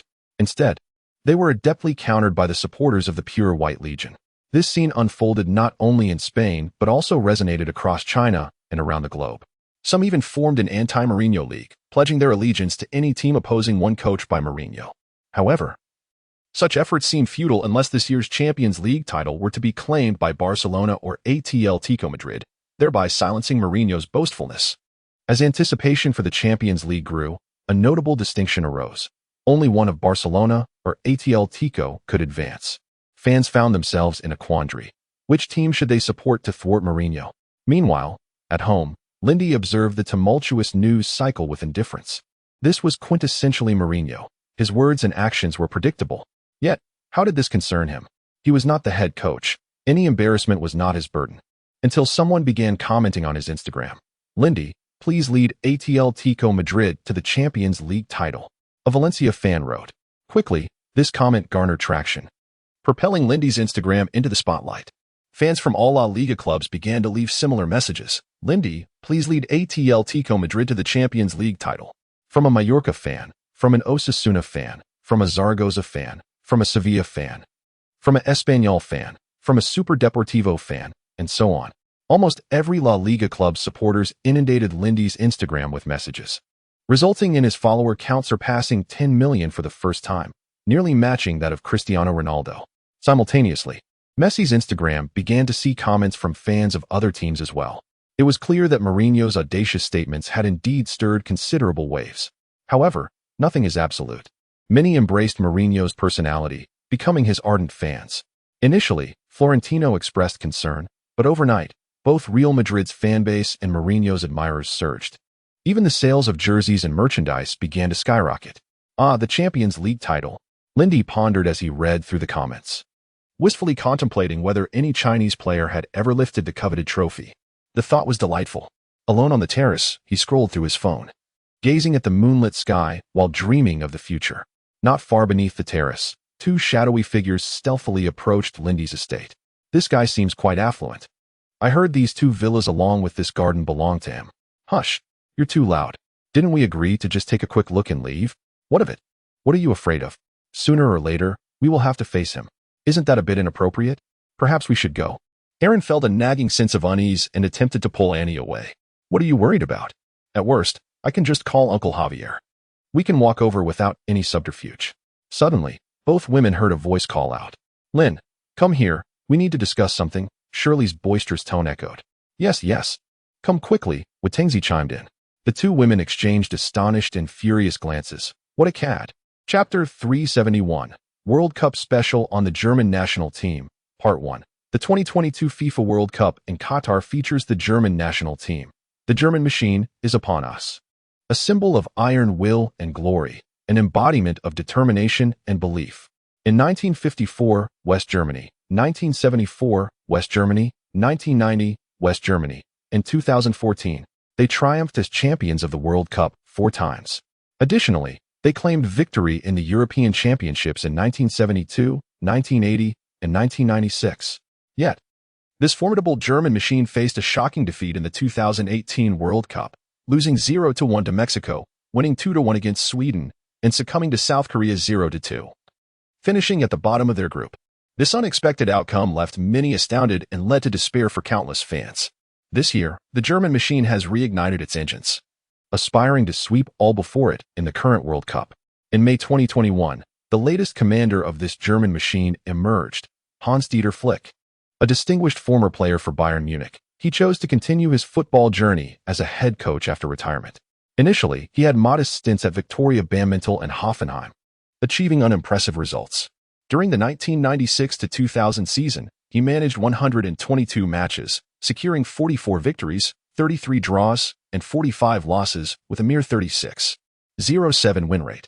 From 2000 to 2005, he managed 196 matches, achieving 88 wins, 46 draws, and 62 losses, raising his win rate to 44.90. Subsequently, Flick served as an assistant coach to Joachim L.W., learning from him and contributing to the team as 2014 World Cup victory. In the 2019-21 season, Flick took the helm at Bayern Munich, leading the team to triumph in the league, the cup, and securing a flawless victory in the Champions League, marking the club's 6th title. His record was remarkable, 86 matches with 70 wins, 8 draws, and 8 losses, resulting in an impressive 81.40 win rate. With 16 years of coaching experience, his dual success at both club and national levels positions him as the ideal candidate to lead the German machine. However, the pressure on the forward line remains palpable. Flick's familiarity with the players stems from his tenure at Bayern, where he meticulously selected the finest talents from the Bundesliga. Despite this, the 4-2-3-1 formation is not entirely flawless. It appears that the German machine is missing a striker akin to Lewandowski. Perhaps a hidden gem is needed to complete the final piece of this puzzle. In the current World Cup, the German machine is placed in Group E alongside Spain, Costa Rica, and Japan. The strength of Spain is well recognized, and Germany's placement in the second tier of teams speaks volumes. With the aging of Bayern Munich players, the German team is also witnessing an increase in the age of its members. Meanwhile, Spain's players are being refreshed at a noticeably quicker pace, which has drawn criticism of Flick's choices. If the dominance of Bayern Munich in the Bundesliga persists, it is likely that the performance of the German team will experience fluctuations. However, during a decline in Bayern's fortunes, the national team may paradoxically strengthen. The contrast between the 2014 World Cup victory and the 2018 failure serves as a clear example of this dynamic. Though this is merely one perspective and may not be universally accepted, the primary objective for the German machine in this World Cup is to triumph over Japan, a team composed predominantly of players plying their trade in Europe, and to avoid any missteps against Costa Rica. Achieving this would ensure progression from the group stage, unlike the dismal exit in 2018 that left many fans devastated. Let us now examine the roster. Starting tomorrow, we will introduce each player to help familiarize everyone. Goalkeepers: Neuer, Bayern; Leno, Arsenal; Trapp, Frankfurt; defenders: Ginter, Gladbach; Rudiger, Chelsea; Gosens, Atlanta; Jean Tur, Freiburg; Halsenberg, RB Leipzig; Hummels, Dortmund; Klostermann, RB Leipzig; Koch, Leeds United; Lou, Bayern. Midfielders: Gundogan, Manchester City; Kroos, Real Madrid; Emre Can, Dortmund; Kimmich, Bayern; Müller, Bayern; Musiala, Bayern; Gnabry, Bayern; Goretzka, Bayern; Havertz, Chelsea; Hoffmann, Gladbach; Sand, Bayern; Neuhaus, Gladbach; forwards: Werner, Chelsea; Brandt, Monaco. Among them, Bayern boasts 8 selections, Gladbach has 3, Dortmund 2, Chelsea 3, Leipzig 2, Monaco 1, and Arsenal 1. The majority of key players hail from the Bundesliga, with head coach Flick possessing an intimate knowledge of their capabilities. However, a pressing concern arises. Aside from Werner and Brandt, the German machine appears to lack a formidable central striker.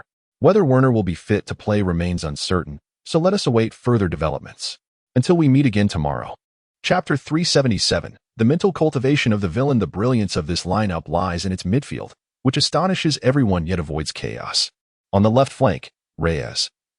3 defensive midfielders: Lindy, De Bruyne, Raul Garcia. On the right flank, Sanchez, single attacking midfielder, Koch.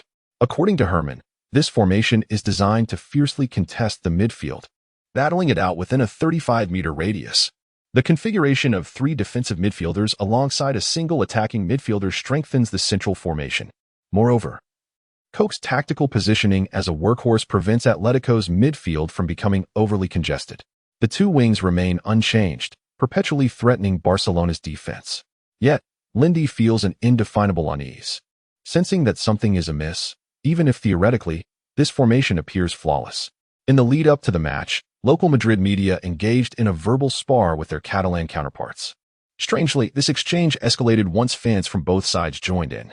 The scoreless draw between Real Madrid and Roma was dragged into the fray.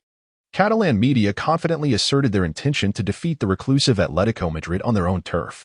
Meanwhile, Roma would successfully ambush Real Madrid at home, thereby leaving only the Catalonia region to represent the pinnacle of Spanish football in the Champions League. This proclamation even drew in the royalist media camp, typically rivals, into the fray. Regardless of the media's fervor, the outcome of the match ultimately rests in the hands of the 11 players on the pitch. On the afternoon of match day, Simeone arrived at the Calder n hours early to inspect the pitch conditions. Typically, he would not concern himself with such trivialities, as it was unnecessary for the head coach to attend to these matters personally. Under the watchful eyes of numerous reporters, Simeone meticulously examined the perimeter of the field. However, a subtle detail went unnoticed by everyone. For reasons unknown, he inspected the right goal twice. Subsequently, Simeone, with an impassive expression, headed to the pre-match press conference. Both Simeone and Guardiola exhibited caution, seemingly harboring some clever strategy to surprise one another. Guardiola even remarked, Barcelona and Atletico Madrid are both competitive teams in La Liga and the Champions League. Whichever team advances, I will not be surprised. Football is such that one side always performs better and moves forward.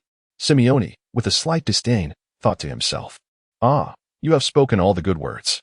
After realizing that no substantial material could be extracted from the two, reporters gradually departed. Back in the locker room, Simeone intended to say something to boost morale.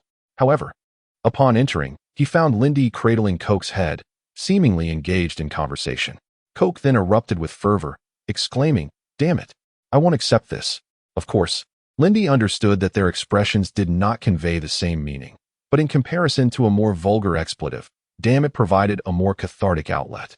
Thus, the entire team had come to view this expression not as a mere exclamation, but as a means of venting frustration.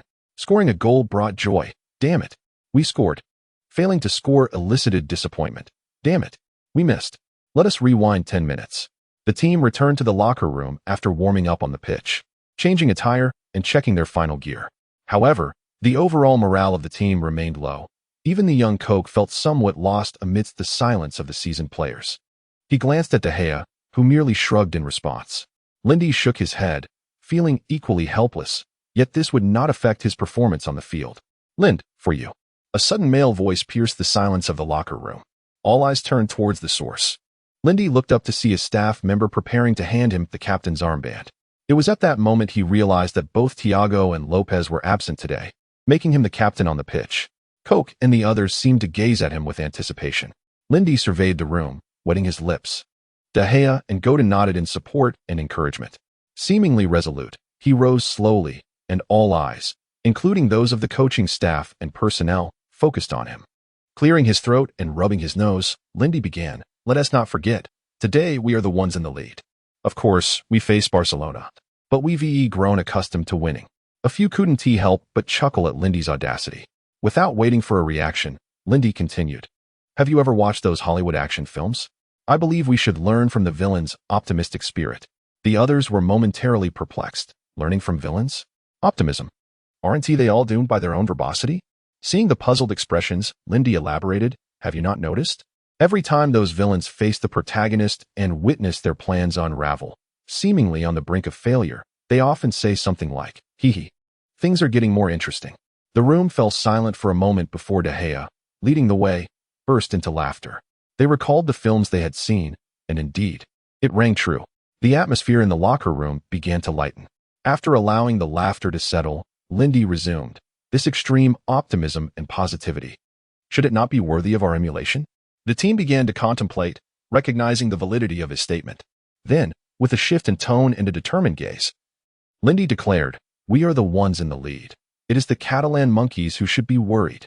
Those actors graduated from La Masia." This sudden shift rekindled memories of past defeats on the pitch, igniting a fierce indignation among the players. "Damn it, yes right. Why should we fear losing?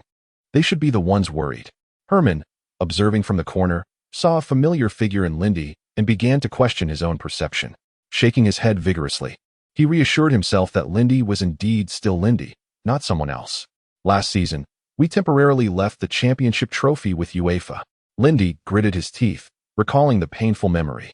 "This time, we shall reclaim everything, with interest. Whether it be Barcelona, Real Madrid, or anyone else, none shall prevent us from reclaiming what is rightfully ours. No quarterfinals. No semifinals. We are the strongest." He approached De Gea, gripping his shoulder, fervently declaring, "That trophy is owed to us. Can Barcelona stand in our way?" "No." De Gea responded, equally inspired by Lindy. Lindy then turned to Sanchez, challenging him. "What of the so-called MVP combination, the strongest flank in La Liga? Are you afraid?" "I am the strongest flank in La Liga," Sanchez retorted defiantly. Lindy walked towards each player set to take the field, finally reaching Coke. "Are you ready?" Lindy asked, embracing Coke's head and locking eyes with him. Coke, somewhat anxious, replied, "They say Boyan is the most talented player under 20 in La Liga. Do you accept that?" At that moment, Simeone entered, just in time to hear Coke's fervent exclamation, "Damn it, I won't accept this."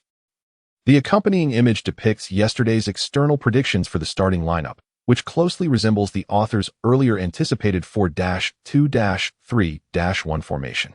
The roster of the German national team for the 2022 Qatar World Cup is as follows. Goalkeepers: Manuel Neuer, Bayern Munich; Kevin Trapp, Eintracht Frankfurt; Marc-Andre ter Stegen, Barcelona; Defenders: Matthias Ginter, Freiburg; David Raum, RB Leipzig; Thilo Kehrer, West Ham; Antonio Ardiger, Real Madrid; Nico Schlotterbeck, Borussia Dortmund; Niklas Eslu, Borussia Dortmund; Felix Udukai, Bochum; Christian Jean Ter, Freiburg; Lucas Klostermann, RB Leipzig. Midfielders: Joshua Kimmich, Bayern Munich; Jonas Hoffmann, Borussia Mönchengladbach; Leon Goretzka, Bayern Munich; Ilkay Gundogan, Manchester City; Jamal Musiala, Bayern Munich. Forwards: Thomas Müller, Bayern Munich; Julian Brandt, Borussia Dortmund; Leroy Sané, Bayern Munich; Serge Gnabry, Bayern Munich; Kai Havertz, Chelsea; Karim Adeyemi, Borussia Dortmund; Mario Götze, Eintracht Frankfurt; Niklas Füllkrug,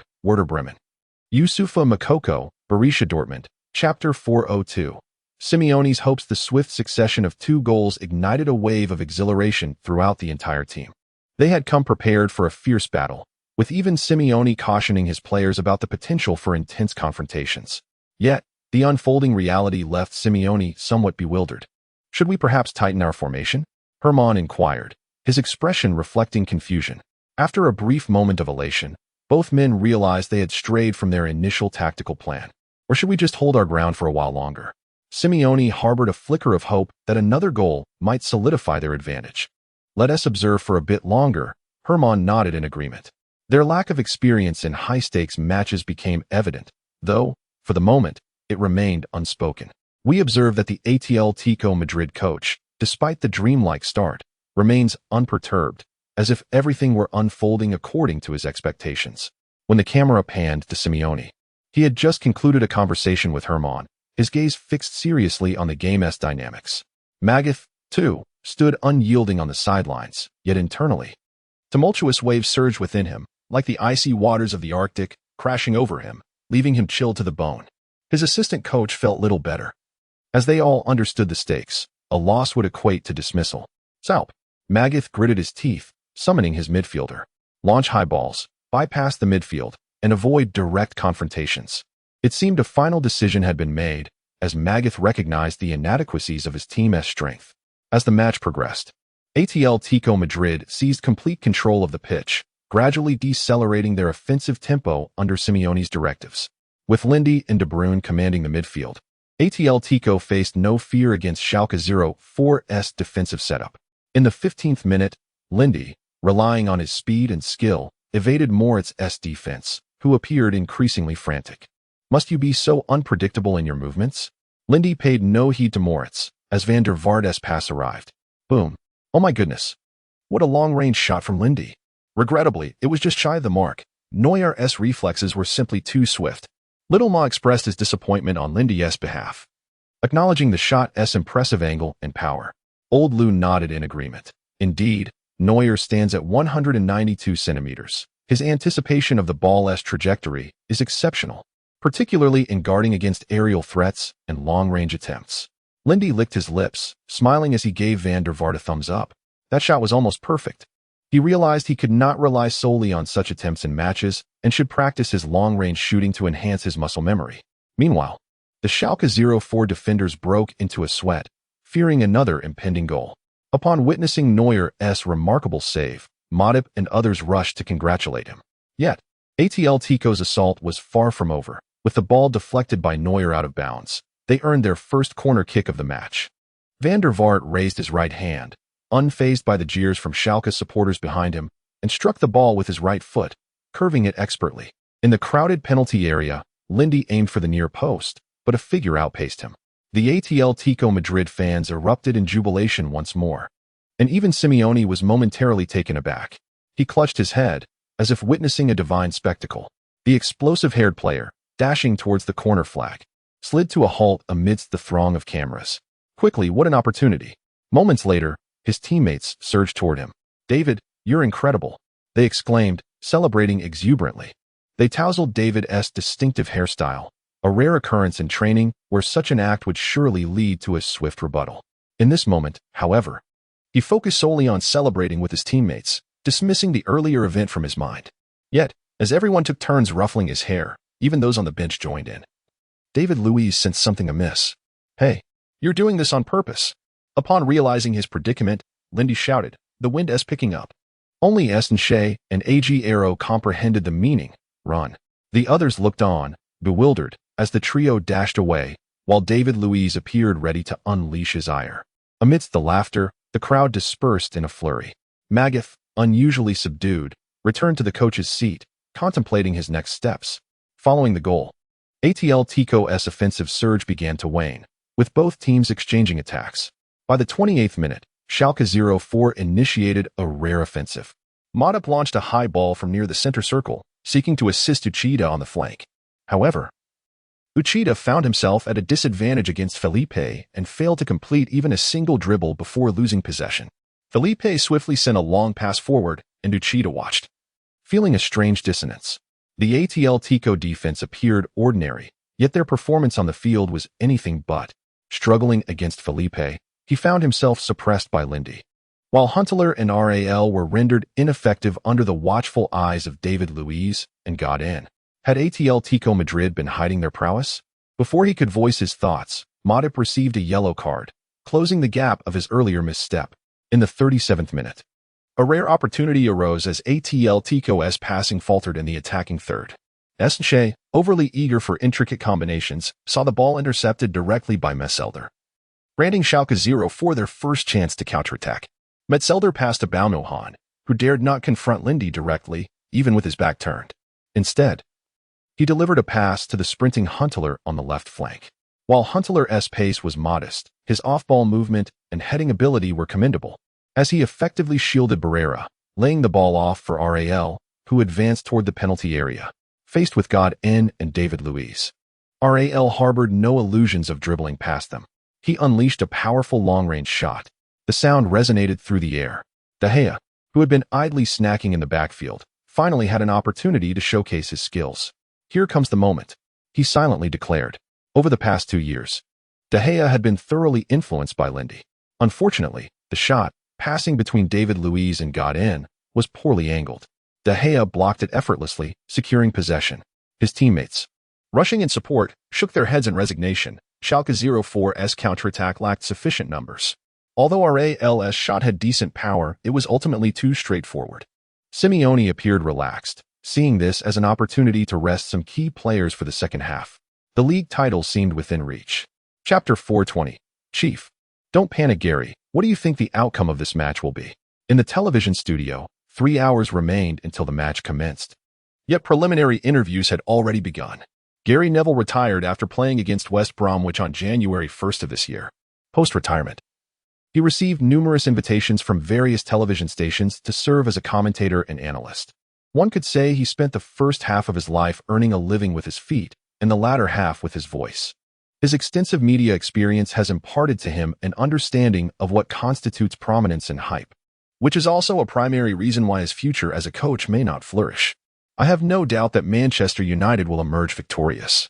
Remember, we still have Rooney, Nani, Valencia, Giggs, and Scholes on our side, and most importantly, we have Sir Ferguson, dressed impeccably in his suit, having undergone a meticulous haircut and shave. Gary appeared quite sprightly. Presently, one could hardly discern that just a few months prior he was a seasoned veteran on the Premier League pitch. However, this season, Atletico Madrid, under the guidance of Simeone, has displayed exceptional prowess, defeating formidable adversaries to reach the finals. Their lineup is indeed formidable, especially Lindy, who has become the focal point of the entire British football scene. The host seemed eager for a more unconventional response. Do not judge the intensity of the Premier League by La Liga standards. I watched the highlights. They were exhilarating and well-produced. Gary chuckled and continued. If I were to play in La Liga, I could likely achieve similar success, couldn't I?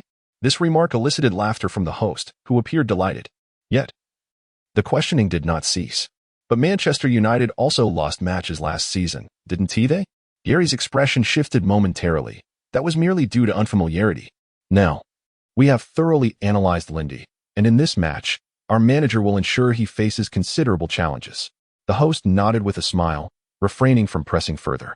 Meanwhile, Manchester United supporters, watching from home, expressed their elation through comments. That's right.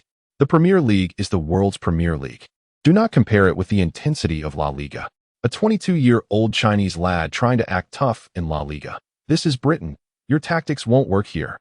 Manchester United will surely claim the championship. Mark my words, even God cannot stop us. Simultaneously, in the new Wembley Stadium, Xiao Ma and Old Lu were joyfully setting up their commentary booth. Such opportunities were previously reserved for the European Championship and World Cup finals. But now, as Lindy excels, their chances of international travel increase. Old Lu beamed with happiness. Before arriving at Wembley, he had purchased some small gifts for his wife. Otherwise, how could I prove my innocence after frequently traveling with a beautiful young lady? Indeed, Lindy has consistently performed admirably, Xiao Ma remarked, her face radiating admiration. Beside her chair lay a small box. Old Lu inquired multiple times, but Xiao Ma merely smiled in silence. The Atletico Madrid team bus slowly approached the Grand Wembley Stadium. Lindy spotted the enormous arch from a distance, truly a magnificent sight. Standing at 133 meters tall, approximately the height of 43 stories, and spanning 315 meters. This arch is the most iconic feature of the new Wembley Stadium. As the home ground of the England national team, Wembley underwent reconstruction starting in 2000, costing a staggering $780 million and taking 7 years to complete. With 3 tiers and a total of 90,000 seats, it houses a royal box with 107 steps. Today's match is expected to welcome members of the royal family as spectators. Lindy, Kuan, David. As Lindy and his teammates disembarked from the bus, the waiting fans erupted in cheers. However, the distance was too great for any meaningful interaction. They could only wave in acknowledgement. Upon stepping off the bus, Simeone was immediately surrounded by reporters. Yet, when confronted by their incessant chatter, he removed his headphones and inquired, "What did you say?" Before the reporters could respond, he donned his headphones once more. "No worries. I'm off." This left many feeling perplexed. Lindy and Aguero, at the front, were taken aback by the unexpected approach. "Is this how it's done? We've learned something. We should wear headphones as well." Under the guidance of their assistant coach, the players proceeded to warm up on the pitch, while Simeone attended the pre-match press conference. After exchanging pleasantries with Ferguson, both coaches retreated to their respective locker rooms, having no time to spare for the tedious reporters. At this moment, the players completed their warm-ups. The head coaches from both teams entered the locker room almost simultaneously. Some players checked their gear, others chatted with teammates, while many sat in contemplation, seemingly engaged in pre-match prayers. Everyone was desperately seeking distractions to alleviate their tension. Simeone's expression was solemn, his chin restlessly shifting. Noticing his dark circles, Lindy realized that Simeone had likely endured sleepless nights in the lead-up to this day. As the match time approached, the initial excitement had dissipated, leaving a heavy silence in the locker room. Even the atmospheric pressure felt diminished. The players gradually turned their attention towards Simeone. He licked his lips, one hand brushing through his slick-back hair. "Ahem, I say, fellows, don't be nervous." The team exchanged odd glances, pondering who was truly more anxious. Observing their expressions, Simeone felt somewhat at a loss. Should he uplift their spirits or provoke a sense of urgency? Perhaps having lingered in silence for too long, someone finally broke the tension. "Chief, don't panic. You have us." Instantly, the oppressive atmosphere in the locker room lifted, especially with that phrase, "Chief, don't panic."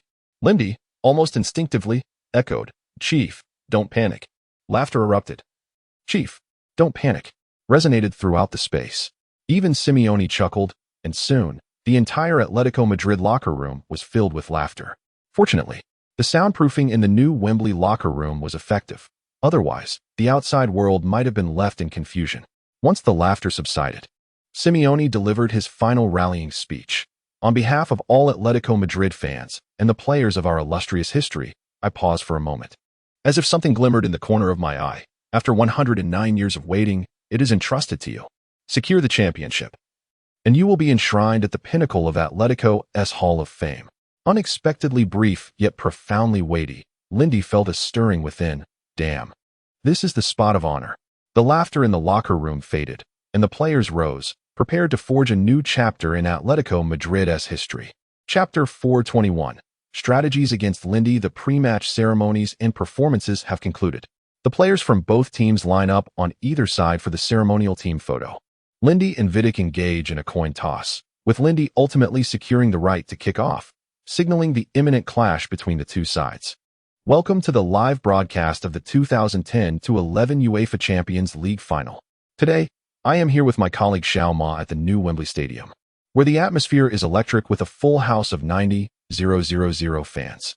Spectators have traveled from afar, their banners from Atletico Madrid and Manchester United intertwining in a display of fervor. The Red Devils face off against the mattress makers. After reaching the final 3 times in 4 years, Manchester United meets the rising force of Atletico Madrid. The iron-willed coach Simeone's formidable defense clashes with the seasoned strategist Ferguson's northern stronghold. 2 storied clubs. Today they will determine Europe's finest on the hallowed grounds of the English national team. As La Liga, once dominant, faces the flourishing Premier League. What sparks will ignite from this encounter? Today, Atletico Madrid fields their favored 4-2-3-1 formation, with goalkeeper David De Gea wearing number 13. The defense comprises number 2, Pereira, number 15, Godin, number 16, David Luiz, and number 21, Pereira. In midfield, the captain Lindy, wearing number 6, partners with number 11, Van der Vaart, and number 4, De Bruyne, with wings occupied by number 7, Sanchez, and number 19, Reyes. Leading the attack is number 10, Aguero. This standard 4-2-3-1 formation has seen a young De Bruyne make significant strides this season, earning accolades from Simeone and the fans alike. Notably, the soon-to-be 20-year-old De Bruyne is the youngest player in Atletico's history to feature in a Champions League final, while Lindy holds the distinction of being the youngest captain in a Champions League final. They are perpetually inscribing a new chapter in Atletico's illustrious history. On the Manchester United side, the starting goalkeeper is number 1, Van der Sar. The defense features number 20, Fabio, number 5, Ferdinand, number 15, Captain Vidic, and number 3, Evra. In midfield, number 16, Carrick, number 11, Giggs, number 25, Valencia, number 13, Park Ji-sung, and number 10, Rooney comprise the lineup, with Hernandez at the spearhead. This arrangement seems perplexing, as it appears Evra is deployed as a right back. Perhaps it is a 4-4-1-1 formation with Rooney taking on a more withdrawn role. As Luis' confusion mounts, the referee's whistle pierces the air, signaling the commencement of the match. Lindy casts a furtive glance at Ferguson, his expression laden with complexity. Little does he know that, following this match, Manchester United would not reach another Champions League final for the next 11 years, even faltering into the Europa League, losing their status as a European powerhouse. After passing the ball to Van der Vaart, Aguero glances back at Lindy, who understands the signal. Upon receiving Van der Vaart's pass, Lindy executes a long ball. Simeone had but one directive before the match, a strategy of counterattacking. Conversely, Ferguson remained steadfast, adhering to his tried-and-true tactics. Yet the suddenness of this long ball exceeded all expectations, sailing over midfield and descending into the penalty area behind Vidic. Aguero's swift figure evokes memories of the now-sitting Michael Owen on the bench. Ferguson turns to glance at Owen, contemplating whether to extend his contract for another year. Van der Sar, unperturbed by Aguero's speed, shouts, "Behind you," before sprinting forward, leaping high to punch the ball away just before Aguero can reach it. Atletico delivers an early, unexpected blow to Manchester United. The match appears even more thrilling than anticipated. The crowd gasps in astonishment as the action plunges directly into fervor, bypassing any prelude. But the excitement does not end there. Before Lou can fully express his astonishment, a figure outside the penalty area seizes the moment while Carrick waits for the ball, launching a shot. Oh, how perilous! Van der Vaart attempts to catch Van der Sar off guard, but unfortunately, his shot soars high. Ferguson rises from his seat, striding to the touchline, inhaling deeply. "Michael, what on earth are you doing?" His sharp reprimand stifles Van der Sar's intended remarks. Although directed at Carrick, the tension is palpable among the Manchester United players as they cast anxious glances at Ferguson. Simeone can only shrug, acknowledging Van der Vaart's urgency. As the match resumes, it returns to the rhythm predicted by the analysts. Manchester United controls possession while Atletico commands counterattacks. The sole distinction lies in Ferguson's particular attention to Lindy. In the 7th minute, Valencia charges down the right flank, attempting a cross. De Gea effortlessly plucks the ball from the air, gazing forward. Suddenly, Atletico's midfield surges forth like untamed stallions toward the crimson northern stronghold. Michael Park, with Giggs directing, The two swiftly converge on Lindy. This is a privilege no others have ever enjoyed. De Gea's long goal kick is launched. As Lindy observes the approaching duo and the descending ball, time is of the essence. A decision must be made. Losing the first touch equates to losing the chance for a counter. At 185 centimeters, Carrick towers over 175 centimeters Park Ji-sung, yet Lindy decisively opts for the latter. The television screen shifts as the ball descends toward Lindy, Carrick, and Park Ji-sung. Lindy finds himself surrounded.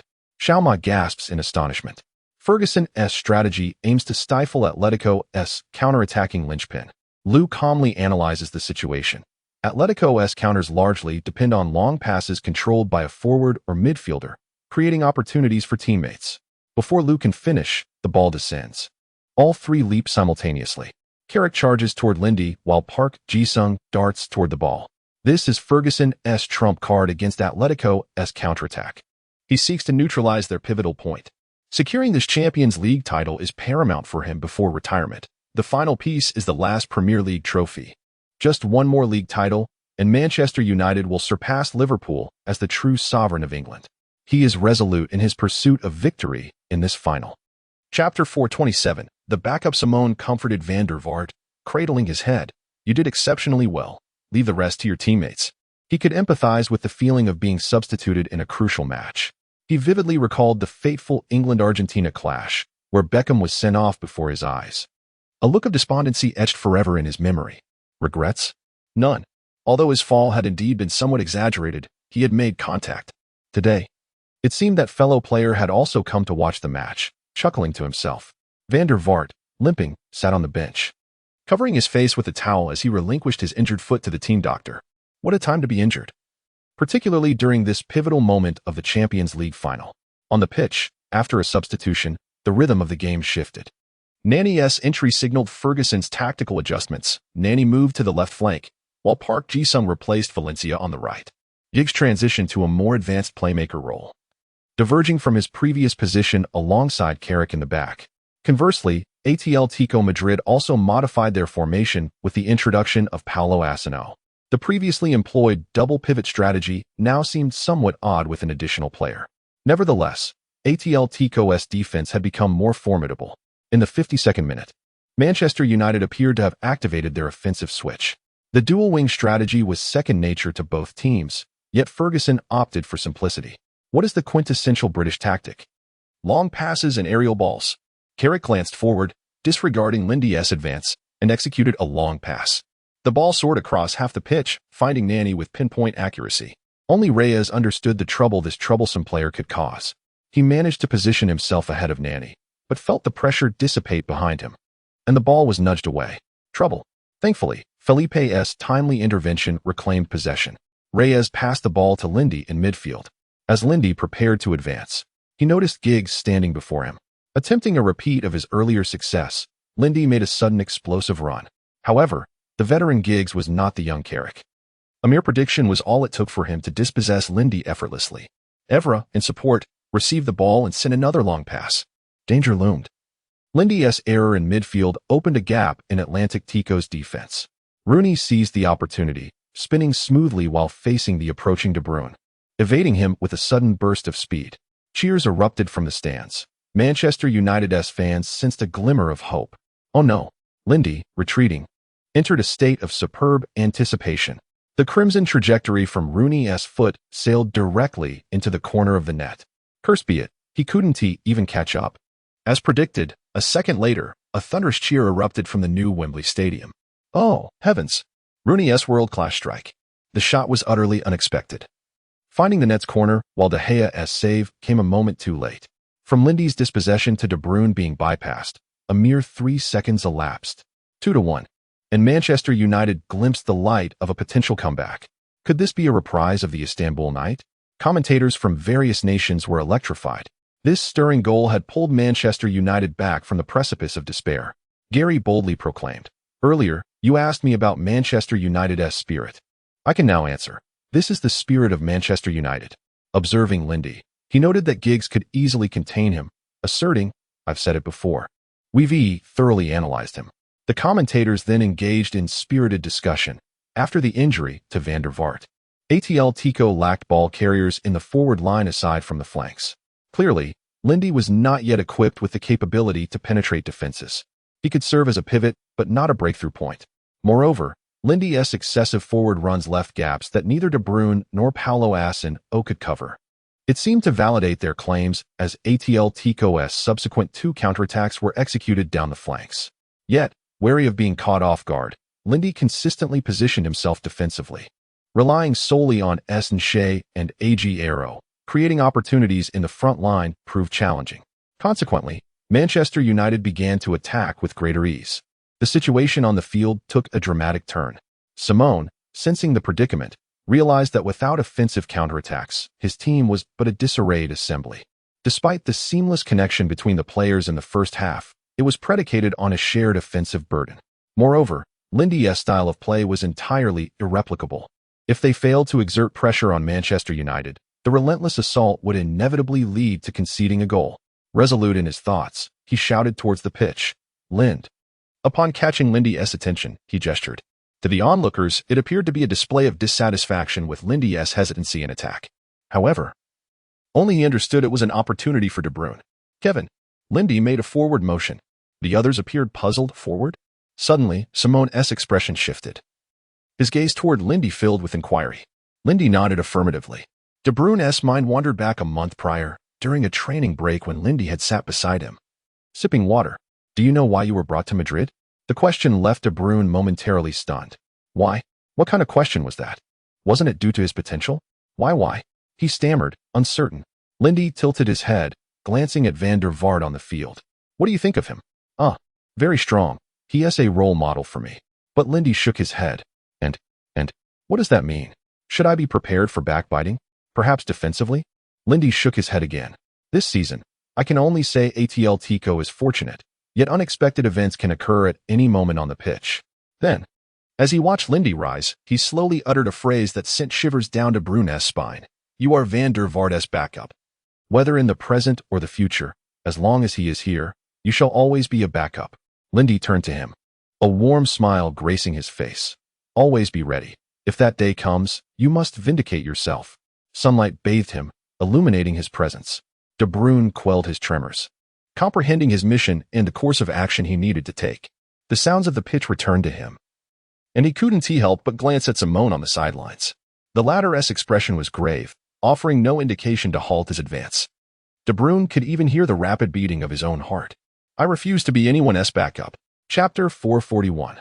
The secular world requires men to be fearless. Although the summer transfer window continues for various clubs, the majority of Premier League teams have gathered, with most players returning to their clubs, except for a few engaged in national team duties. On this day, the Melwood training base welcomed newcomers, marking the first arrival of Lindy and De Gea.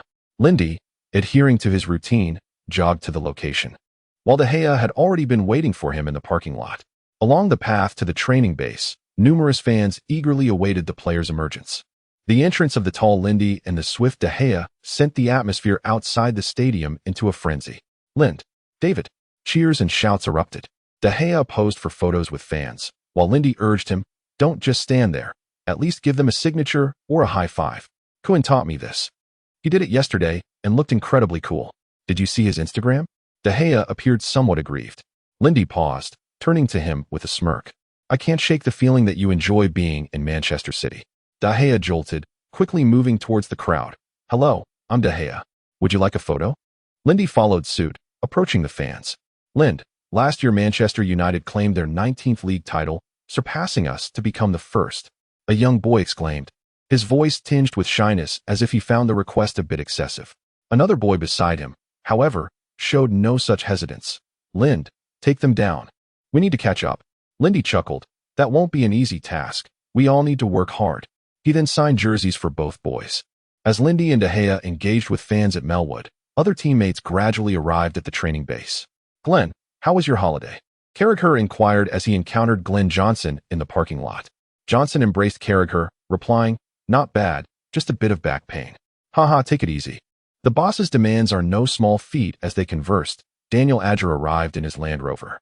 "Hey, you're here early." The two turned to greet him. "Looks like the 3 defenders got here first," Johnson remarked. After exchanging pleasantries, Johnson initiated, What do you think about the other day's events? He was a fan of Lindy and was quite excited about his arrival. Carragher's expression shifted. I'm not sure how the boss feels about appointing a Chinese player as captain. The two frowned, discussing in hushed tones that the boss was beyond their station. Noticing their hesitance, Carragher smiled faintly. Of course, if he can defeat Manchester United, I acknowledge his strength. But in my heart, the captain will always be Stephen. Yes, although it's the king's decision, I still support Stephen. Lindy is formidable, but captaincy isn't solely about strength. A cheerful voice rang out from behind the trio. It was Reina, his expression clearly one of disdain. The three understood that Lindy's arrival included a young prodigy, and it seemed De Gea might be vying for Reina's position. When Lindy invited De Gea, he accepted without hesitation. His intent was to prove himself superior to Reina at the club, aiming to become Spain's starting goalkeeper for the upcoming European Championship. A rivalry was inevitable. Indeed, we must unite and let that Chinese player know how much Stephen has sacrificed for Liverpool. He should be the captain. Carragher concurred, but the captain is still in recovery. Johnson expressed concern. Reina patted his shoulder. Let us propose visiting the captain later and see what he says. The four proceeded towards the training base, just in time to witness Lindy and De Gea interacting with fans. What a show-off, Reina muttered. The other three remained silent. After the Champions League concluded, Lindy had surpassed everyone, becoming the most followed individual on Instagram globally. An Asian player had conquered the Champions League in one of the top 5 leagues. Furthermore, he had emerged as the highest valued player in the transfer market. Everyone recognized his effort.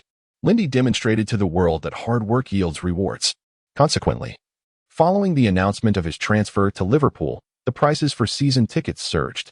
They skyrocketed from $725 to $929, making Liverpool the most expensive club for season tickets in the Premier League, followed by Arsenal and Chelsea.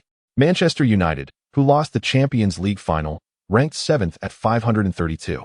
Despite the exorbitant cost of Liverpool's season tickets, fans still queued to purchase them, often unable to acquire them. These facts illustrated the magnitude of Lindy's influence. Not to mention the club's jersey sales. The only unfortunate aspect was for Iwu. Returning to the scene, upon spotting Carragher and the others, the fans erupted with enthusiasm. After all, many had come with the significant goal of collecting signatures or taking photos with the entire team. For them, it was an indispensable part of their football experience. As Lindy and De Gea turned to see the approaching group, they felt a bit dazed. Aside from Carragher and Reina, Lindy recognized none of the others. De Gea's expression changed instantly. He was all too familiar with Reina. This was the primary objective of his visit, to surpass him. Hi, I'm Lindy, he introduced himself. Extending his thumb towards De Gea, David. With so many fans watching, none were naive. Glenn Johnson. Johnson introduced himself, not wanting to make enemies. Truth be told, he was also a fan of Lindy. Carragher, the robust Englishman, stated in a rather indifferent tone, which made Lindy feel somewhat awkward, as it differed from his expectations. Reina merely glanced at the two, stating coolly, Reina, before striding into the training ground. The last individual was not as sharp as Carragher, nor did he sense a threat like Reina, nor was he a fan like Johnson. He was a quintessential Liverpool warrior, with the inscription, "You'll never walk alone," tattooed on his finger, YNWA. He approached Lindy and De Gea, extending his hand. Daniel Adger, you can call me Daniel. Don't worry, they're just like that. Welcome to Liverpool. Let me introduce you to the others. Lindy and De Gea exchanged glances before following Daniel into the Melwood training base. Just moments ago, he had keenly sensed Carragher's indifference. De Gea also felt Reina's subtle hostility. Their journey with the Reds was proving to be far more challenging than they had anticipated. As they walked, a line from a future song echoed in Lindy's mind. The secular world requires men to be fearless. Chapter 456, The Match. It seemed to grow increasingly intriguing on one end. The players of Liverpool were still reveling in celebration. Meanwhile, the Arsenal players continued to protest to the referee, claiming that Lindy's tackle was a foul. However, the referee's signal was unequivocal. The goal stood. The young tiger, Walcott, seethed with frustration, vowing to confront the situation soon. Yet, Van Persie, standing beside him, restrained his impulsiveness. Do not act rashly. I have viewed the footage of Lindy. Engaging him like that would be akin to. Would it be? Van Persie paused for a moment, then mused, charging forth to please the devil. Walcott wore a bewildered expression. Van Persie patted his shoulder, urging him to adhere to their tactics. Dalglish, with his head held high, cast a glance at the troubled winger. The grievances of the previous season were to be settled in this very match. Van Persie cradled the ball as he approached the center circle, determined to restart the game. As the captain, he could not show weakness. They had barely begun. Despite his words, he felt a twinge of envy towards Liverpool, a club willing to invest during the summer transfer window. This was his 7th year at Arsenal, and he harbored hopes of fulfilling his dream of winning the Premier League title. A sudden thought crossed Van Persie's mind. If that were not possible. He shook his head vigorously, casting aside the unwelcome notion. The match resumed, with Liverpool maintaining their high-pressing game. Arsenal appeared to be struggling to cope. Reminiscent of Liverpool's previous encounter against Sunderland, Wenger stood pensively at the sidelines before finally shouting, "Theo." He gestured with 3 fingers. Walcott quickly conveyed his intent to his teammates. There seemed to be a shift on the pitch. Arsenal relinquished control of the midfield, and Walcott appeared to have advanced too far forward. Just as Lewis' words trailed off, Arsenal launched a counterattack.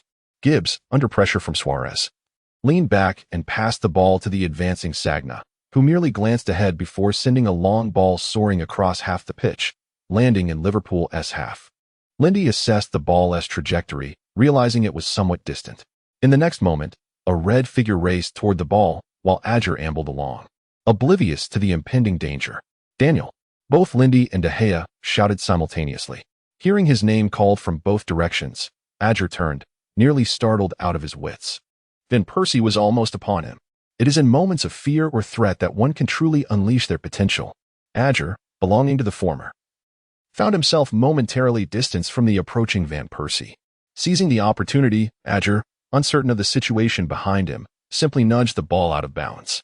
"Fall back," he called to his teammates while keeping a wary eye on Van Persie, who prepared to take the free kick. Arsenal had finally advanced the ball into the attacking third, a significant achievement. Yet Van Persie, with an anxious expression, urged his comrades to hasten. Arsenal had arrived in familiar territory. Arteta sprinted forward, quickly throwing the ball to Gervinho.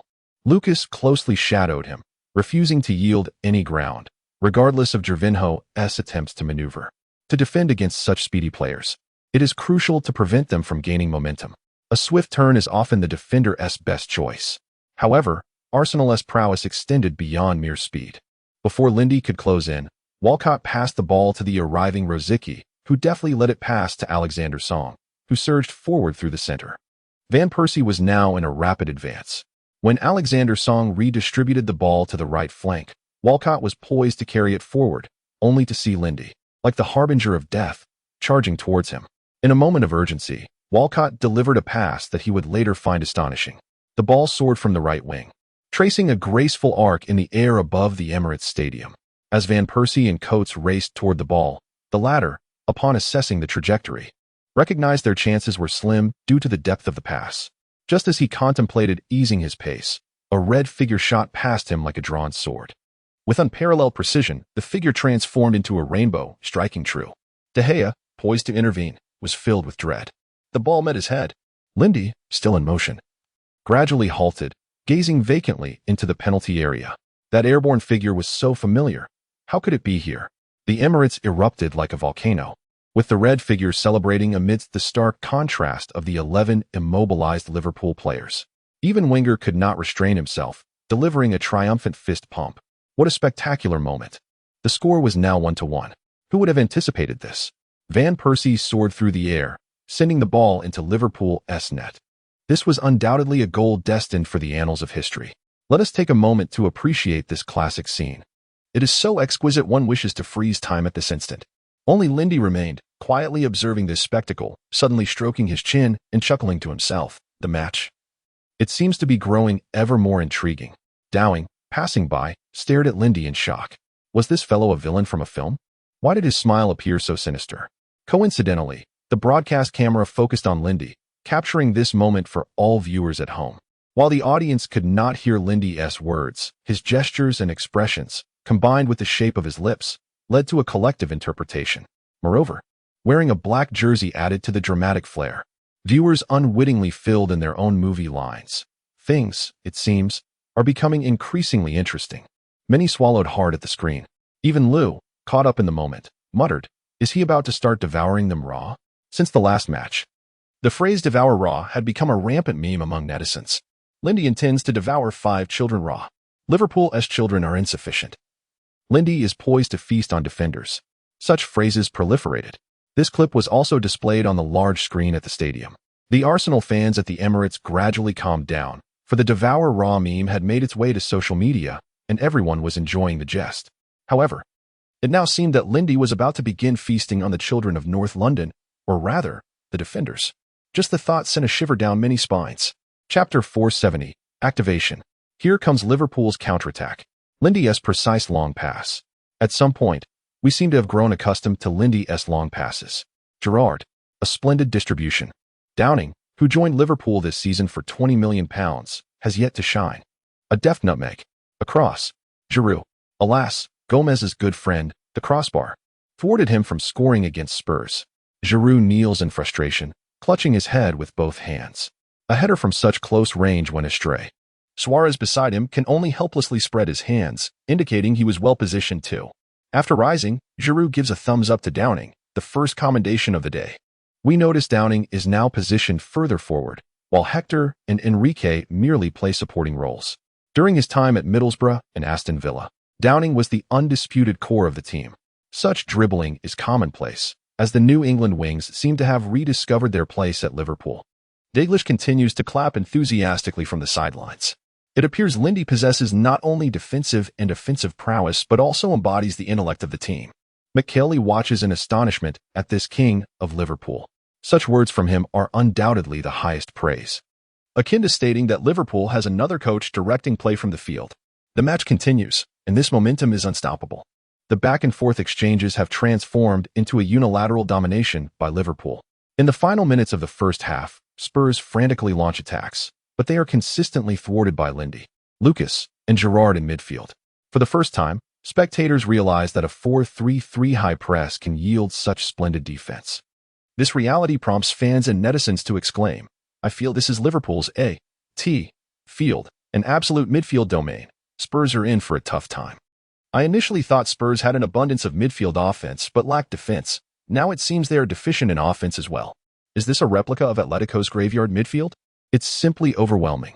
Not quite. Atletico focuses on defense, while Liverpool is all about attack, akin to a celebration of Liverpool's resurgence. Is someone about to summon the ceremonial midfield? It feels a bit lacking. The first half concludes with the referee's whistle. Drynap's countenance is grim, as some fans at White Hart Lane seem to foresee a recurrence of the previous match's dismal outcome. The two teams return to the locker room under starkly contrasting circumstances. Upon entering, Dalglish immediately praises Lindy. "Lin, splendid work. In the latter half of the first half, we opened up the game. The second half will be easier." He then turns to the other players. "This proactive midfield interception demands high stamina. Let us continue prioritizing offense in the second half. Downing, the space is yours. I hope you can prove yourself anew." Disregarding external chatter. "Luis, drop back a bit. Interchange with Downing more. You can attempt some cutting shots. Stephen, you've taken too many long-range shots. Try something different." Gerrard feels a bit self-conscious. "The ball just came to me perfectly. Boss, you understand that feeling, right?" Laughter erupts among the group. Even Dalglish joins in. As fellow players, how could they not comprehend that sensation? Diversify your contributions and focus on frontline coordination. On the other side, as Drynap pushes open the locker room door, the gloom on his face has dissipated. The slight upward curve of his lips suggests that the upcoming match will be anything but simple. No one knows what transpired in the Spurs locker room, but the players re-emerging alongside the White Hart Lane fans have completely forgotten the first half's events. Familiar battle songs, familiar melodies, and familiar fighting spirit ensure that this second half is destined to be extraordinary. Modric's eyes shimmer with brilliance, and Lindy exudes confidence. The midfield core of both teams is set for a riveting contest. Bale, Downing, and Lennon are certain to engage in a thrilling contest of speed and passion. The indomitable warriors of White Hart Lane face off against the revivalists of the Liverpool dynasty. The war between the two teams has only just begun. Lindy observes the Spurs players, who had been confined to their half during the latter stages of the first half, sensing a shift in atmosphere. Soon, his intuition is validated. In the 47th minute, Spurs, after a series of short passes, finally launch an attack against Liverpool. Short passes. Indeed, a departure from the first half's rapid long ball style. Modric and Isco begin to orchestrate play in midfield. While Lindy keeps a watchful eye on Modric, he must also guard against Bale's incursions. However, at that moment, Isco receives a pass from Modric and, facing Gerrard's defense, performs a delightful Marseille turn mid-stride, graceful and artistic. Gerrard is taken aback. The Spaniard, who had been easily dispossessed by Lindy in the first half, showcases such exquisite dribbling. Lucas, who follows up in defense, is effortlessly evaded. It's not just the Liverpool players who are bewildered. Even the fans at White Hart Lane are left dumbfounded. It's worth noting that this is Isco's second appearance since being brought to White Hart Lane, having played merely 10 minutes in the previous match with little impact. Yet at the start of the second half, he seems to have transformed into a formidable beast. Left with little choice, Lindy must continue his defensive efforts. He realizes he has underestimated Isco, who is destined to be known as the king of dribbling. Should he be allowed to run freely, it would spell disaster for any sluggish center back. As Lindy approaches, Isco attempts to continue his dribbling, but Modric's anxious shout interrupts. Pass. At that moment, Isco snaps back to reality. Upon seeing Lindy, a primal fear grips him, and every hair on his body stands on end. Without hesitation, Isco decisively shifts the ball to Bale. However, Bale finds himself under heavy scrutiny from both Downing and Enrique, with Downing in front and Enrique behind. They wait for him to break through, knowing he might evade the first challenge but not the second. Yet Bale shows no intention of attempting to dribble. He simply launches a long ball from the left flank to the right. Another train of speed approaches. Aaron Lennon. After a half of inactivity, Lennon leaps into the air, skillfully controlling the ball with the arch of his right foot, earning thunderous applause. As discussions of the past fade, they emerge once more. Lennon, who had been silent throughout the first half, delivers a masterclass against Johnson, establishing who the current starting right winger for England truly is. Now, Johnson can only turn and chase after Lennon's vanishing figure in a panic. Damn it, what kind of sorcery did that guy brew during halftime? Dalglish pounds his fist in frustration. To him, Spurs' lineup appears unchanged, yet their tactical approach has undergone a seismic shift, particularly with the unexpected activation of Isco and Lennon. Catching him off guard. Chapter 493. Do not eat the cacophony of Anfield Stadium suddenly diminished by several decibels, leaving only a small group of fervent red-clad supporters. Shielded yet wildly shouting. Their flushed faces, fierce expressions, and clenched fists conveyed an unquenchable desire for retaliation. Bang! That was the sound of Rooney colliding with Carragher. The ball's whereabouts were now a mystery, and Carragher felt as though his bones were about to crumble. Instinctively, he covered his neck and lower back, lying on the ground, awaiting the referee's whistle. Rooney, somewhat dazed from the impact, staggered to his feet, glanced toward the ball, and, disregarding the soreness in his shoulder, charged forward. A collective gasp erupted from the crowd, which gradually shifted to boos as Carragher lay sprawled on the pitch. Glenn. Johnson was still shadowing Ashley Young when he heard De Gea's shout. He noticed Adger had moved to assist in defending against Rooney, while Zlatan was left unmarked. Oh no. A player was left open. Meanwhile, Lindy was hastening back. He recalled Neuer's swift and precise footwork, but to his astonishment, Carragher had faltered at this crucial moment. The focus of the stadium was now on the race between Rooney and Adger. The ball bounced toward the left side of the penalty area, both men expending every ounce of their strength. Heavens! Rooney and Adger surged toward the ball. Feeling an increasing grip on his arm, the man continued, "Jason, do not worry. We shall hold our ground." Hiss. Many a spectator closed their eyes, unable to bear the impending collision. The television cameras captured both players lunging for the ball, with only De Gea behind Adger. In an instant, tension gripped the crowd as they clutched anything within reach. Bang! Adger managed to strike the ball first, yet it ricocheted off Rooney, veering toward the right flank. Suddenly, a towering figure burst forth, like a general breaking free from shackles, clad in armor, astride a steed, wielding hands like halberds. De Gea watched as Ibrahimovic charged toward the ball. Johnson barely brushed against him before stumbling to the ground. Ibrahimovic. One-on-one. Ibrahimovic. Rooney's pass was practically served on a platter for him.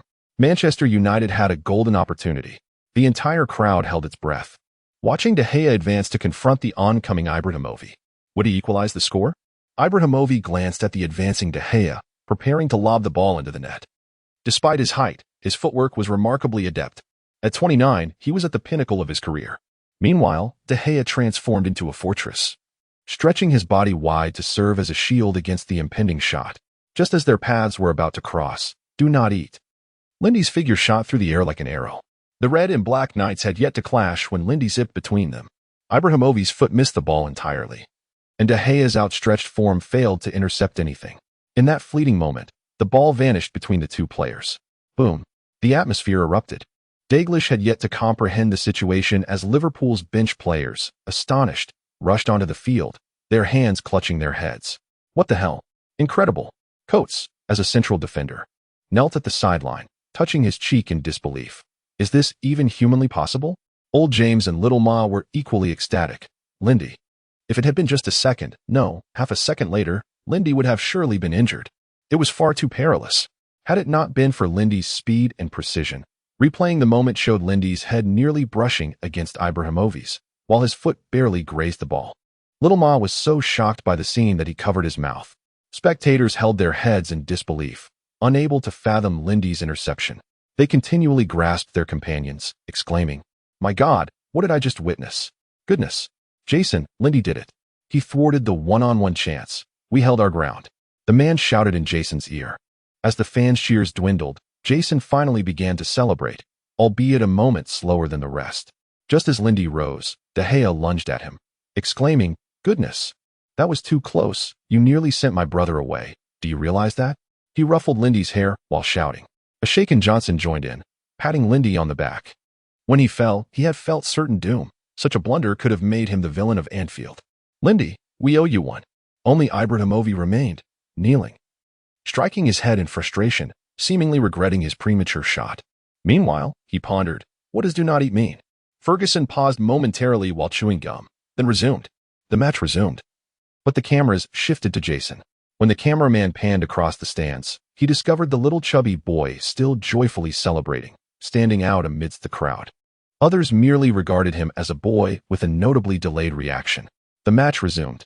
Following this offensive foray, Ferguson summoned J.Ro and whispered extensively in his ear. Manchester United's attacks began to exhibit a newfound dynamism. Connection. Yes, with Ibrahimović positioned up front, Rooney gradually retreated, forming a dual attacking midfield with J.Ro. This was not merely a response to Lindy, but primarily aimed at enhancing ball distribution in the attacking zone. In the 15th minute of the match, Manchester United struck back. Vidic delivered the ball from the backline to Young's feet. The latter glanced at the advancing Enrique, dismissing any notion of attempting to dribble past him. After a slight feint, he promptly passed to the approaching J.Ro, then surged forward. This was not for synergy, but rather to create space. Noticing Lindy's position, J.Ro deftly sidestepped Henderson. The crowd gasped in awe at the display of skill. As Henderson followed the opponent's movement, he realized the ball remained stationary. Suddenly, a dark figure surged past J.Ro, charging into the midfield. Fabio. Another opportunity for Manchester United. This season's Manchester United was proving to be even stronger than the last. The fluid interplay in the attacking zone rekindled the fans' hopes. Chapter 498. A tale to share, observing the collective sigh of relief from everyone. Dalglish felt as though he had been transported back in time, reminiscent of a rainy night over 20 years ago.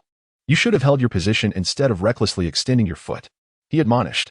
"I know, but he was too swift. Perhaps next time we should double-team him." Only Henderson and Johnson differed from the rest, engaging in a discussion about defending against their opponent's flanks. This impressed Dalglish. The young man was more remarkable than he had anticipated. He cast a glance at the recently recovered Gerrard, pondering whether it was too early to substitute him. As everyone settled, Dalglish kicked the tactics board aside, startling them all. They straightened their backs, lowering their heads in preparation for a reprimand. "Today we shall not discuss tactics. I wish to share a story." He drew a chair closer and sat among them, resembling a venerable elder reminiscing about bygone days. He slowly closed his eyes. This tale dates back 23 years. A time when the club had just undergone a monumental transformation that would impact the entire English Football League. Back then, it was known as the Football League First Division. Not the Premier League, ha ha ha. Joe Fagan had just resigned, and following that incident, no one was willing to coach the club. At that time I, as the team's forward, also took on the role of head coach. I was quite dashing then. "Giroud, imagine this. If you falter, I will don the jersey and replace you." Before Dalglish could finish, laughter erupted from the changing room. He joined in, chuckling, as memories flooded back of the television commentators often remarking, "Oh, look, Liverpool's manager Dalglish is warming up. He is about to replace the forward rush." Everyone laughed. The mere thought of it was amusing. Yet Giroud could not share in the laughter. wondering if the boss was blaming him for his lack of scoring in the first half. Noticing Giroud's demeanor, Dalglish reached out to comfort him. "Do not fret, my child. Although I scored many goals back then, I too often faced a blank net. It is nothing to worry about." Returning to the main narrative, he recounted how that season had been challenging. The team had failed to defend their title the previous year. At that time, we were akin to Bayern Munich in the Bundesliga, virtually unmatched. Even the neighboring rivals, Manchester United and Manchester City, were no match for us. All right, I concede that Manchester United finished second, but the real threat came from Nottingham Forest, a team once dominant in the Champions League. The top three in the first division all donned red jerseys. What does that signify? Indeed, only one shade of red can ultimately prevail. The audience could almost envision the fierce clashes of the three formidable teams, Liverpool, Manchester United, and Nottingham Forest. Midway through the season, we encountered issues similar to those we face today. Yes, that season we had brought in Beardsley and Barnes, as the media said, top-heavy.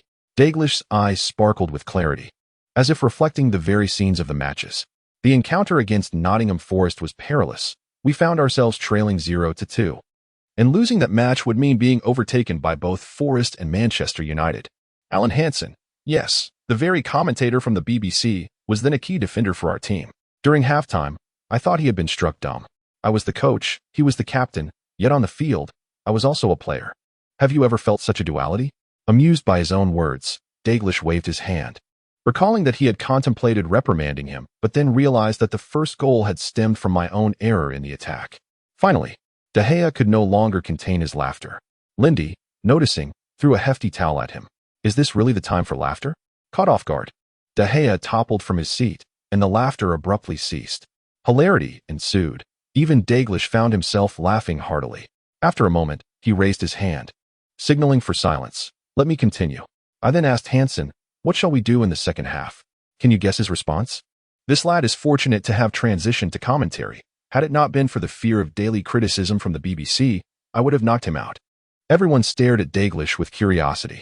He recounted, I was incensed, yet thankfully, this lad quickly changed his tone. I recall him adding, Boss, you score a few, and I will take down several in the second half. It won't be a problem, so stay calm. Ha ha ha. I wonder where he found the audacity to say such things. Yet, the team's morale surged. It is natural for defenders to face stronger opponents.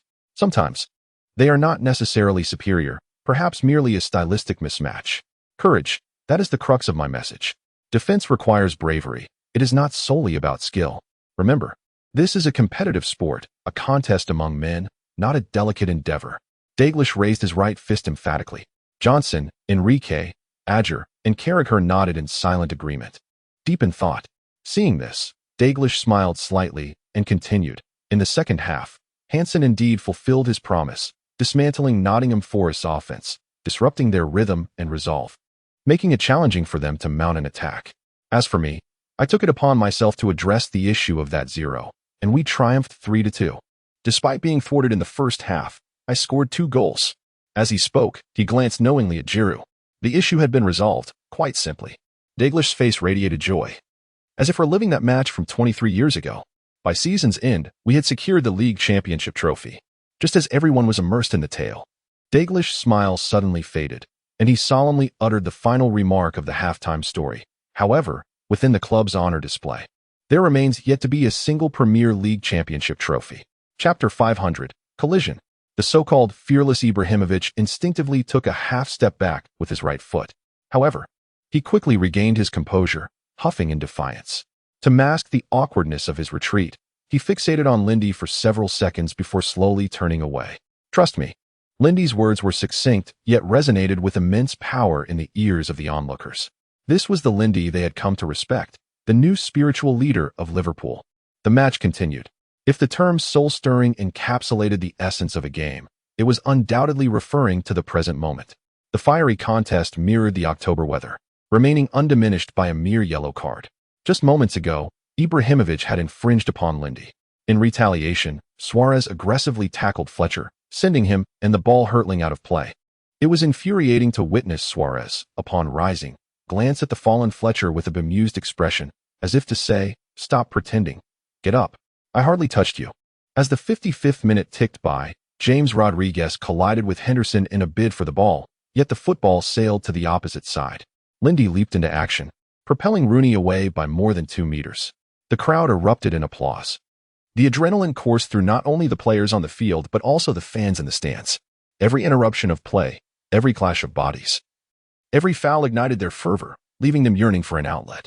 However, given the overwhelming number of spectators, they found little joy compared to those watching from the comfort of their homes or local pubs. Many events can unfold concurrently.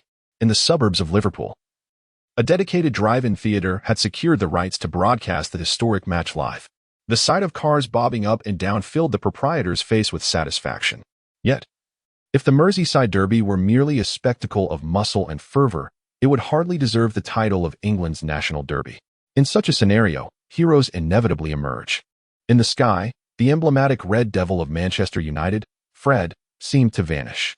Meanwhile, the crowd remained enraptured by the sensory thrill of Suarez's foul. Manchester United's counterattack was upon them, unexpectedly. Professor Young. They often claimed Ashley Young lacked dribbling skills, yet he knew otherwise. Crosses from the byline and angled passes were all part of his repertoire. Why quibble over whether he could dribble? In a sudden burst, even Enrique, who was tasked with defending against him, found himself half-squatting, unprepared for the cross that would ensue. Enrique's intuition sparked unease as he stood upright and turned to face the penalty area. A dark figure soared into the air, back turned to the goal. The chorus of Liverpool supporters fell silent.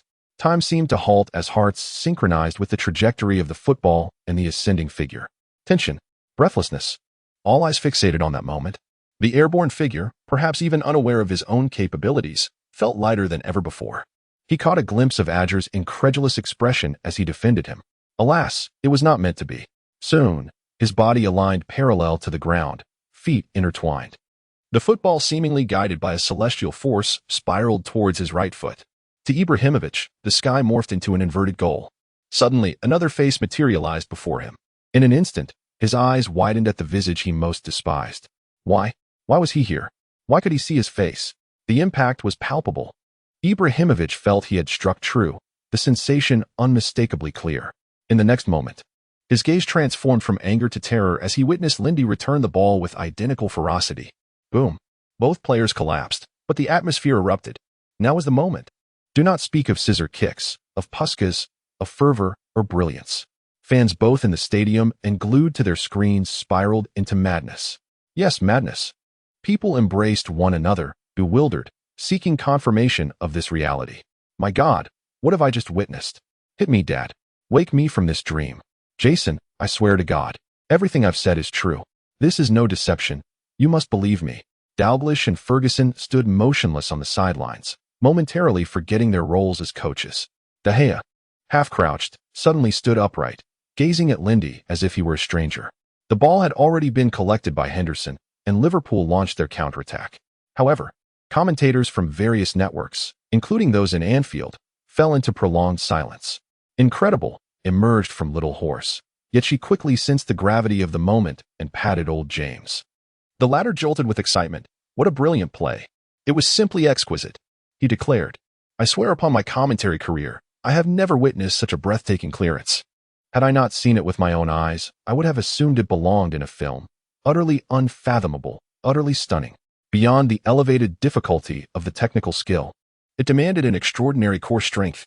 Many can only execute a scissor kick from a stationary position. Old James paused before continuing. I believe that post-match, some will dismiss this as a stroke of luck, claiming it could never be replicated. Yet I assert that luck has another name, determination. All fortune and opportunity are earned through relentless effort. Charge forth, Liverpool. On the pitch, Henderson braced himself against Rodriguez's lateral assault. Though he staggered, he gritted his teeth and pressed on. Upon spotting Fletcher charging towards him with fiery intent, he merely glanced up. Mimicking his predecessor Lindy, Henderson executed a deft outside-of-the-foot pass. Racing towards the goal, two figures were locked in a fierce competition, their vision solely fixated on the net and the ball, disregarding all distractions on the field. Swift as lightning. Alas, Henderson was knocked to the ground by Fletcher's momentum. As he fell, he caught sight of the referee signaling for play to continue, and saw Suarez seize the ball ahead of him. Chapter 511. The confident Liverpool when one mentions FC Rubin Kazan. Many would recall the rise of this Russian Premier League newcomer. However, Their illustrious history began in 2003, when they first ascended to the Russian top flight and embarked on a meteoric rise. In 2008 and 2009, they clinched consecutive Premier League titles. That same year, they achieved a remarkable 2-1 victory against the formidable Barcelona. Yet, with the onset of the 2011 to 2012 season, the departure of veterans from the 2008 squad led to a decline in their prowess. Head coach Blade-Wielding appeared somewhat overwhelmed, observing the helplessness of his players on the field. After contemplation, he thought, "Noboa, mark him tightly." He still vividly recalled how they triumphed against Barcelona. As the match continued, Rubin Kazan seemed to undergo a transformation. Whether in ball protection or playmaking, the players began to exhibit more aggressive movements, as if ignited by newfound fervor. In the 34th minute, Bellamy attempted to advance along the wing, but Yarmolenko executed a brutal push, sending Bellamy sprawling off the field. The crowd erupted in boos. Nevertheless, the players maintained their composure. It could be said that they were now exuberant, each turning to find Lindy in midfield, seemingly awaiting a signal, the signal for battle. The newcomers needed to shine, while the veterans sought to bolster their statistics. What was Liverpool's current state? Confidence. Utterly confident. With 12 consecutive victories across the League, Europa League, and League Cup, they were experiencing the most fantastical start to a season, scenes reminiscent of a film or excerpts from a novel. Giroud glanced at Quit, inquiring, "Is it true that Moscow doesn't believe in tears?" The latter smirked, adjusting his blonde locks. "That depends on Lindy's attitude," unbeknownst to whether it was intentional or not. The television cameras shifted from Bellamy to Lindy in midfield. The spectators seemed influenced, directing their attention toward Lindy. Sensing the collective gaze, Lindy chuckled self-deprecatingly. "I am not a violent man. What are you all doing?" He then raised his right hand, pointing forward. A thunderous cheer erupted from the crowd, as if in celebration of something monumental. Yarmolenko, who had just fouled, looked bewildered, unsure of what had transpired. Not just him, the entire FC Rubin Kazan team appeared dazed, enveloped by the cheers in this iconic Premier League stadium. Post-match, people would inform Berdiev that one may err once, but repeating the same mistake is inadvisable. Anyone attempting to conquer Anfield through sheer physicality would pay the price. Even the substitutes on the sidelines seemed to be stirred into action, eager to join the fray. Some would provoke only to meet their demise. Where could one find such ignorant, yet fearless opponents? A seemingly mundane Europa League group stage match was suddenly infused with a touch of legend. The only one maintaining vigilance was perhaps the referee on duty. The game resumed. Yet everything felt profoundly different. Lindy. The ball was swiftly passed to Lindy by a teammate. With his right foot firmly on the ball, he glanced at the approaching Catarines, as if waiting for him. Just as they were about to collide, Lindy sprang into action. The simplest and most blunt of maneuvers, a powerful thrust. The ball was played. He surged forward, collided, and evaded. Referee Ross's whistle lingered at his lips amidst the cheers, hesitating to sound. "Damn it, FIFA's rules only mention obstruction, not ball-carrying collisions," he recalled while racing along. Lindy's action, from any angle, appeared not to be a deliberate attack from the opponent. After a moment's hesitation, referee Ross raised his arms high. "Advantage to the attack," he declared. On the sidelines, Berdiev rushed to the fourth official. "Did you not see? My player was injured by a collision. Was that not a foul by Lindy?" The official seemed to be caught up in the atmosphere, feigning ignorance. After colliding with Catarines, a gap opened before Lindy as opposing players scrambled to recover their formation. In that moment of disarray, an opportunity arose. Dirk. Lindy seized the moment, delivering a precise through ball. Quit, positioned on the right edge of the penalty area, held off Sharapov without hesitation, just as he pondered whether to take a shot. Rodriguez had already broken free from his marker, calling for the ball on the right flank. Sensing an increase in power from his core, Quit forcefully shrugged off the defender's grasp. With a deft flick of his left foot, the ball slipped through Bokiti's legs, eliciting laughter from the crowd. Unexpectedly, Quit had showcased such a trick. Rodriguez glanced toward the penalty area, pausing for 2 seconds, seemingly awaiting Bokiti's return to defense. At the moment he turned, Rodriguez smirked and launched a cross. Everyone failed to grasp why he had waited. Soon, the crowd gasped as they witnessed the chaos within the penalty area. Yarmolenko, along with other players, leaped to contest the ball. Suddenly, darkness enveloped him, as if the sky itself had been shrouded, the stadium lights unable to penetrate the gloom. Bang! Yarmolenko felt as though he had been struck hard, his body soaring with an ethereal sensation.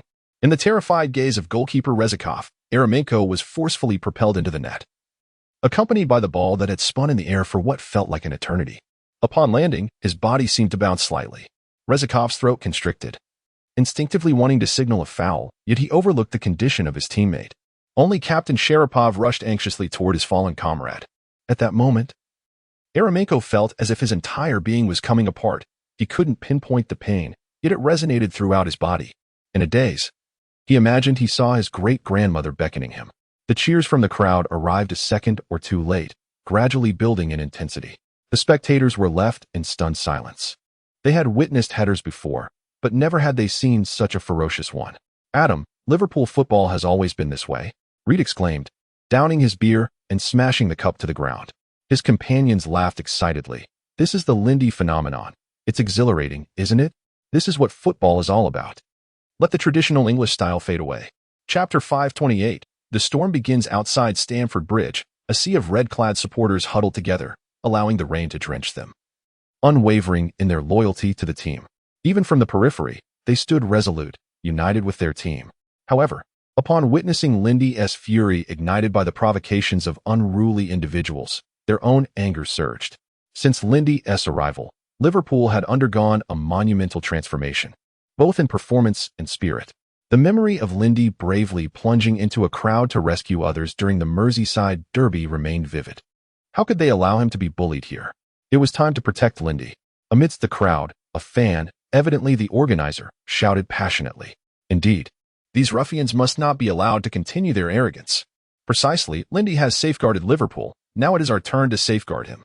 Yet, amidst this fervor, the fans exhibited restraint.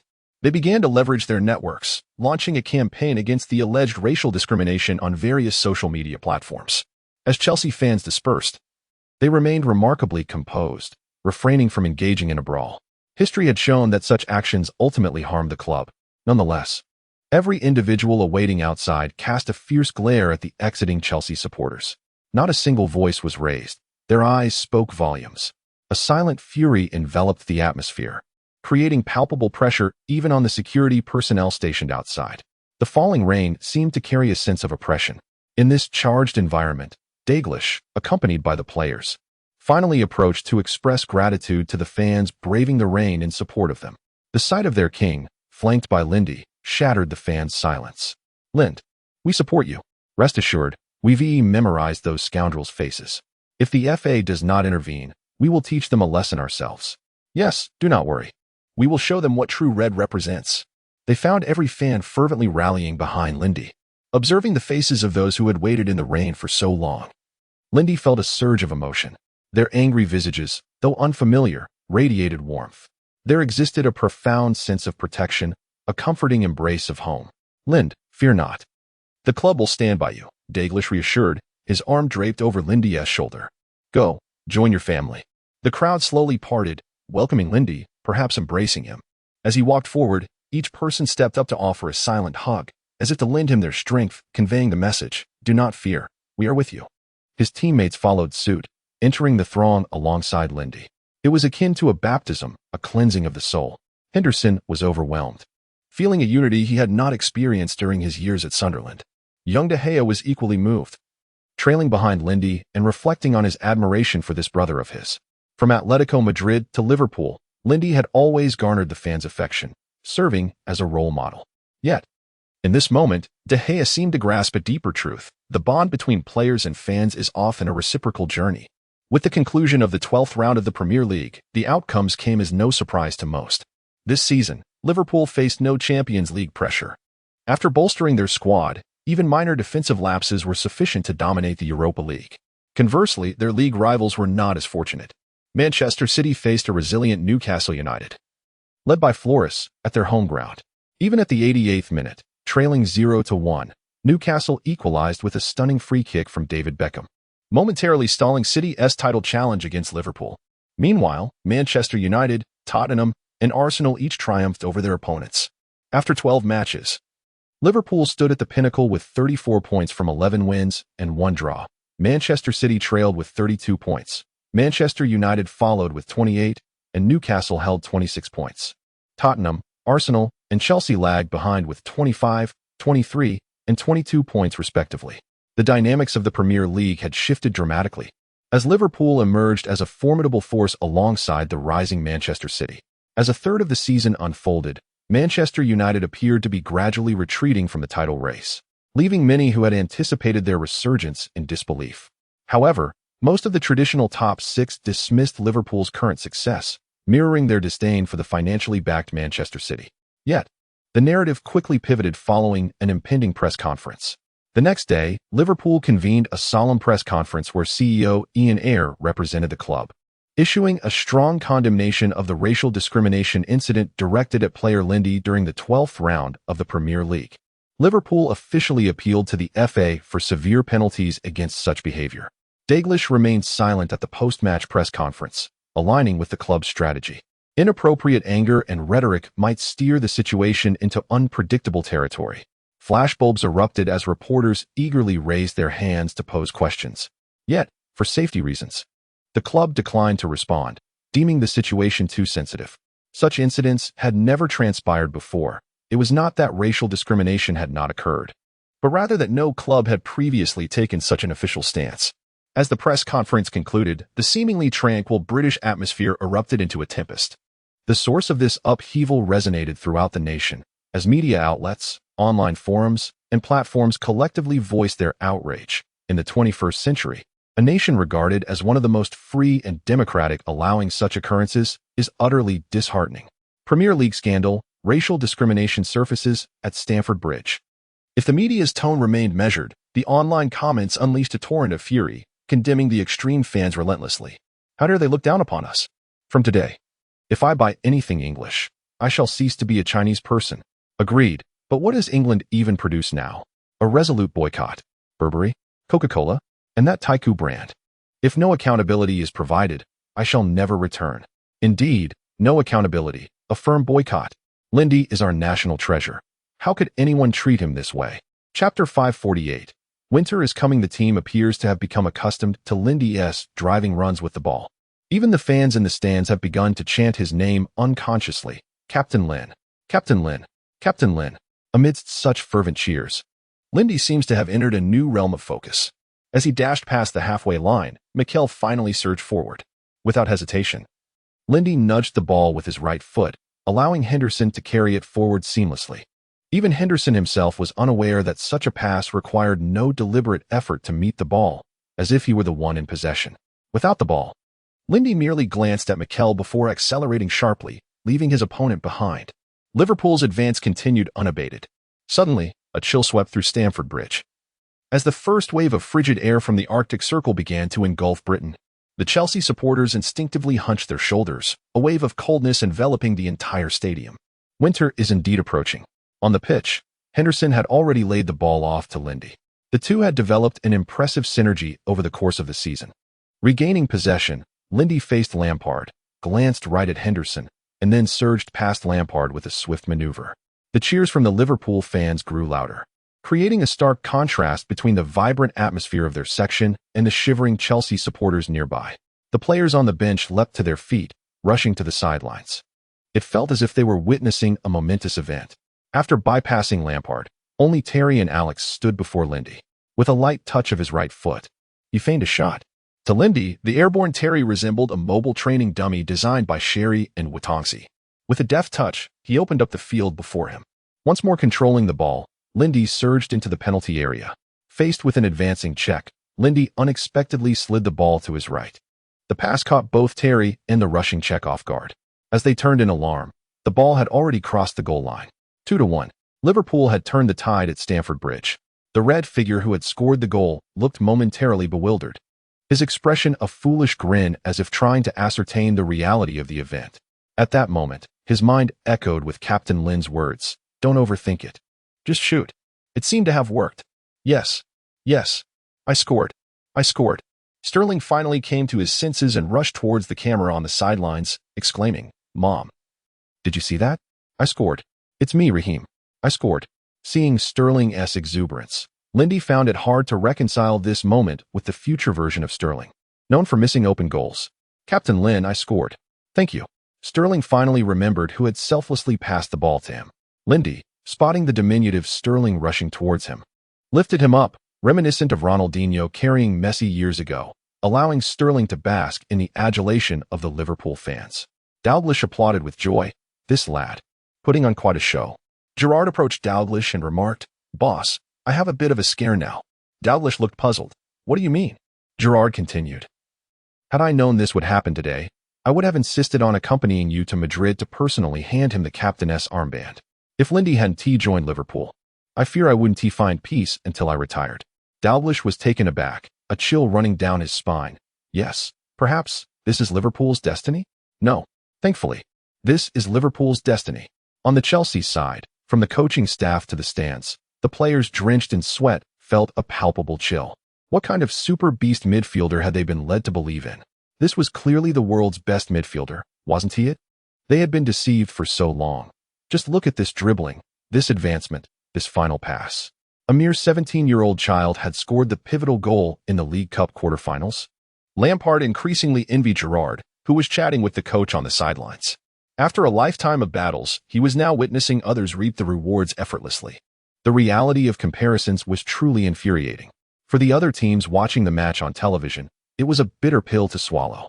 The already formidable Liverpool had a core player still in the process of development. Was there anything more frustrating?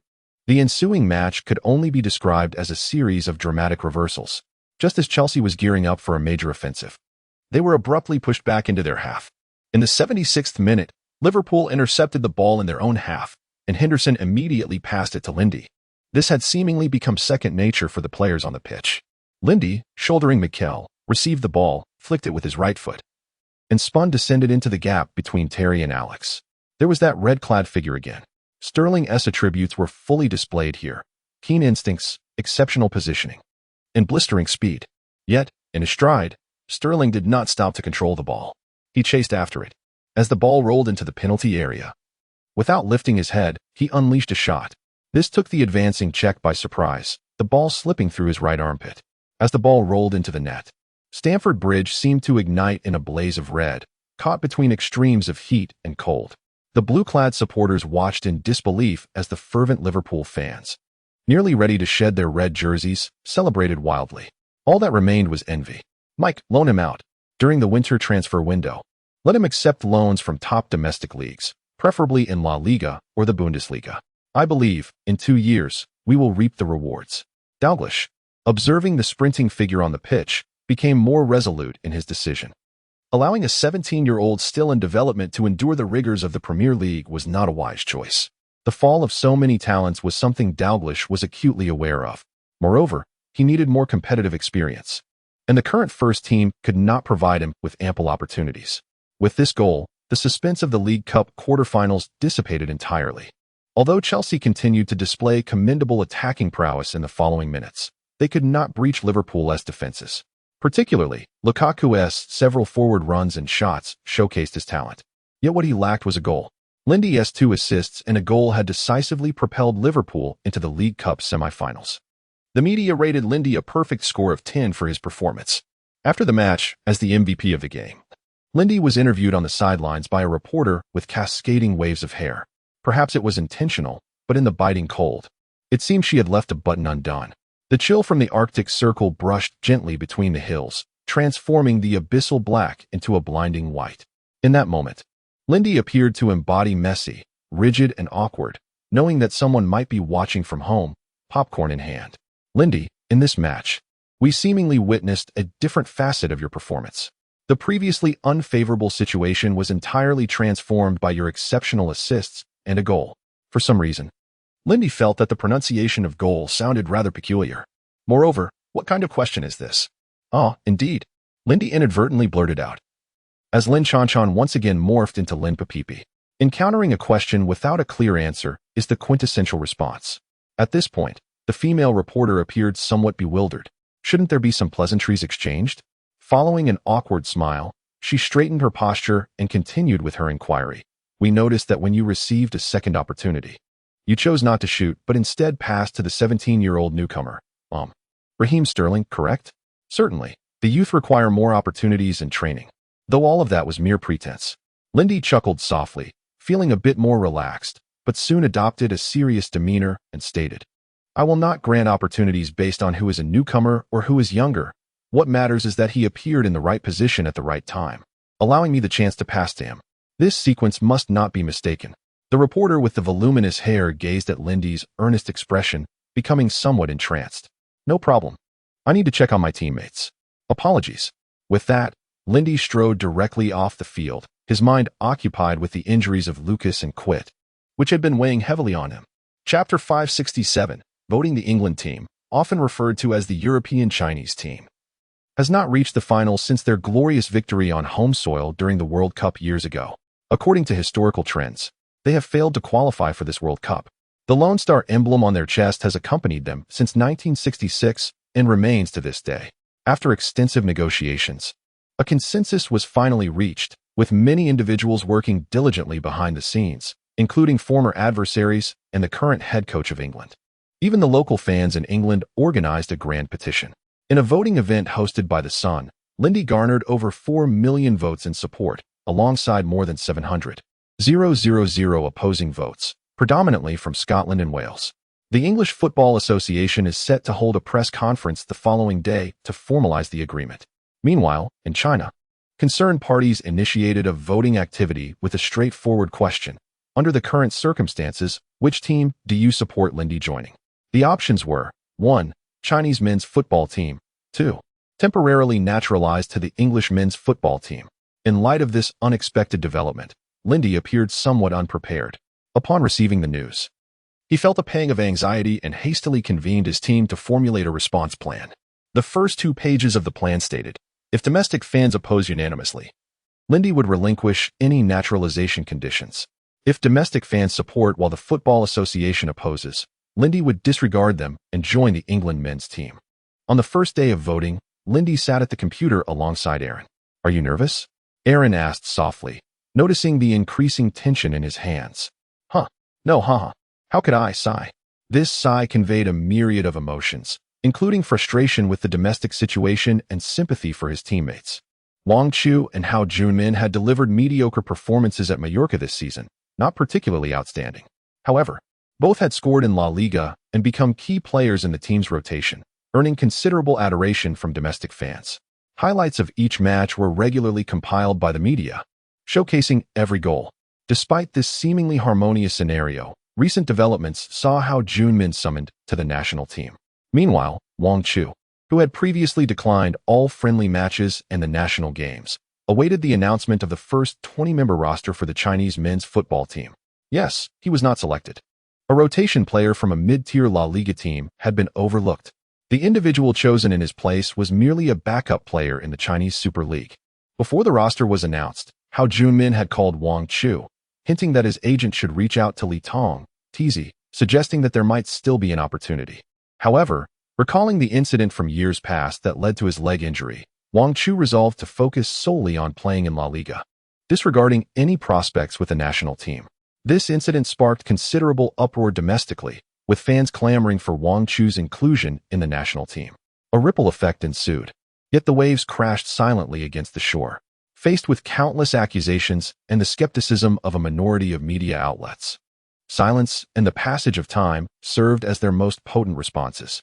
It echoed the past when the Golden Boot winner of the 01-02 season was relegated to a substitute role, while another individual, Gao Yao, occupied a coveted spot on the World Cup bench, despite not having played a single minute across 3 matches.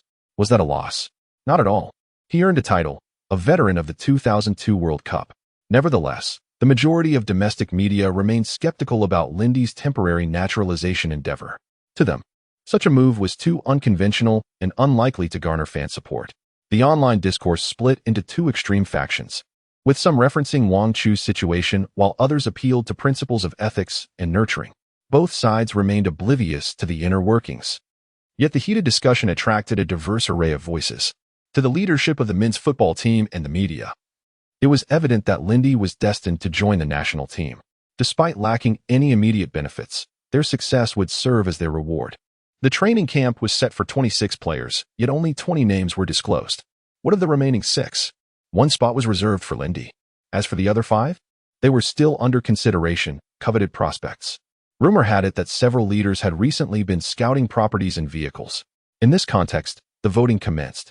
Within a mere 10 minutes, The votes supporting Lindy's inclusion in the Chinese men's football team surpassed 100,000, far outpacing the mere 3,000 who supported his naturalization to the England team.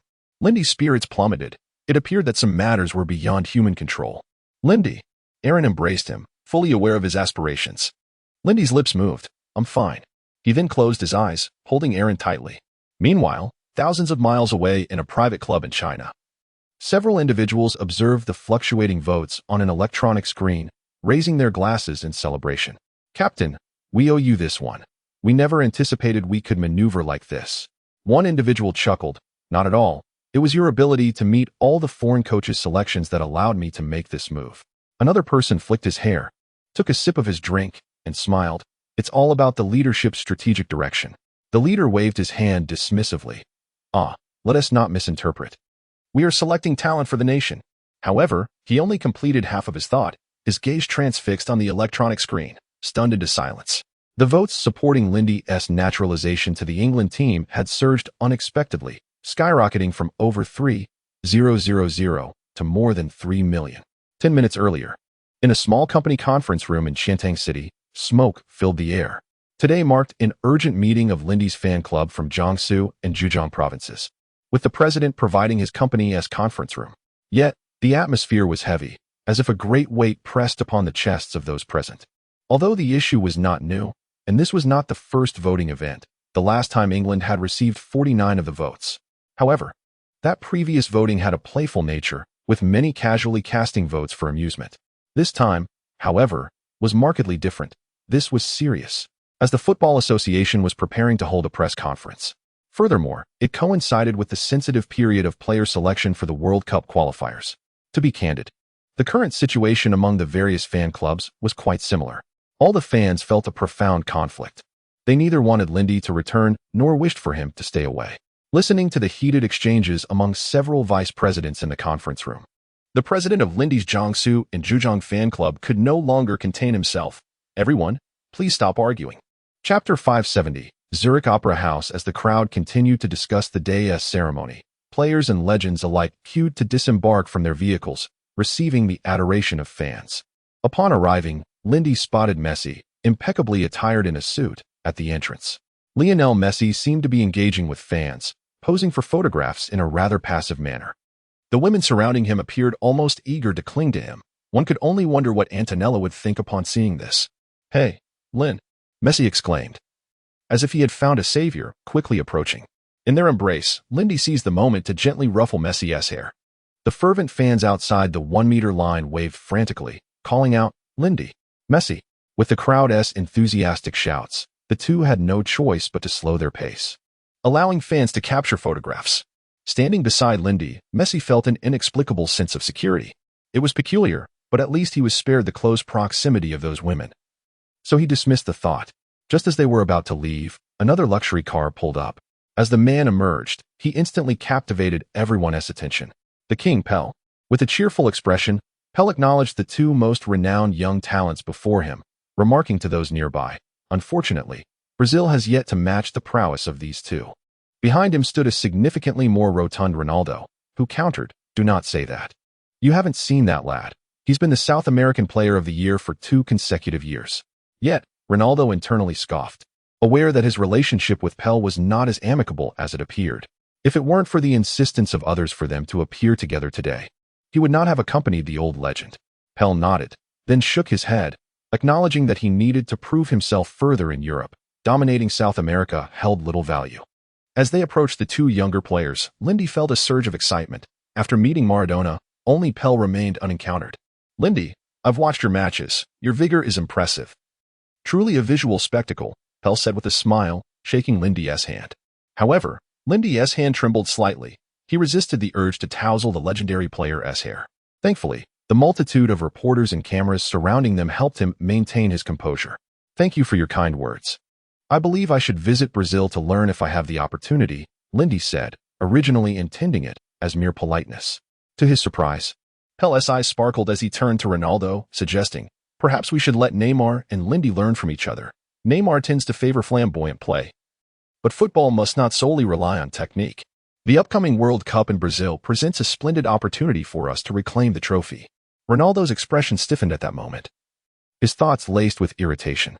Yet, he winked at Lindy, conveying a clear message: ignore the old man's nonsense.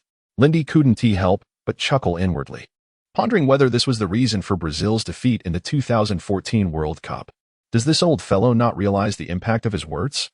As their conversation revolved around Lindy, Messi stood nearby, uncertain how to interject. "Leo, what are you discussing with this old chap?" A man swaggered over, his custom suit appearing less than flattering at that moment. Yet, this man had never been one to care about others' opinions. "Oh, Lindy, you're here too?"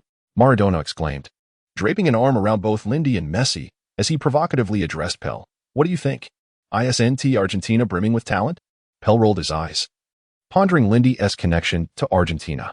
"Lindy is Koen's brother. Koen is my son-in-law, so by extension, Lindy is also somewhat Argentine. I'm looking out for him, you understand?" Maradona beamed with pride, relishing the opportunity to boast among old friends. Lindy and Messi exchanged glances, as if to say, "Do you Argentinians consider each other relatives to this extent? Your bond with Maradona is quite remarkable." Pell chose not to engage in a verbal sparring match with Maradona. Their relationship was amicable, despite Maradona's penchant for provocation. All right, they're all your Argentinians. I'll take my leave," Pell declared, gesturing for the crowd to follow him into the hall. Ronaldo, however, shrugged at Lindy and Messi, opting to stay behind instead of following Pell. "Lindy, if I were you, I wouldn't have come today." Ronaldo chuckled, disregarding the presence of Messi and Maradona. Messi's cheeks flushed. He was already aware of the situation. Lindy's inclusion in the England national team had prompted many coaches and captains to retaliate by casting their votes for him. Yet, Messi quickly regained his composure. He had his own pride, and his introversion did not conflict with it. After all, in terms of statistics and accolades, he was undeniably superior. "You see, Maradona is worried about you three. Let me clarify, this isn't a golden boot race based solely on stats. This is the Ballon d'Or selection." He led the trio forward, engaging with the fans as they walked inside. Who cast the votes? National team coaches, captains, and the media, setting aside statistics.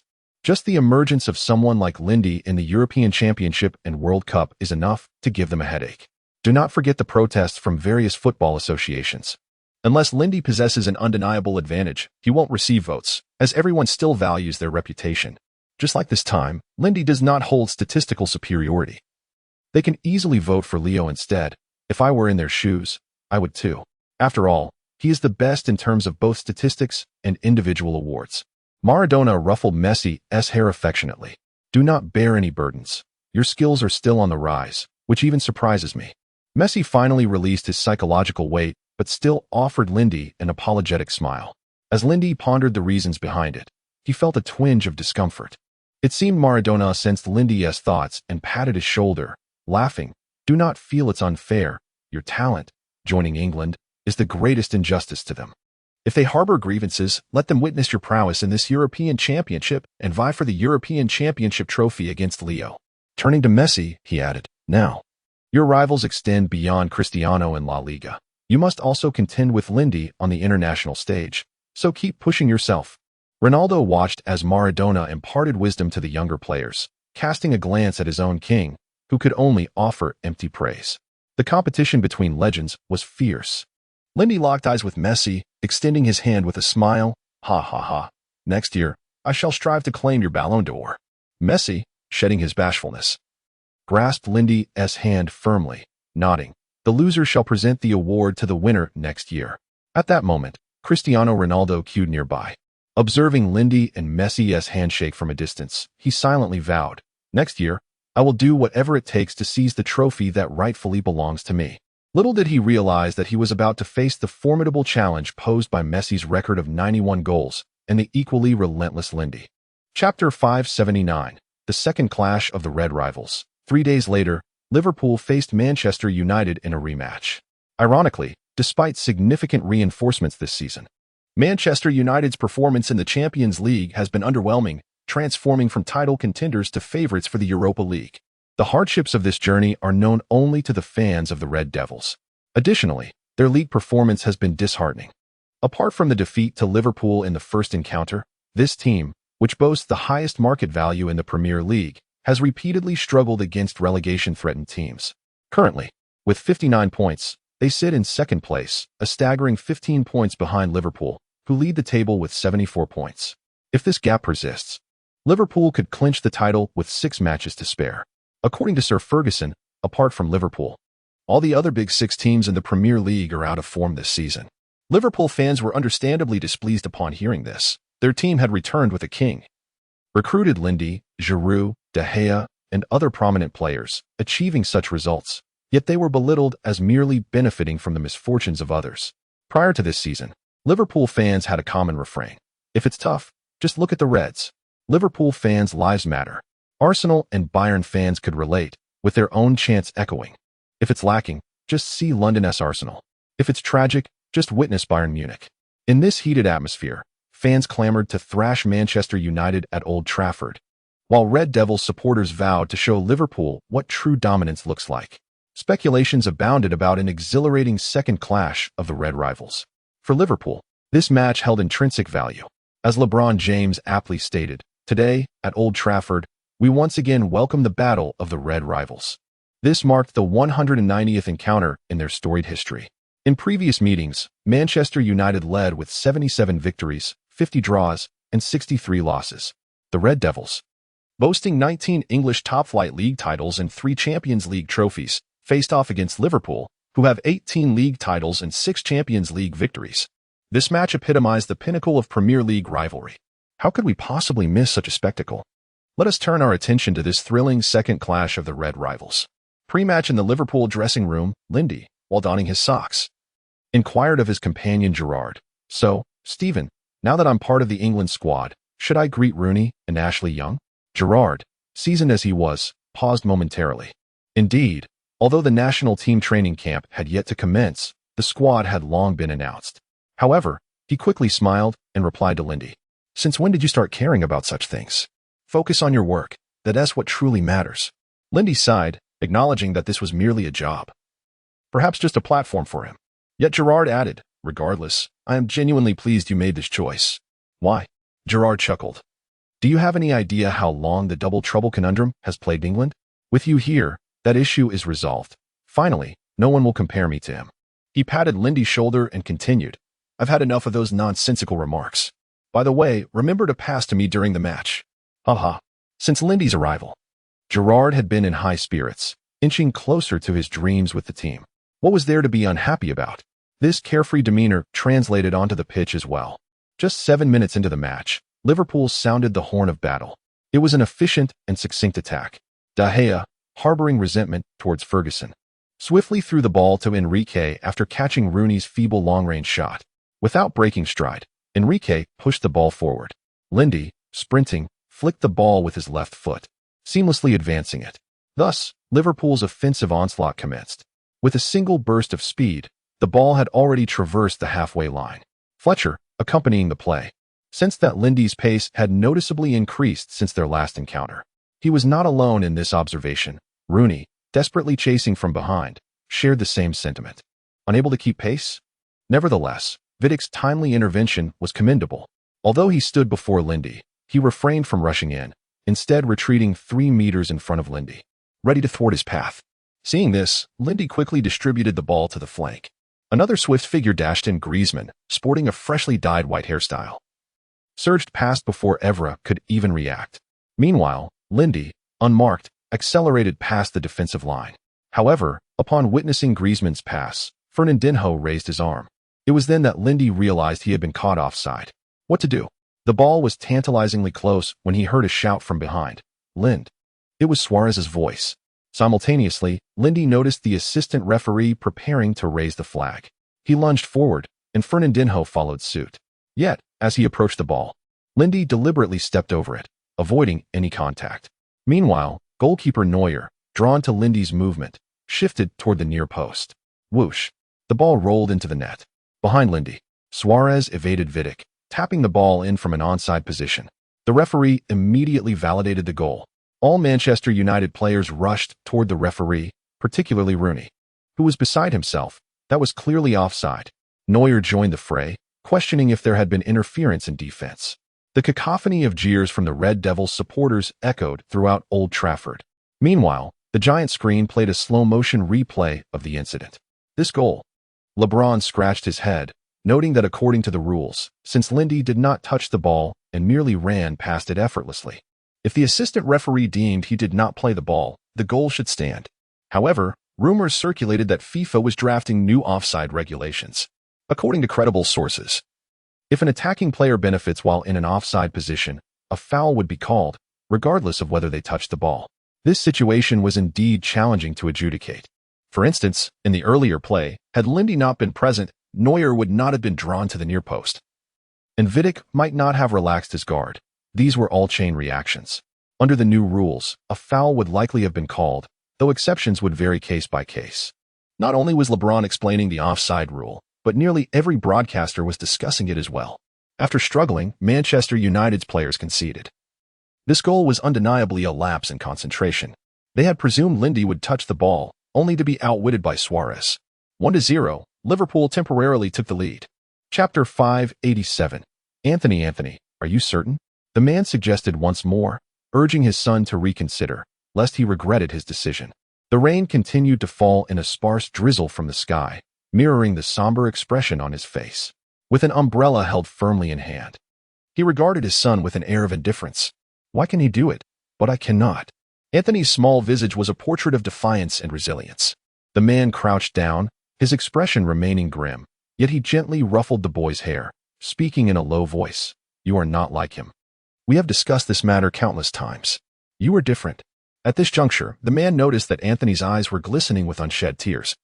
But his resolve had never been more steadfast. Since the moment I became aware, you have incessantly told me how exceptional my cousin is. His tears began to cascade down his cheeks, akin to the relentless rain above.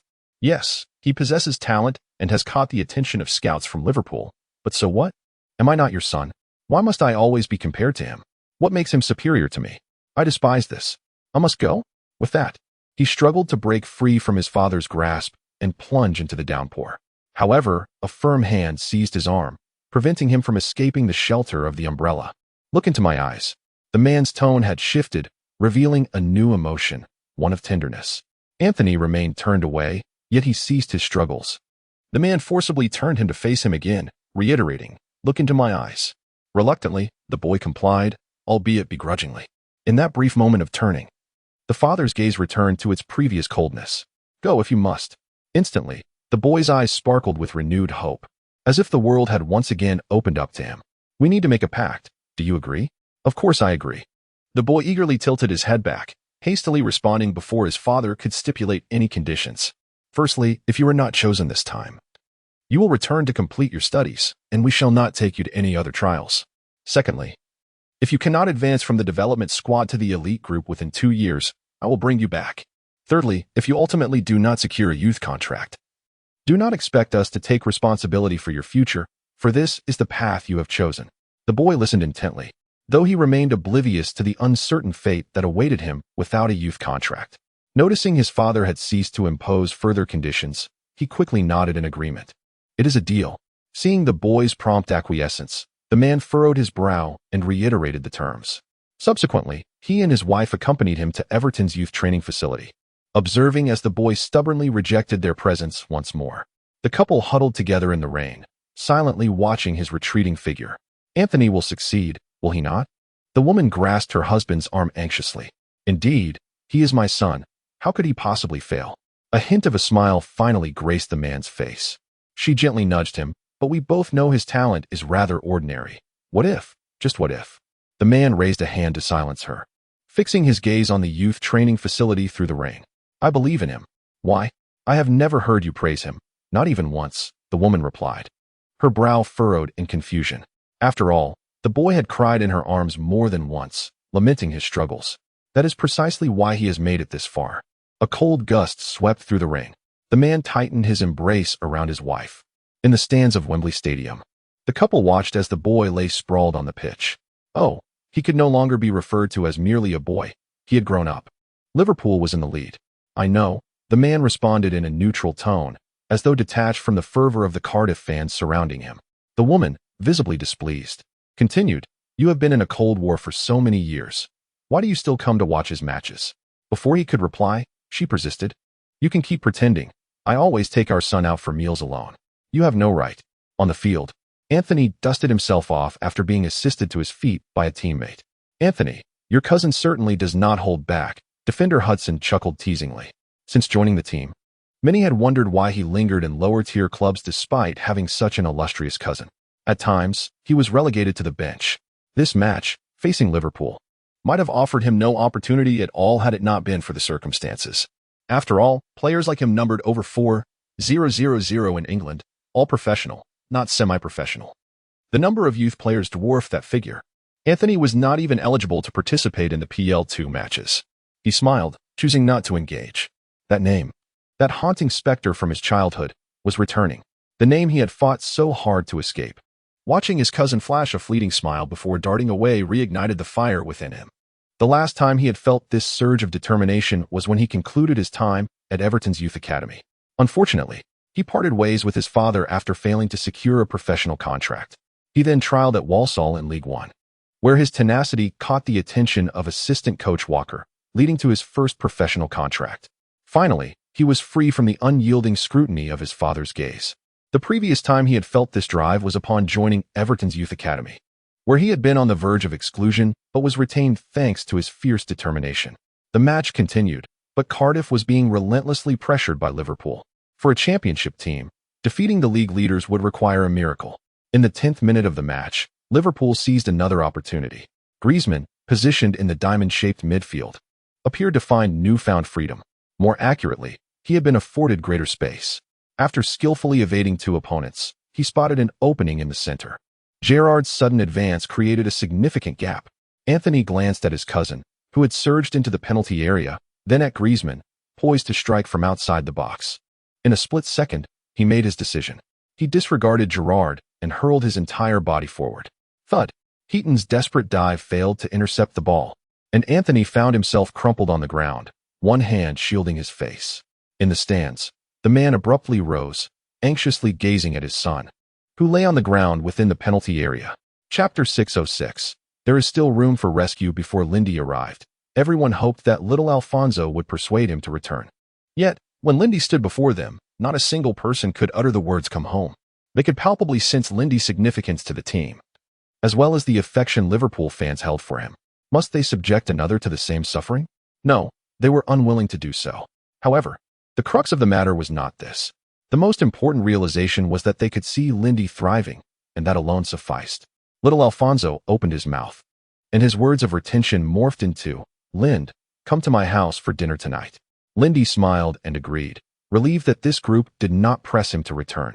Some farewells are not meant for reunions. He removed his jersey and shoes, handing them to Alfonso. "I heard you've joined Atlantic Tico's youth training?" Alfonso eagerly seized the items, as if fearing they would be snatched away. "I am the best striker in the U10 team." Lindy chuckled, ruffling his hair and glancing at Alfonso, as if to inquire. Alfonso quickly covered his father's mouth, declaring, "You don't believe me? I could easily dribble past you." Alfonso, somewhat helpless, pushed his son's hand away. "Come for dinner tomorrow. Everyone will be there." "Yes, we will all gather at Alfonso's house tonight. Come along." "Lind, you haven't tasted my pies in ages." The fans chimed in unison. Alfonso continued with a grin, "I saw your house lights on last night. That must have been your girlfriend. Bring her along." "All right, see you tomorrow." Lindy found it hard to refuse these charming fans. After expressing gratitude to the Liverpool supporters who had traveled far, Lindy was whisked away by his teammates. Under their gentle coercion, he reluctantly agreed to cover the expenses for their evening gathering. Fortunately, the custom of surrendering one's salary card does not exist abroad. However, Lindy and Aaron shared a joint account, into which he deposited his entire salary monthly, while endorsement and image rights income went into another asset account. Of course, he seldom found the time to manage these. It was all overseen by his company's team. Once free from obligations, Lindy spotted Aaron waiting by the Calder Inn. Before he could speak, Aaron, beaming, asked, "Do you enjoy taking off your shirt in front of those female fans?" Lindy's mind momentarily faltered. This was a question he had not anticipated. Fortunately, upon seeing his befuddled expression, Aaron did not press him further. They strolled through the streets of Madrid together. The familiar Madrid, now with Aaron's presence, took on an air of novelty. They ambled as if it were their first visit, without maps or navigation, simply savoring the sights and sounds of the evening. The following day, Lindy brought Aaron to Alfonso's home, well aware of the local dining customs. He also carried a small gift, a signed Liverpool jersey bearing the number 6. There, he encountered neighbors and members of the fan club from the entire street. Upon hearing of Lindy's visit, many fans flocked to the location, causing the street to become congested. The police had no choice but to cordon off the area, allowing only pedestrians to enter. Aaron witnessed Lindy's influence in Madrid. She remarked, "I didn't expect you to be so popular after leaving." The fans showed no resentment towards Lindy for achieving a hat-trick against ATL Tico. Instead, they urged him to display the football he had brought home the previous day. Throughout the day, Lindy assumed the role of a gracious host, while Aaron transformed into his adoring fan. It was impossible to resist Lindy's charm. He could recall the names of every neighbor and even greeted the police on duty, who happened to be Atlantic Tico fans. Lindy and Aaron spent 3 days in Madrid, the longest break granted to him by Dalglish. Naturally, he missed the match against Queen's Park Rangers. Liverpool struggled against the 5th-from-bottom team. As the 29th round of the league unfolded, only 9 matches remained, each one crucial for their survival. The intensity was extraordinary, with every ball fiercely contested. After scoring in the 10th minute, the game quickly turned grim. The referee issued a total of 11 yellow cards. In the dying moments, a miracle occurred. Queen's Park Rangers equalized through a set piece, with defender Joey Barton finding the net amid chaos. This vital point left them 4th from the bottom after the round concluded, as their rivals had all secured victories. Returning to Liverpool, Lindy felt a wave of anxiety. Missing just one match had nearly led to disaster. Once back in form, Liverpool began to regain their footing in the league. In the 30th round, they faced Wigan Athletic, winning comfortably 2-0. Lindy secured yet another assist, bringing his league total to an impressive 20, only 3 ahead of Silva, who had garnered 17 assists in 30 matches. In the 31st round, Liverpool clashed with Newcastle, now led by Flores. This time, Liverpool had fully entered championship mode, exhibiting minimal vulnerabilities. In 90 minutes of play, Lindy and Gerrard scored from long range, clinching a 2-1 victory. This defeat pushed Newcastle out of the top 4. With 56 points after 31 matches, they trailed Arsenal by 2 points, while Tottenham lurked behind with 54 points. Flores felt immense pressure, and post-match, he merely embraced Lindy with a faint smile. Securing a spot in European competitions was Newcastle's primary objective this season, prompting them to strategically forfeit the FA Cup and League Cup. With Beckham's departure next season, finding a player suited to his tactics would prove challenging for Flores. As the 31st round concluded, Liverpool stood atop the league table with an unbeaten record of 25 wins, 6 draws, and 81 points. They had scored 70 goals and conceded 19, averaging 2.26 goals per match while allowing only 0.61 goals. Individually, Lindy had played 29 matches, netting 14 goals and providing 20 assists, leading the entire league. Yet, he still trailed behind Messi's astonishing figures. Currently, Messi had participated in 49 matches across all competitions, scoring 50 goals and assisting 20 times, a staggering accomplishment. Nevertheless, the year was not over, and Lindy felt he still had room for improvement. Chapter 628. The season comes to an end. Are you truly serious today? At this moment, Lindy and Aaron had returned home. Yet, Aaron appeared somewhat dazed, having just experienced a proposal before thousands of witnesses. Such a scenario is the stuff of dreams for many young women. Lindy initially intended to seize her and impart a lesson on the meaning of seriousness. However, upon recalling her pregnancy, his hand awkwardly halted midair as he gazed at Aaron's half-smile. Once the celebration concludes tomorrow, I shall take you ring shopping. Ah, you know I wasn't inquiring about that. Lindy was perplexed. What do you mean? Is it that you felt overwhelmed by the crowd today, leading you to propose, rather than? Before he could finish, a spark of realization ignited within Lindy, and he leaned in to kiss her. After a prolonged moment, until Aaron's body went limp, he inquired again, "Can we converse properly now?" Aaron could only support Lindy with one hand and offer a slight nod. "All right, concerning the remaining matters, leave them to me. I will make the necessary arrangements. After the season concludes, before I report to the national team, I will visit your family first," Lindy asserted, taking charge of the forthcoming events. Aaron continued to nod silently, her cheeks slightly flushed. The following day was Sunday. Dalglish, along with Lindy, Suarez, and Gerrard, attended the funeral of young Parker.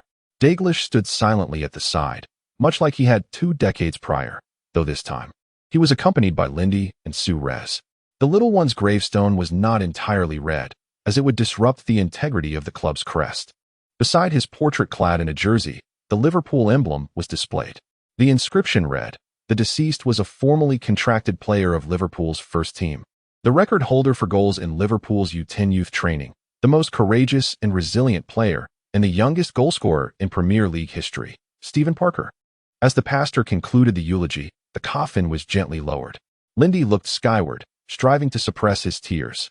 Yet, he seemed to perceive a twinkling star amidst the azure expanse. It appeared that henceforth, Anfield's sky would be graced by an indomitable star. "Luis, you must safeguard this star." Lindy couldn't help but exclaim. Sue Rez, watching his young fan laid to rest, felt a pang of sorrow. However, upon hearing Lindy's words, he was momentarily perplexed. After a moment's reflection, Sue Rez followed Lindy's gaze and slowly turned his eyes to the heavens. "Indeed, I shall," he replied, as if he too sensed something profound. Dalglish and Gerrard exchanged a glance, both surprised yet silent. Next came the Grand Championship Parade. At 4 p.m., after a 2-month wait, Liverpool's parade bus set off once more. The entire city's sky was once again painted red. People donned various Liverpool jerseys, holding flags, or waving team scarves. The day unfolded into a continuous celebration. At the forefront of the parade, Dalglish had nearly spent the night in the club's Hall of Fame.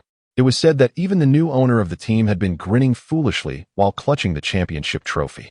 Amidst the jubilant crowd, numerous security personnel had red-rimmed eyes. If one could strip away their uniforms, they might find themselves clad in blue Everton jerseys. Such occurrences, repeated over 2 months, prompted them to ponder, is this a distortion of humanity, or a moral decline? Must one celebrate at my workplace? They longed to shed their outer garments and engage in a raucous bout of revelry. Beyond the streets, many Everton supporters had tightly shut their doors and windows today. Thankfully, it was Sunday, allowing them to remain indoors without the obligation of work. Otherwise, witnessing that sea of red would surely have been unbearable. The players on the parade bus sang One Kiss, observing the streets enveloped in crimson smoke. Gradually, the red haze began to permeate the entire city.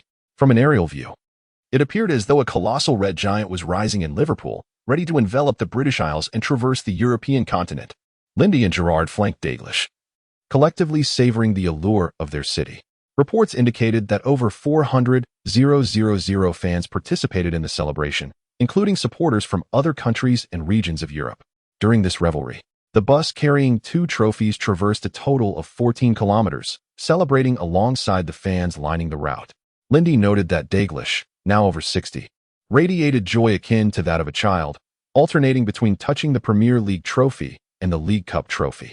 Before the event concluded, he remarked to Lindy and Gerrard, "If only we could secure one more title, a treble sounds far more appealing than a double." The two exchanged smiles, nodding in silent agreement. The final 2 rounds of the league had lost all suspense. Dalglish naturally fielded most of the substitute players as starters, with the exception of Lindy. As everyone was aware of his pursuits, the team collectively strived to convert every pass Lindy made into goals. Ultimately, Liverpool wrapped up the league with 6 consecutive victories. This remarkable feat propelled Liverpool to an unprecedented 100 points in the Premier League. With a record of 31 wins and 7 draws from 38 matches, their undefeated achievement sent countless fans into a frenzy. Many netizens expressed disbelief, claiming it resembled the plot of a novel, far too exaggerated. However, in the 1888-89 season, Preston achieved victory with 18 wins and 4 draws. In the 2003-2004 season, Arsenal claimed the title with 26 wins and 12 draws, yet only amassed 90 points. Liverpool's accomplishment, however, established a new chapter in Premier League history. They equaled Tottenham's record of 31 wins set in 1960 and surpassed Chelsea's 95 points from the 2004-2005 season by 5 points. Analyzing the goals conceded, Liverpool scored 84 goals while allowing 21 throughout the 38 matches, averaging 21 goals scored and 55 goals conceded per match. Their offensive efficiency slightly lagged behind Manchester United's single-season record of 93 goals, averaging 45 goals per match. Nevertheless, defensively, Liverpool became the Premier League's best after the combination of Lindy, Maguire, and De Gea. They conceded only 13 goals in the first half of the season. In post-winter transfer window, Liverpool allowed merely 8 goals across 19 matches. Their home average was a mere 0.47 goals conceded, while the away average stood at 0.63. This statistic compelled many teams contemplating challenging Liverpool next season to carefully evaluate their capabilities in away matches. Chapter 639. The approaching European Championship time swiftly passed amidst the preparations of various national teams, with the commencement of the tournament drawing near. During this period, the England team engaged in numerous practice sessions. In this unified squad, Lampard calmly accepted the rotation arrangements. Meanwhile, Rooney's steadfast position as a starter left the Manchester United contingent momentarily speechless. Only De Gea reached out, expressing his status as merely Spain's third-choice goalkeeper. Uncertain if he would see Lindy as England's first opponent, the French national team faced an unexpected challenge when Martin's injury prompted coach Blanc to urgently summon Griezmann. Consequently, the French lineup was nearing its peak potential, with the exception of the absence of one key player. Their midfield and forward positions boasted an exceptionally strong roster. In a lighthearted exchange before the match, Lindy joked with Gerrard, suggesting that if Giroud and Griezmann dared to score, he would ensure they faced repercussions upon their return. Reminding them of the true nature of club rivalry, Gerrard pointed at Lindy with an odd expression, as if contemplating the feasibility of such a notion. Behind them, Henderson and Maguire stared wide-eyed, filled with trepidation. Had the usually amiable Gerrard been influenced by Lindy's antics? The European Championship finally commenced amidst great anticipation, with 16 teams vying for 8 coveted spots in the knockout stages. Group A consisted of the Czech Republic, Greece, the Arctic Bears, and Poland. Group B featured Germany, Portugal, Denmark, and the Netherlands. Group C comprised Spain, Italy, Croatia, and Ireland, while Group D included England, France, Sweden, and Ukraine. Leading up to the tournament, news surrounding this edition of the European Championship was incessant, for this was the final installment featuring only the elite 16 teams. From the next edition onward, the tournament would expand to include 24 teams, resulting in a longer and more intense schedule. The media even heralded this as the swan song of the Elite 16 era. The return of the England team after an 8-year hiatus became a significant focal point of this championship. However, due to Rooney's red card in the final qualifying match against Montenegro, he was ineligible for the first 2 group matches. Yet, with Lindy's inclusion, these concerns were mitigated, and England emerged as one of the favorites to clinch the title, buoyed by the world's best midfielder and the strongest 3-lion squad in history. Another point of intrigue lay in which team would emerge from the treacherous Group B, featuring Germany, Portugal, Denmark, and the Netherlands. Germany, the runner-up of the previous European Championship and third place in the South African World Cup, was a formidable contender. The Netherlands, often referred to as the perennial underachievers, possessed undeniable strength. Portugal, although yet to claim a championship, showcased a new identity with Ronaldo stepping into the role once held by Figo. The Nordic Pirates had also bested Portugal in the group stage, indicating that Germany and the Netherlands could face an unexpected downfall if they were not cautious. This edition of the European Championship also marked the final international stage for many veterans. The 36-year-old Shevchenko would officially retire post-tournament, while 34-year-olds Lampard and Klose would bid farewell to their beloved national teams. The veteran Puyol was unable to participate due to injury. The 35-year-old Karagunis, whose last-minute goal secured Greece's miraculous qualification, would also be making his final appearance after the 2004 fairy tale. Rosicky, representing the Czech Golden Generations, would conclude his international journey post-European Championship, as players emerged from the tunnels of various stadiums. The PGE Arena in SK witnessed the slow arrival of those clad in red, bearing the honor of the bullfighters as they stepped onto the battlefield. Leading the charge were the illustrious Haber-Blanco duo, with Barcelona's core midfielders returning to the fray. The whirlwind of talent included David Villa, Fernando Torres, Mikel Arteta, Cesc Fabregas, Sergio Ramos, Gerard Piqué, David Silva, and the legendary Iker Casillas, who would oversee the substitutes. Opposing them were the valiant soldiers of the Azzurri, the Spartan warriors from the Apennine Peninsula, prepared to challenge the continent's mightiest bullfighters. Among them stood Balotelli, the last genius of Italy, alongside the 33-year-old legendary goalkeeper Buffon, the notorious Cassano, and stalwarts Bonucci and Chiellini, with the prodigious Montalivo and the wise Pirlo orchestrating the midfield. In the Poznan Municipal Stadium, the Croatian Rhapsody began to play, featuring Rakiti and Modri, accompanied by Lovren and Cerna. with Oleg leading the charge. At the WROC Municipal Stadium, the Ukrainian nuclear powerhouse prepared for his final national duty. While Poland's heavy cavalry, led by the now 24-year-old Lewandowski, awaited the fray. In the Lviv arena, the German machine's engine roared to life.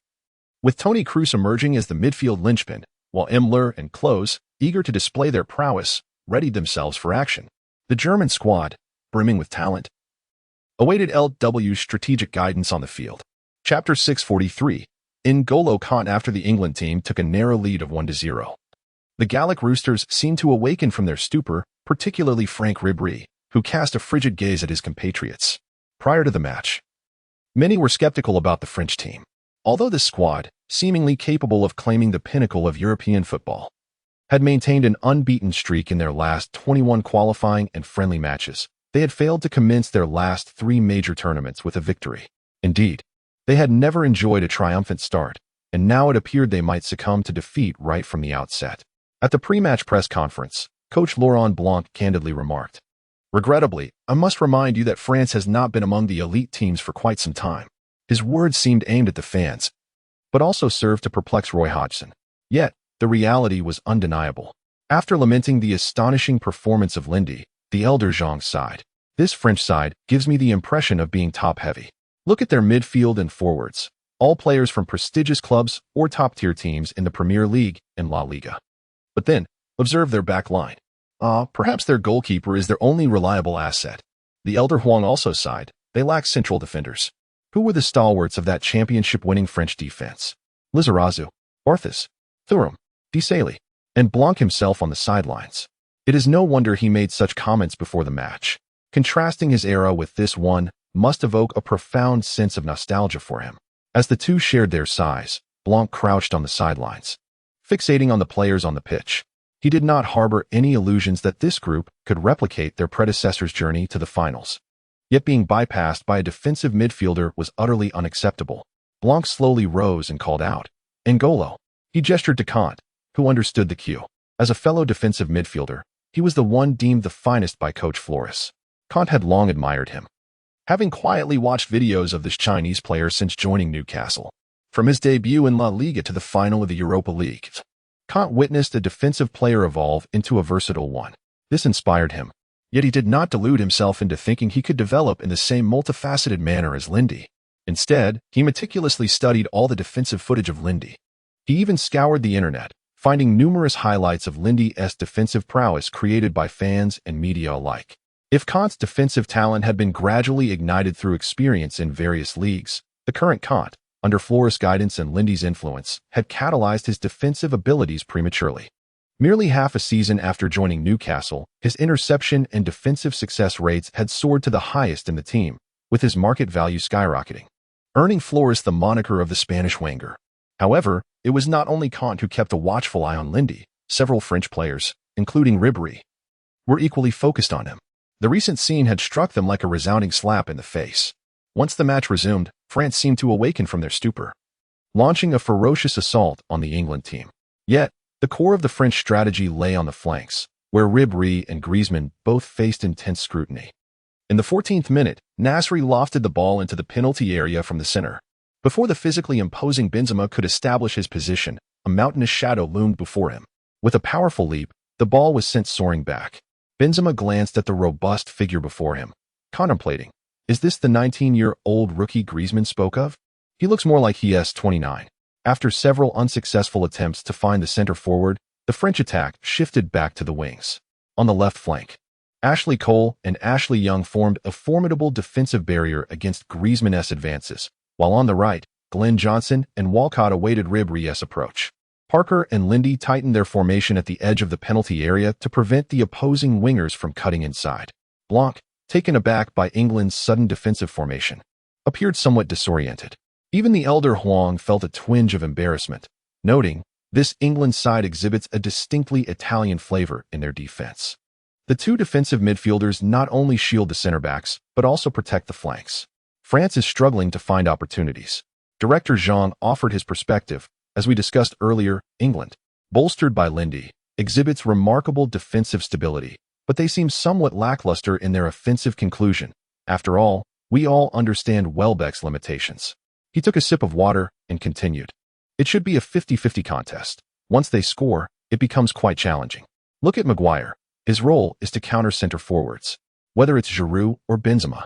Traditional physical strikers find little success elsewhere. Perhaps they should consider giving Sis a try.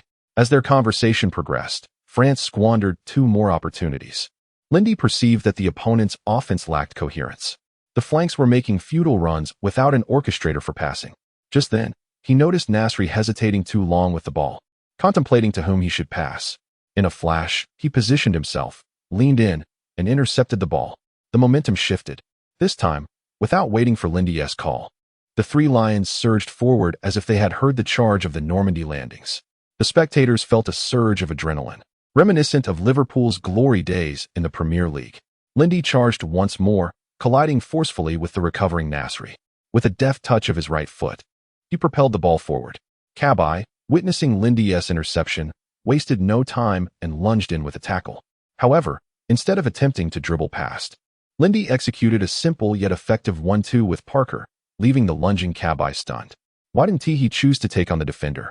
He pondered, as his reckless challenge was intended to thwart Lindy's progress. In the next moment, after regaining possession, Lindy faced the keenly observant Kant. The two maintained a distance of about 2 meters. Kant's eyes locked onto Lindy's, his feet shifting constantly, prepared to pivot or strike at any moment. Crucially, Kant stood under 170 centimeters tall, but moved with remarkable agility. This left Lindy astonished. He realized that not only was he unable to evade Kant, but even his passing and advancing routes were being effectively obstructed. At that moment, he recalled the saying, in life, there are no insurmountable obstacles, only insurmountable cons.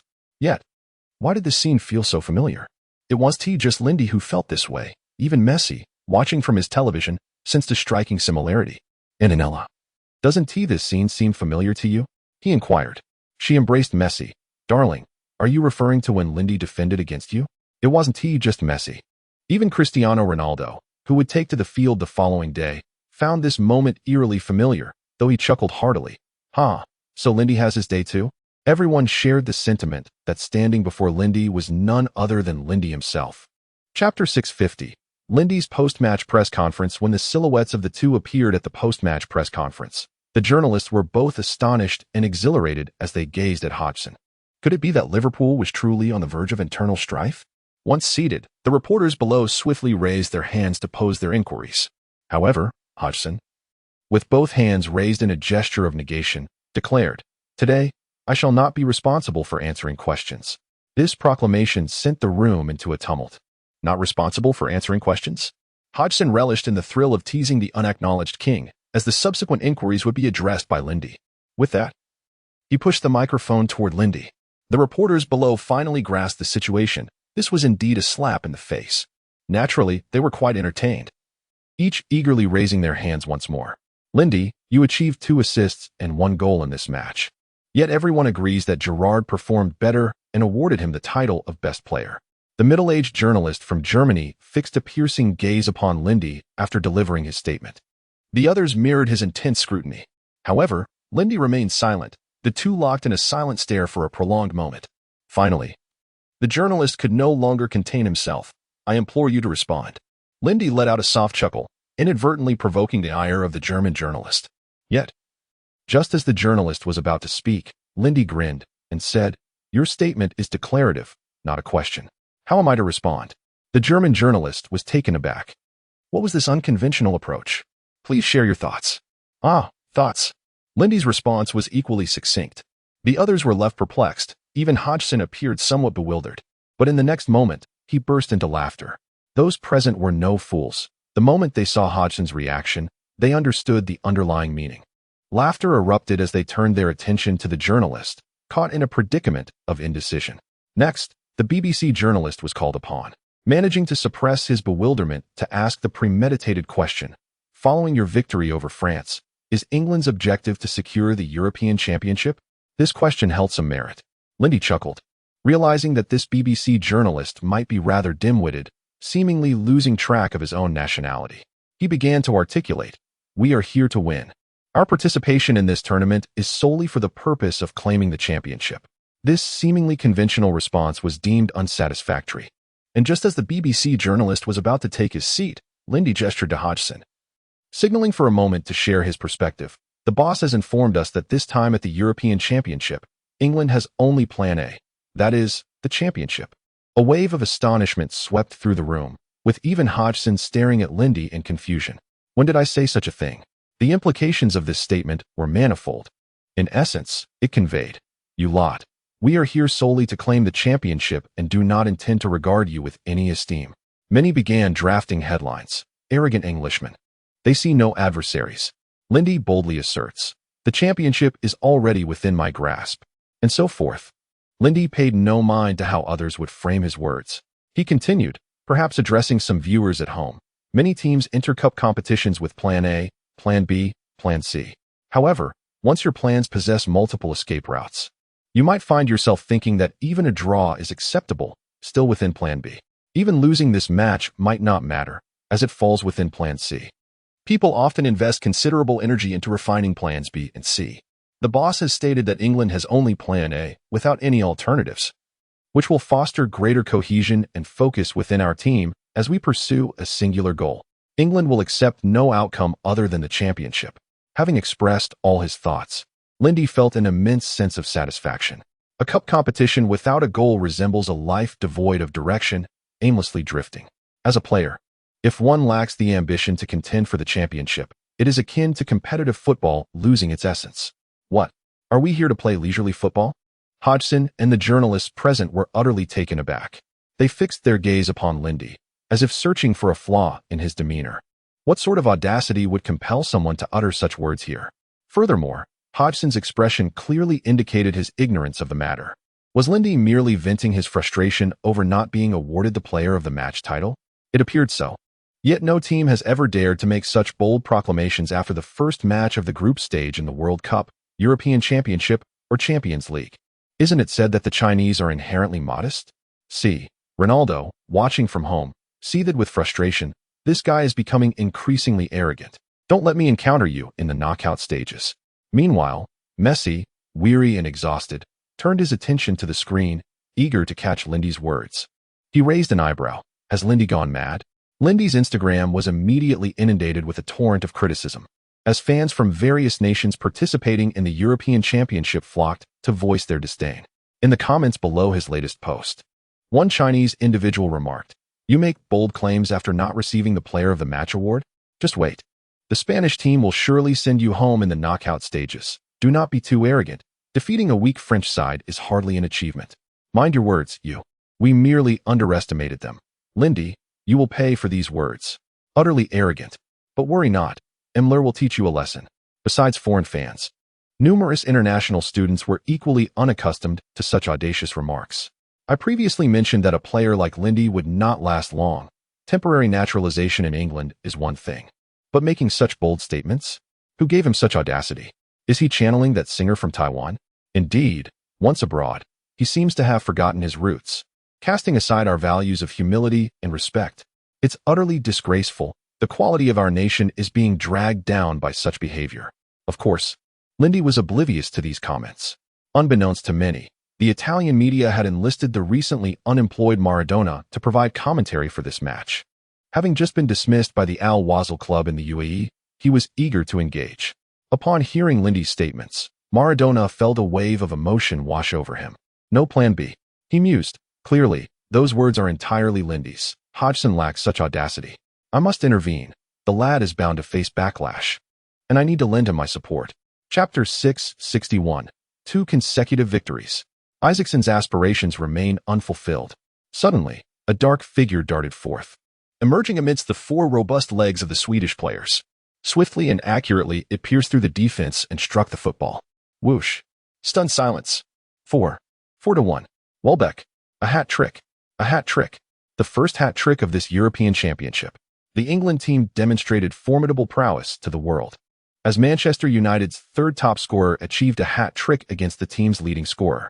Regrettably, Ferguson was absent from the match, and one could only imagine how much he would have relished witnessing it. Unlike the jaded demeanor of the old guard, the English fans in attendance erupted in joyous song and dance. Viva Welbeck! You are our great British star. Kiev trembles beneath your feet. Whoa, whoa, Whoa, you are our grand hero.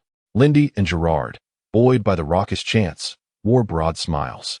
Their elation stemmed not only from the team's expanding lead, but also from the evident discomfort on Ibrahimovic's face. Surely, Rooney and Van Persie were also feeling the heat. The semifinals? It was not just them. Even Beckham, who had just celebrated with his son, sensed something amiss. Negotiations with Manchester United were ongoing. According to the prior discussions with Ferguson, the weekly wage was capped at 50,000, alongside relinquishing profits from jersey sales. Of course, this was primarily due to the number 7 being assigned to Nani. However, as compensation, Beckham could retain 80 of his image rights. A far more favorable deal than the 50 he had with Real Madrid. After all, Ferguson had no intention of taking advantage of Beckham. Yet, minor disagreements lingered regarding the contract's duration. Beckham felt his physical condition was exceptional post-rehabilitation and sought an 11-year contract. Ferguson, however, deemed this rather ambitious, hoping Beckham would retire at Manchester United after one season. Nonetheless, these were mere trifles. No one could thwart his return to United. Thus, Beckham had already envisioned himself as part of the Manchester United family, even arranging for his mansion in Manchester to be tidied up. Now he observed Rooney, lost in thought after celebrating. As former teammates of both Manchester United and the England national team, Beckham had a fair understanding of Rooney. If one were to speak of cunning, it seemed rather inadequate. Impulsiveness and loyalty were his defining characteristics. Beckham's thoughts drifted back 9 years to a match where he missed a penalty against Turkey, which led to a bout of depression. Unexpectedly, he was taunted and insulted by Alpri of Aston Villa regarding his mother.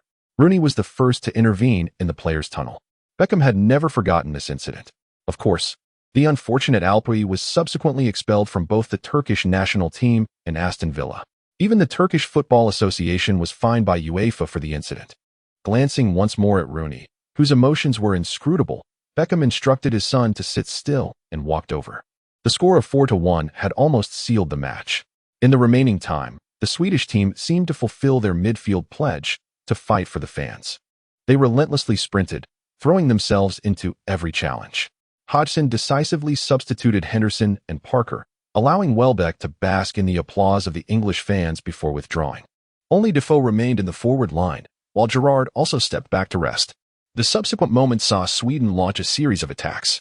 However, Lindy's peak physical condition enabled him to intercept and tackle, preventing Sweden from crossing midfield.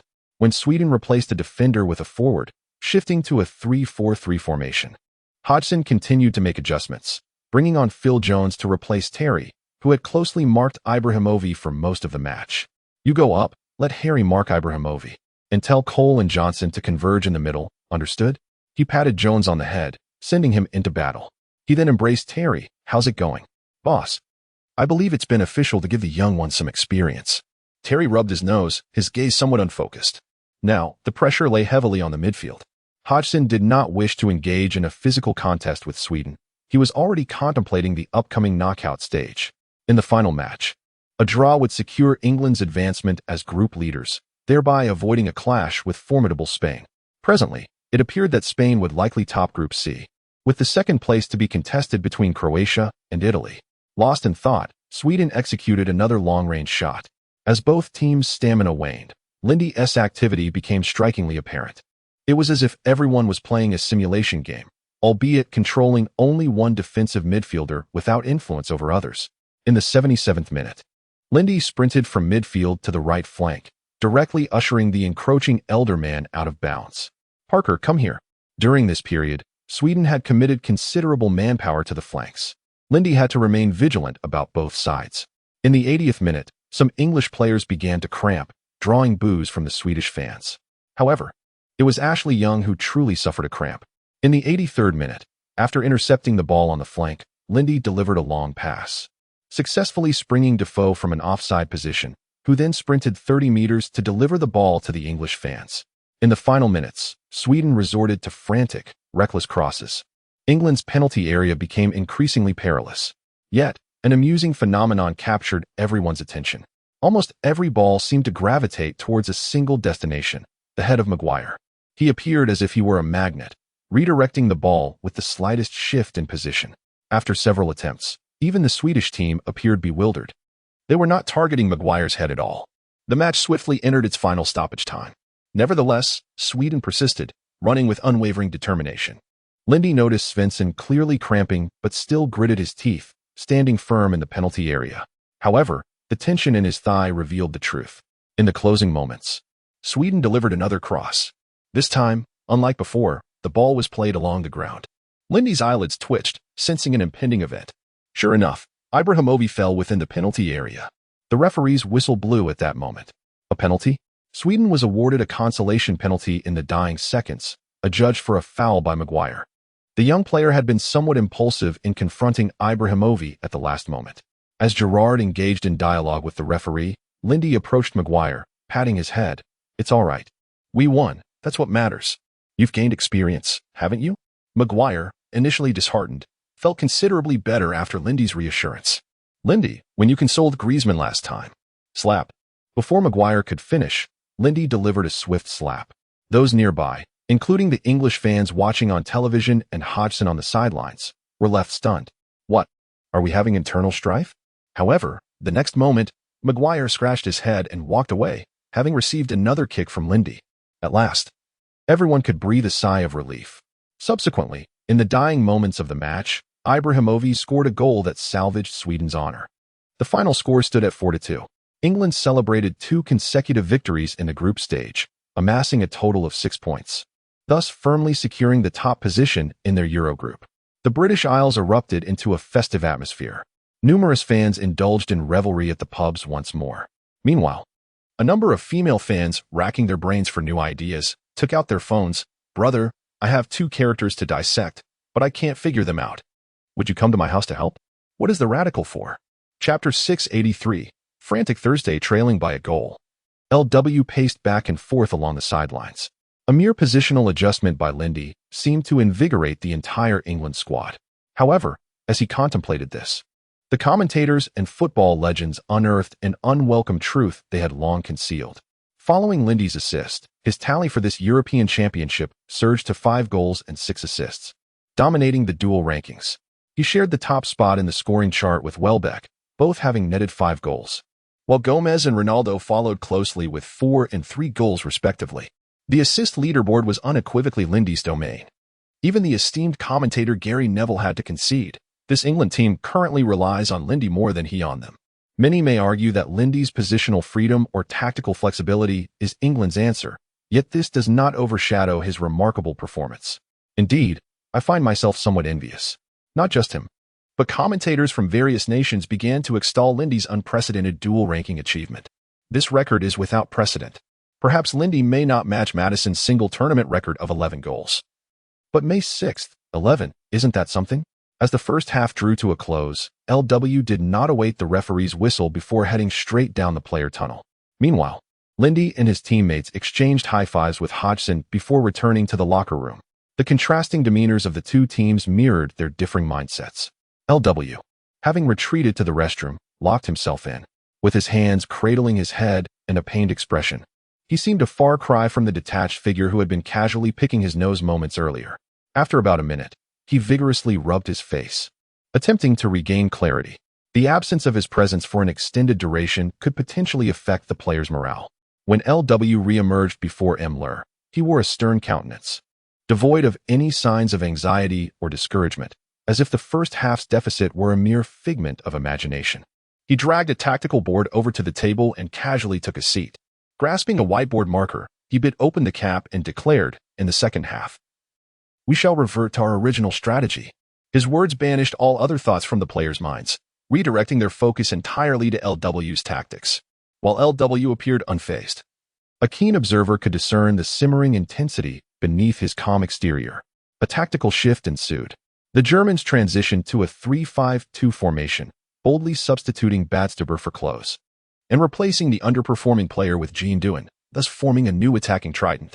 They also substituted Khedira with Reyes, ensuring that the midfield partnership of Schweinsteiger, Reyes, and Kroos would maintain defensive solidity while significantly enhancing offensive thrust. The attacking prowess of Klose and Jean offered Kroos a plethora of options for his passes. LW equalized the German attack and defense. Before the players took the field, he offered no special instructions, merely standing at the locker room door to utter, Germany will not falter in Poland. Those 10 simple words ignited a fire within the players, their eyes glistening with determination. On the other side, England remained blissfully unaware of the brewing storm. The players were still engaged in discussions about Lindy's 5-goal, 6-assist achievement. It wasn't until just before the match commenced that Hodgson delivered a few reminders to avoid complacency, as their tactics had thus far proven effective. With 3 substitutions still at his disposal, he had ample opportunity to make adjustments. Thus, when Lindy saw Reyes and Jean Duin take the field, he was genuinely surprised. Was LW truly going all in? At the same time, Lindy found it odd. Why must they risk everything against England? Can't they simply play well? In the stands, Bollock downed his beer with fervor, declaring, "This is the embodiment of our German spirit." Internally, he mused, coming from the same state of W. Rutenberg. Rommel was dubbed the Desert Fox. Observing the opposing team's formation, Lindy surmised they were preparing for a fierce assault. He swiftly approached Gerard. "Stevie, let us switch positions." Gerard chuckled. "What is this? Afraid of his brilliance?"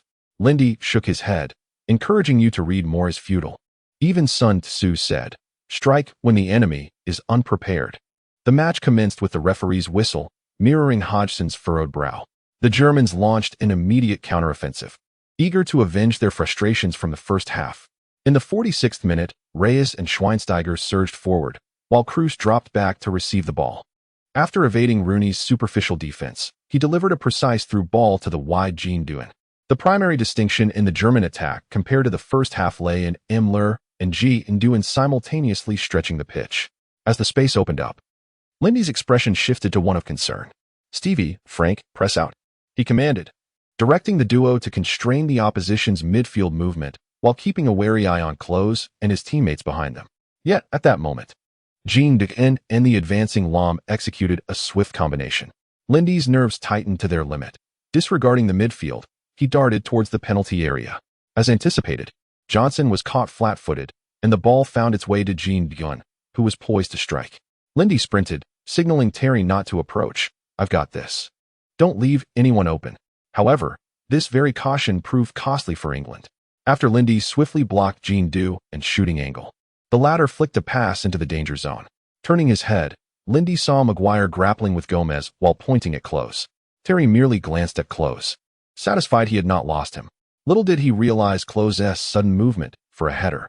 Suddenly, a shadow loomed over Terry's head. All eyes were fixed on the towering figure soaring above. With a resounding thud, just 1 minute into the second half, the Germans equalized. "Oh." The ball has found the net. Klose, just substituted in, delivered a powerful header to level the score at 2-2.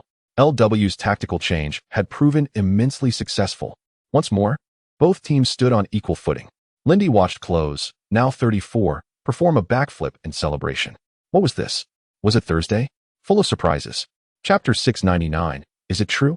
Is it true that once a person chooses their ideal, they must distance themselves from their homeland? Old James stood in contemplation for a while before suddenly uttering this poignant remark. Not only the young horse, but even the broadcasting staff and the Chinese fans watching on television were momentarily taken aback by this unexpected statement. Initially, people paid it little heed, considering it merely a reflection from old James. However, the silence in the stadium, coupled with Lindy's half-smiling celebration, made everyone acutely aware of the profound meaning behind old James's words. It resonated with Lindy and with themselves. The Chinese fans began to cheer for Lindy, hoping he could hear them, reassuring him that he was not alone in his battle. Lindy gradually set down Rooney, accepting the congratulations and celebrations from everyone.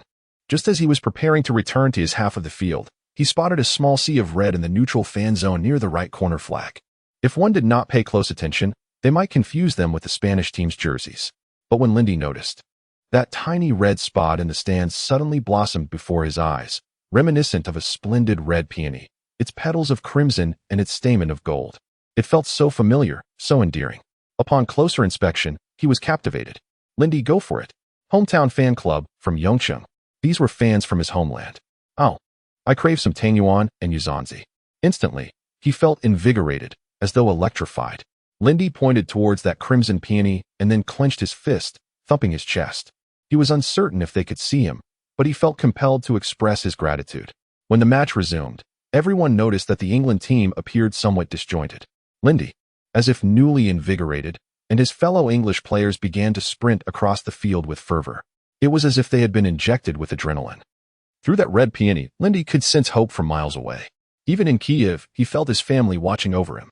Busquets had just received a pass from a teammate when Lindy suddenly surged forward, seemingly ready to advance again. Startled, Busquets quickly turned and passed back. Seeing the opponent's reactive response, Lindy couldn't help but chuckle. He began rallying his teammates. Come on. Gerrard, Parker, and others joined him in their relentless charge. Walcott and Welbeck on either side pressed forward as well. Without waiting for Terry's signal, Joe Hart urged from behind. Push up, don't let the midfield disconnect. All lines. Press forward. Under Lindy's guidance, the England team shifted their tactics to a high press. As soon as Peake received the ball, he noticed Rooney charging towards him. His teammates seemed to be under pressure as well. What is happening? England had entirely abandoned their previous defensive counterattack strategy in favor of a direct high press. This was the first time in this European Championship that a team dared to employ such tactics against Spain. Commentators from various nations began discussing this tactical shift. When the camera panned to Hodgson on the sidelines, everyone sensed the wisdom radiating from the elderly figure. His expression conveyed a calm control over the unfolding scenario, yet inside, he was anxious, already contemplating a penalty shootout, unaware that Lindy was leading the charge. Peake, realizing he had no options, reluctantly passed to Ramos. The latter faced the approaching Gerrard and habitually opted for a back pass. Then, Casillas, with his trademark black hair, took a touch with his right foot, evading Rooney's lunge. Just as he intended to pass, he noticed that the entire England team had pressed past the halfway line. And there was Lindy. He was not waiting. He was frantically maneuvering outside the penalty area, adjusting his position based on Xavi and others. Casillas hesitated, and as Rooney pressed forward again, he had no choice but to clear the ball with a long kick. Second ball, Lindy shouted as he sprinted towards the landing point, urging his teammates to contest the second ball. Casillas's clearance soared far, landing at the far end of the center circle, where Terry faced Fabregas's interference and promptly headed the ball back into the attacking zone. Although shorter players aren't typically adept at heading, they are agile on their feet. There could be no mistakes at this moment. The ball returned to Spain's half, where Parker battled Busquets for the second ball. The two were entangled in a tugging contest. Busquets glanced at the referee and prepared to fall, but unexpectedly, Parker collapsed first, leaving him momentarily stunned. Wow, what a tough guy. Following suit, he too fell to the ground, unsure of where to cover. In the end, he decided to let out a dramatic scream. The referee, unfazed by the duo's antics, turned his attention to the ball. For reasons unknown, after their fall, the ball soared directly towards Lindy.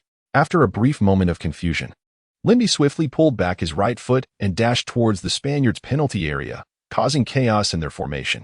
Whether due to the uncontested second ball or the referee's decision, everything was utterly unexpected. Xavi and Terry were still raising their hands to signal a foul. Alonso, realizing he was too late, lunged to trip Lindy. Their legs collided forcefully, and Alonso let out a cry that echoed through the stadium. Lindy felt a jolt in his right leg, as though his shin guard had produced a resonant thud. His balance faltered, but he refused to fall. After stumbling a few steps forward, he regained his composure. Spotting Rooney on the left side of the penalty area, Lindy raised his right leg, appearing ready to pass. Peake swayed, memories of previous encounters still vivid in his mind. However, the next instant, he froze in place, eyes wide with terror. A palpable tension enveloped the stadium and the viewers at home as Lindy unleashed his right foot, twisting his ankle at the moment of contact with the ball, as if they had become one. From left to right, an extreme change of direction. The dragon's tail.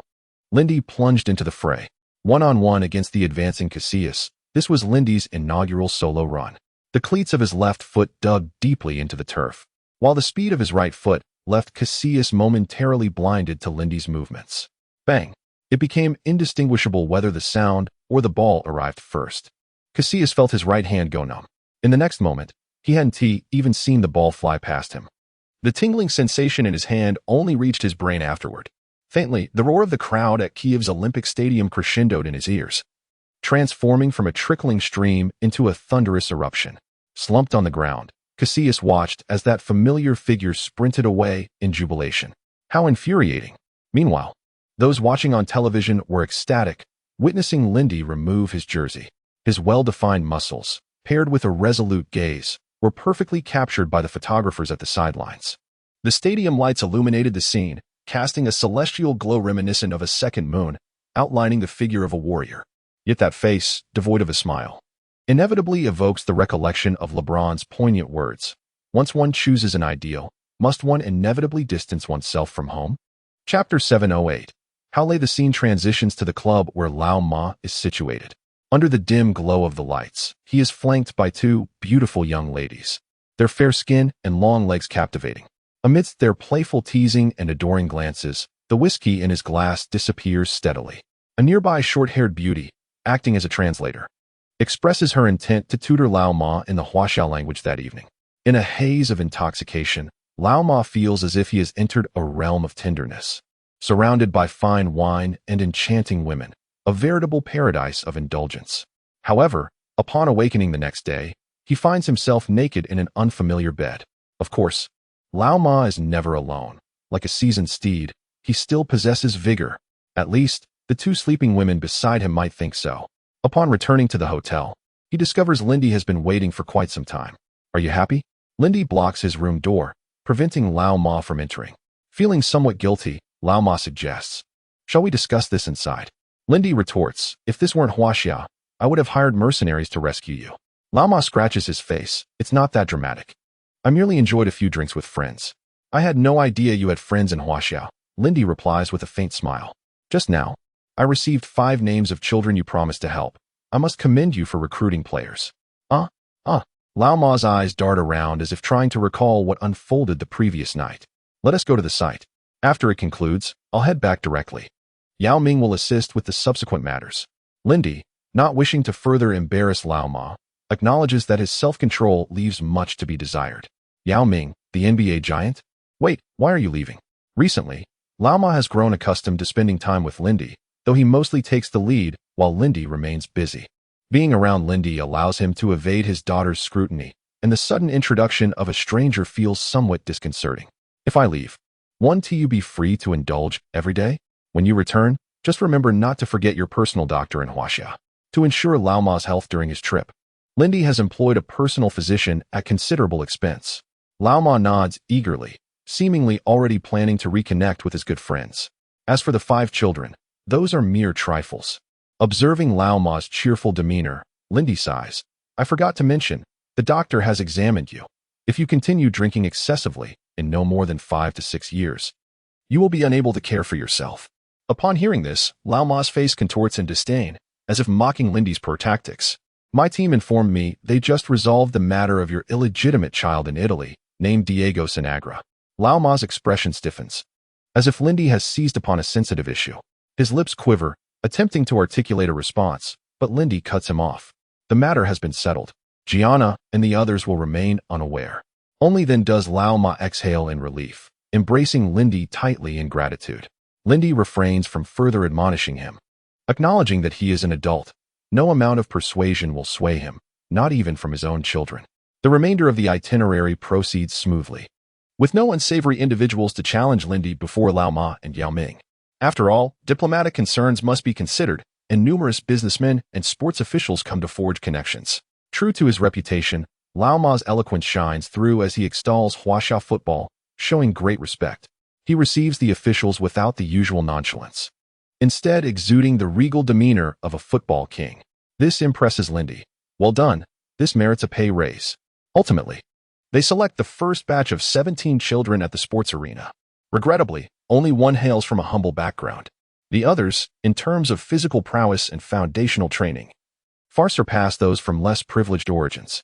After the selection concludes, Lindy meets the sole child from an ordinary family, named Hao Lei, who has just turned 8.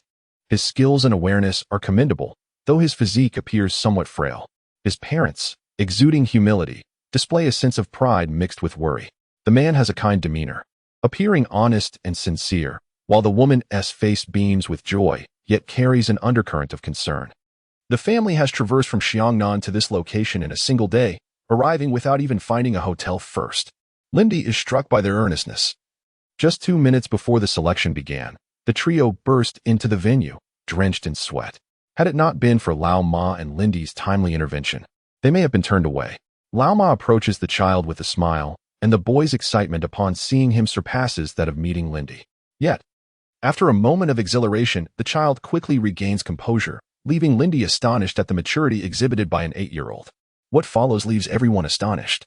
The boy clutches his pant legs tightly, his lips pursed, and his dark complexion reveals a landscape of inner turmoil. Lindy gently approaches, tousling the boy's hair to smoothen the creases of worry on his brow. Are you reluctant to leave your parents? The child nods vigorously, then shakes his head. Maybe I should just go back to studying? He turns to his father. Dad, I don't want to play football anymore. Just being here is enough for me. The man affectionately ruffles the boy's hair. What nonsense. Within 100 miles, you are the best. If you can't do it, who can?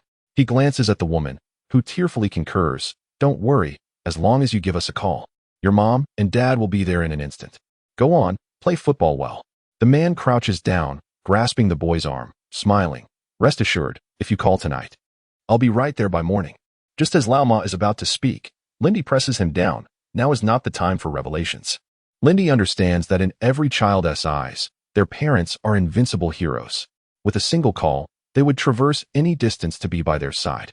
In childhood, parents fear not the hardships, but rather the thought of not being able to accompany their children towards their dreams. As children grow, parents find themselves waiting at the alley's entrance, their faces etched with anticipation, longing for their child's return home. Lindy approaches the man, smiling as he inquires, "Can you cook?" Before the man can respond, the child leaps up proudly, exclaiming, "My dad's stall is the most successful in the night market." Hearing this, the man bashfully scratches his head, a mix of embarrassment and trepidation flashing across his face. He worries that his background and occupation may hinder his child's prospects. We are legitimate vendors, operating in a designated booth arranged by the town. The woman immediately grips the man's arm, standing resolutely beside him, her eyes reflecting concern. Lindy perceives their discomfort and continues cheerfully, "I'll buy from your stall. Afterward, you can head to the training base to continue cooking for your child." In an instant, the family embraces tightly, overwhelmed with joy. The surprise arrives too swiftly. Sorrow, just as it approaches, is swiftly dispelled by Lindy's intervention. Now, the father can genuinely fulfill that promise. Just one call, and I will be there by your side the very next day. Chapter 714. The falling beads of the Pearl Curtain. As we observed, the iconic Wembley Stadium was graced with rain. Prior to the match, the weather forecast indicated a mere 10% chance of precipitation. It seems that inaccuracy in weather predictions is a universal phenomenon. Yet, Lindy continued to gaze skyward, as if listening to the whispers of the heavens. He remarked, "Now, the sky is no longer blue." The silhouettes of the red and blue teams intertwined amidst the rain, merging and suddenly dispersing. The blending of these colors in the rain conjured unique blossoms. Yet, within the depths of these blossoms, Lindy discerned an unusual disparity. Under the 5-defender system, there appeared to be a certain unfamiliarity between the sister-in-law and Terry. Instinctively, both viewed themselves as commanders of the defensive line. At the 16th minute of the match, as the rain accumulated, both sides began to experience an increase in possession and passing errors. In this scenario, Liverpool resorted to their habitual aggressive strategy, leveraging Giroud's physical prowess to wreak havoc within Chelsea's penalty area. Salah found himself once more in a one-on-one against Cole. This time, the Egyptian eschewed any elaborate dribbling, opting instead for a swift strike after a brief feint, aiming to outpace the so-called wingback inspector. The young Pharaoh's pace seemed superior, but the slippery pitch caused him to stumble just as he attempted to pass. What was intended as a cross turned into a sliding pass. An amusing scene unfolded as Terry and the sister-in-law simultaneously pointed at Giroud, each rushing towards Suarez and Gerrard. Giroud, near the penalty spot, easily overpowered Alex and forcefully directed the ball towards the goal. Bang! Fortune seemed not to favor Giroud today. His close-range header ricocheted off the crossbar. Alas, so close. Oh! Giroud, this header left Czech with no chance to react. What a pity.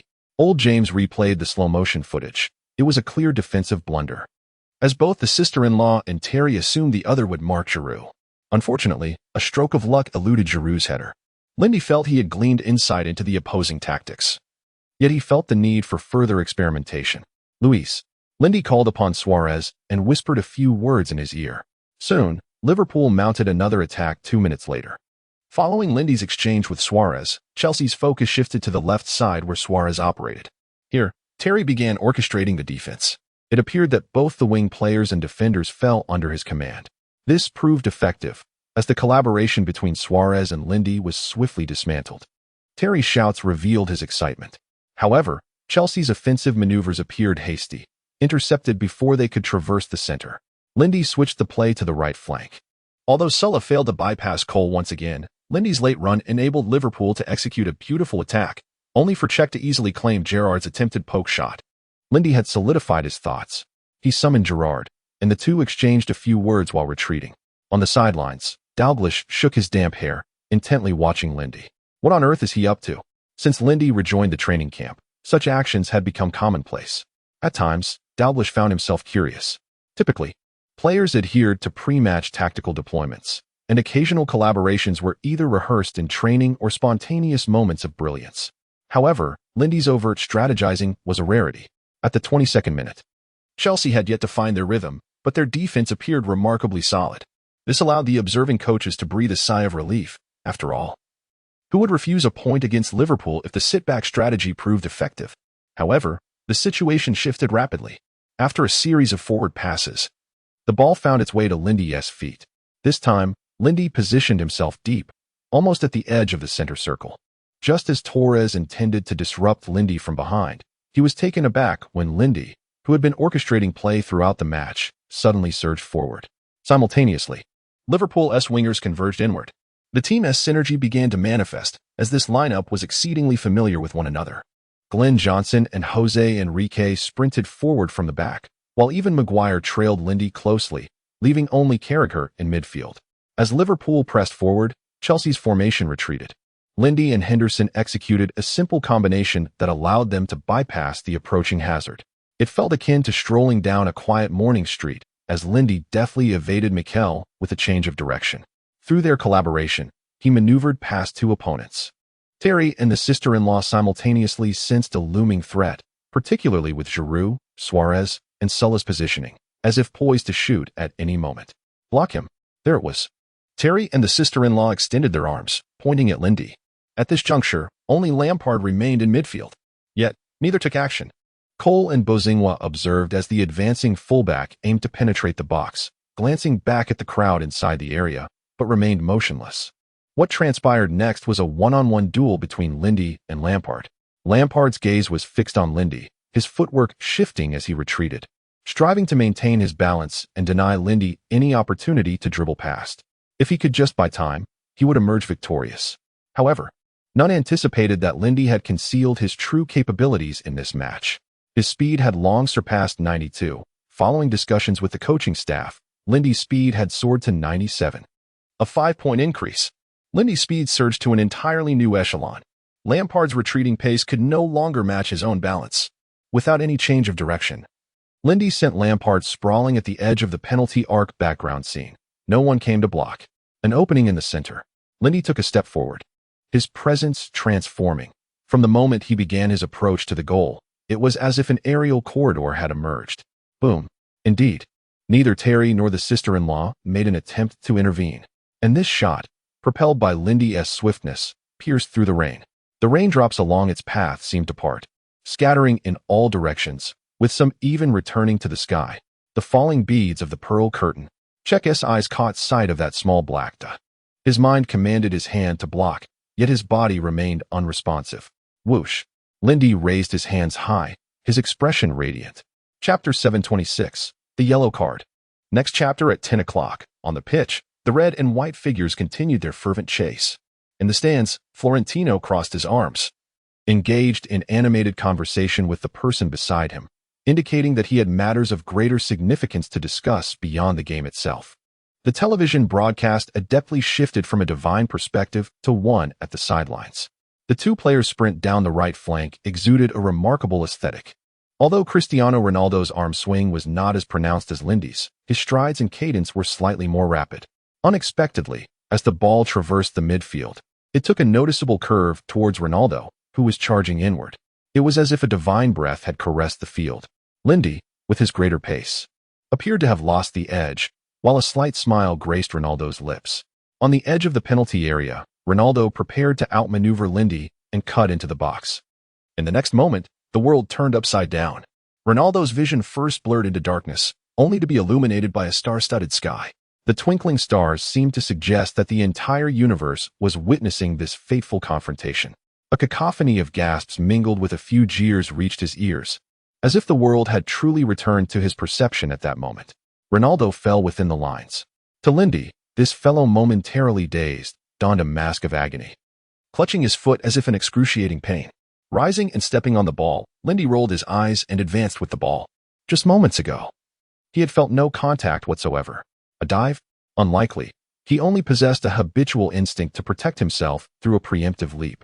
While this may reduce personal injury, facing a player like Lindy, who boasted a stealing prowess of 95, was nothing short of comical. Yet, Lindy felt this was inconsequential. Waiting to see how the referee would adjudicate, the whistle blew, halting the match.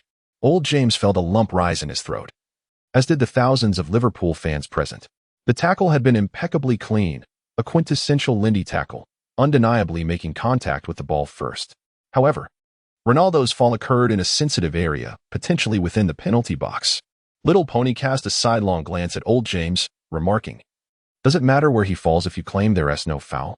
While Ronaldo had indeed fallen in the box, slow-motion replays revealed that Lindy had made contact with the ball first, and only then did Ronaldo's foot collide with it, sending him flying. Yet after watching the replay multiple times, Little Pony hesitated. It seems he barely touched the ball. Fans of Lindy began to chant, "Damn it, another dive. A master of deception. Why target Lindy?"